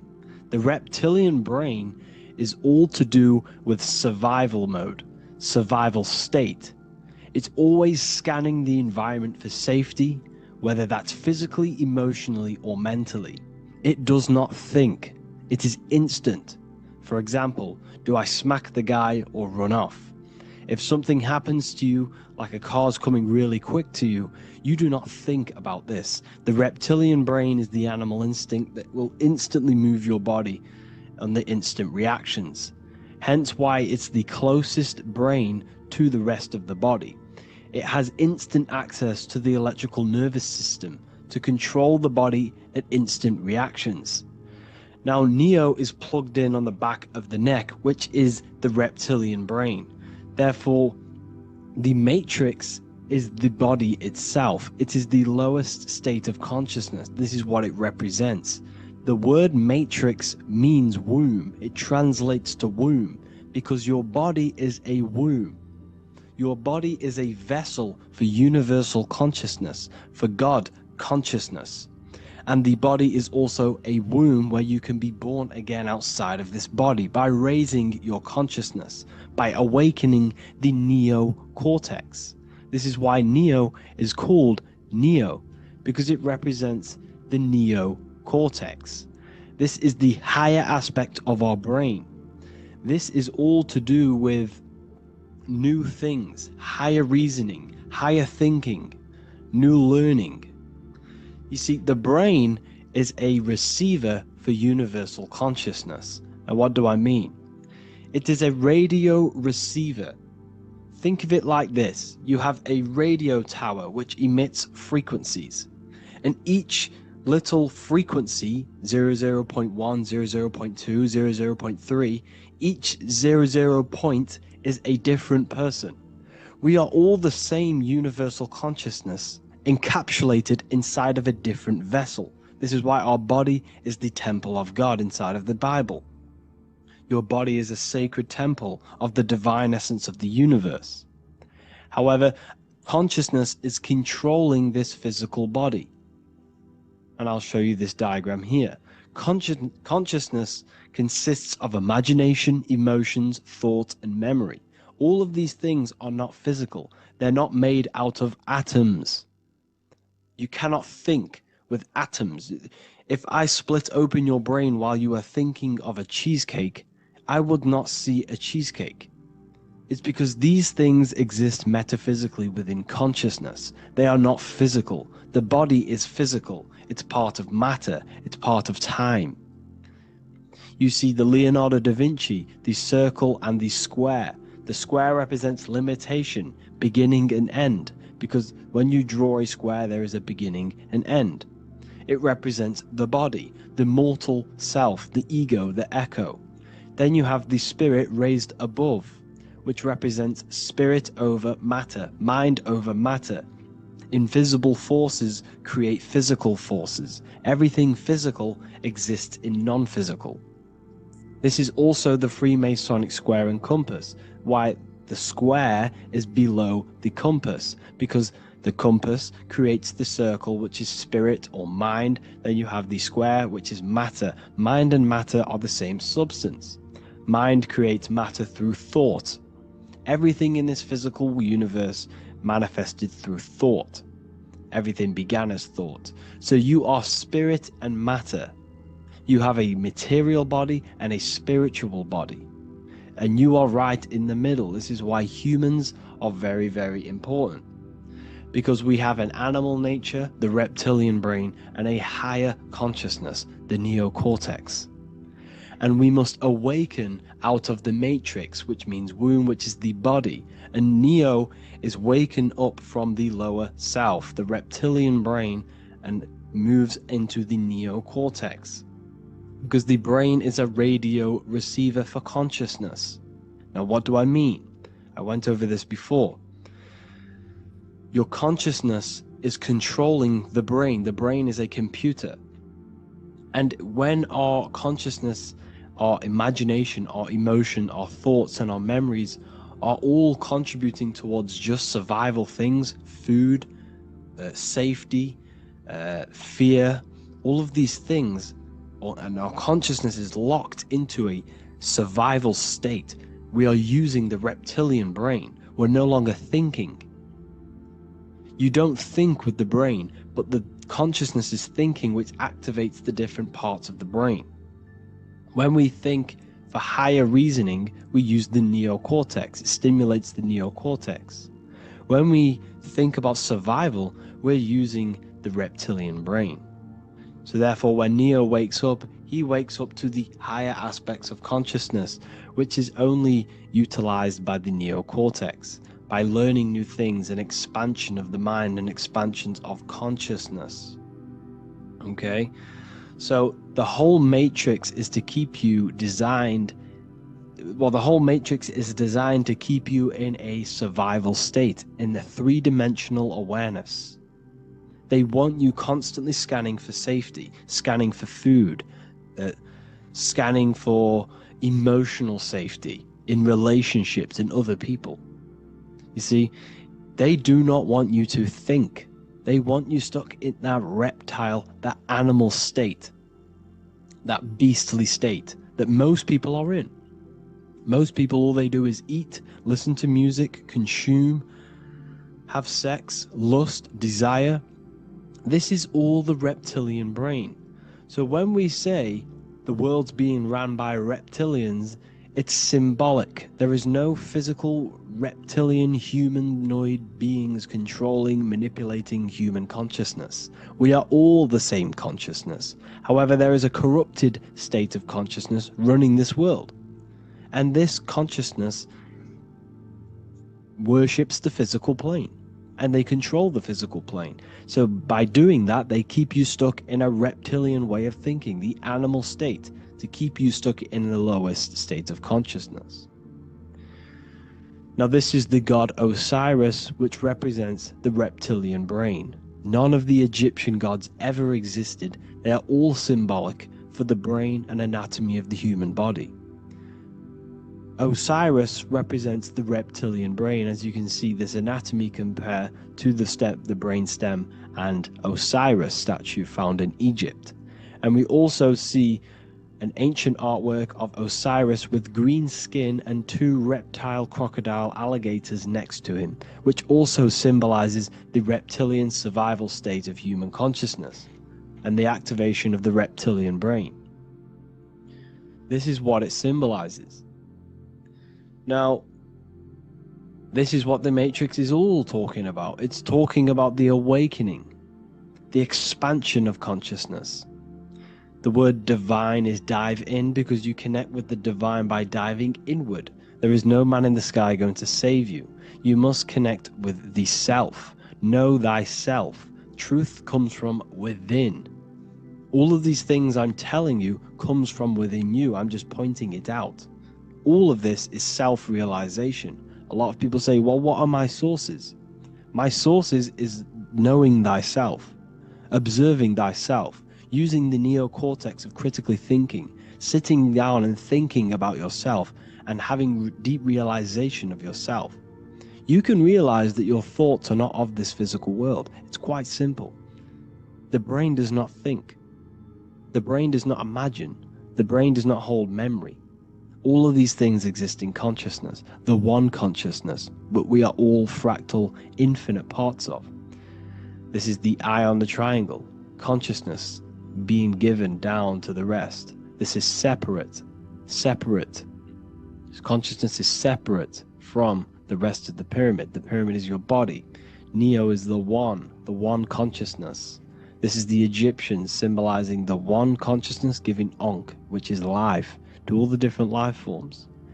However, you can see that the central sphere is giving a big Ankh to the humans, because humans, like I said, possess the advanced consciousness, an advanced brain that allows us to turn above our reptilian animal self. For example, we can go against our reptilian lower animal nature and turn to our godly nature. Animals cannot do that. They are stuck in instinct. They are stuck in a reptilian animal way of thinking and operating. Everything they create is to survive. We can turn against our lower nature and create for amazing things like buildings, architecture, technology. We can use our creative consciousness for anything we wish, not just survival needs. And it's the same with your spiritual journey. You can raise your consciousness beyond this animal state that they try to keep you in through fear, consumption, food, and the reptilian brain. We must awaken, start to think critically, and awaken to our divinity, because the mind, the consciousness within you has infinite potential to expand. There are infinite fields of knowledge that you can explore. The mind can never be filled. It can never ever be full of knowledge. It always expands, and that's why you are alive. That's why you are part of this universe. That's why the science always says the universe is always expanding, because the universe exists in your mind, and the mind is always expanding into new fields of thought, new fields of knowledge and information. And that is your whole sole purpose, of expansion of mind and expansion of consciousness, and the exploration of the mind of God. We are living in the mind of God. You are a thought in the mind of God. You must awaken out of this body. This is why Jesus says you must be born again to see the kingdom of God. You must be born again. You must raise your consciousness beyond physical limitation and awaken to your divinity. And this is pretty much it for this video. I hope you all understand this, that this is all symbolic for consciousness.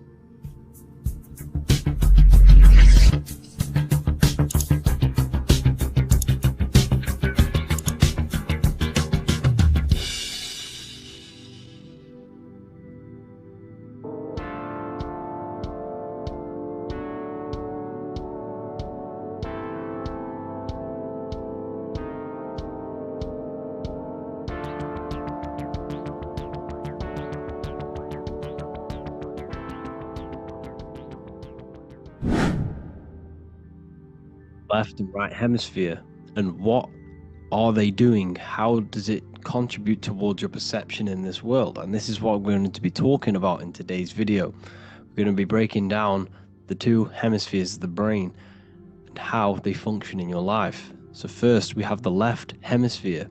This is the logical hemisphere. This is the analytical, divided, scientific, or verbal hemisphere. The right hemisphere is creative, wholeness, artistic, symbolic, and metaphorical. The right hemisphere does with non-verbal things. It produces a holistic perception. It is more to do with creativity. Because what you must understand is that we are not in the external world. The world is produced by our brain. We see with our brain. Our eyes are a part of the brain. What we touch is the brain's interpretation of electrical signals on the nervous system. What we smell is the brain's interpretation of smell through the nose. What you taste is your brain's interpretation of chemical reactions on your taste buds. So what you are experiencing is the brain. The brain is a computer creating a simulation.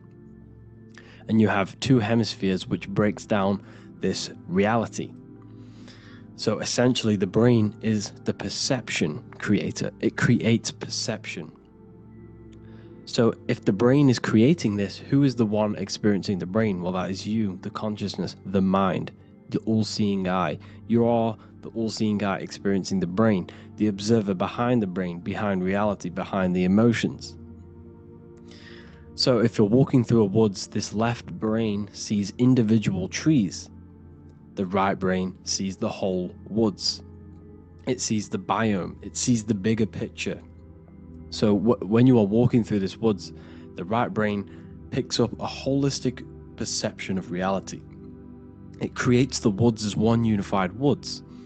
The left brain's job is to break this down and analyze it so that we can see individual things.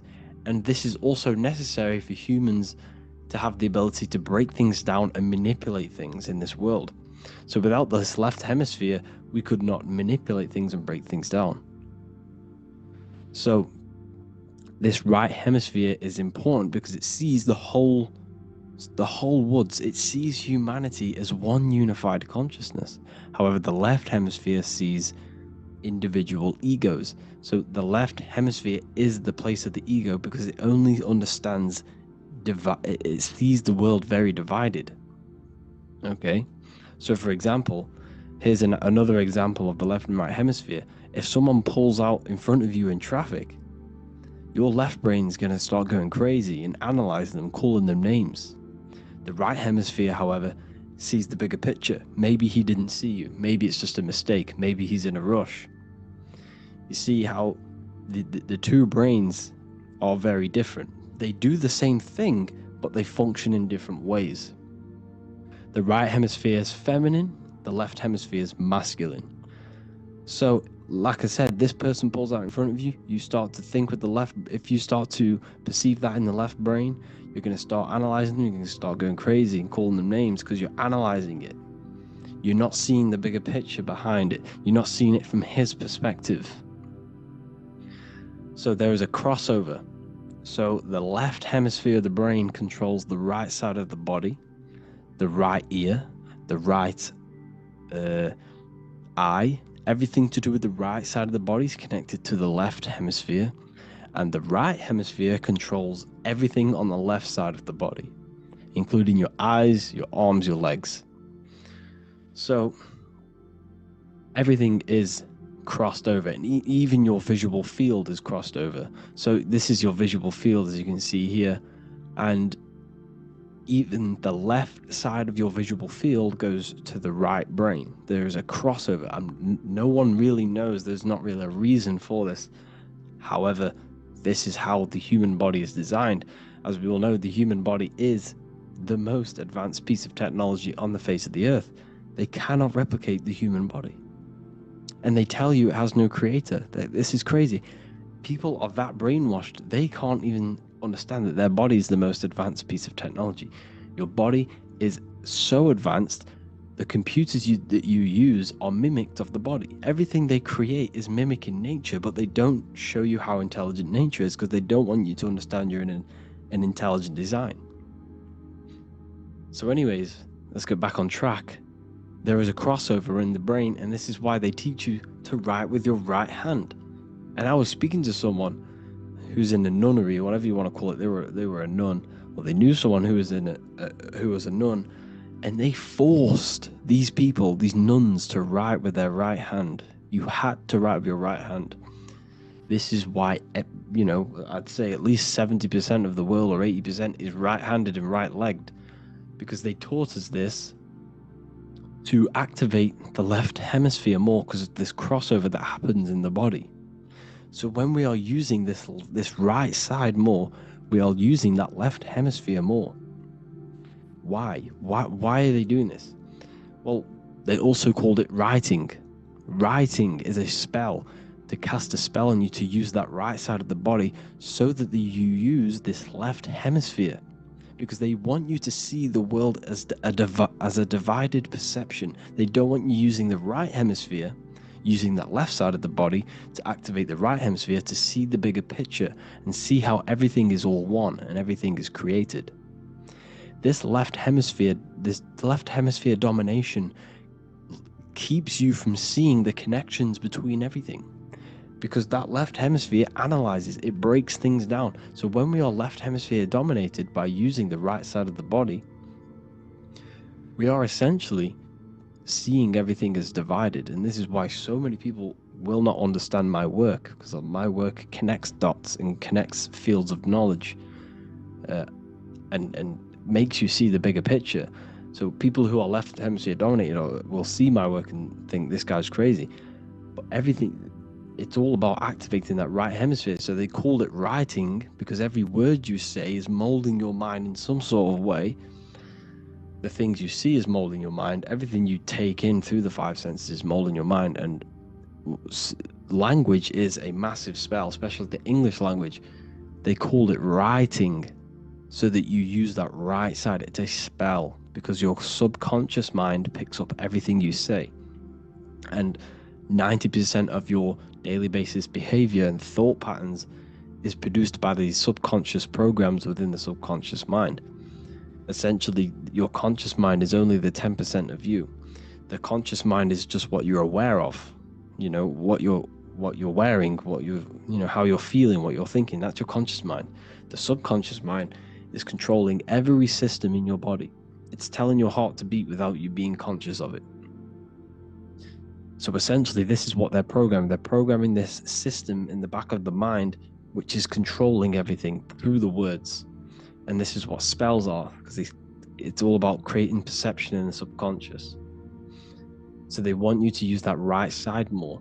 I truly believe the ancients, they were balanced. They used the left and the right side of the body. They didn't have a stronger side because they understood this science of the body and how the body works. So this is actually called phonetics. It's not etymology. Etymology is the study of root words. Phonetics is the study of how words sound similar, the way words are spoken. So phonetics, phone. This is why we call them a phone, because you speak into a phone. So this is write and writing, to use that right side to activate the left hemisphere more. So your hands are a manifestation of your brain. The left hand is the right brain, the right hand is the left brain. And as a child, we were always taught that when you place your hands together like this is the size of your brain, which is true, because your hands are a part of your brain. They're an extension of your brain. Every part of your body other than your brain is an extension of the brain. Everything's working and feeding back information to the brain because you're experiencing the brain. So another trick that you can do, or another exercise, is looking in the mirror and closing one eye at a time. If you close your right eye, if you take your top off, for example, you'll analyze your body if you close your right eye, because you're using that left hemisphere. Sorry, other way around. If you look at yourself through your right eye, you'll use that left hemisphere, which will analyze yourself. You'll see individual body parts. If you close the right eye and use the left eye, you'll see your body as a whole. You won't really analyze it. This is how you can analyze yourself, using these two hemispheres. So this whole system is created to keep you thinking logically and to restrict you from creating and restrict you from understanding symbolism, allegories, metaphors, and teamwork. They want you stuck in a logical way of thinking and a logical way of seeing the world. This is why when you go to school, you are told exactly what to do. You're told to think this way and no other way. You're told to do orders, do this. It's a very left-brained system, because if we all started to open up this right hemisphere, we'd all see, wow, everything is all one, everything's all connected. And this is what my work is doing. I'm showing you everything is one. The physical world is an illusion of duality, but everything comes from the one source, the one mind. The universe is a giant mind. I am mind, you express mind. We all possess mind. Behind the physical body is the same mind consciousness. And we are all expressions and fractals of this infinite consciousness called mind. And this is what they don't want us to figure out, is that we are all just one consciousness expressed. It's an infinite consciousness. It's even in the squirrel, it's in the dog. All of these different animals, they're just different bodies, but behind the bodies is the same consciousness, which is mind. That's what the pineal gland is. The pineal gland is not the mind, and it's not the third eye. The third eye is your mind. If you have a closed third eye, it just means you have a closed mind. If you have an open third eye, it just means your mind has expanded from beyond physical things through astral projection and mystical experiences. This is how you gain an open third eye. It's just an open mind. A mind that has astral travel, that has explored the realities within the mind. So everything they do is to keep us in a divided state. Divide and conquer, right? That's their motto. All to keep you thinking how everything is divided. Everything they've done is division. Postcodes, countries, everything is divided. Like football teams and all this stuff. It's also a natural process when you grow up, because as you grow up, your brain is constantly analyzing the world. So this is sort of a natural process of how you become more left hemisphere dominated, because your brain is always analyzing. And unless something awakens you, you can awaken that right hemisphere where you can start to see the bigger picture. Even the music is all tuned to 440 hertz, shuts down the right hemisphere of the brain. 440 hertz, Spotify, Apple Music, the radio, and every time you turn on the radio, it's tuned to 440 hertz. This was specifically tuned. It never used to be tuned to this. It was in the 1950s. It was changed. The standard music tuning was changed to 440 hertz because it shuts down that right hemisphere of the brain. They don't want you thinking, seeing the world in this way and perceiving things as one. And I'm going to show you. It tells you this in the Bible. Cast the net onto the right hand side of the boat and you will find the fish. What was Jesus saying? This is, you see, people read the Bible and they don't understand it. If the Bible is not talking about you, then it has no meaning. The Bible, everything you read in the Bible is about you and how it can better your life. It occurs to you. So if Jesus says, cast the net onto the right hand side of the boat, this is an allegory. The boat is your body. Cast the net, it's the awareness, the perception, onto the right hemisphere of the brain, and you will find the fish. What's fish? What do fish do? They swim deep in the ocean. It represents the knowledge. Deep knowledge. Cast the net onto the right hand side of the boat and you will find fish. You will find the wisdom. You'll gain understanding when you cast that your awareness into that right hemisphere.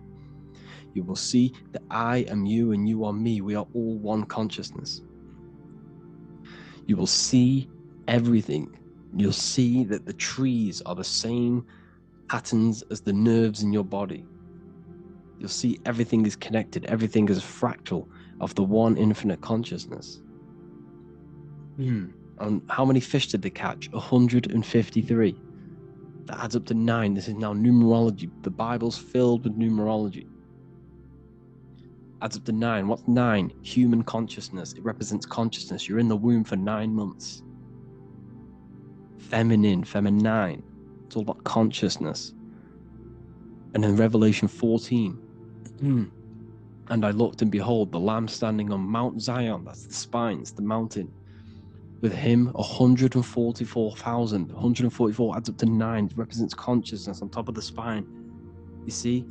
And he had his name the name of his Father written on the forehead. What's the Father? The higher mind, the higher consciousness within you. Where is that? In the forehead, the pineal gland. The pineal gland is the radio receiver for the higher consciousness. Because every body part of the body has consciousness. Your heart has consciousness. Your gut has consciousness. You are thinking with these different consciousnesses. You think with the gut. You think with your penis. You are thinking with all these consciousness. And it's about raising your consciousness to the higher consciousness, which is the Father, the mind, in the head. Don't think with the lower parts of the body, because that is your animal nature. Think with the higher parts of the body. It's all representing consciousness. How to activate the right hemisphere of the brain? Well, it's all to do with non-verbal things. So music will activate the right hemisphere. Make sure it's tuned to the right frequency though, 432 hertz, 528 hertz. Any frequency that adds up to 3, 6, or 9 is good for you. Meditation, turning off the thoughts, and you raise yourself to the higher brain. Symbolism is all right hemisphered. Reading between lines, metaphors, determining the Bible, it's all right hemisphered. Seeing the bigger picture, it's reading between the lines. So tithing in the Bible. These people in the churches are giving 10% of their money to the church. It's nothing but a scam. What these people have done is they have externalized the Bible. They have taken the Bible and literalized it so that they can make a business out of it. So what they're doing is a tenth of the produce of what it says in the Bible, a tenth of the produce of the land, whether grain or fruit, is the Lord's and is holy. So what's that saying? The tenth of, it's basically saying give the 10% to the Lord, to God. What does that mean? Well, what's the land and the fruit? This represents physical things, the physical things that you have. The tenth of the physical things that you have. What's that? That's your ego. All the physical things that you have is all to do with your ego. That's the lower self. The ego, what is the ego? It's the mind's perception of the physical self. You had no ego when you were a child. Okay, when you were a child, you had no ego. As you grew older, you created the ego. But the ego is the full self. It's the echo. Ego, echo. It's the echo of the full self. So it's saying give the ego over. Take away the animal self. In that left hemisphere, that's all to do with the left hemisphere. That left hemisphere sees the ego. It sees individuality. It's divided. So it's saying give that 10%. Give that 10% of you over to the right hemisphere. The 90%. The 90% of you is in that right hemisphere. The higher self. Now, I'm not saying the left hemisphere is bad. Okay, I'm not saying that at all. But it sees it sees things divided. It's like I said, the left, the hands are manifestations of the brain. So when these Christians are praying, they're putting their hands together. What are they doing? They're syncing the brain hemispheres. What you're doing, because everything's an extension of your brain. So if you put your hands together, you're putting the two hemispheres together. And what's happening when you place the hands together? All the electricity in the body is now running in a circuit. So once you connect these two hands, the electrical energy is now running in a circuit. And energy can move around the body quicker and more efficiently. So when you pray, when these people are praying, they don't realize that they're engaging in ancient forms of meditation, of balancing the two hemispheres. So now we're talking about balancing the hemispheres, not the right hemisphere. This is what Israel is. Look at the symbol for Israel, the up triangle and the downward triangle. What's that? The up triangle represents male, the downward triangle represents female. Okay? This is talking about the brains. Israel is Ra, Isis, which is female, the Egyptian god, Ra, El. El means God. Electricity. That's the force of the physical world. It's the force that runs this world, electricity. It's the force of God. El, consciousness. It means God. Is-Ra, El. Isis, Ra, and El. It's the two hemispheres of the brain, the holy land of Israel. It's the holy land, it's the brain. Once these two hemispheres are synced, this is how you unlock your consciousness. This is the easiest way of astral projecting. Hemisphering, I forgot the word for it. Hemisphere syncretization, something like that. It's about syncing the hemispheres. This is how you unlock your consciousness. Once the brain is running as one electrical system, this is how you balance the two masculine and male opposing energies. Once these opposing energies are no longer in war with each other, the brain, they come together to work as one. You unlock your consciousness. You are born again. What happens when a male and female have sex? It creates a new child. It becomes one. You are born again. Once the two hemispheres of the brain, you are born again. You can then have an out-of-body experiences. So this is why the symbol of the Holy Land, Israel, is the up and down triangle back combined together, because it represents unification of the male and female, unification of the hemispheres. You're born again. You unlock consciousness. And you can get this for free. It's called the Gateway Tapes on my website. Basically, it's a audio track from the government, and they did this in the Gateway Experience. It's a CIA document, and what they do is there are different forms of meditations you go through. I think there's about 5 waves of meditations you do, half an hour each one. And it will teach you, it will sync your hemisphere, because what does it do? They understood that playing one frequency into one ear and another frequency into the other, they understood that the right ear is connected to the left hemisphere, the left ear is connected to the right hemisphere. So when you play 2 different frequencies into both ears, what happens? The brain picks this up, the 2 hemispheres of the brain picks this up, and it syncs it. It syncs these 2 hemispheres, these 2 frequencies together. So now the brain is working as one to sync this frequency. So this is how you can sync your hemispheres, through listening to these frequencies. Okay, you can get them for free and do the meditations yourself. This will definitely help you. This is an easy way to astral project. So it's all about syncing the hemisphere and seeing reality from a unified perception. We should all aim to get out of that left hemisphere. I'm not saying don't use it, but we should now start to see. We should now start to read between the lines of the Bible, read between the lines of the symbolism they're showing. Study symbolism, study allegories and myths. What are they trying to tell us through these allegories? And this is how we start seeing things in a better way. Once we understand that we are all microcosms of an infinite consciousness, we can all come to one, because love is the unifying force of this infinite consciousness. We are all divided. We are all disconnected from our hearts. Once we all connect with our hearts and see that everything is one, we can all start to love and come together as one, because love is the unifying force of consciousness. So if you haven't already seen, I now have launched the Ethereal University. I will be doing lectures like this one, but even better, deeper, and even releasing knowledge that I can't talk about online, as they are censored. I'll be doing lectures every single week. I'll be doing live calls every single week. You also gain access to my library, which is filled with over 45 occult books, filled with knowledge. Okay, I'll show you now. Plus, you get my book, The Book of Wisdom, PDF form, and the Human Health Guide, PDF form.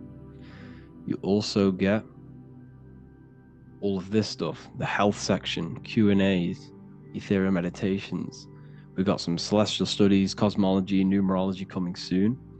You also get the brand new Manifestation Mastery course, plus the library. And there'll be new books, new lectures, new live calls every single week. Or you can get the Book of Wisdom, use the code WISDOM in all capital letters to gain 40% off. This sale will be ending very, very soon, so if you're watching this, be very quick to get yourself a physical version or a PDF of my book. You can get it in all these languages. Hope you enjoyed this video, people. I'll see you inside the Ethereal University, the real university. Have an amazing day.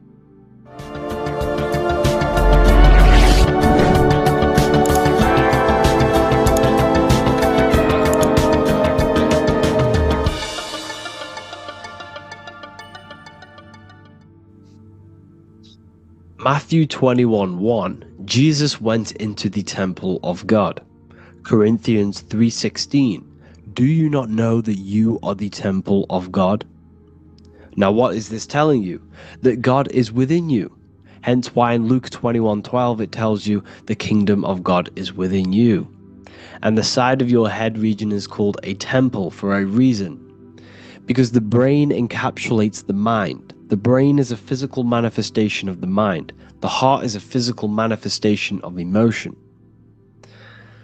So we have these different layers of our consciousness. We have an intellectual, communicative aspect of our consciousness, which we would call the mind. We have an emotional aspect of our consciousness, which is the heart. And to communicate with the divine, it's all to do with the mind. Hence why the ancients always symbolize the mind being God. This is why Michelangelo always placed God inside of the brain on top of Sistine Chapel in the middle of the Vatican. He understood that God is in the brain. God is within you, not outside of you. The church tells you that God is in the sky because they are creating a externalization of the truth to create a business and a distraction, so that you don't find the divinity within you, so that you don't find your power. Now you have Adam, the physical man, the physical body, the ego, the lower self. And he is resting. He's not trying to reach to God, but God is reaching, because the higher consciousness within you is always trying to communicate with you. It's always trying to wake you up to your divinity. But the lower mind, the lower self, Adam, the physical self, is always in ignorance of truth, always in ignorance, and stays in a materialistic way of thinking, which is the lower animal self. And this is what we call a sleep, or an NPC. This is the lower mind of man. But all you have to do is to move your finger to touch God. You have to look within yourself, within the brain, meditate, and you can find God. This is why in the Bible we see many references to the human body and anatomy to truly connect with God. Kings 6:8, the door to the middle chamber was in the right side of the house, which is the right hemisphere of the brain. The middle chamber is the pineal gland, where the seat of your consciousness is, where the seat of your higher consciousness is, the mind. And they went up the winding stairs, which is your spinal column, into the middle chamber, and out of the middle chamber into the third. So they went up the winding stairs. This represents raising your consciousness up the winding stairs. Your spinal column acts as a stairway of consciousness. Depending on what sort of consciousness you are operating in, depends on what part of the spinal column you are using.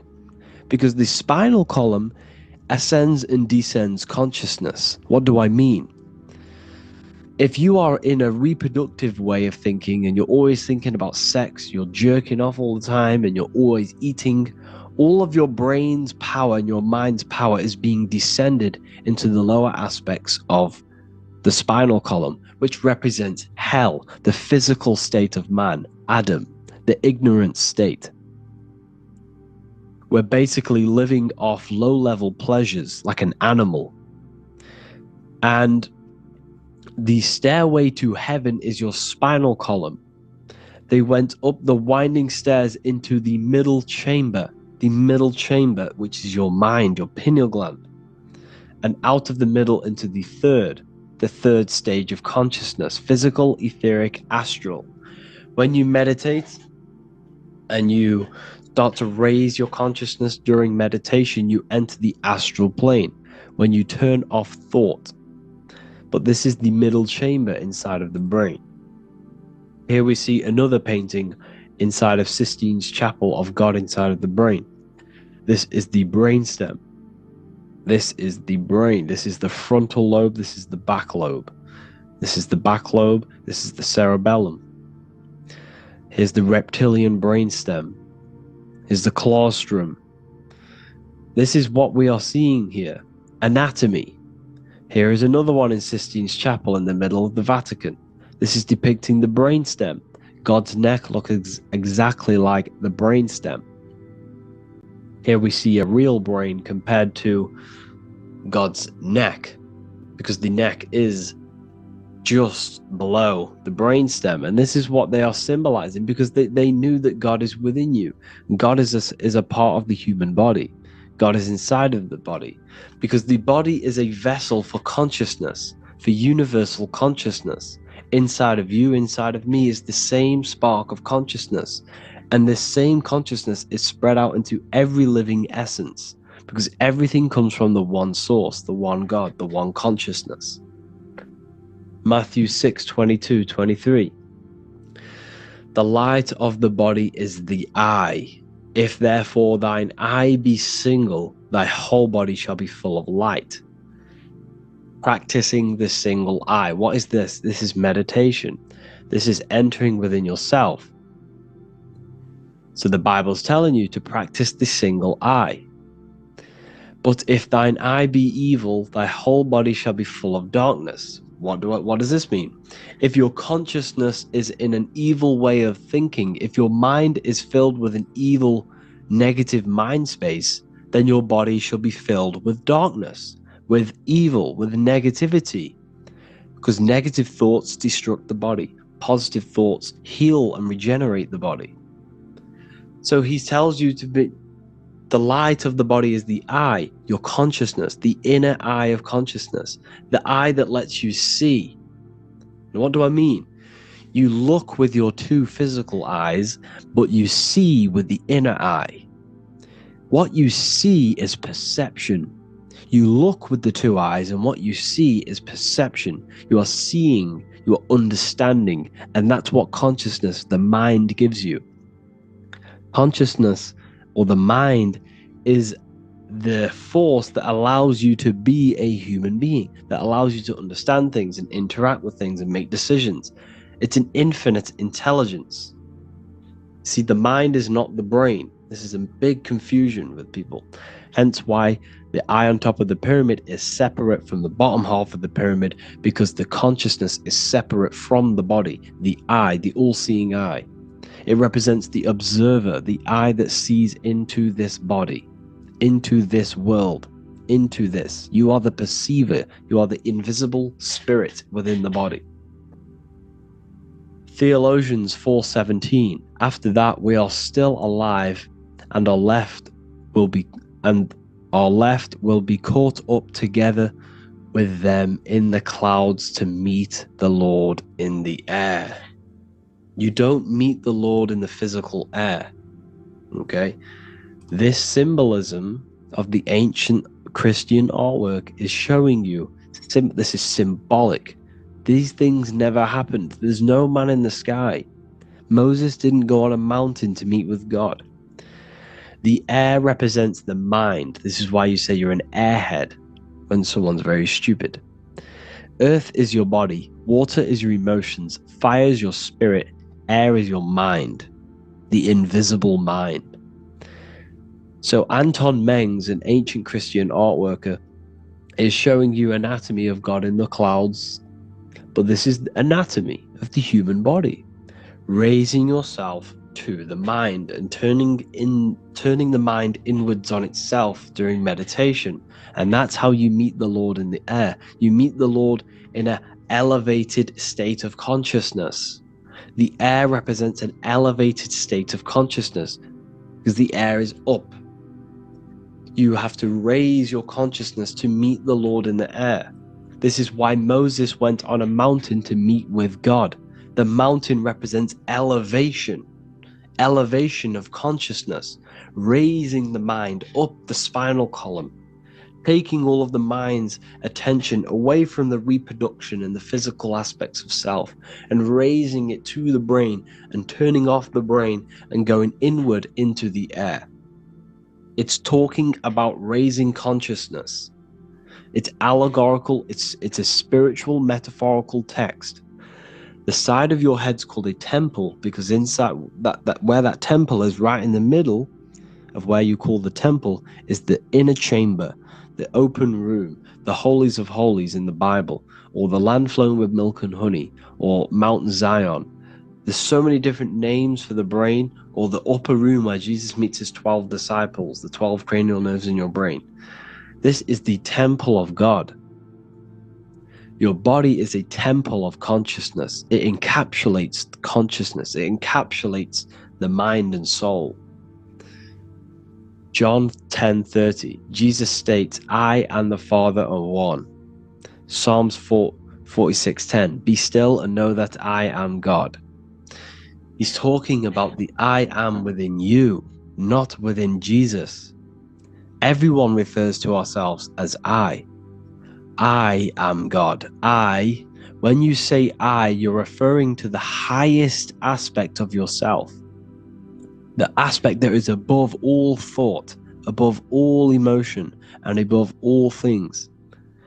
When you say I, you're referring to your pure awareness, your pure consciousness, the highest aspect of yourself.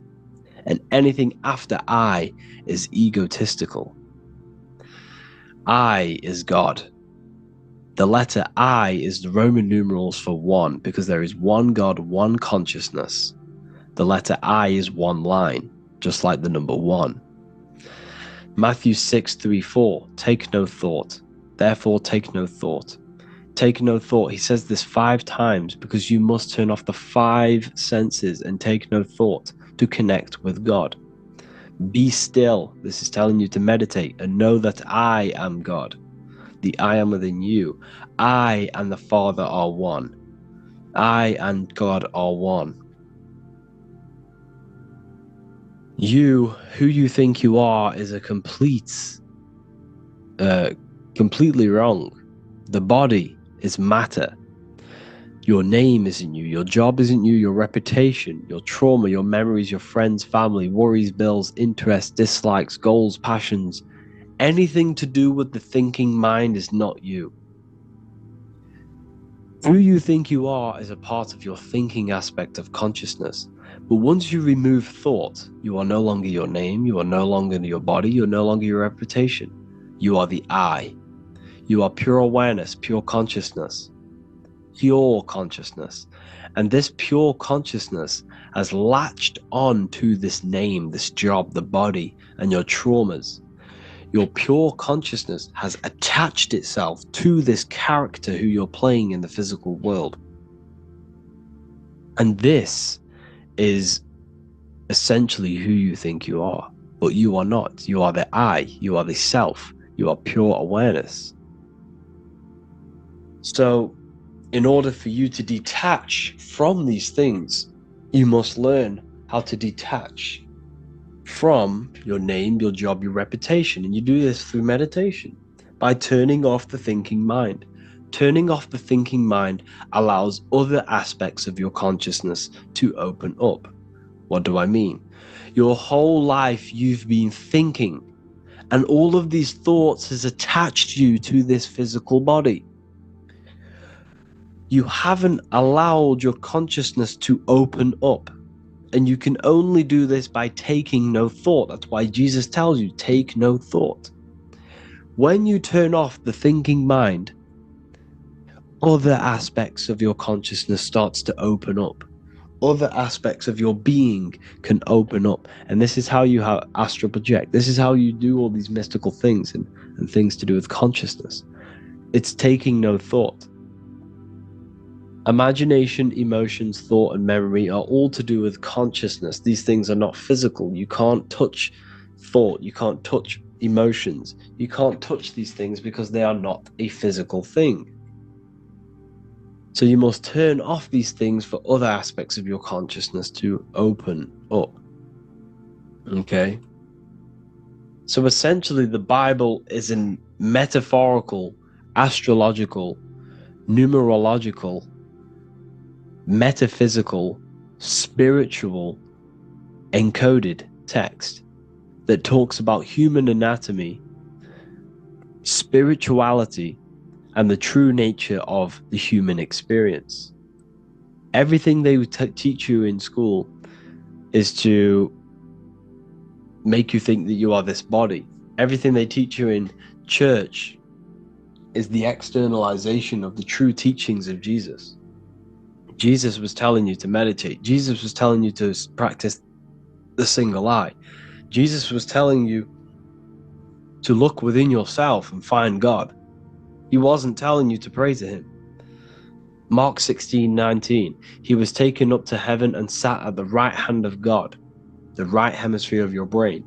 John 21:6, cast the net onto the right hand side of the boat and you shall find fish. Fish is understanding. The boat is your body, your brain. Cast your awareness into the right side of your brain and you will find understanding, because the right side of your brain is all to do with the creative aspect and the intuition and the spiritual sides of your consciousness. This is why God is here. This is why Michelangelo depicted God in the right hemisphere of your brain, because this is all human anatomy. And I speak about all of this in the brand new Book of Wisdom, Volume 2, which is now available. The start of the revolution has begun. This book is truly going to change the way people see the world. It's got so many more topics than the last one. It's truly a revolution. It's written in so much detail. It's very practical. I cannot wait to share this one with you. I just want to say thank you for the opportunity for me to create this book, because without you, I couldn't have created this. And I just love sharing my work with you. And I thank every single one of you for the support, the watch, like the views and the likes, everything.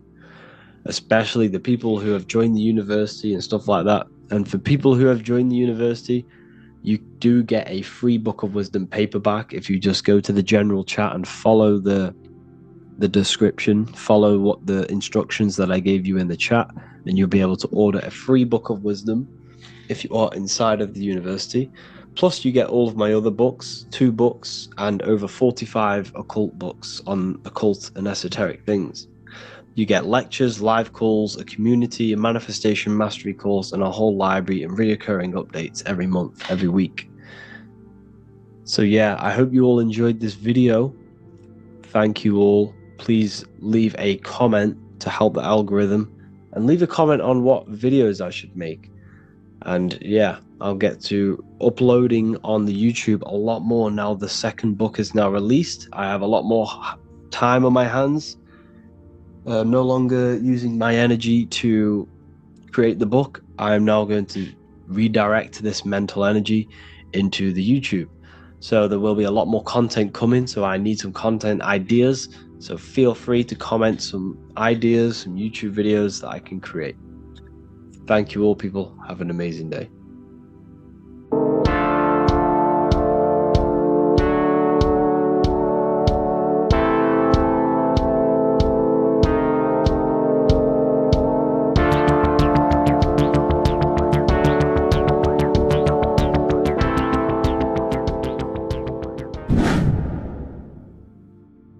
What is good, people? It's Revival of Wisdom. I hope you're all doing well.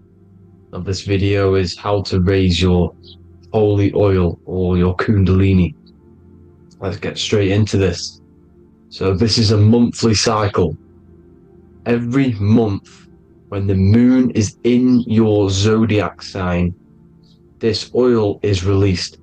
Now, the moon is in control of monthly cycles. For women, it's the menstrual cycle, and as well, this holy oil cycle.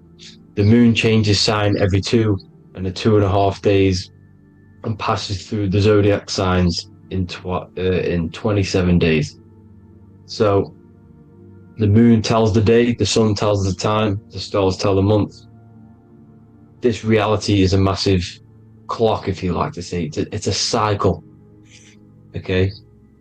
The moon controls the night, emotions, water, fluids, and the mind. Okay? So this oil is produced in the claustrum. It's produced in the claustrum, which is here, right? This is where you get Santa Claus from. Now, the claustrum is at the center of the brain, and it is next to the pineal gland and the pituitary gland. Once it starts in the claustrum, this is the holy present. This is the present that Santa gives to us, Santa Claus. And it goes to the pituitary gland and the pineal gland. And what's connected to the pituitary gland and the pineal gland is the Ida and the Pingala. The Pingala is the pineal gland's nerve, which is the honey, which is the positive charge, electric. And the pituitary is the Ida nerve, which is the magnetic charge. This is the milk, the land flowing with milk and honey. This is the brain, the heaven, heaven, okay? And it travels down the spine using these two nerves, these electromagnetic charge. And this is what the ancients symbolized with the two serpents wrapped around the spinal cord, the Ida and the Pingala. And this travels down to the sacrum or the solar plexus, okay? Okay, so once it's here, okay, the spine is an elongation of the brain. So the spine is pretty much the brain. It's an extension of it.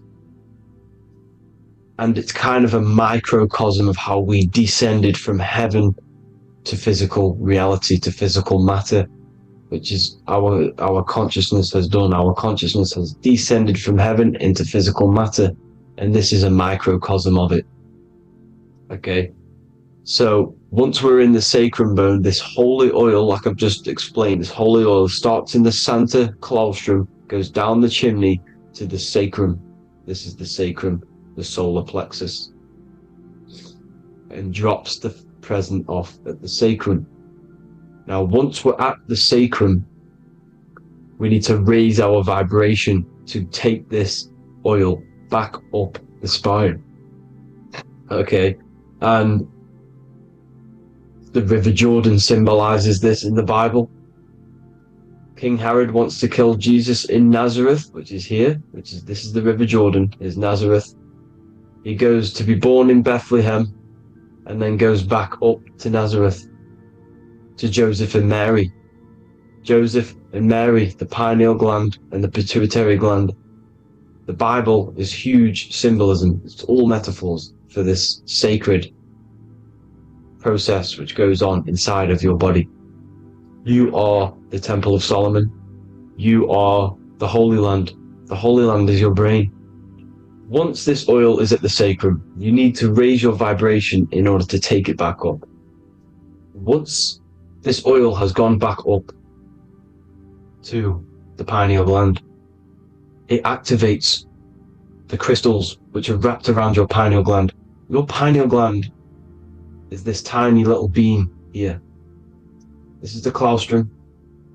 This is the pineal gland, and it's wrapped in crystals. And when this oil travels back up the spine by raising your vibration back to the upper room where Jesus met the 12 disciples, or the 12 cranial nerves in the brain, and it activates and it turns on this pineal gland.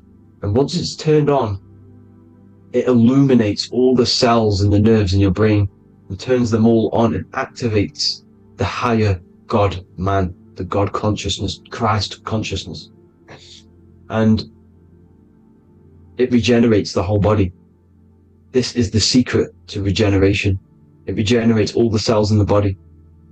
And this is how the ancients lived for thousands and thousands of years. As talked about in ancient texts. They lived for hundreds and thousands of years because they knew this secret. And this fluid, this brain fluid, the secretion, or the Christos in Greek, which means gold, because this is the alchemical process from turning lead to gold. Your body is the alchemical furnace. Now the ancients knew about this center of the brain because they symboled it. This is the Eye of Ra, and it's the brain, and this is what's wrapped around our consciousness. Our consciousness isn't wrapped around the brain. The brain is built around the consciousness. We are the consciousness. You don't have a soul, you are the soul. Okay? Now, the head, heaven, hell, heel at the bottom of your foot, that's hell. Head is heaven and hell. Simple. Now, the pineal gland produces DMT, which is dimethyltryptamine, which is known as the spirit molecule. So let's move on. Now, when this oil travels up, back the spine, the chimney,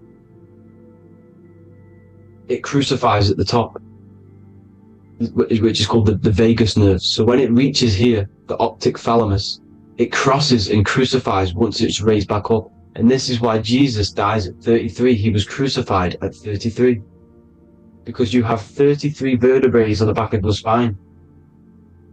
And then it's crucified by the cross of the vagus nerve. When this oil crosses the vagus nerve, this is the crucifixion at 33. And it symbolizes the death of the physical consciousness. You then become spirit. You then become God consciousness, activating the Kundalini, regenerating the body and the mind. Okay. The Garden of Eden. You are the Garden of Eden. The land of milk and honey is upstairs. The pituitary, which is the milk, the pineal gland, which is the honey, which is DMT. It even says this in the Bible. As he brought us into a place, and he has given us this land, a land flowing with milk and honey, which is also symbolized as the sun and the moon. The Bible also says, the light of the body is the eye, not the eyes, the eye.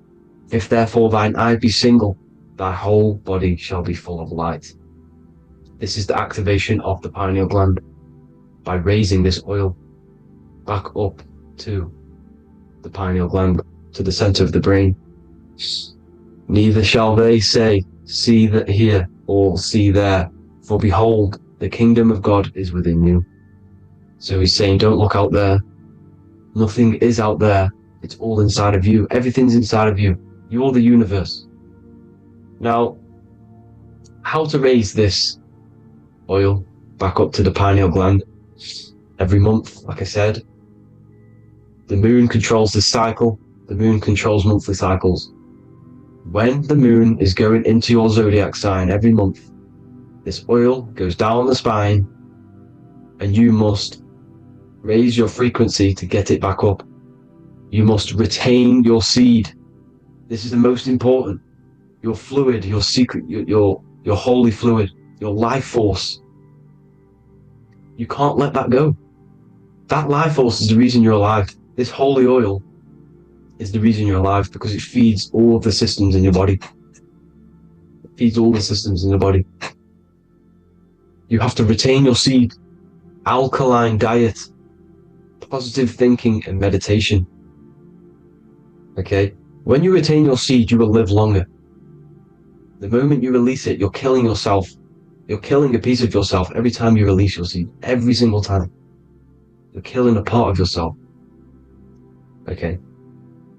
Now, this could be why this could be the illumination, the single eye on the Illuminati's symbol, the Freemasonic symbol, the illuminated eye, the triangle, which could symbolize the body, mind, and spirit, but the eye illuminated.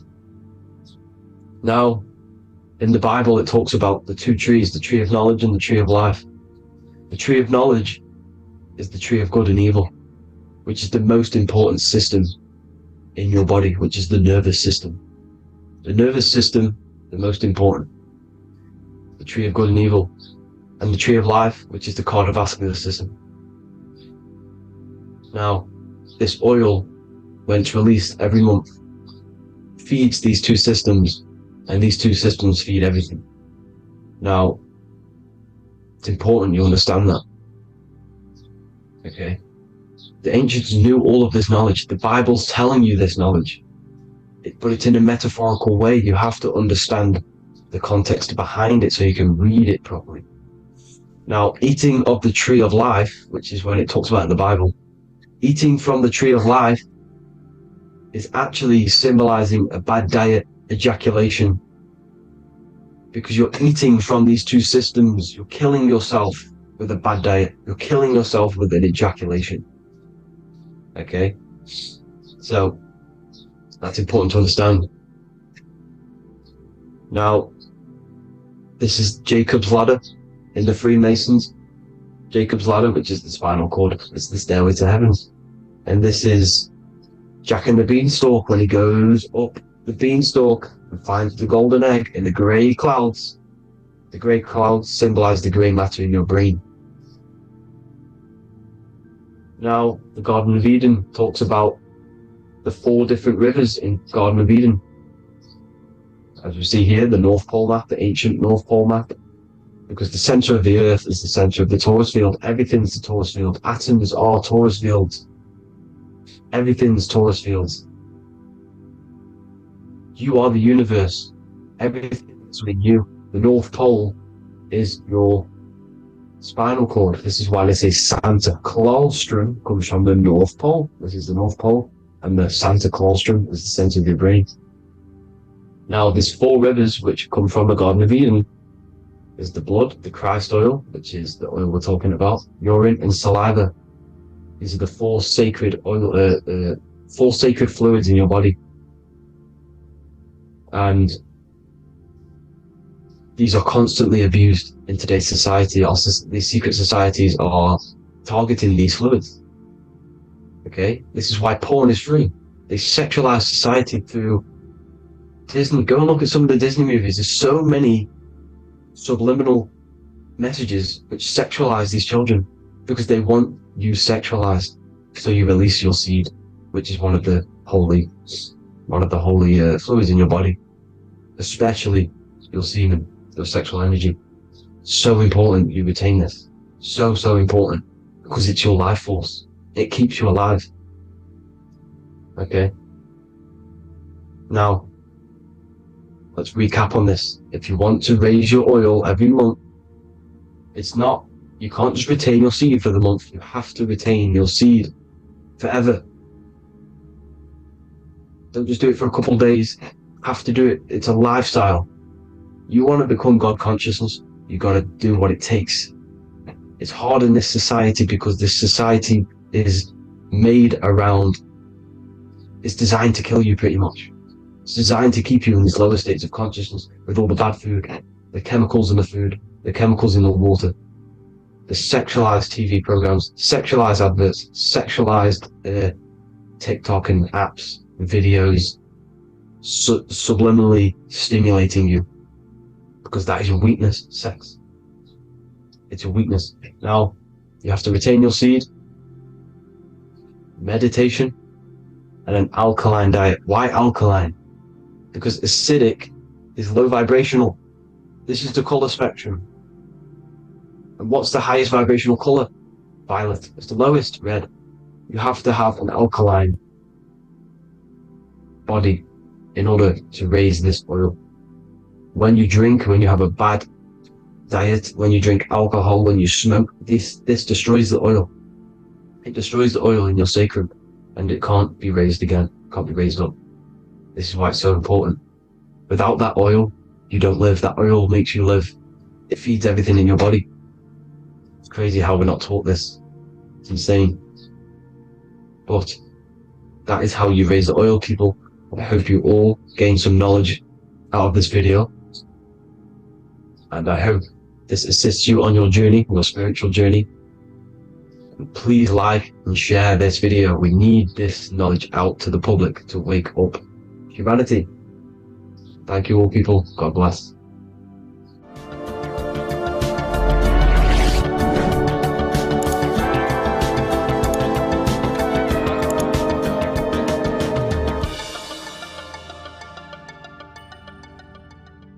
Geometry.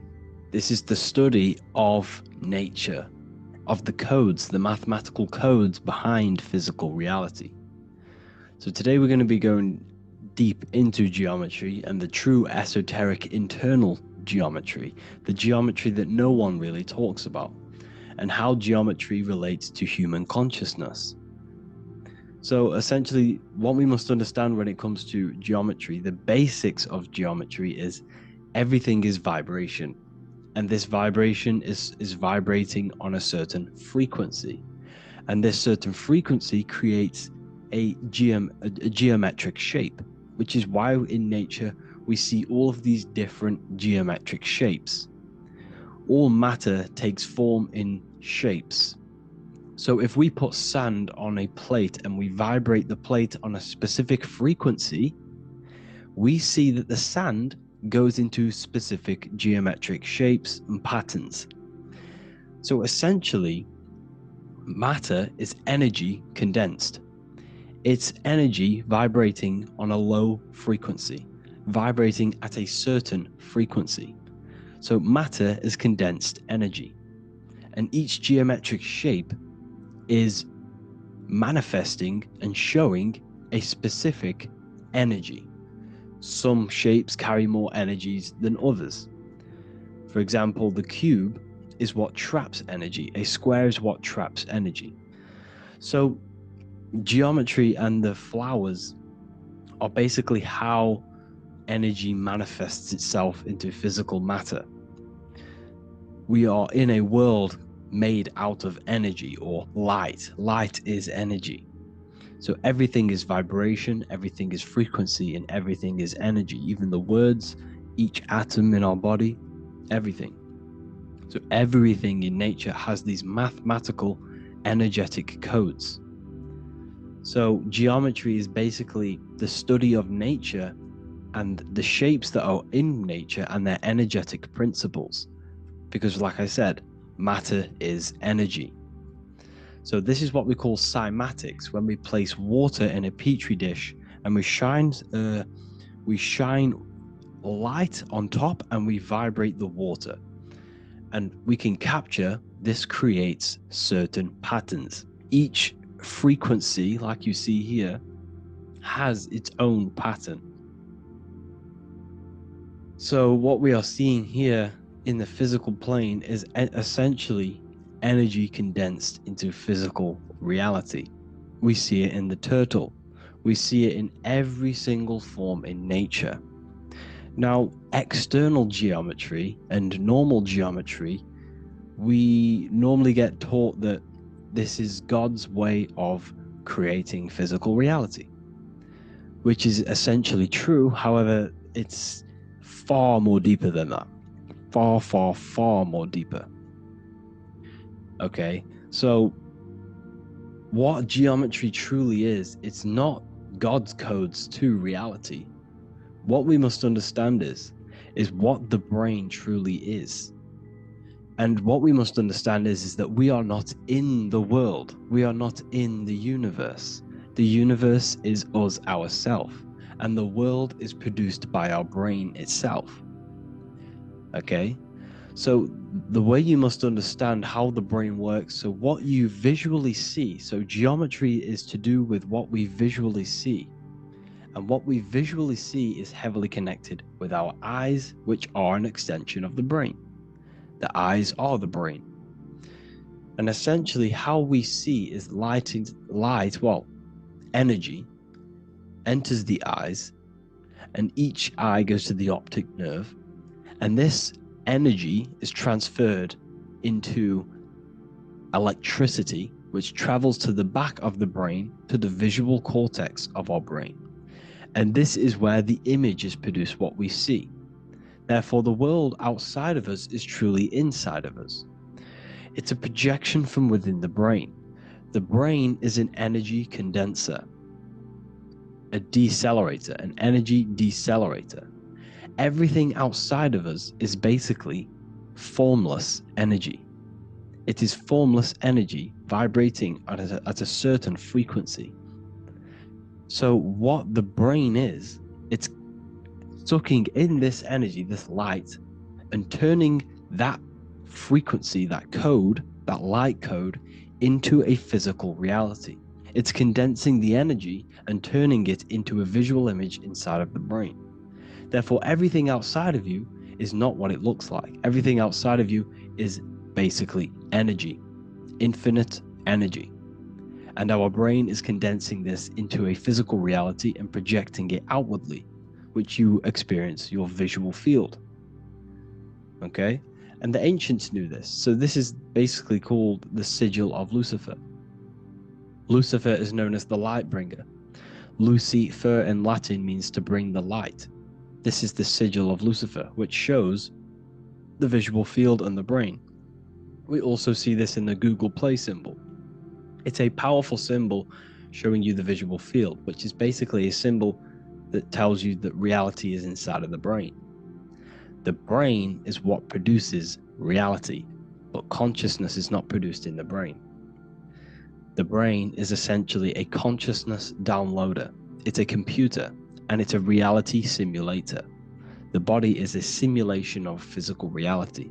You are inside of the body experiencing the body simulation. The body produces this reality. It's a piece of technology. So Lucifer is to bring the light. Lucifer is the light being produced in our brains. Okay? So this is why they say Lucifer can tempt you. Lucifer can be the devil, because it represents physicality. It represents the false light. Lucifer can trick you because it represents the physical world can trick who you truly are. So now that you understand how the brain is basically an energy decelerator and it creates and simulates a reality to your consciousness, you are no longer a person in a universe, you are the universe itself experiencing itself. Therefore, geometry is heavily linked in with the brain. Geometry is essentially how your brain and how your eyes decode energy. So what you are seeing is the mathematical codes of your brain creating reality. So what they teach you is the external is that geometry is God's way of creating this world, and these are the mathematical codes God's created. But now I'm telling you the internal. This is the truth. Geometry is how your brain mathematically condenses energy and light into a physical reality. So therefore, your brain is a computer program. So now geometry is nothing outside of you. Geometry is not something created by something else. It's created by your brain. Your brain produces these patterns through mathematical codes by breaking down energy into physical reality. And this is why you see geometry in everything around you. This completely changes your view on geometry. It's in your ear, it's in your face, it's in everything. Geometry is everything. Okay? So now that you understand this, now, as we were talking about the visual field earlier, the ancients knew about this. The ancient Egyptians knew about this. We can see this symbolism inside of the casket, the Egyptian casket. See, this crossover represents the visual field. This represents the back of the brain. This is the left hemisphere, the right hemisphere. And now some of the most simplest teachings in geometry is that straight lines are masculine and curved lines are feminine. And we even see this in the human body. The feminine human body is curvy and the masculine human body is liney. And even with the genital reproductive area, we have a line and a curve, 0 and 1, the binary code of all creation, 0 and 1, because that's basically all that exists. Nothingness and one, nothingness and God, nothingness and consciousness. That's all that exists.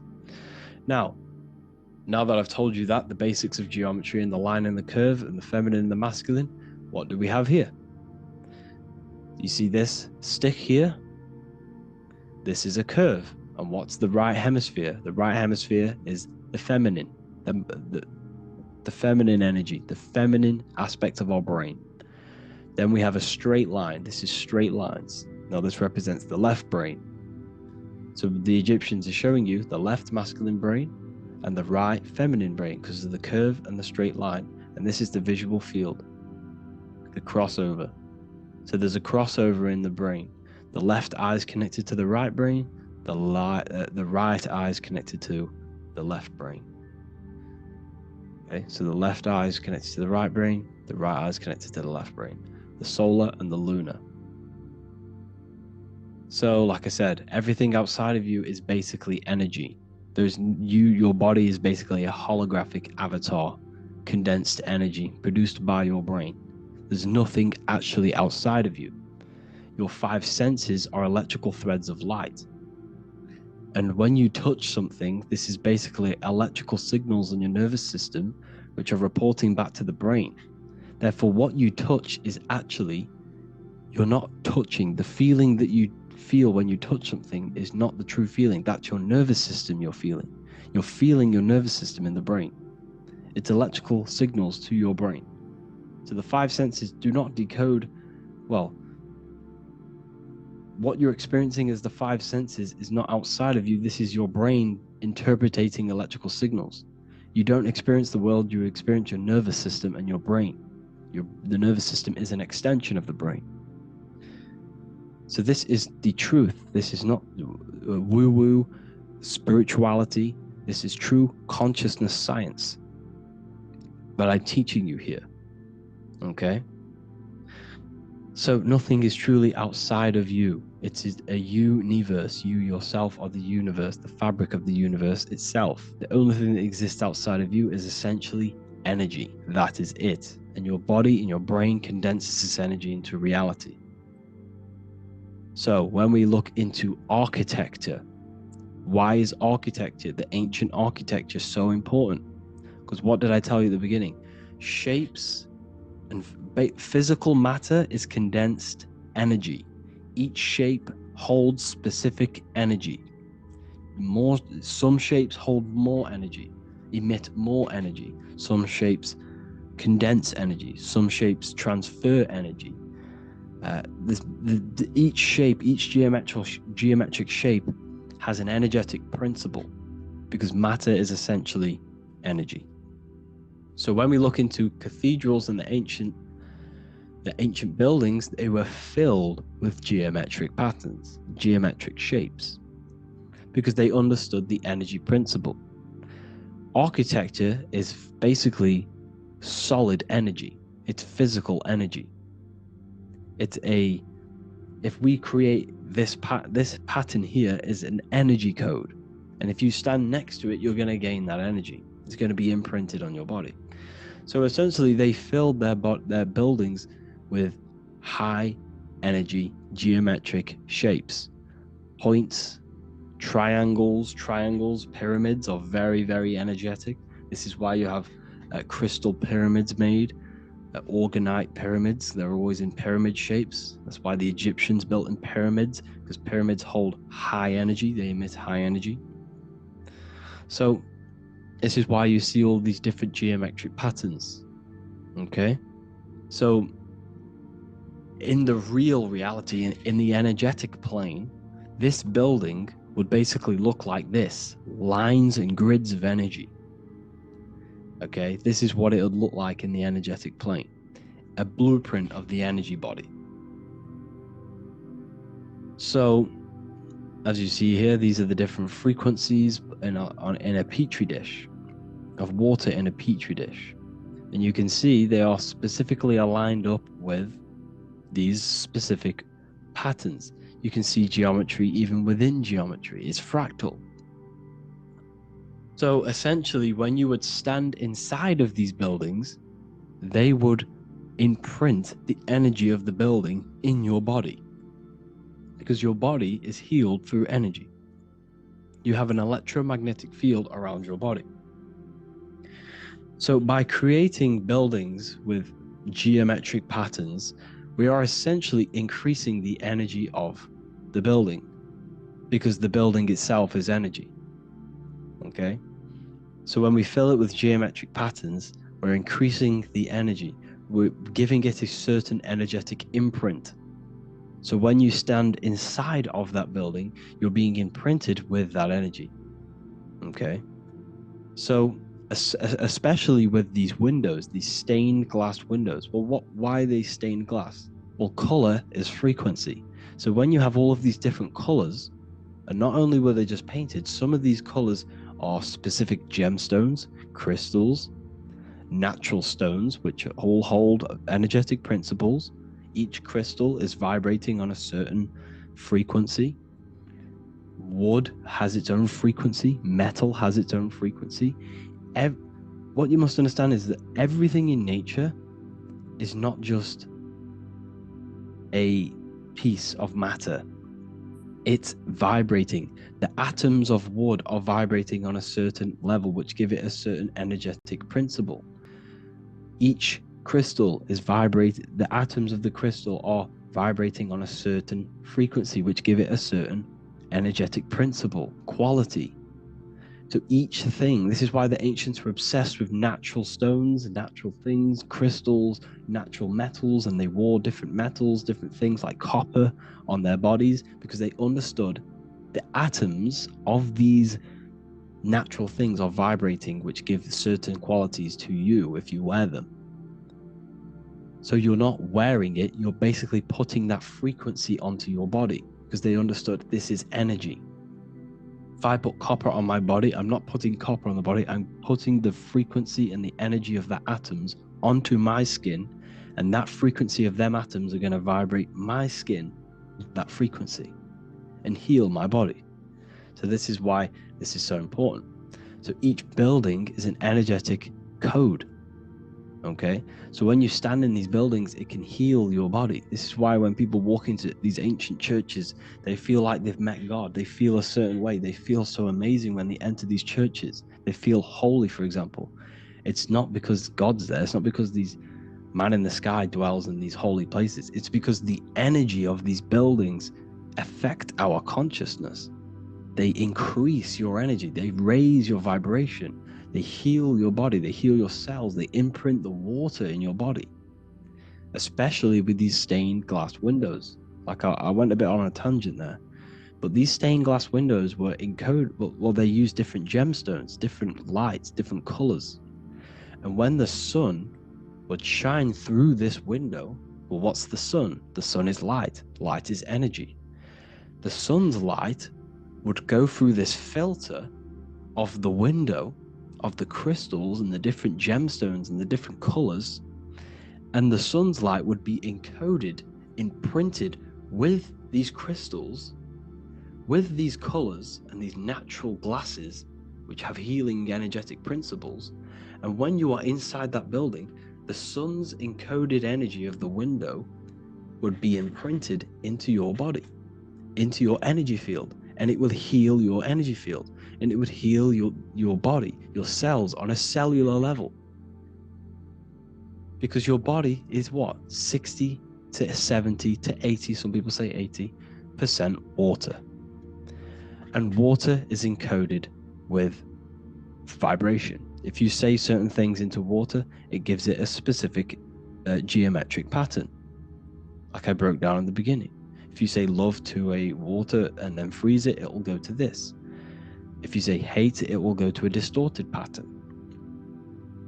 So when you are in these buildings, you're being imprinted by the energetic codes of these buildings, the energetic principles of the windows, of the structure itself.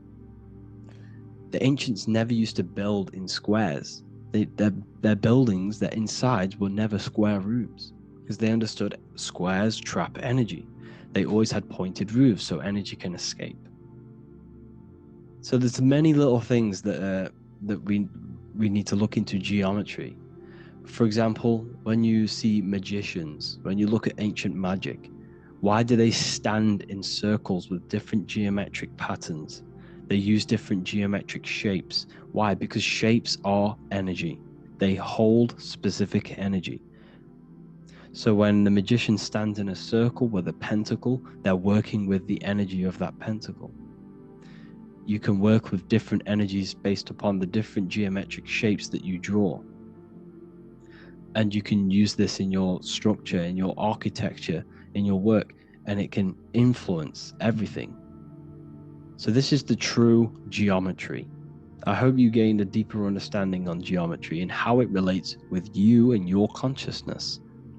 Like I said earlier, your brain produces geometry. It's basically how your brain decodes energy. It's not God, how God creates this reality. And no, you're in this reality. You are the reality itself. Your body produces the reality. Therefore, geometry is one with you. So therefore, if I play with the geometry of the buildings, for example, like the government have, everything's in squares. If you look outside, everything's a square, everything's a rectangle. You go to a city, Every window is a rectangle. Every building is a rectangle. You live in a box room. Everything is boxed and squared off in this reality, in this modern society. Why? Because they're trapping energy.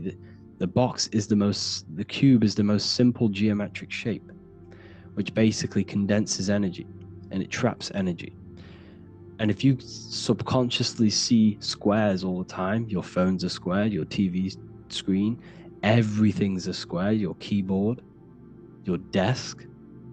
Go and look at the ancients. They never used to build in squares and cubes. And if you go into nature, you'll never see squares and cubes. Nature doesn't create squares and cubes. Everything in the modern society is squares and cubes to simple your consciousness down, to dumb your brain down.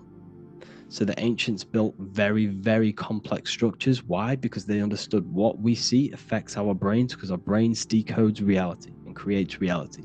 If you see a sophisticated building, this is going to give you a sophisticated mind and raise your IQ levels over time, subconsciously. I'm not saying if you look at this building, you're going to become smart. I'm saying if every single building in your environment, ment is mind, mental, every single building in your environment was this complex and complicated, it would increase your IQ on a subconscious level. It'd make you more complex, make you more intelligent. So they've dumbed everything down. They've dulled everything down. Look at everything. Everything is being dulled down. So anyways, I hope you all gained a better understanding on this. If you want to gain more occult knowledge and esoteric knowledge, make sure to read the Book of Wisdom Volume 2. If you're inside the university, you can get this book for free. Go to the general chat area and follow the instructions and you can order yours for free. Truly life-changing stuff, because the issue is with the world is that no one really understands who they are, what they are, and why we are here. That is the issue for people's depression, for people's wrongdoings. They don't understand who they are, what their emotions are, what their mind is, what their body is, what reality is. This book gives you that. This book gives you the sense of understanding, the sense of well-being that will give you a better life, because you understand life and what life is. And if you truly want to take your studies to the next level, we have the Ethereal University. This is the place for truth seekers, where you can connect with like-minded people so you don't have to feel insane, because not many people think this way. I've been there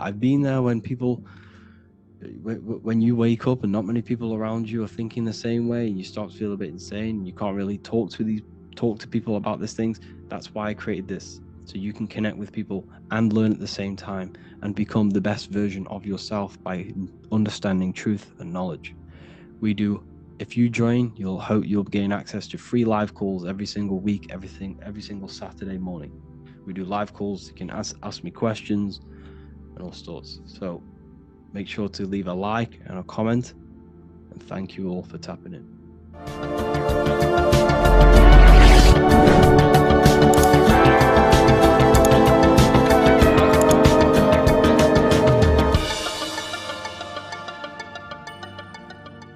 Welcome to Revival of Wisdom. Today we're going to be breaking down Saturn worship and how the occult are linked in with Saturn. Okay, so first of all, let's start with the celebrities. All these celebrities are doing 666. Okay, covering the one eye, which also symbolizes the all-seeing eye, which is another occult symbol. But we're focusing on the 666, the 6 with the 3 fingers. Also, we have CERN with the 666 within their logo. Also Disney, okay, as you can see here, 666 within their logo. Pepsi, Coca-Cola, and even Cadbury's. Monster Energy with the 666 in Hebrew numerals. Unleash the beast. So what is 666 to do with Saturn? Because on Saturn, on their north pole of Saturn, there is a 6-sided hexagon, okay? So Saturday is named after Saturn Day, the 6th planet. It is also the 6th day of the week, and has a 6-sided polygon on its north pole, 666. And not only that, when you create a star out of the hexagon, you will create a 6-pointed star. okay, with 6 triangles within the star and a 6-sided hexagon, which all adds up to 666. Okay, so this is why all these symbols contain 666. So why do they worship 666? Saturn.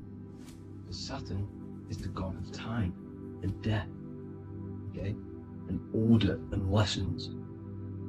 Okay, Saturn is a very cold and dry being. That is the 6th planet from the sun. Okay, Saturn represents the winter, which symbolizes death. Okay, because all nature dies within winter because the sun's not there. So it represents darkness and death. It rules the zodiac sign of Capricorn. Okay, so in the celestial cycle, Saturn is always opposite the sun. So it's the opposite of the sun. So they're worshipping this energy which is death-like. Okay, this god which is death and does not bring life. Okay, also is the god of time. Okay, also in the Roman and in Greek it's called Chronos. Okay, which is just a translation for time. It's also known as the Father Time, aka the Grim Reaper. Okay, the Grim Reaper. Keep that in mind. We'll come back to this. Here are some more logos with Saturn. Okay, NAG, Internet, Wi-Fi. Okay, all these occult logos all worship Saturn. They are a satanic occult. They worship this death god, this evil god. Okay, this is where the cube now comes in. Okay, because what colour is associated with Saturn? It's black, because it's the absence of light. It's opposite the sun. So black is the colour associated with Saturn. Each planet has its own colour associated with it. Okay, so when you make the cube, okay, as you can see here, the cube out of the polygon, it creates what? A black cube. Okay, and the Kabbalah, okay, Kabbalah means cube, Allah means the god, the cube god. These religions are secretly worshipping this cube god, the god of death, Saturn, Satan. It's the same entity behind it all. Okay, so also we have these black cubes in Australia, Denmark, all around the world, these black cubes, because this occult is worldwide. It's Saturn, Satan taking over this realm. Okay, also with this black cube, they walk around it like the rings of Saturn. Around the black cube of Saturn with the rings, they walk around in circles. What are circles? Cycles. What is a cycle? Time. The time god. This is why it has a ring around it, because it represents time, cycles. Okay, and this is another depiction of Saturn, always depicted with this Reaper staff. Okay, keep in mind this staff, just like we associated with, aka the Grim Reaper. The Grim Reaper also wears a black robe, representing Saturn with the same staff. You see it? This is where it comes in. Okay? The same thing, look, the same staff with the black robe. Black representing Saturn, the god of death. Okay, the Grim Reaper, Satan. Okay? Also when you graduate from university, what do? You wear a cube on your head, a black cube with a black robe. This is Saturn worship. See, this is how Saturn, Satan, has tricked the world into worshipping him, not God, the sun, which represents God. So what is a corona? Because a corona is a crown, a circle, okay? A set of concentric circles of light seen around a luminous body. So Saturn. So this is why they used to worship Saturn by wearing crowns in ancient days, and we still do to this day. The king or queen has a crown, a corona. Also, corona the dream. Corona adds up to 666, just like Saturn is 666. But like you see in the corona, you see the staff. You see this staff, just like the staff of Saturn, the Saturn god, like the Grim Reaper, with the black robe and the staff, just like the Saturn god. What is the Grim Reaper? It's a killer, it represents death, just like Saturn, the god of death and time. So all these occults and secret societies all worship the 666 god, which is Saturn, Satan. All of our energy is being put into Saturn, okay? And Saturn, Satan, is harnessing all of this energy. So gradually, this is what the mark of the beast is. Like it says in the Bible, the mark of the beast, or the name of the beast. Here is wisdom, let him know that he hath understand and count the number of the beast, for it is 6. It is the number 6 of a man, and is 600, 666, 666. So this is what the mark of the beast is. They are going to eventually put green chips, just like Neuralink, which is what Elon Musk is pushing. Okay, so this chip is the mark of the beast, and it's going to be implanted to our hands or brains. Okay, and they will manipulate our consciousness, and it will manipulate our DNA, and it will directly connect us to AI, and AI is linked in with Saturn, Satan, as the demons and the people who rule this world are in love with AI. They want to connect humans to AI. And this will control our consciousness completely and give all of our energy back to Saturn, Satan, this deity that they worship. Just like when you get married, you wear a wedding ring, the rings of Saturn, over the finger, which represents the sun. So you're basically seeing Saturn over the sun. The sun is the Son of God. It represents the sun, represents God. So you are putting Saturn over the sun. So thank you guys all for tuning in. I'm going to leave you guys here. Please leave a like, comment some topics that you want me to talk about, and please subscribe for more amazing content. God bless.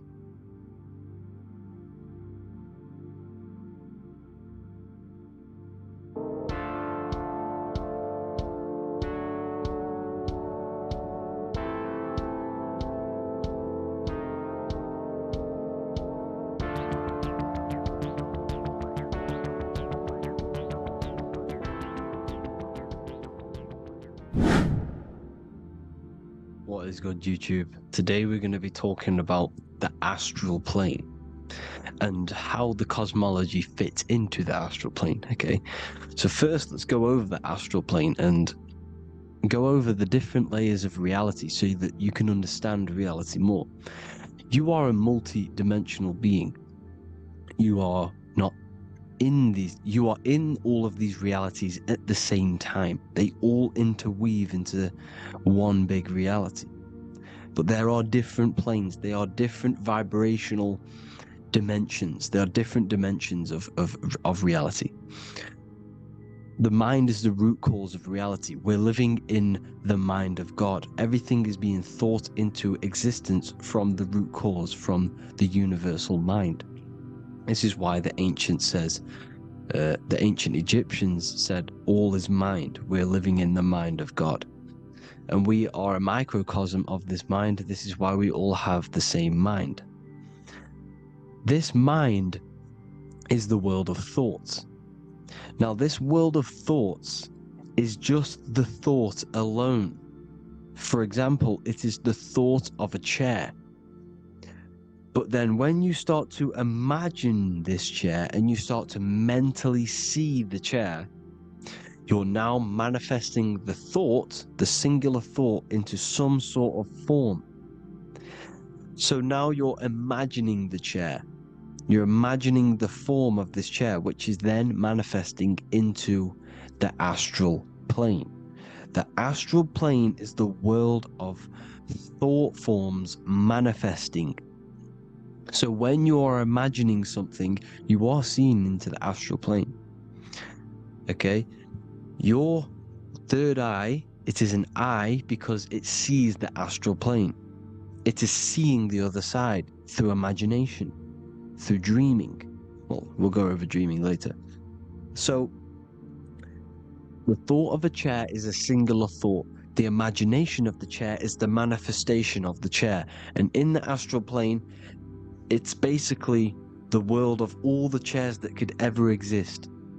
So you're thinking of the chair as a singular thought, which is the mental plane. The astral plane is the imagination of that chair, is the thought, the manifestation of it. Depending on the vibrational state of the thought will depend what level of the astral plane it will go to. For example, if you're thinking about a chair to torture someone on it, it's going to go on the lower astral plane. Or if you're thinking and imagining happy things, it's going to go to the higher astral plane. So wherever your mindset is, that we call it a mindset because your mind is setting frequencies to certain things. Thoughts are frequencies. And a mindset is setting your frequency, setting your mind to a certain frequency. So when you set your mind to a certain frequency and you imagine something in that frequency, you're going to match everything in the astral plane that are on that similar frequency, just like you would in the physical world. Because we're all in these worlds right now as we speak, but we can't see them with the two physical eyes. We can feel it though.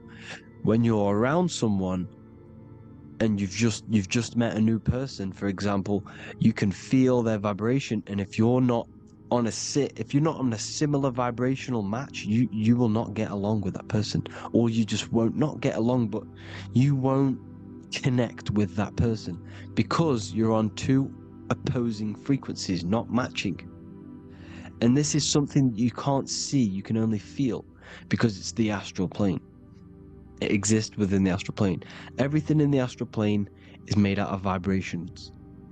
So if you do astral project, and if you already know how to astral project, you will see beings and people and things that are on the same frequency as you. This is why before you astral project, you need to sort your vibration out before you astral project, because you are projecting your consciousness into this. It's the mind. The mind is the bridge. It can move between realities. You are a observer. You are a observing soul which observes different realities. And the mind is the bridge between all of these different realities. The mind can choose. If you want to project into the astral, you set your mind to it, you can. Okay? So let's not get off track. The lower astral plane is where demons are. The higher astral plane is where heavenly beings are. Heaven and hell are kind of a real thing. The etheric plane is a powerful substance, the ether, the fifth element that they don't tell us about. If you type in on Google the 5 elements, they will try to remove it with wood or metal, because they don't want you knowing about the ether. Ether is the energy double behind all physical objects. So the ether is very important. It is the 5th element. It is part of the physical world, but it's also part of the astral world. It is on either side. You see how they're showing you the truth in the language? Ether and either are the same word. The ether has 1 foot in the astral and 1 foot in the physical world. It's a substance that connects the physical to the astral world. It is the either. It's on either side of reality. It's on the other side. Other, either, same word. Ether is connecting the physical to the astral plane. It's the world of frequency. frequencies, EMFs, torus fields are in the etheric plane. It is the energy plane. It's where energy moves through the ether. Okay? So then you have the physical world, the world of effect. Everything you see in the physical world is the effect of the higher planes. Each plane is a product of the plane above. So, and it melts into each plane. The physical plane is the lowest plane, it's the most densest, and the highest is the most fluid. This is the most fluid, this is the most dense. This is where we get the saying, as above, so below from. As above, so below comes from the different planes of reality. And magicians understand this. This is why magicians always say as above, so below. Because they understand if you manipulate the higher planes of reality, you manipulate the lower planes. Because the astral plane is a direct copy of the physical world, but in the astral plane. It is mirrored. The physical world is mirrored in the astral plane. They are both the same world, but there's different vibrational states of the world. Kind of. It's hard to put this in words, people. So just try and understand. The astral plane is the double. It is whatever happens in the astral plane happens in the physical plane. This is why magic works. This is why demons work. This is why spirit communication works. Because if you manipulate the higher planes, you manipulate the lower planes. As above in the astral, so below. Leonardo da Vinci showing you to look up, pointing up. You gotta look up. He's telling you to change the mind, you change the physical world. You change your emotions, you're on the astral plane, you change the physical world. You change your reality by changing the higher planes. This is the Masonic 11. The two pillars. This is the 11 also symbolizing the two hemispheres of the brain here. But the 11 symbolizes the two mirrors. 11. 11. 9, 11. 9, 11 adds to 11. 9 plus 1 plus 1 equals 11. The Twin Towers were in 11. Flight 11 was hijacked. Because it's a mass ritual within the astral plane. Now, we're going to go deep into that later, and I'll show you these rituals they do in order to manipulate the astral plane. So, this is what the 11 is. It's the mirroring of reality. If you contact spirits and conjure spirits, you can either summon or attract demons and spirits. Summoning is creating a spirit. You create demons. Okay? Like I said here, the mind is the root cause of reality. If you think of if you think of a traumatic event that happened in your life over and over and over and over again for years and years and years, where attention goes, energy flows. The mind is the director of energy. If you are directing energy into the specific emotion, the specific thing that is torturing you in your mind, that will manifest as some sort of being in the astral plane, which is called an elemental. And this elemental being that you have created through your thought forms and emotions will latch onto you and feed off this energy. So it's important that you get your mind right, okay? It's important you sort that you file the mind and you discipline the mind. Make sure it's only entertaining positive things, because you are quite literally creating your own demons. The word demon has the word mon in it, and if you've watched my videos to know mon means moon. The moon is your mind, the sun is your soul, the earth is your physical body. Demon is mon means mind, moon is mind. You create demons with your mind. Summoning. Now this is where the rituals come in. 9/11 was a ritual because everyone was thinking about this big fearing the death of 9/11, everyone was thinking about it, and all of their minds thinking about this horrific thing will manifest and summon a negative energy spirit elemental within the astral plane. That's how all of this works. This is why it was a mass ritual. Okay, Chris Brown, new album name 1111, release date on the 11/11. This will be my 11th album and contain 11 songs. All of these people know the occult. This is Hermes Trismegistus with the star of Saturn, the six-pointed star, as above, so below, the mirroring of reality, physical and astral, the two Masonic pillars. So as above, so below. What's above us? The stars. The stars are connected to the astral plane. This is why we call them stargates. When we dream, we are experiencing these different realities. And what are stars? They tell in the Bible, it says Genesis 1:14. And God said, "Let there be lights in the firmament of the heaven to divide the day from the night, and let them be for signs." Signs translates to things to come. Why things to come? The stars tell the future. Why? And why do we say as above, so below? As above us is the astral plane and the etheric plane. As above, so below. Whatever happens in the stars happens on Earth. The stars are connected to the astral plane. Above us is the astral plane. We are a star in a physical body. This is why we say Mr., Sister, stir equals star. The E and the A are interchangeable. We are stars, and the stars are the start of our incarnation. We start in the stars, same root word, and we descend through the seven energies, which are our seven chakras. Then we enter the heart of the soul system.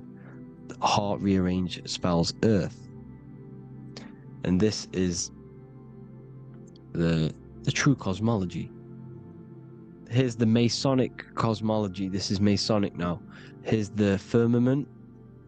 Let there be a firmament in the midst of the waters to divide the waters from above from the waters that below. Genesis 1:6. The firmament, firmament comes from the word firma, Latin, I'm pretty sure, which means firm. When something is firm, meaning it's stable, it does not move, it is firm. The firmament is firm. So, is the firmament Genesis 1:6. What does it say? Genesis 1:3, sorry. Let there be light. This is before the sun and the moon was created. Let there be light. Before the sun and the moon was created, light was appeared. So what's that tell you? This is a holographic projection from some sort of light being, some sort of projector. And that projector is the all-seeing eye you see in the Masonic cosmology. This is the all-seeing eye projecting the light beams. Let there be light. Everything is made out of light. The universe is created out of light waves. The torus field is one unit of light. The light projecting this reality is Polaris. Okay, the famous all-seeing eye. Now, what else?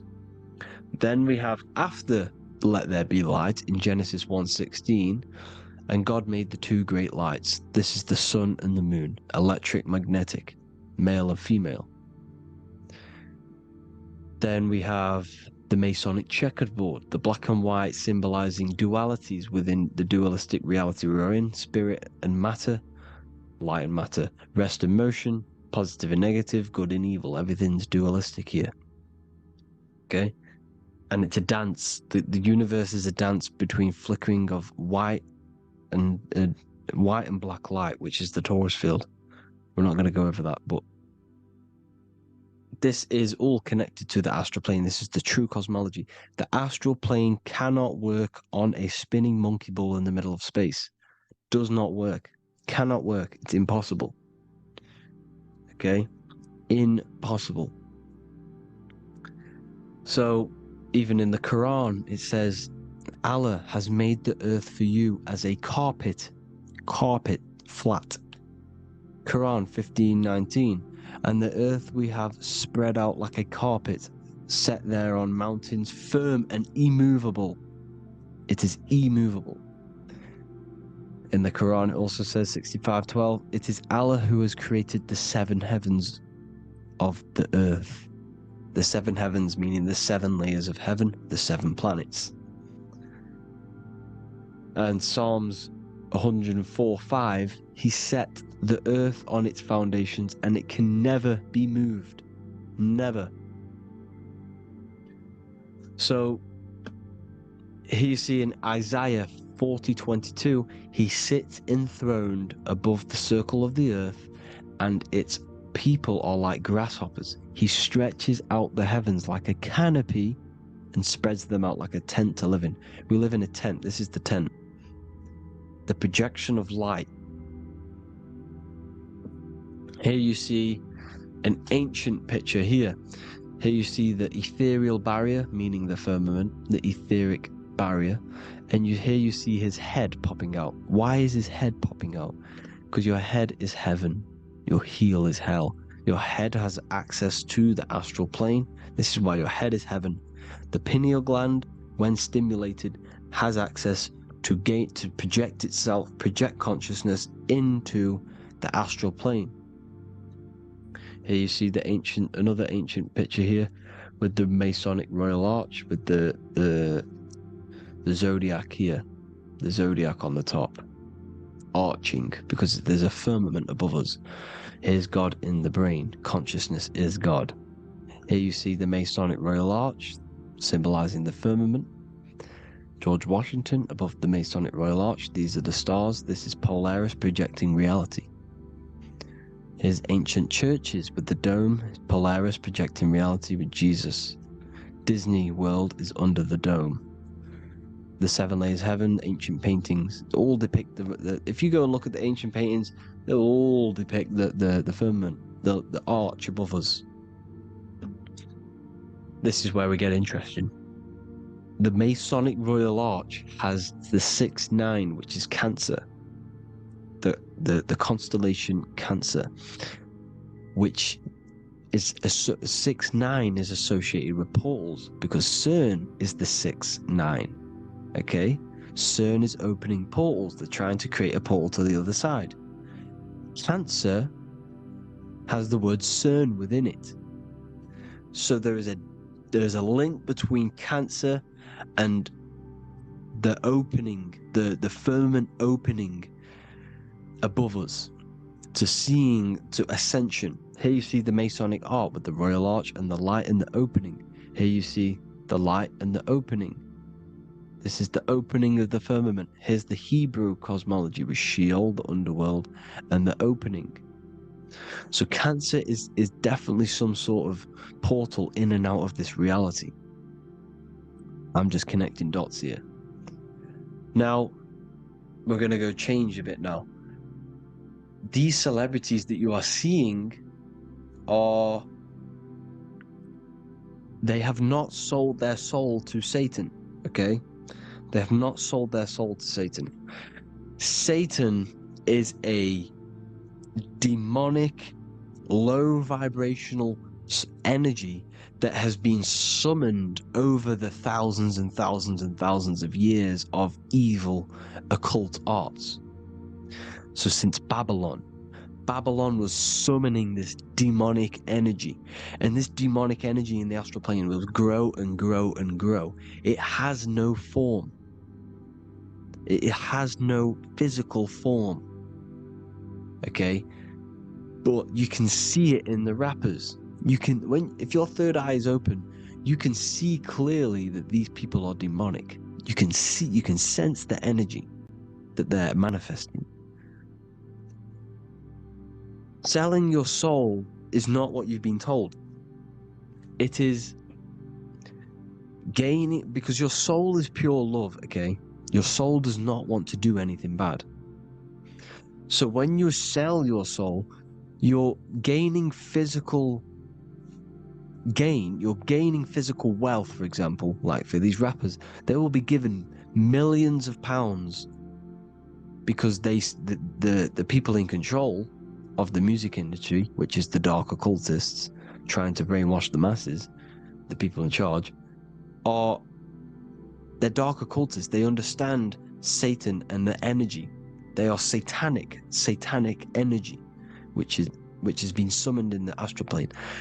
They see that they have influence over the masses, so they will go to them and say, I will give you this amount of money forever if you manifest this satanic, demonic energy through the music and through social media to blind the masses, to brainwash the masses into this demonic energy. Because when you listen to music is frequency. Whatever you listen to, you become that frequency. So if you're listening to these people, they're throwing energy, this demonic, satanic energy that they sold out to. Soul, same word. When you sold something, you've got your soul involved.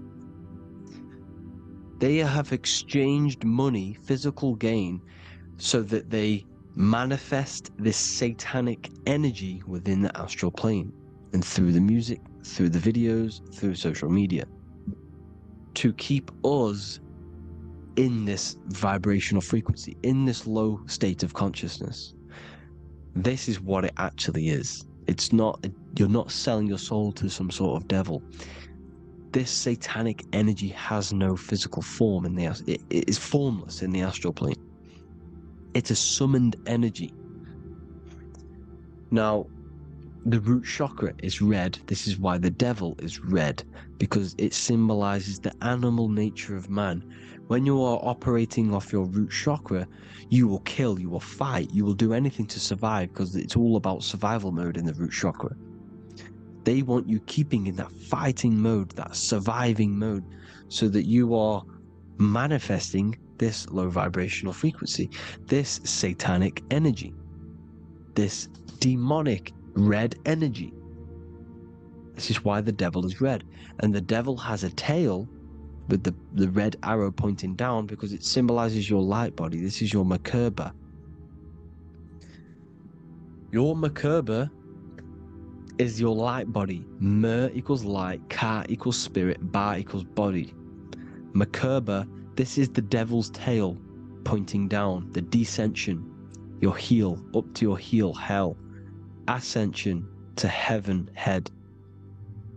You see, this is the all-seeing eye with the illumination coming off it, your head, when you're illuminated. The Merkaba is your celestial sphere to portray different planes of reality. It is the vehicle of ascension. It's your light body. It's in the word Kabbalah, Kabbalah, Ka, spirit, Ba, body, La, light. Same thing, Kabbalah, Merkaba. Same thing, it's all about the light body. This light body sees different realities.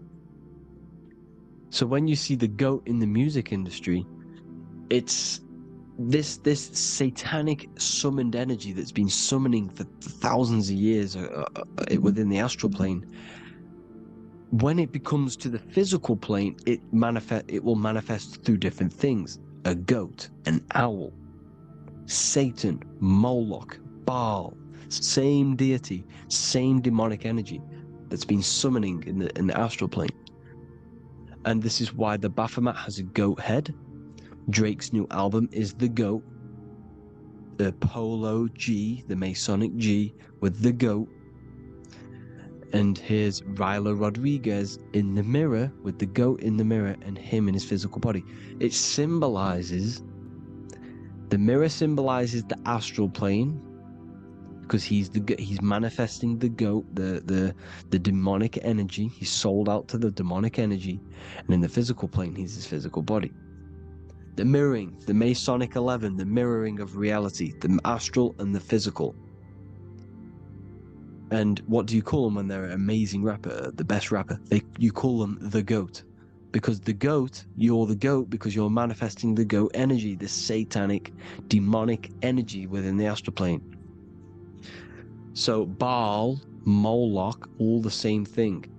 Because in the astral plane, if you want to gain spirits to come to you and communicate you, in the physical world, if you want to communicate with spirits, you have to gain their attention. You can either gain their attention or come together and agree to create some sort of being, which is Satan.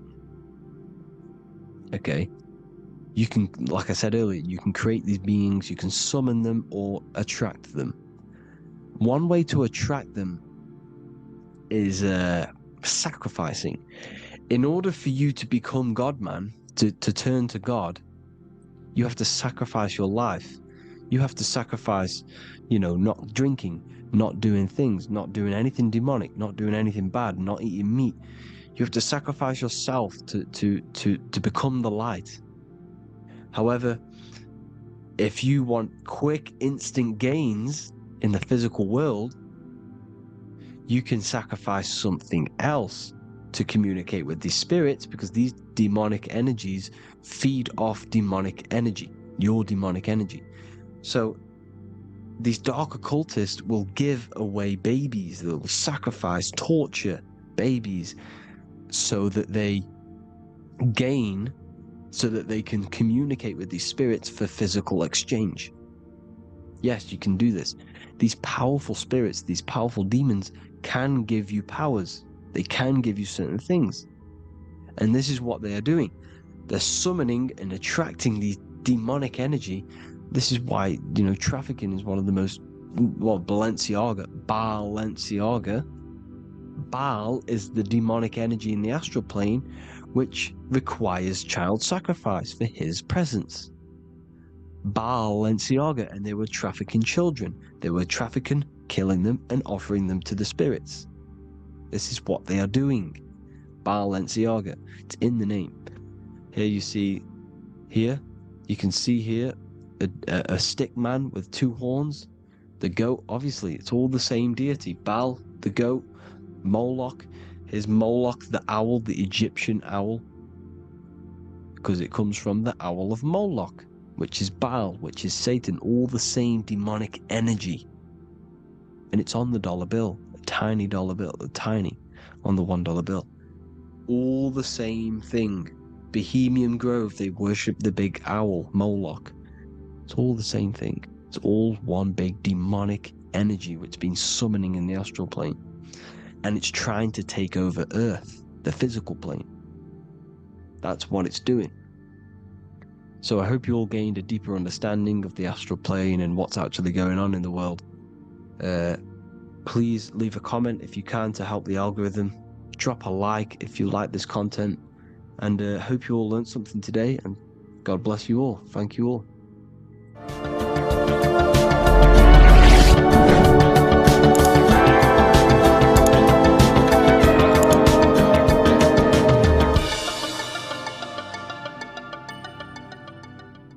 In this video, we're going to be talking about the evolution of consciousness.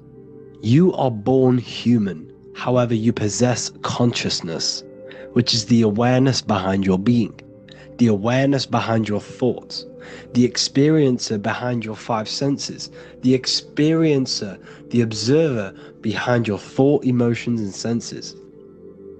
You are an eye, an invisible consciousness looking through a lens, which is your body. Your body produces this physical world that you experience. Your brain produces this world. Your brain and body is a technological computer. However, you are an infinite, ever-expanding consciousness behind this physical body. And there is an evolution of consciousness, a cosmic journey of expansion. And this is why we see so much pyramid symbolism in the occult and esoteric world, and especially within Freemasonry. Because the pyramid represents climbing, an evolution, a raising state of consciousness, a journey. Steps symbolize a journey upwards. This is the raising and the evolution of consciousness, our inner world. The transmutation of our inner selves, of our souls and consciousness and our minds. So when we see this pyramid, we're seeing a evolution, a way up to source consciousness. And the eye in the pyramid represents your source consciousness. It represents illumination. It represents divine guidance through this evolution of consciousness. This is why we see the ladder. Consciousness is ever expanding on an infinite journey of evolution. Each individual is a part of this cosmic process, contributing towards the ongoing expansion of both mind and awareness.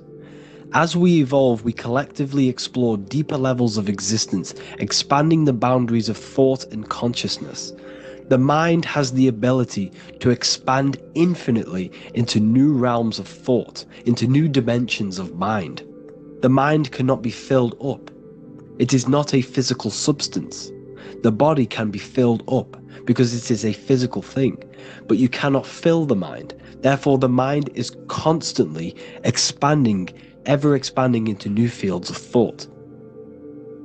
So what we see in Freemasonry, the ladder, is again a journey, an elevation of consciousness.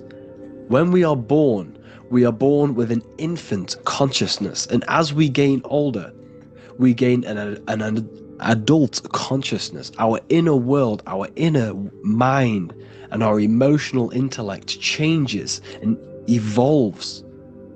We are significantly different from when we were very young as an infant.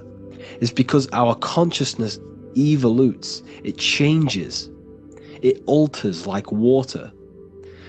So, just like this evolution of your own consciousness as growing up, there is consciousness of beings existing in cycles beyond our own. And their consciousness is unimaginably different from ours. They operate on a higher level of understanding and knowing, experiencing reality in ways that transcend our current comprehension. Our minds right now cannot comprehend the highest states of consciousness. There are entities, there are beings beyond our own, existing in higher dimensions of consciousness that we cannot comprehend because they have expanded. They are on a further way up the ladder of consciousness. However, we are all on the same journey. None of us can take the same journey. There is one ultimate goal, reaching source consciousness. However, this is always ever expanding. However, we are all on a different journey. There is one truth, one source, one goal. However, there are billions in different ways of reaching it, and we are all on these different paths to source consciousness, to this ladder, this evolution of universal evolution. Okay? Their awareness is attuned to new dimensions of existence, reflecting a more advanced stage in the cosmic journey of consciousness evolution. So when you take DMT, you are shot into these higher realms of consciousness where you meet these beings who look similar to these images. They are not speaking to you physically. They don't speak to you three-dimensionally through vibration and words. They speak to you mentally. If you have done DMT, then you know this. And if you have met these beings, then you know this. You might have even met some of these types of beings on mushrooms or any psychedelic drugs. Because ultimately, when you take these mind-altering substances, it's altering your consciousness. It's merging your consciousness with the spirit of that substance. And you are essentially attuning your mind to higher dimensions of consciousness. That's why we say we're getting high when we take these substances. Therefore, when you meet these beings on DMT, you are essentially meeting beings who are attuned to higher dimensions of consciousness, and they speak to you mentally. They speak to you telepathically through thought, because the universe is mental. Everything exists within the mind. The way you are now, your physical existence, is a state of mind. Mind, thought creates matter. Spirit and matter are two opposing ways of thinking. If we have a very spiritual mind, we have an expanded mind, we are a spiritual person through the mind. However, if we have a very low state of consciousness where we think about food, sex, lust, and all physical things, then we have a physical consciousness. Matter and spirit are two opposing forces, two ways of thinking. The mind attunes itself to different levels of understanding in different dimensions.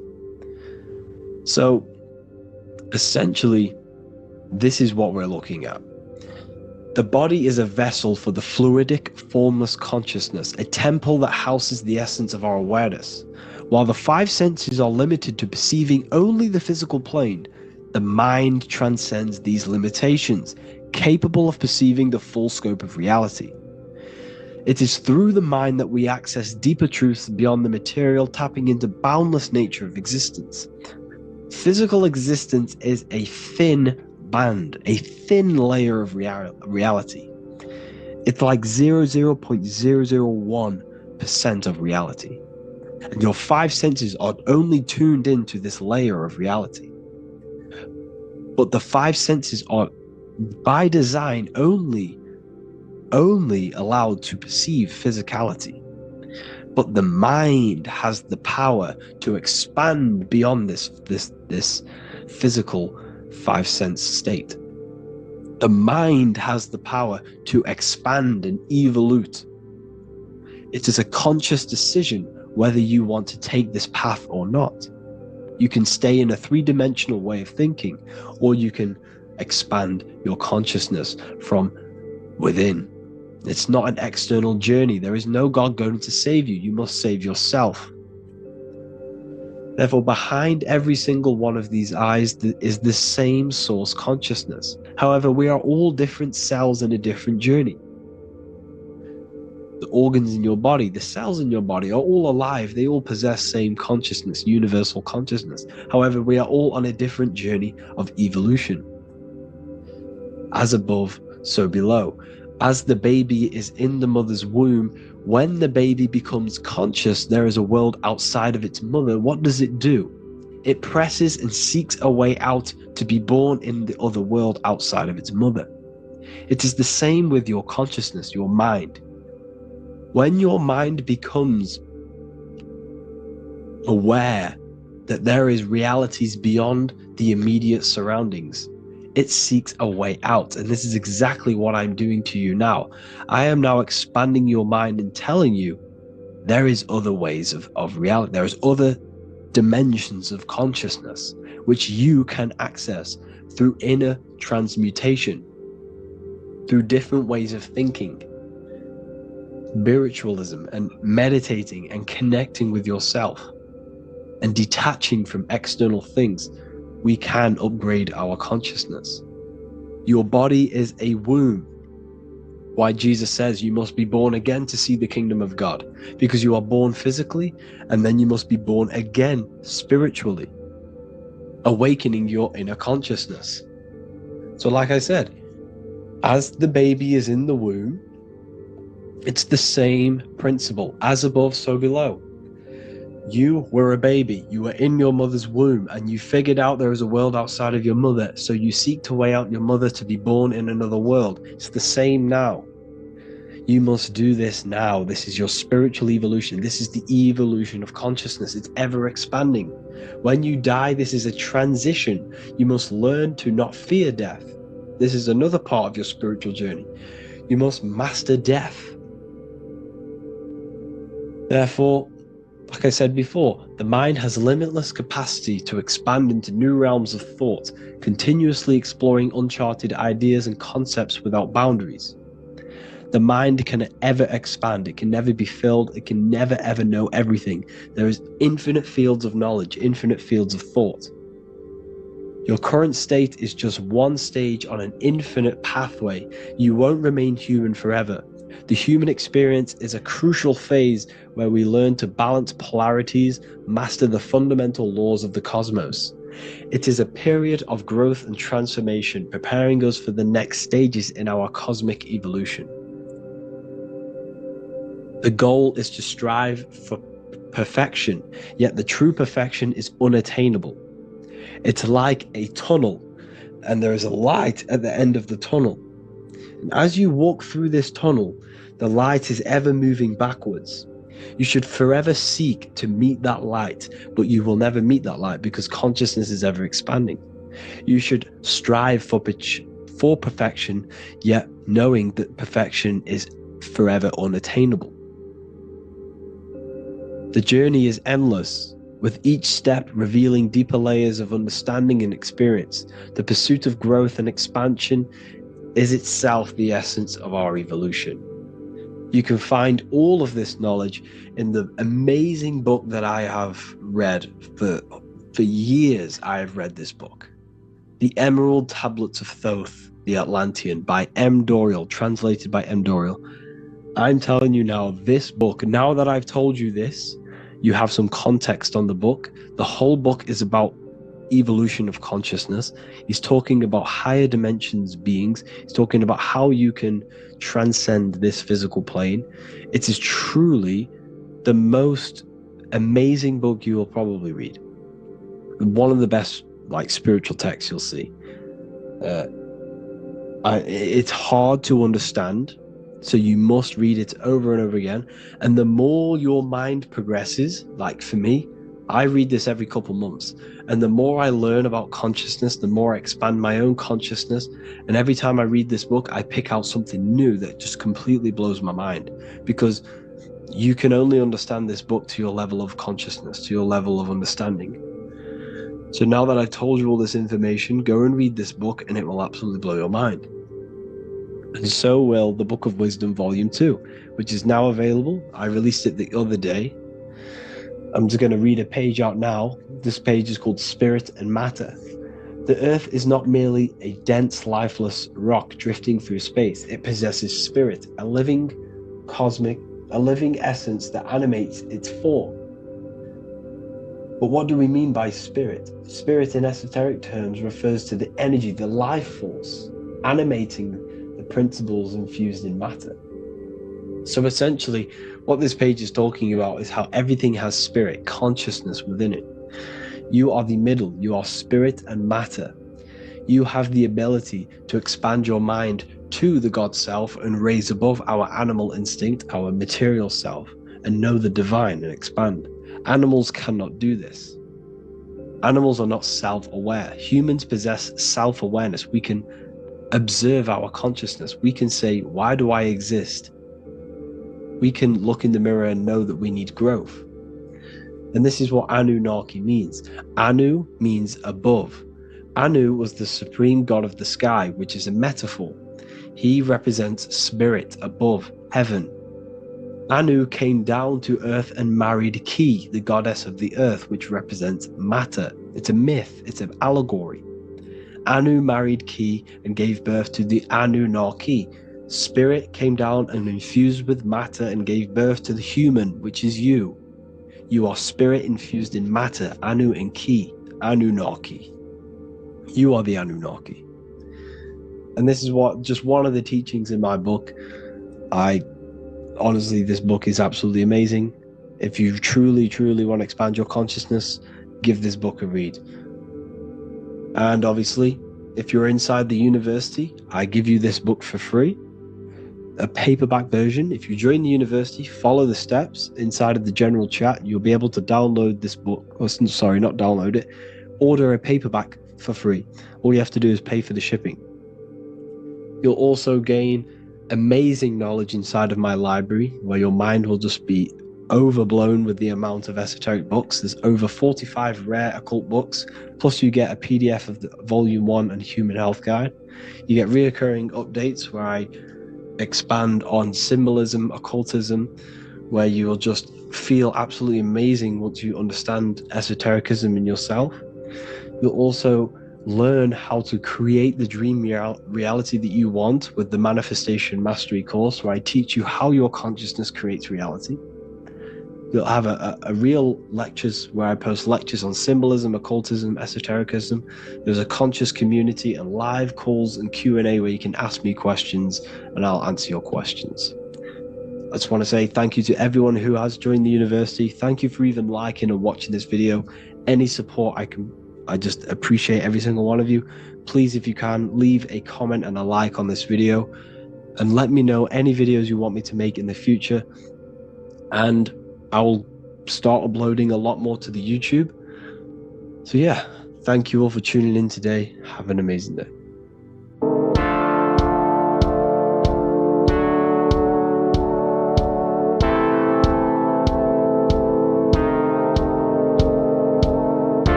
is good, people? We're back with another video, and today we're talking about the chakras. Let's jump straight into this because I know there's been a lot of requests for this video. So let's jump straight into this. So you have 7 chakras, right? 7 chakras, and these chakras are feeding off your electromagnetic field, known as your aura. This is both positive and a negative pole, male and female, right? This electromagnetic field is made out of electric and magnetism, and together they come as electromagnetic. Now, your chakras, the word chakra just means wheel, spinning wheel, because that's what they are. They're spinning wheels of energy. They do not exist on this physical plane, they exist on the etheric plane. Okay, now these energy centers are known to regulate your emotions, and each energy center controls the organs and cells in that particular area of the body. So for example, your sacral chakra will control the cells and organs of your sexual reproduction area. Okay, the navel chakra or solar plexus will control the digestion in your body. Same with the heart, same with the throat, right? So they are like mini brains for each center of your body. They run along up the spine, but notice the crown chakra exists outside the body. It's just above the head.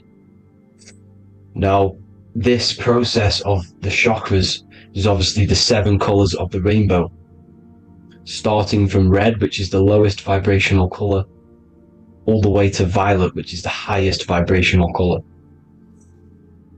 This, like I said, these energy centers are feeding off your electromagnetic field. So if these chakras are unbalanced, they are taking too much energy from your electromagnetic field, making it weaker. Now, this is the North Pole. As you all know, the Earth is flat, and we live inside of a giant torus field, and the North Pole is the Earth's heart chakra. And this is why the aurora borealis, or the northern lights, whatever you want to call them, that's why they are green, and they are being emitted from this center point of the Earth, because it's symbolizing the heart chakra, which is green, right? Now, you do work your way up to these. However, this is a torus field. You are a torus field. You have different layers of this torus field, right? And you need to balance all of these chakras, but you can't move up these chakras until you open the one below it. So it's like a stairway. You can't go to your solar plexus without going through your sacral. You see? So you have to work up these. However, you have to work up these and then live from the heart, because the heart is the center of the torus field. It's the balance between male and female poles, positive and negative poles. So you have to balance all of these chakras and then bring them all into one, which is the heart chakra. Now, they exist on the etheric plane. They exist on the etheric plane, and the etheric plane is a layer of the material plane. It's the one higher than the material plane, and then after the etheric plane, it melts into the astral plane. So they exist just between the physical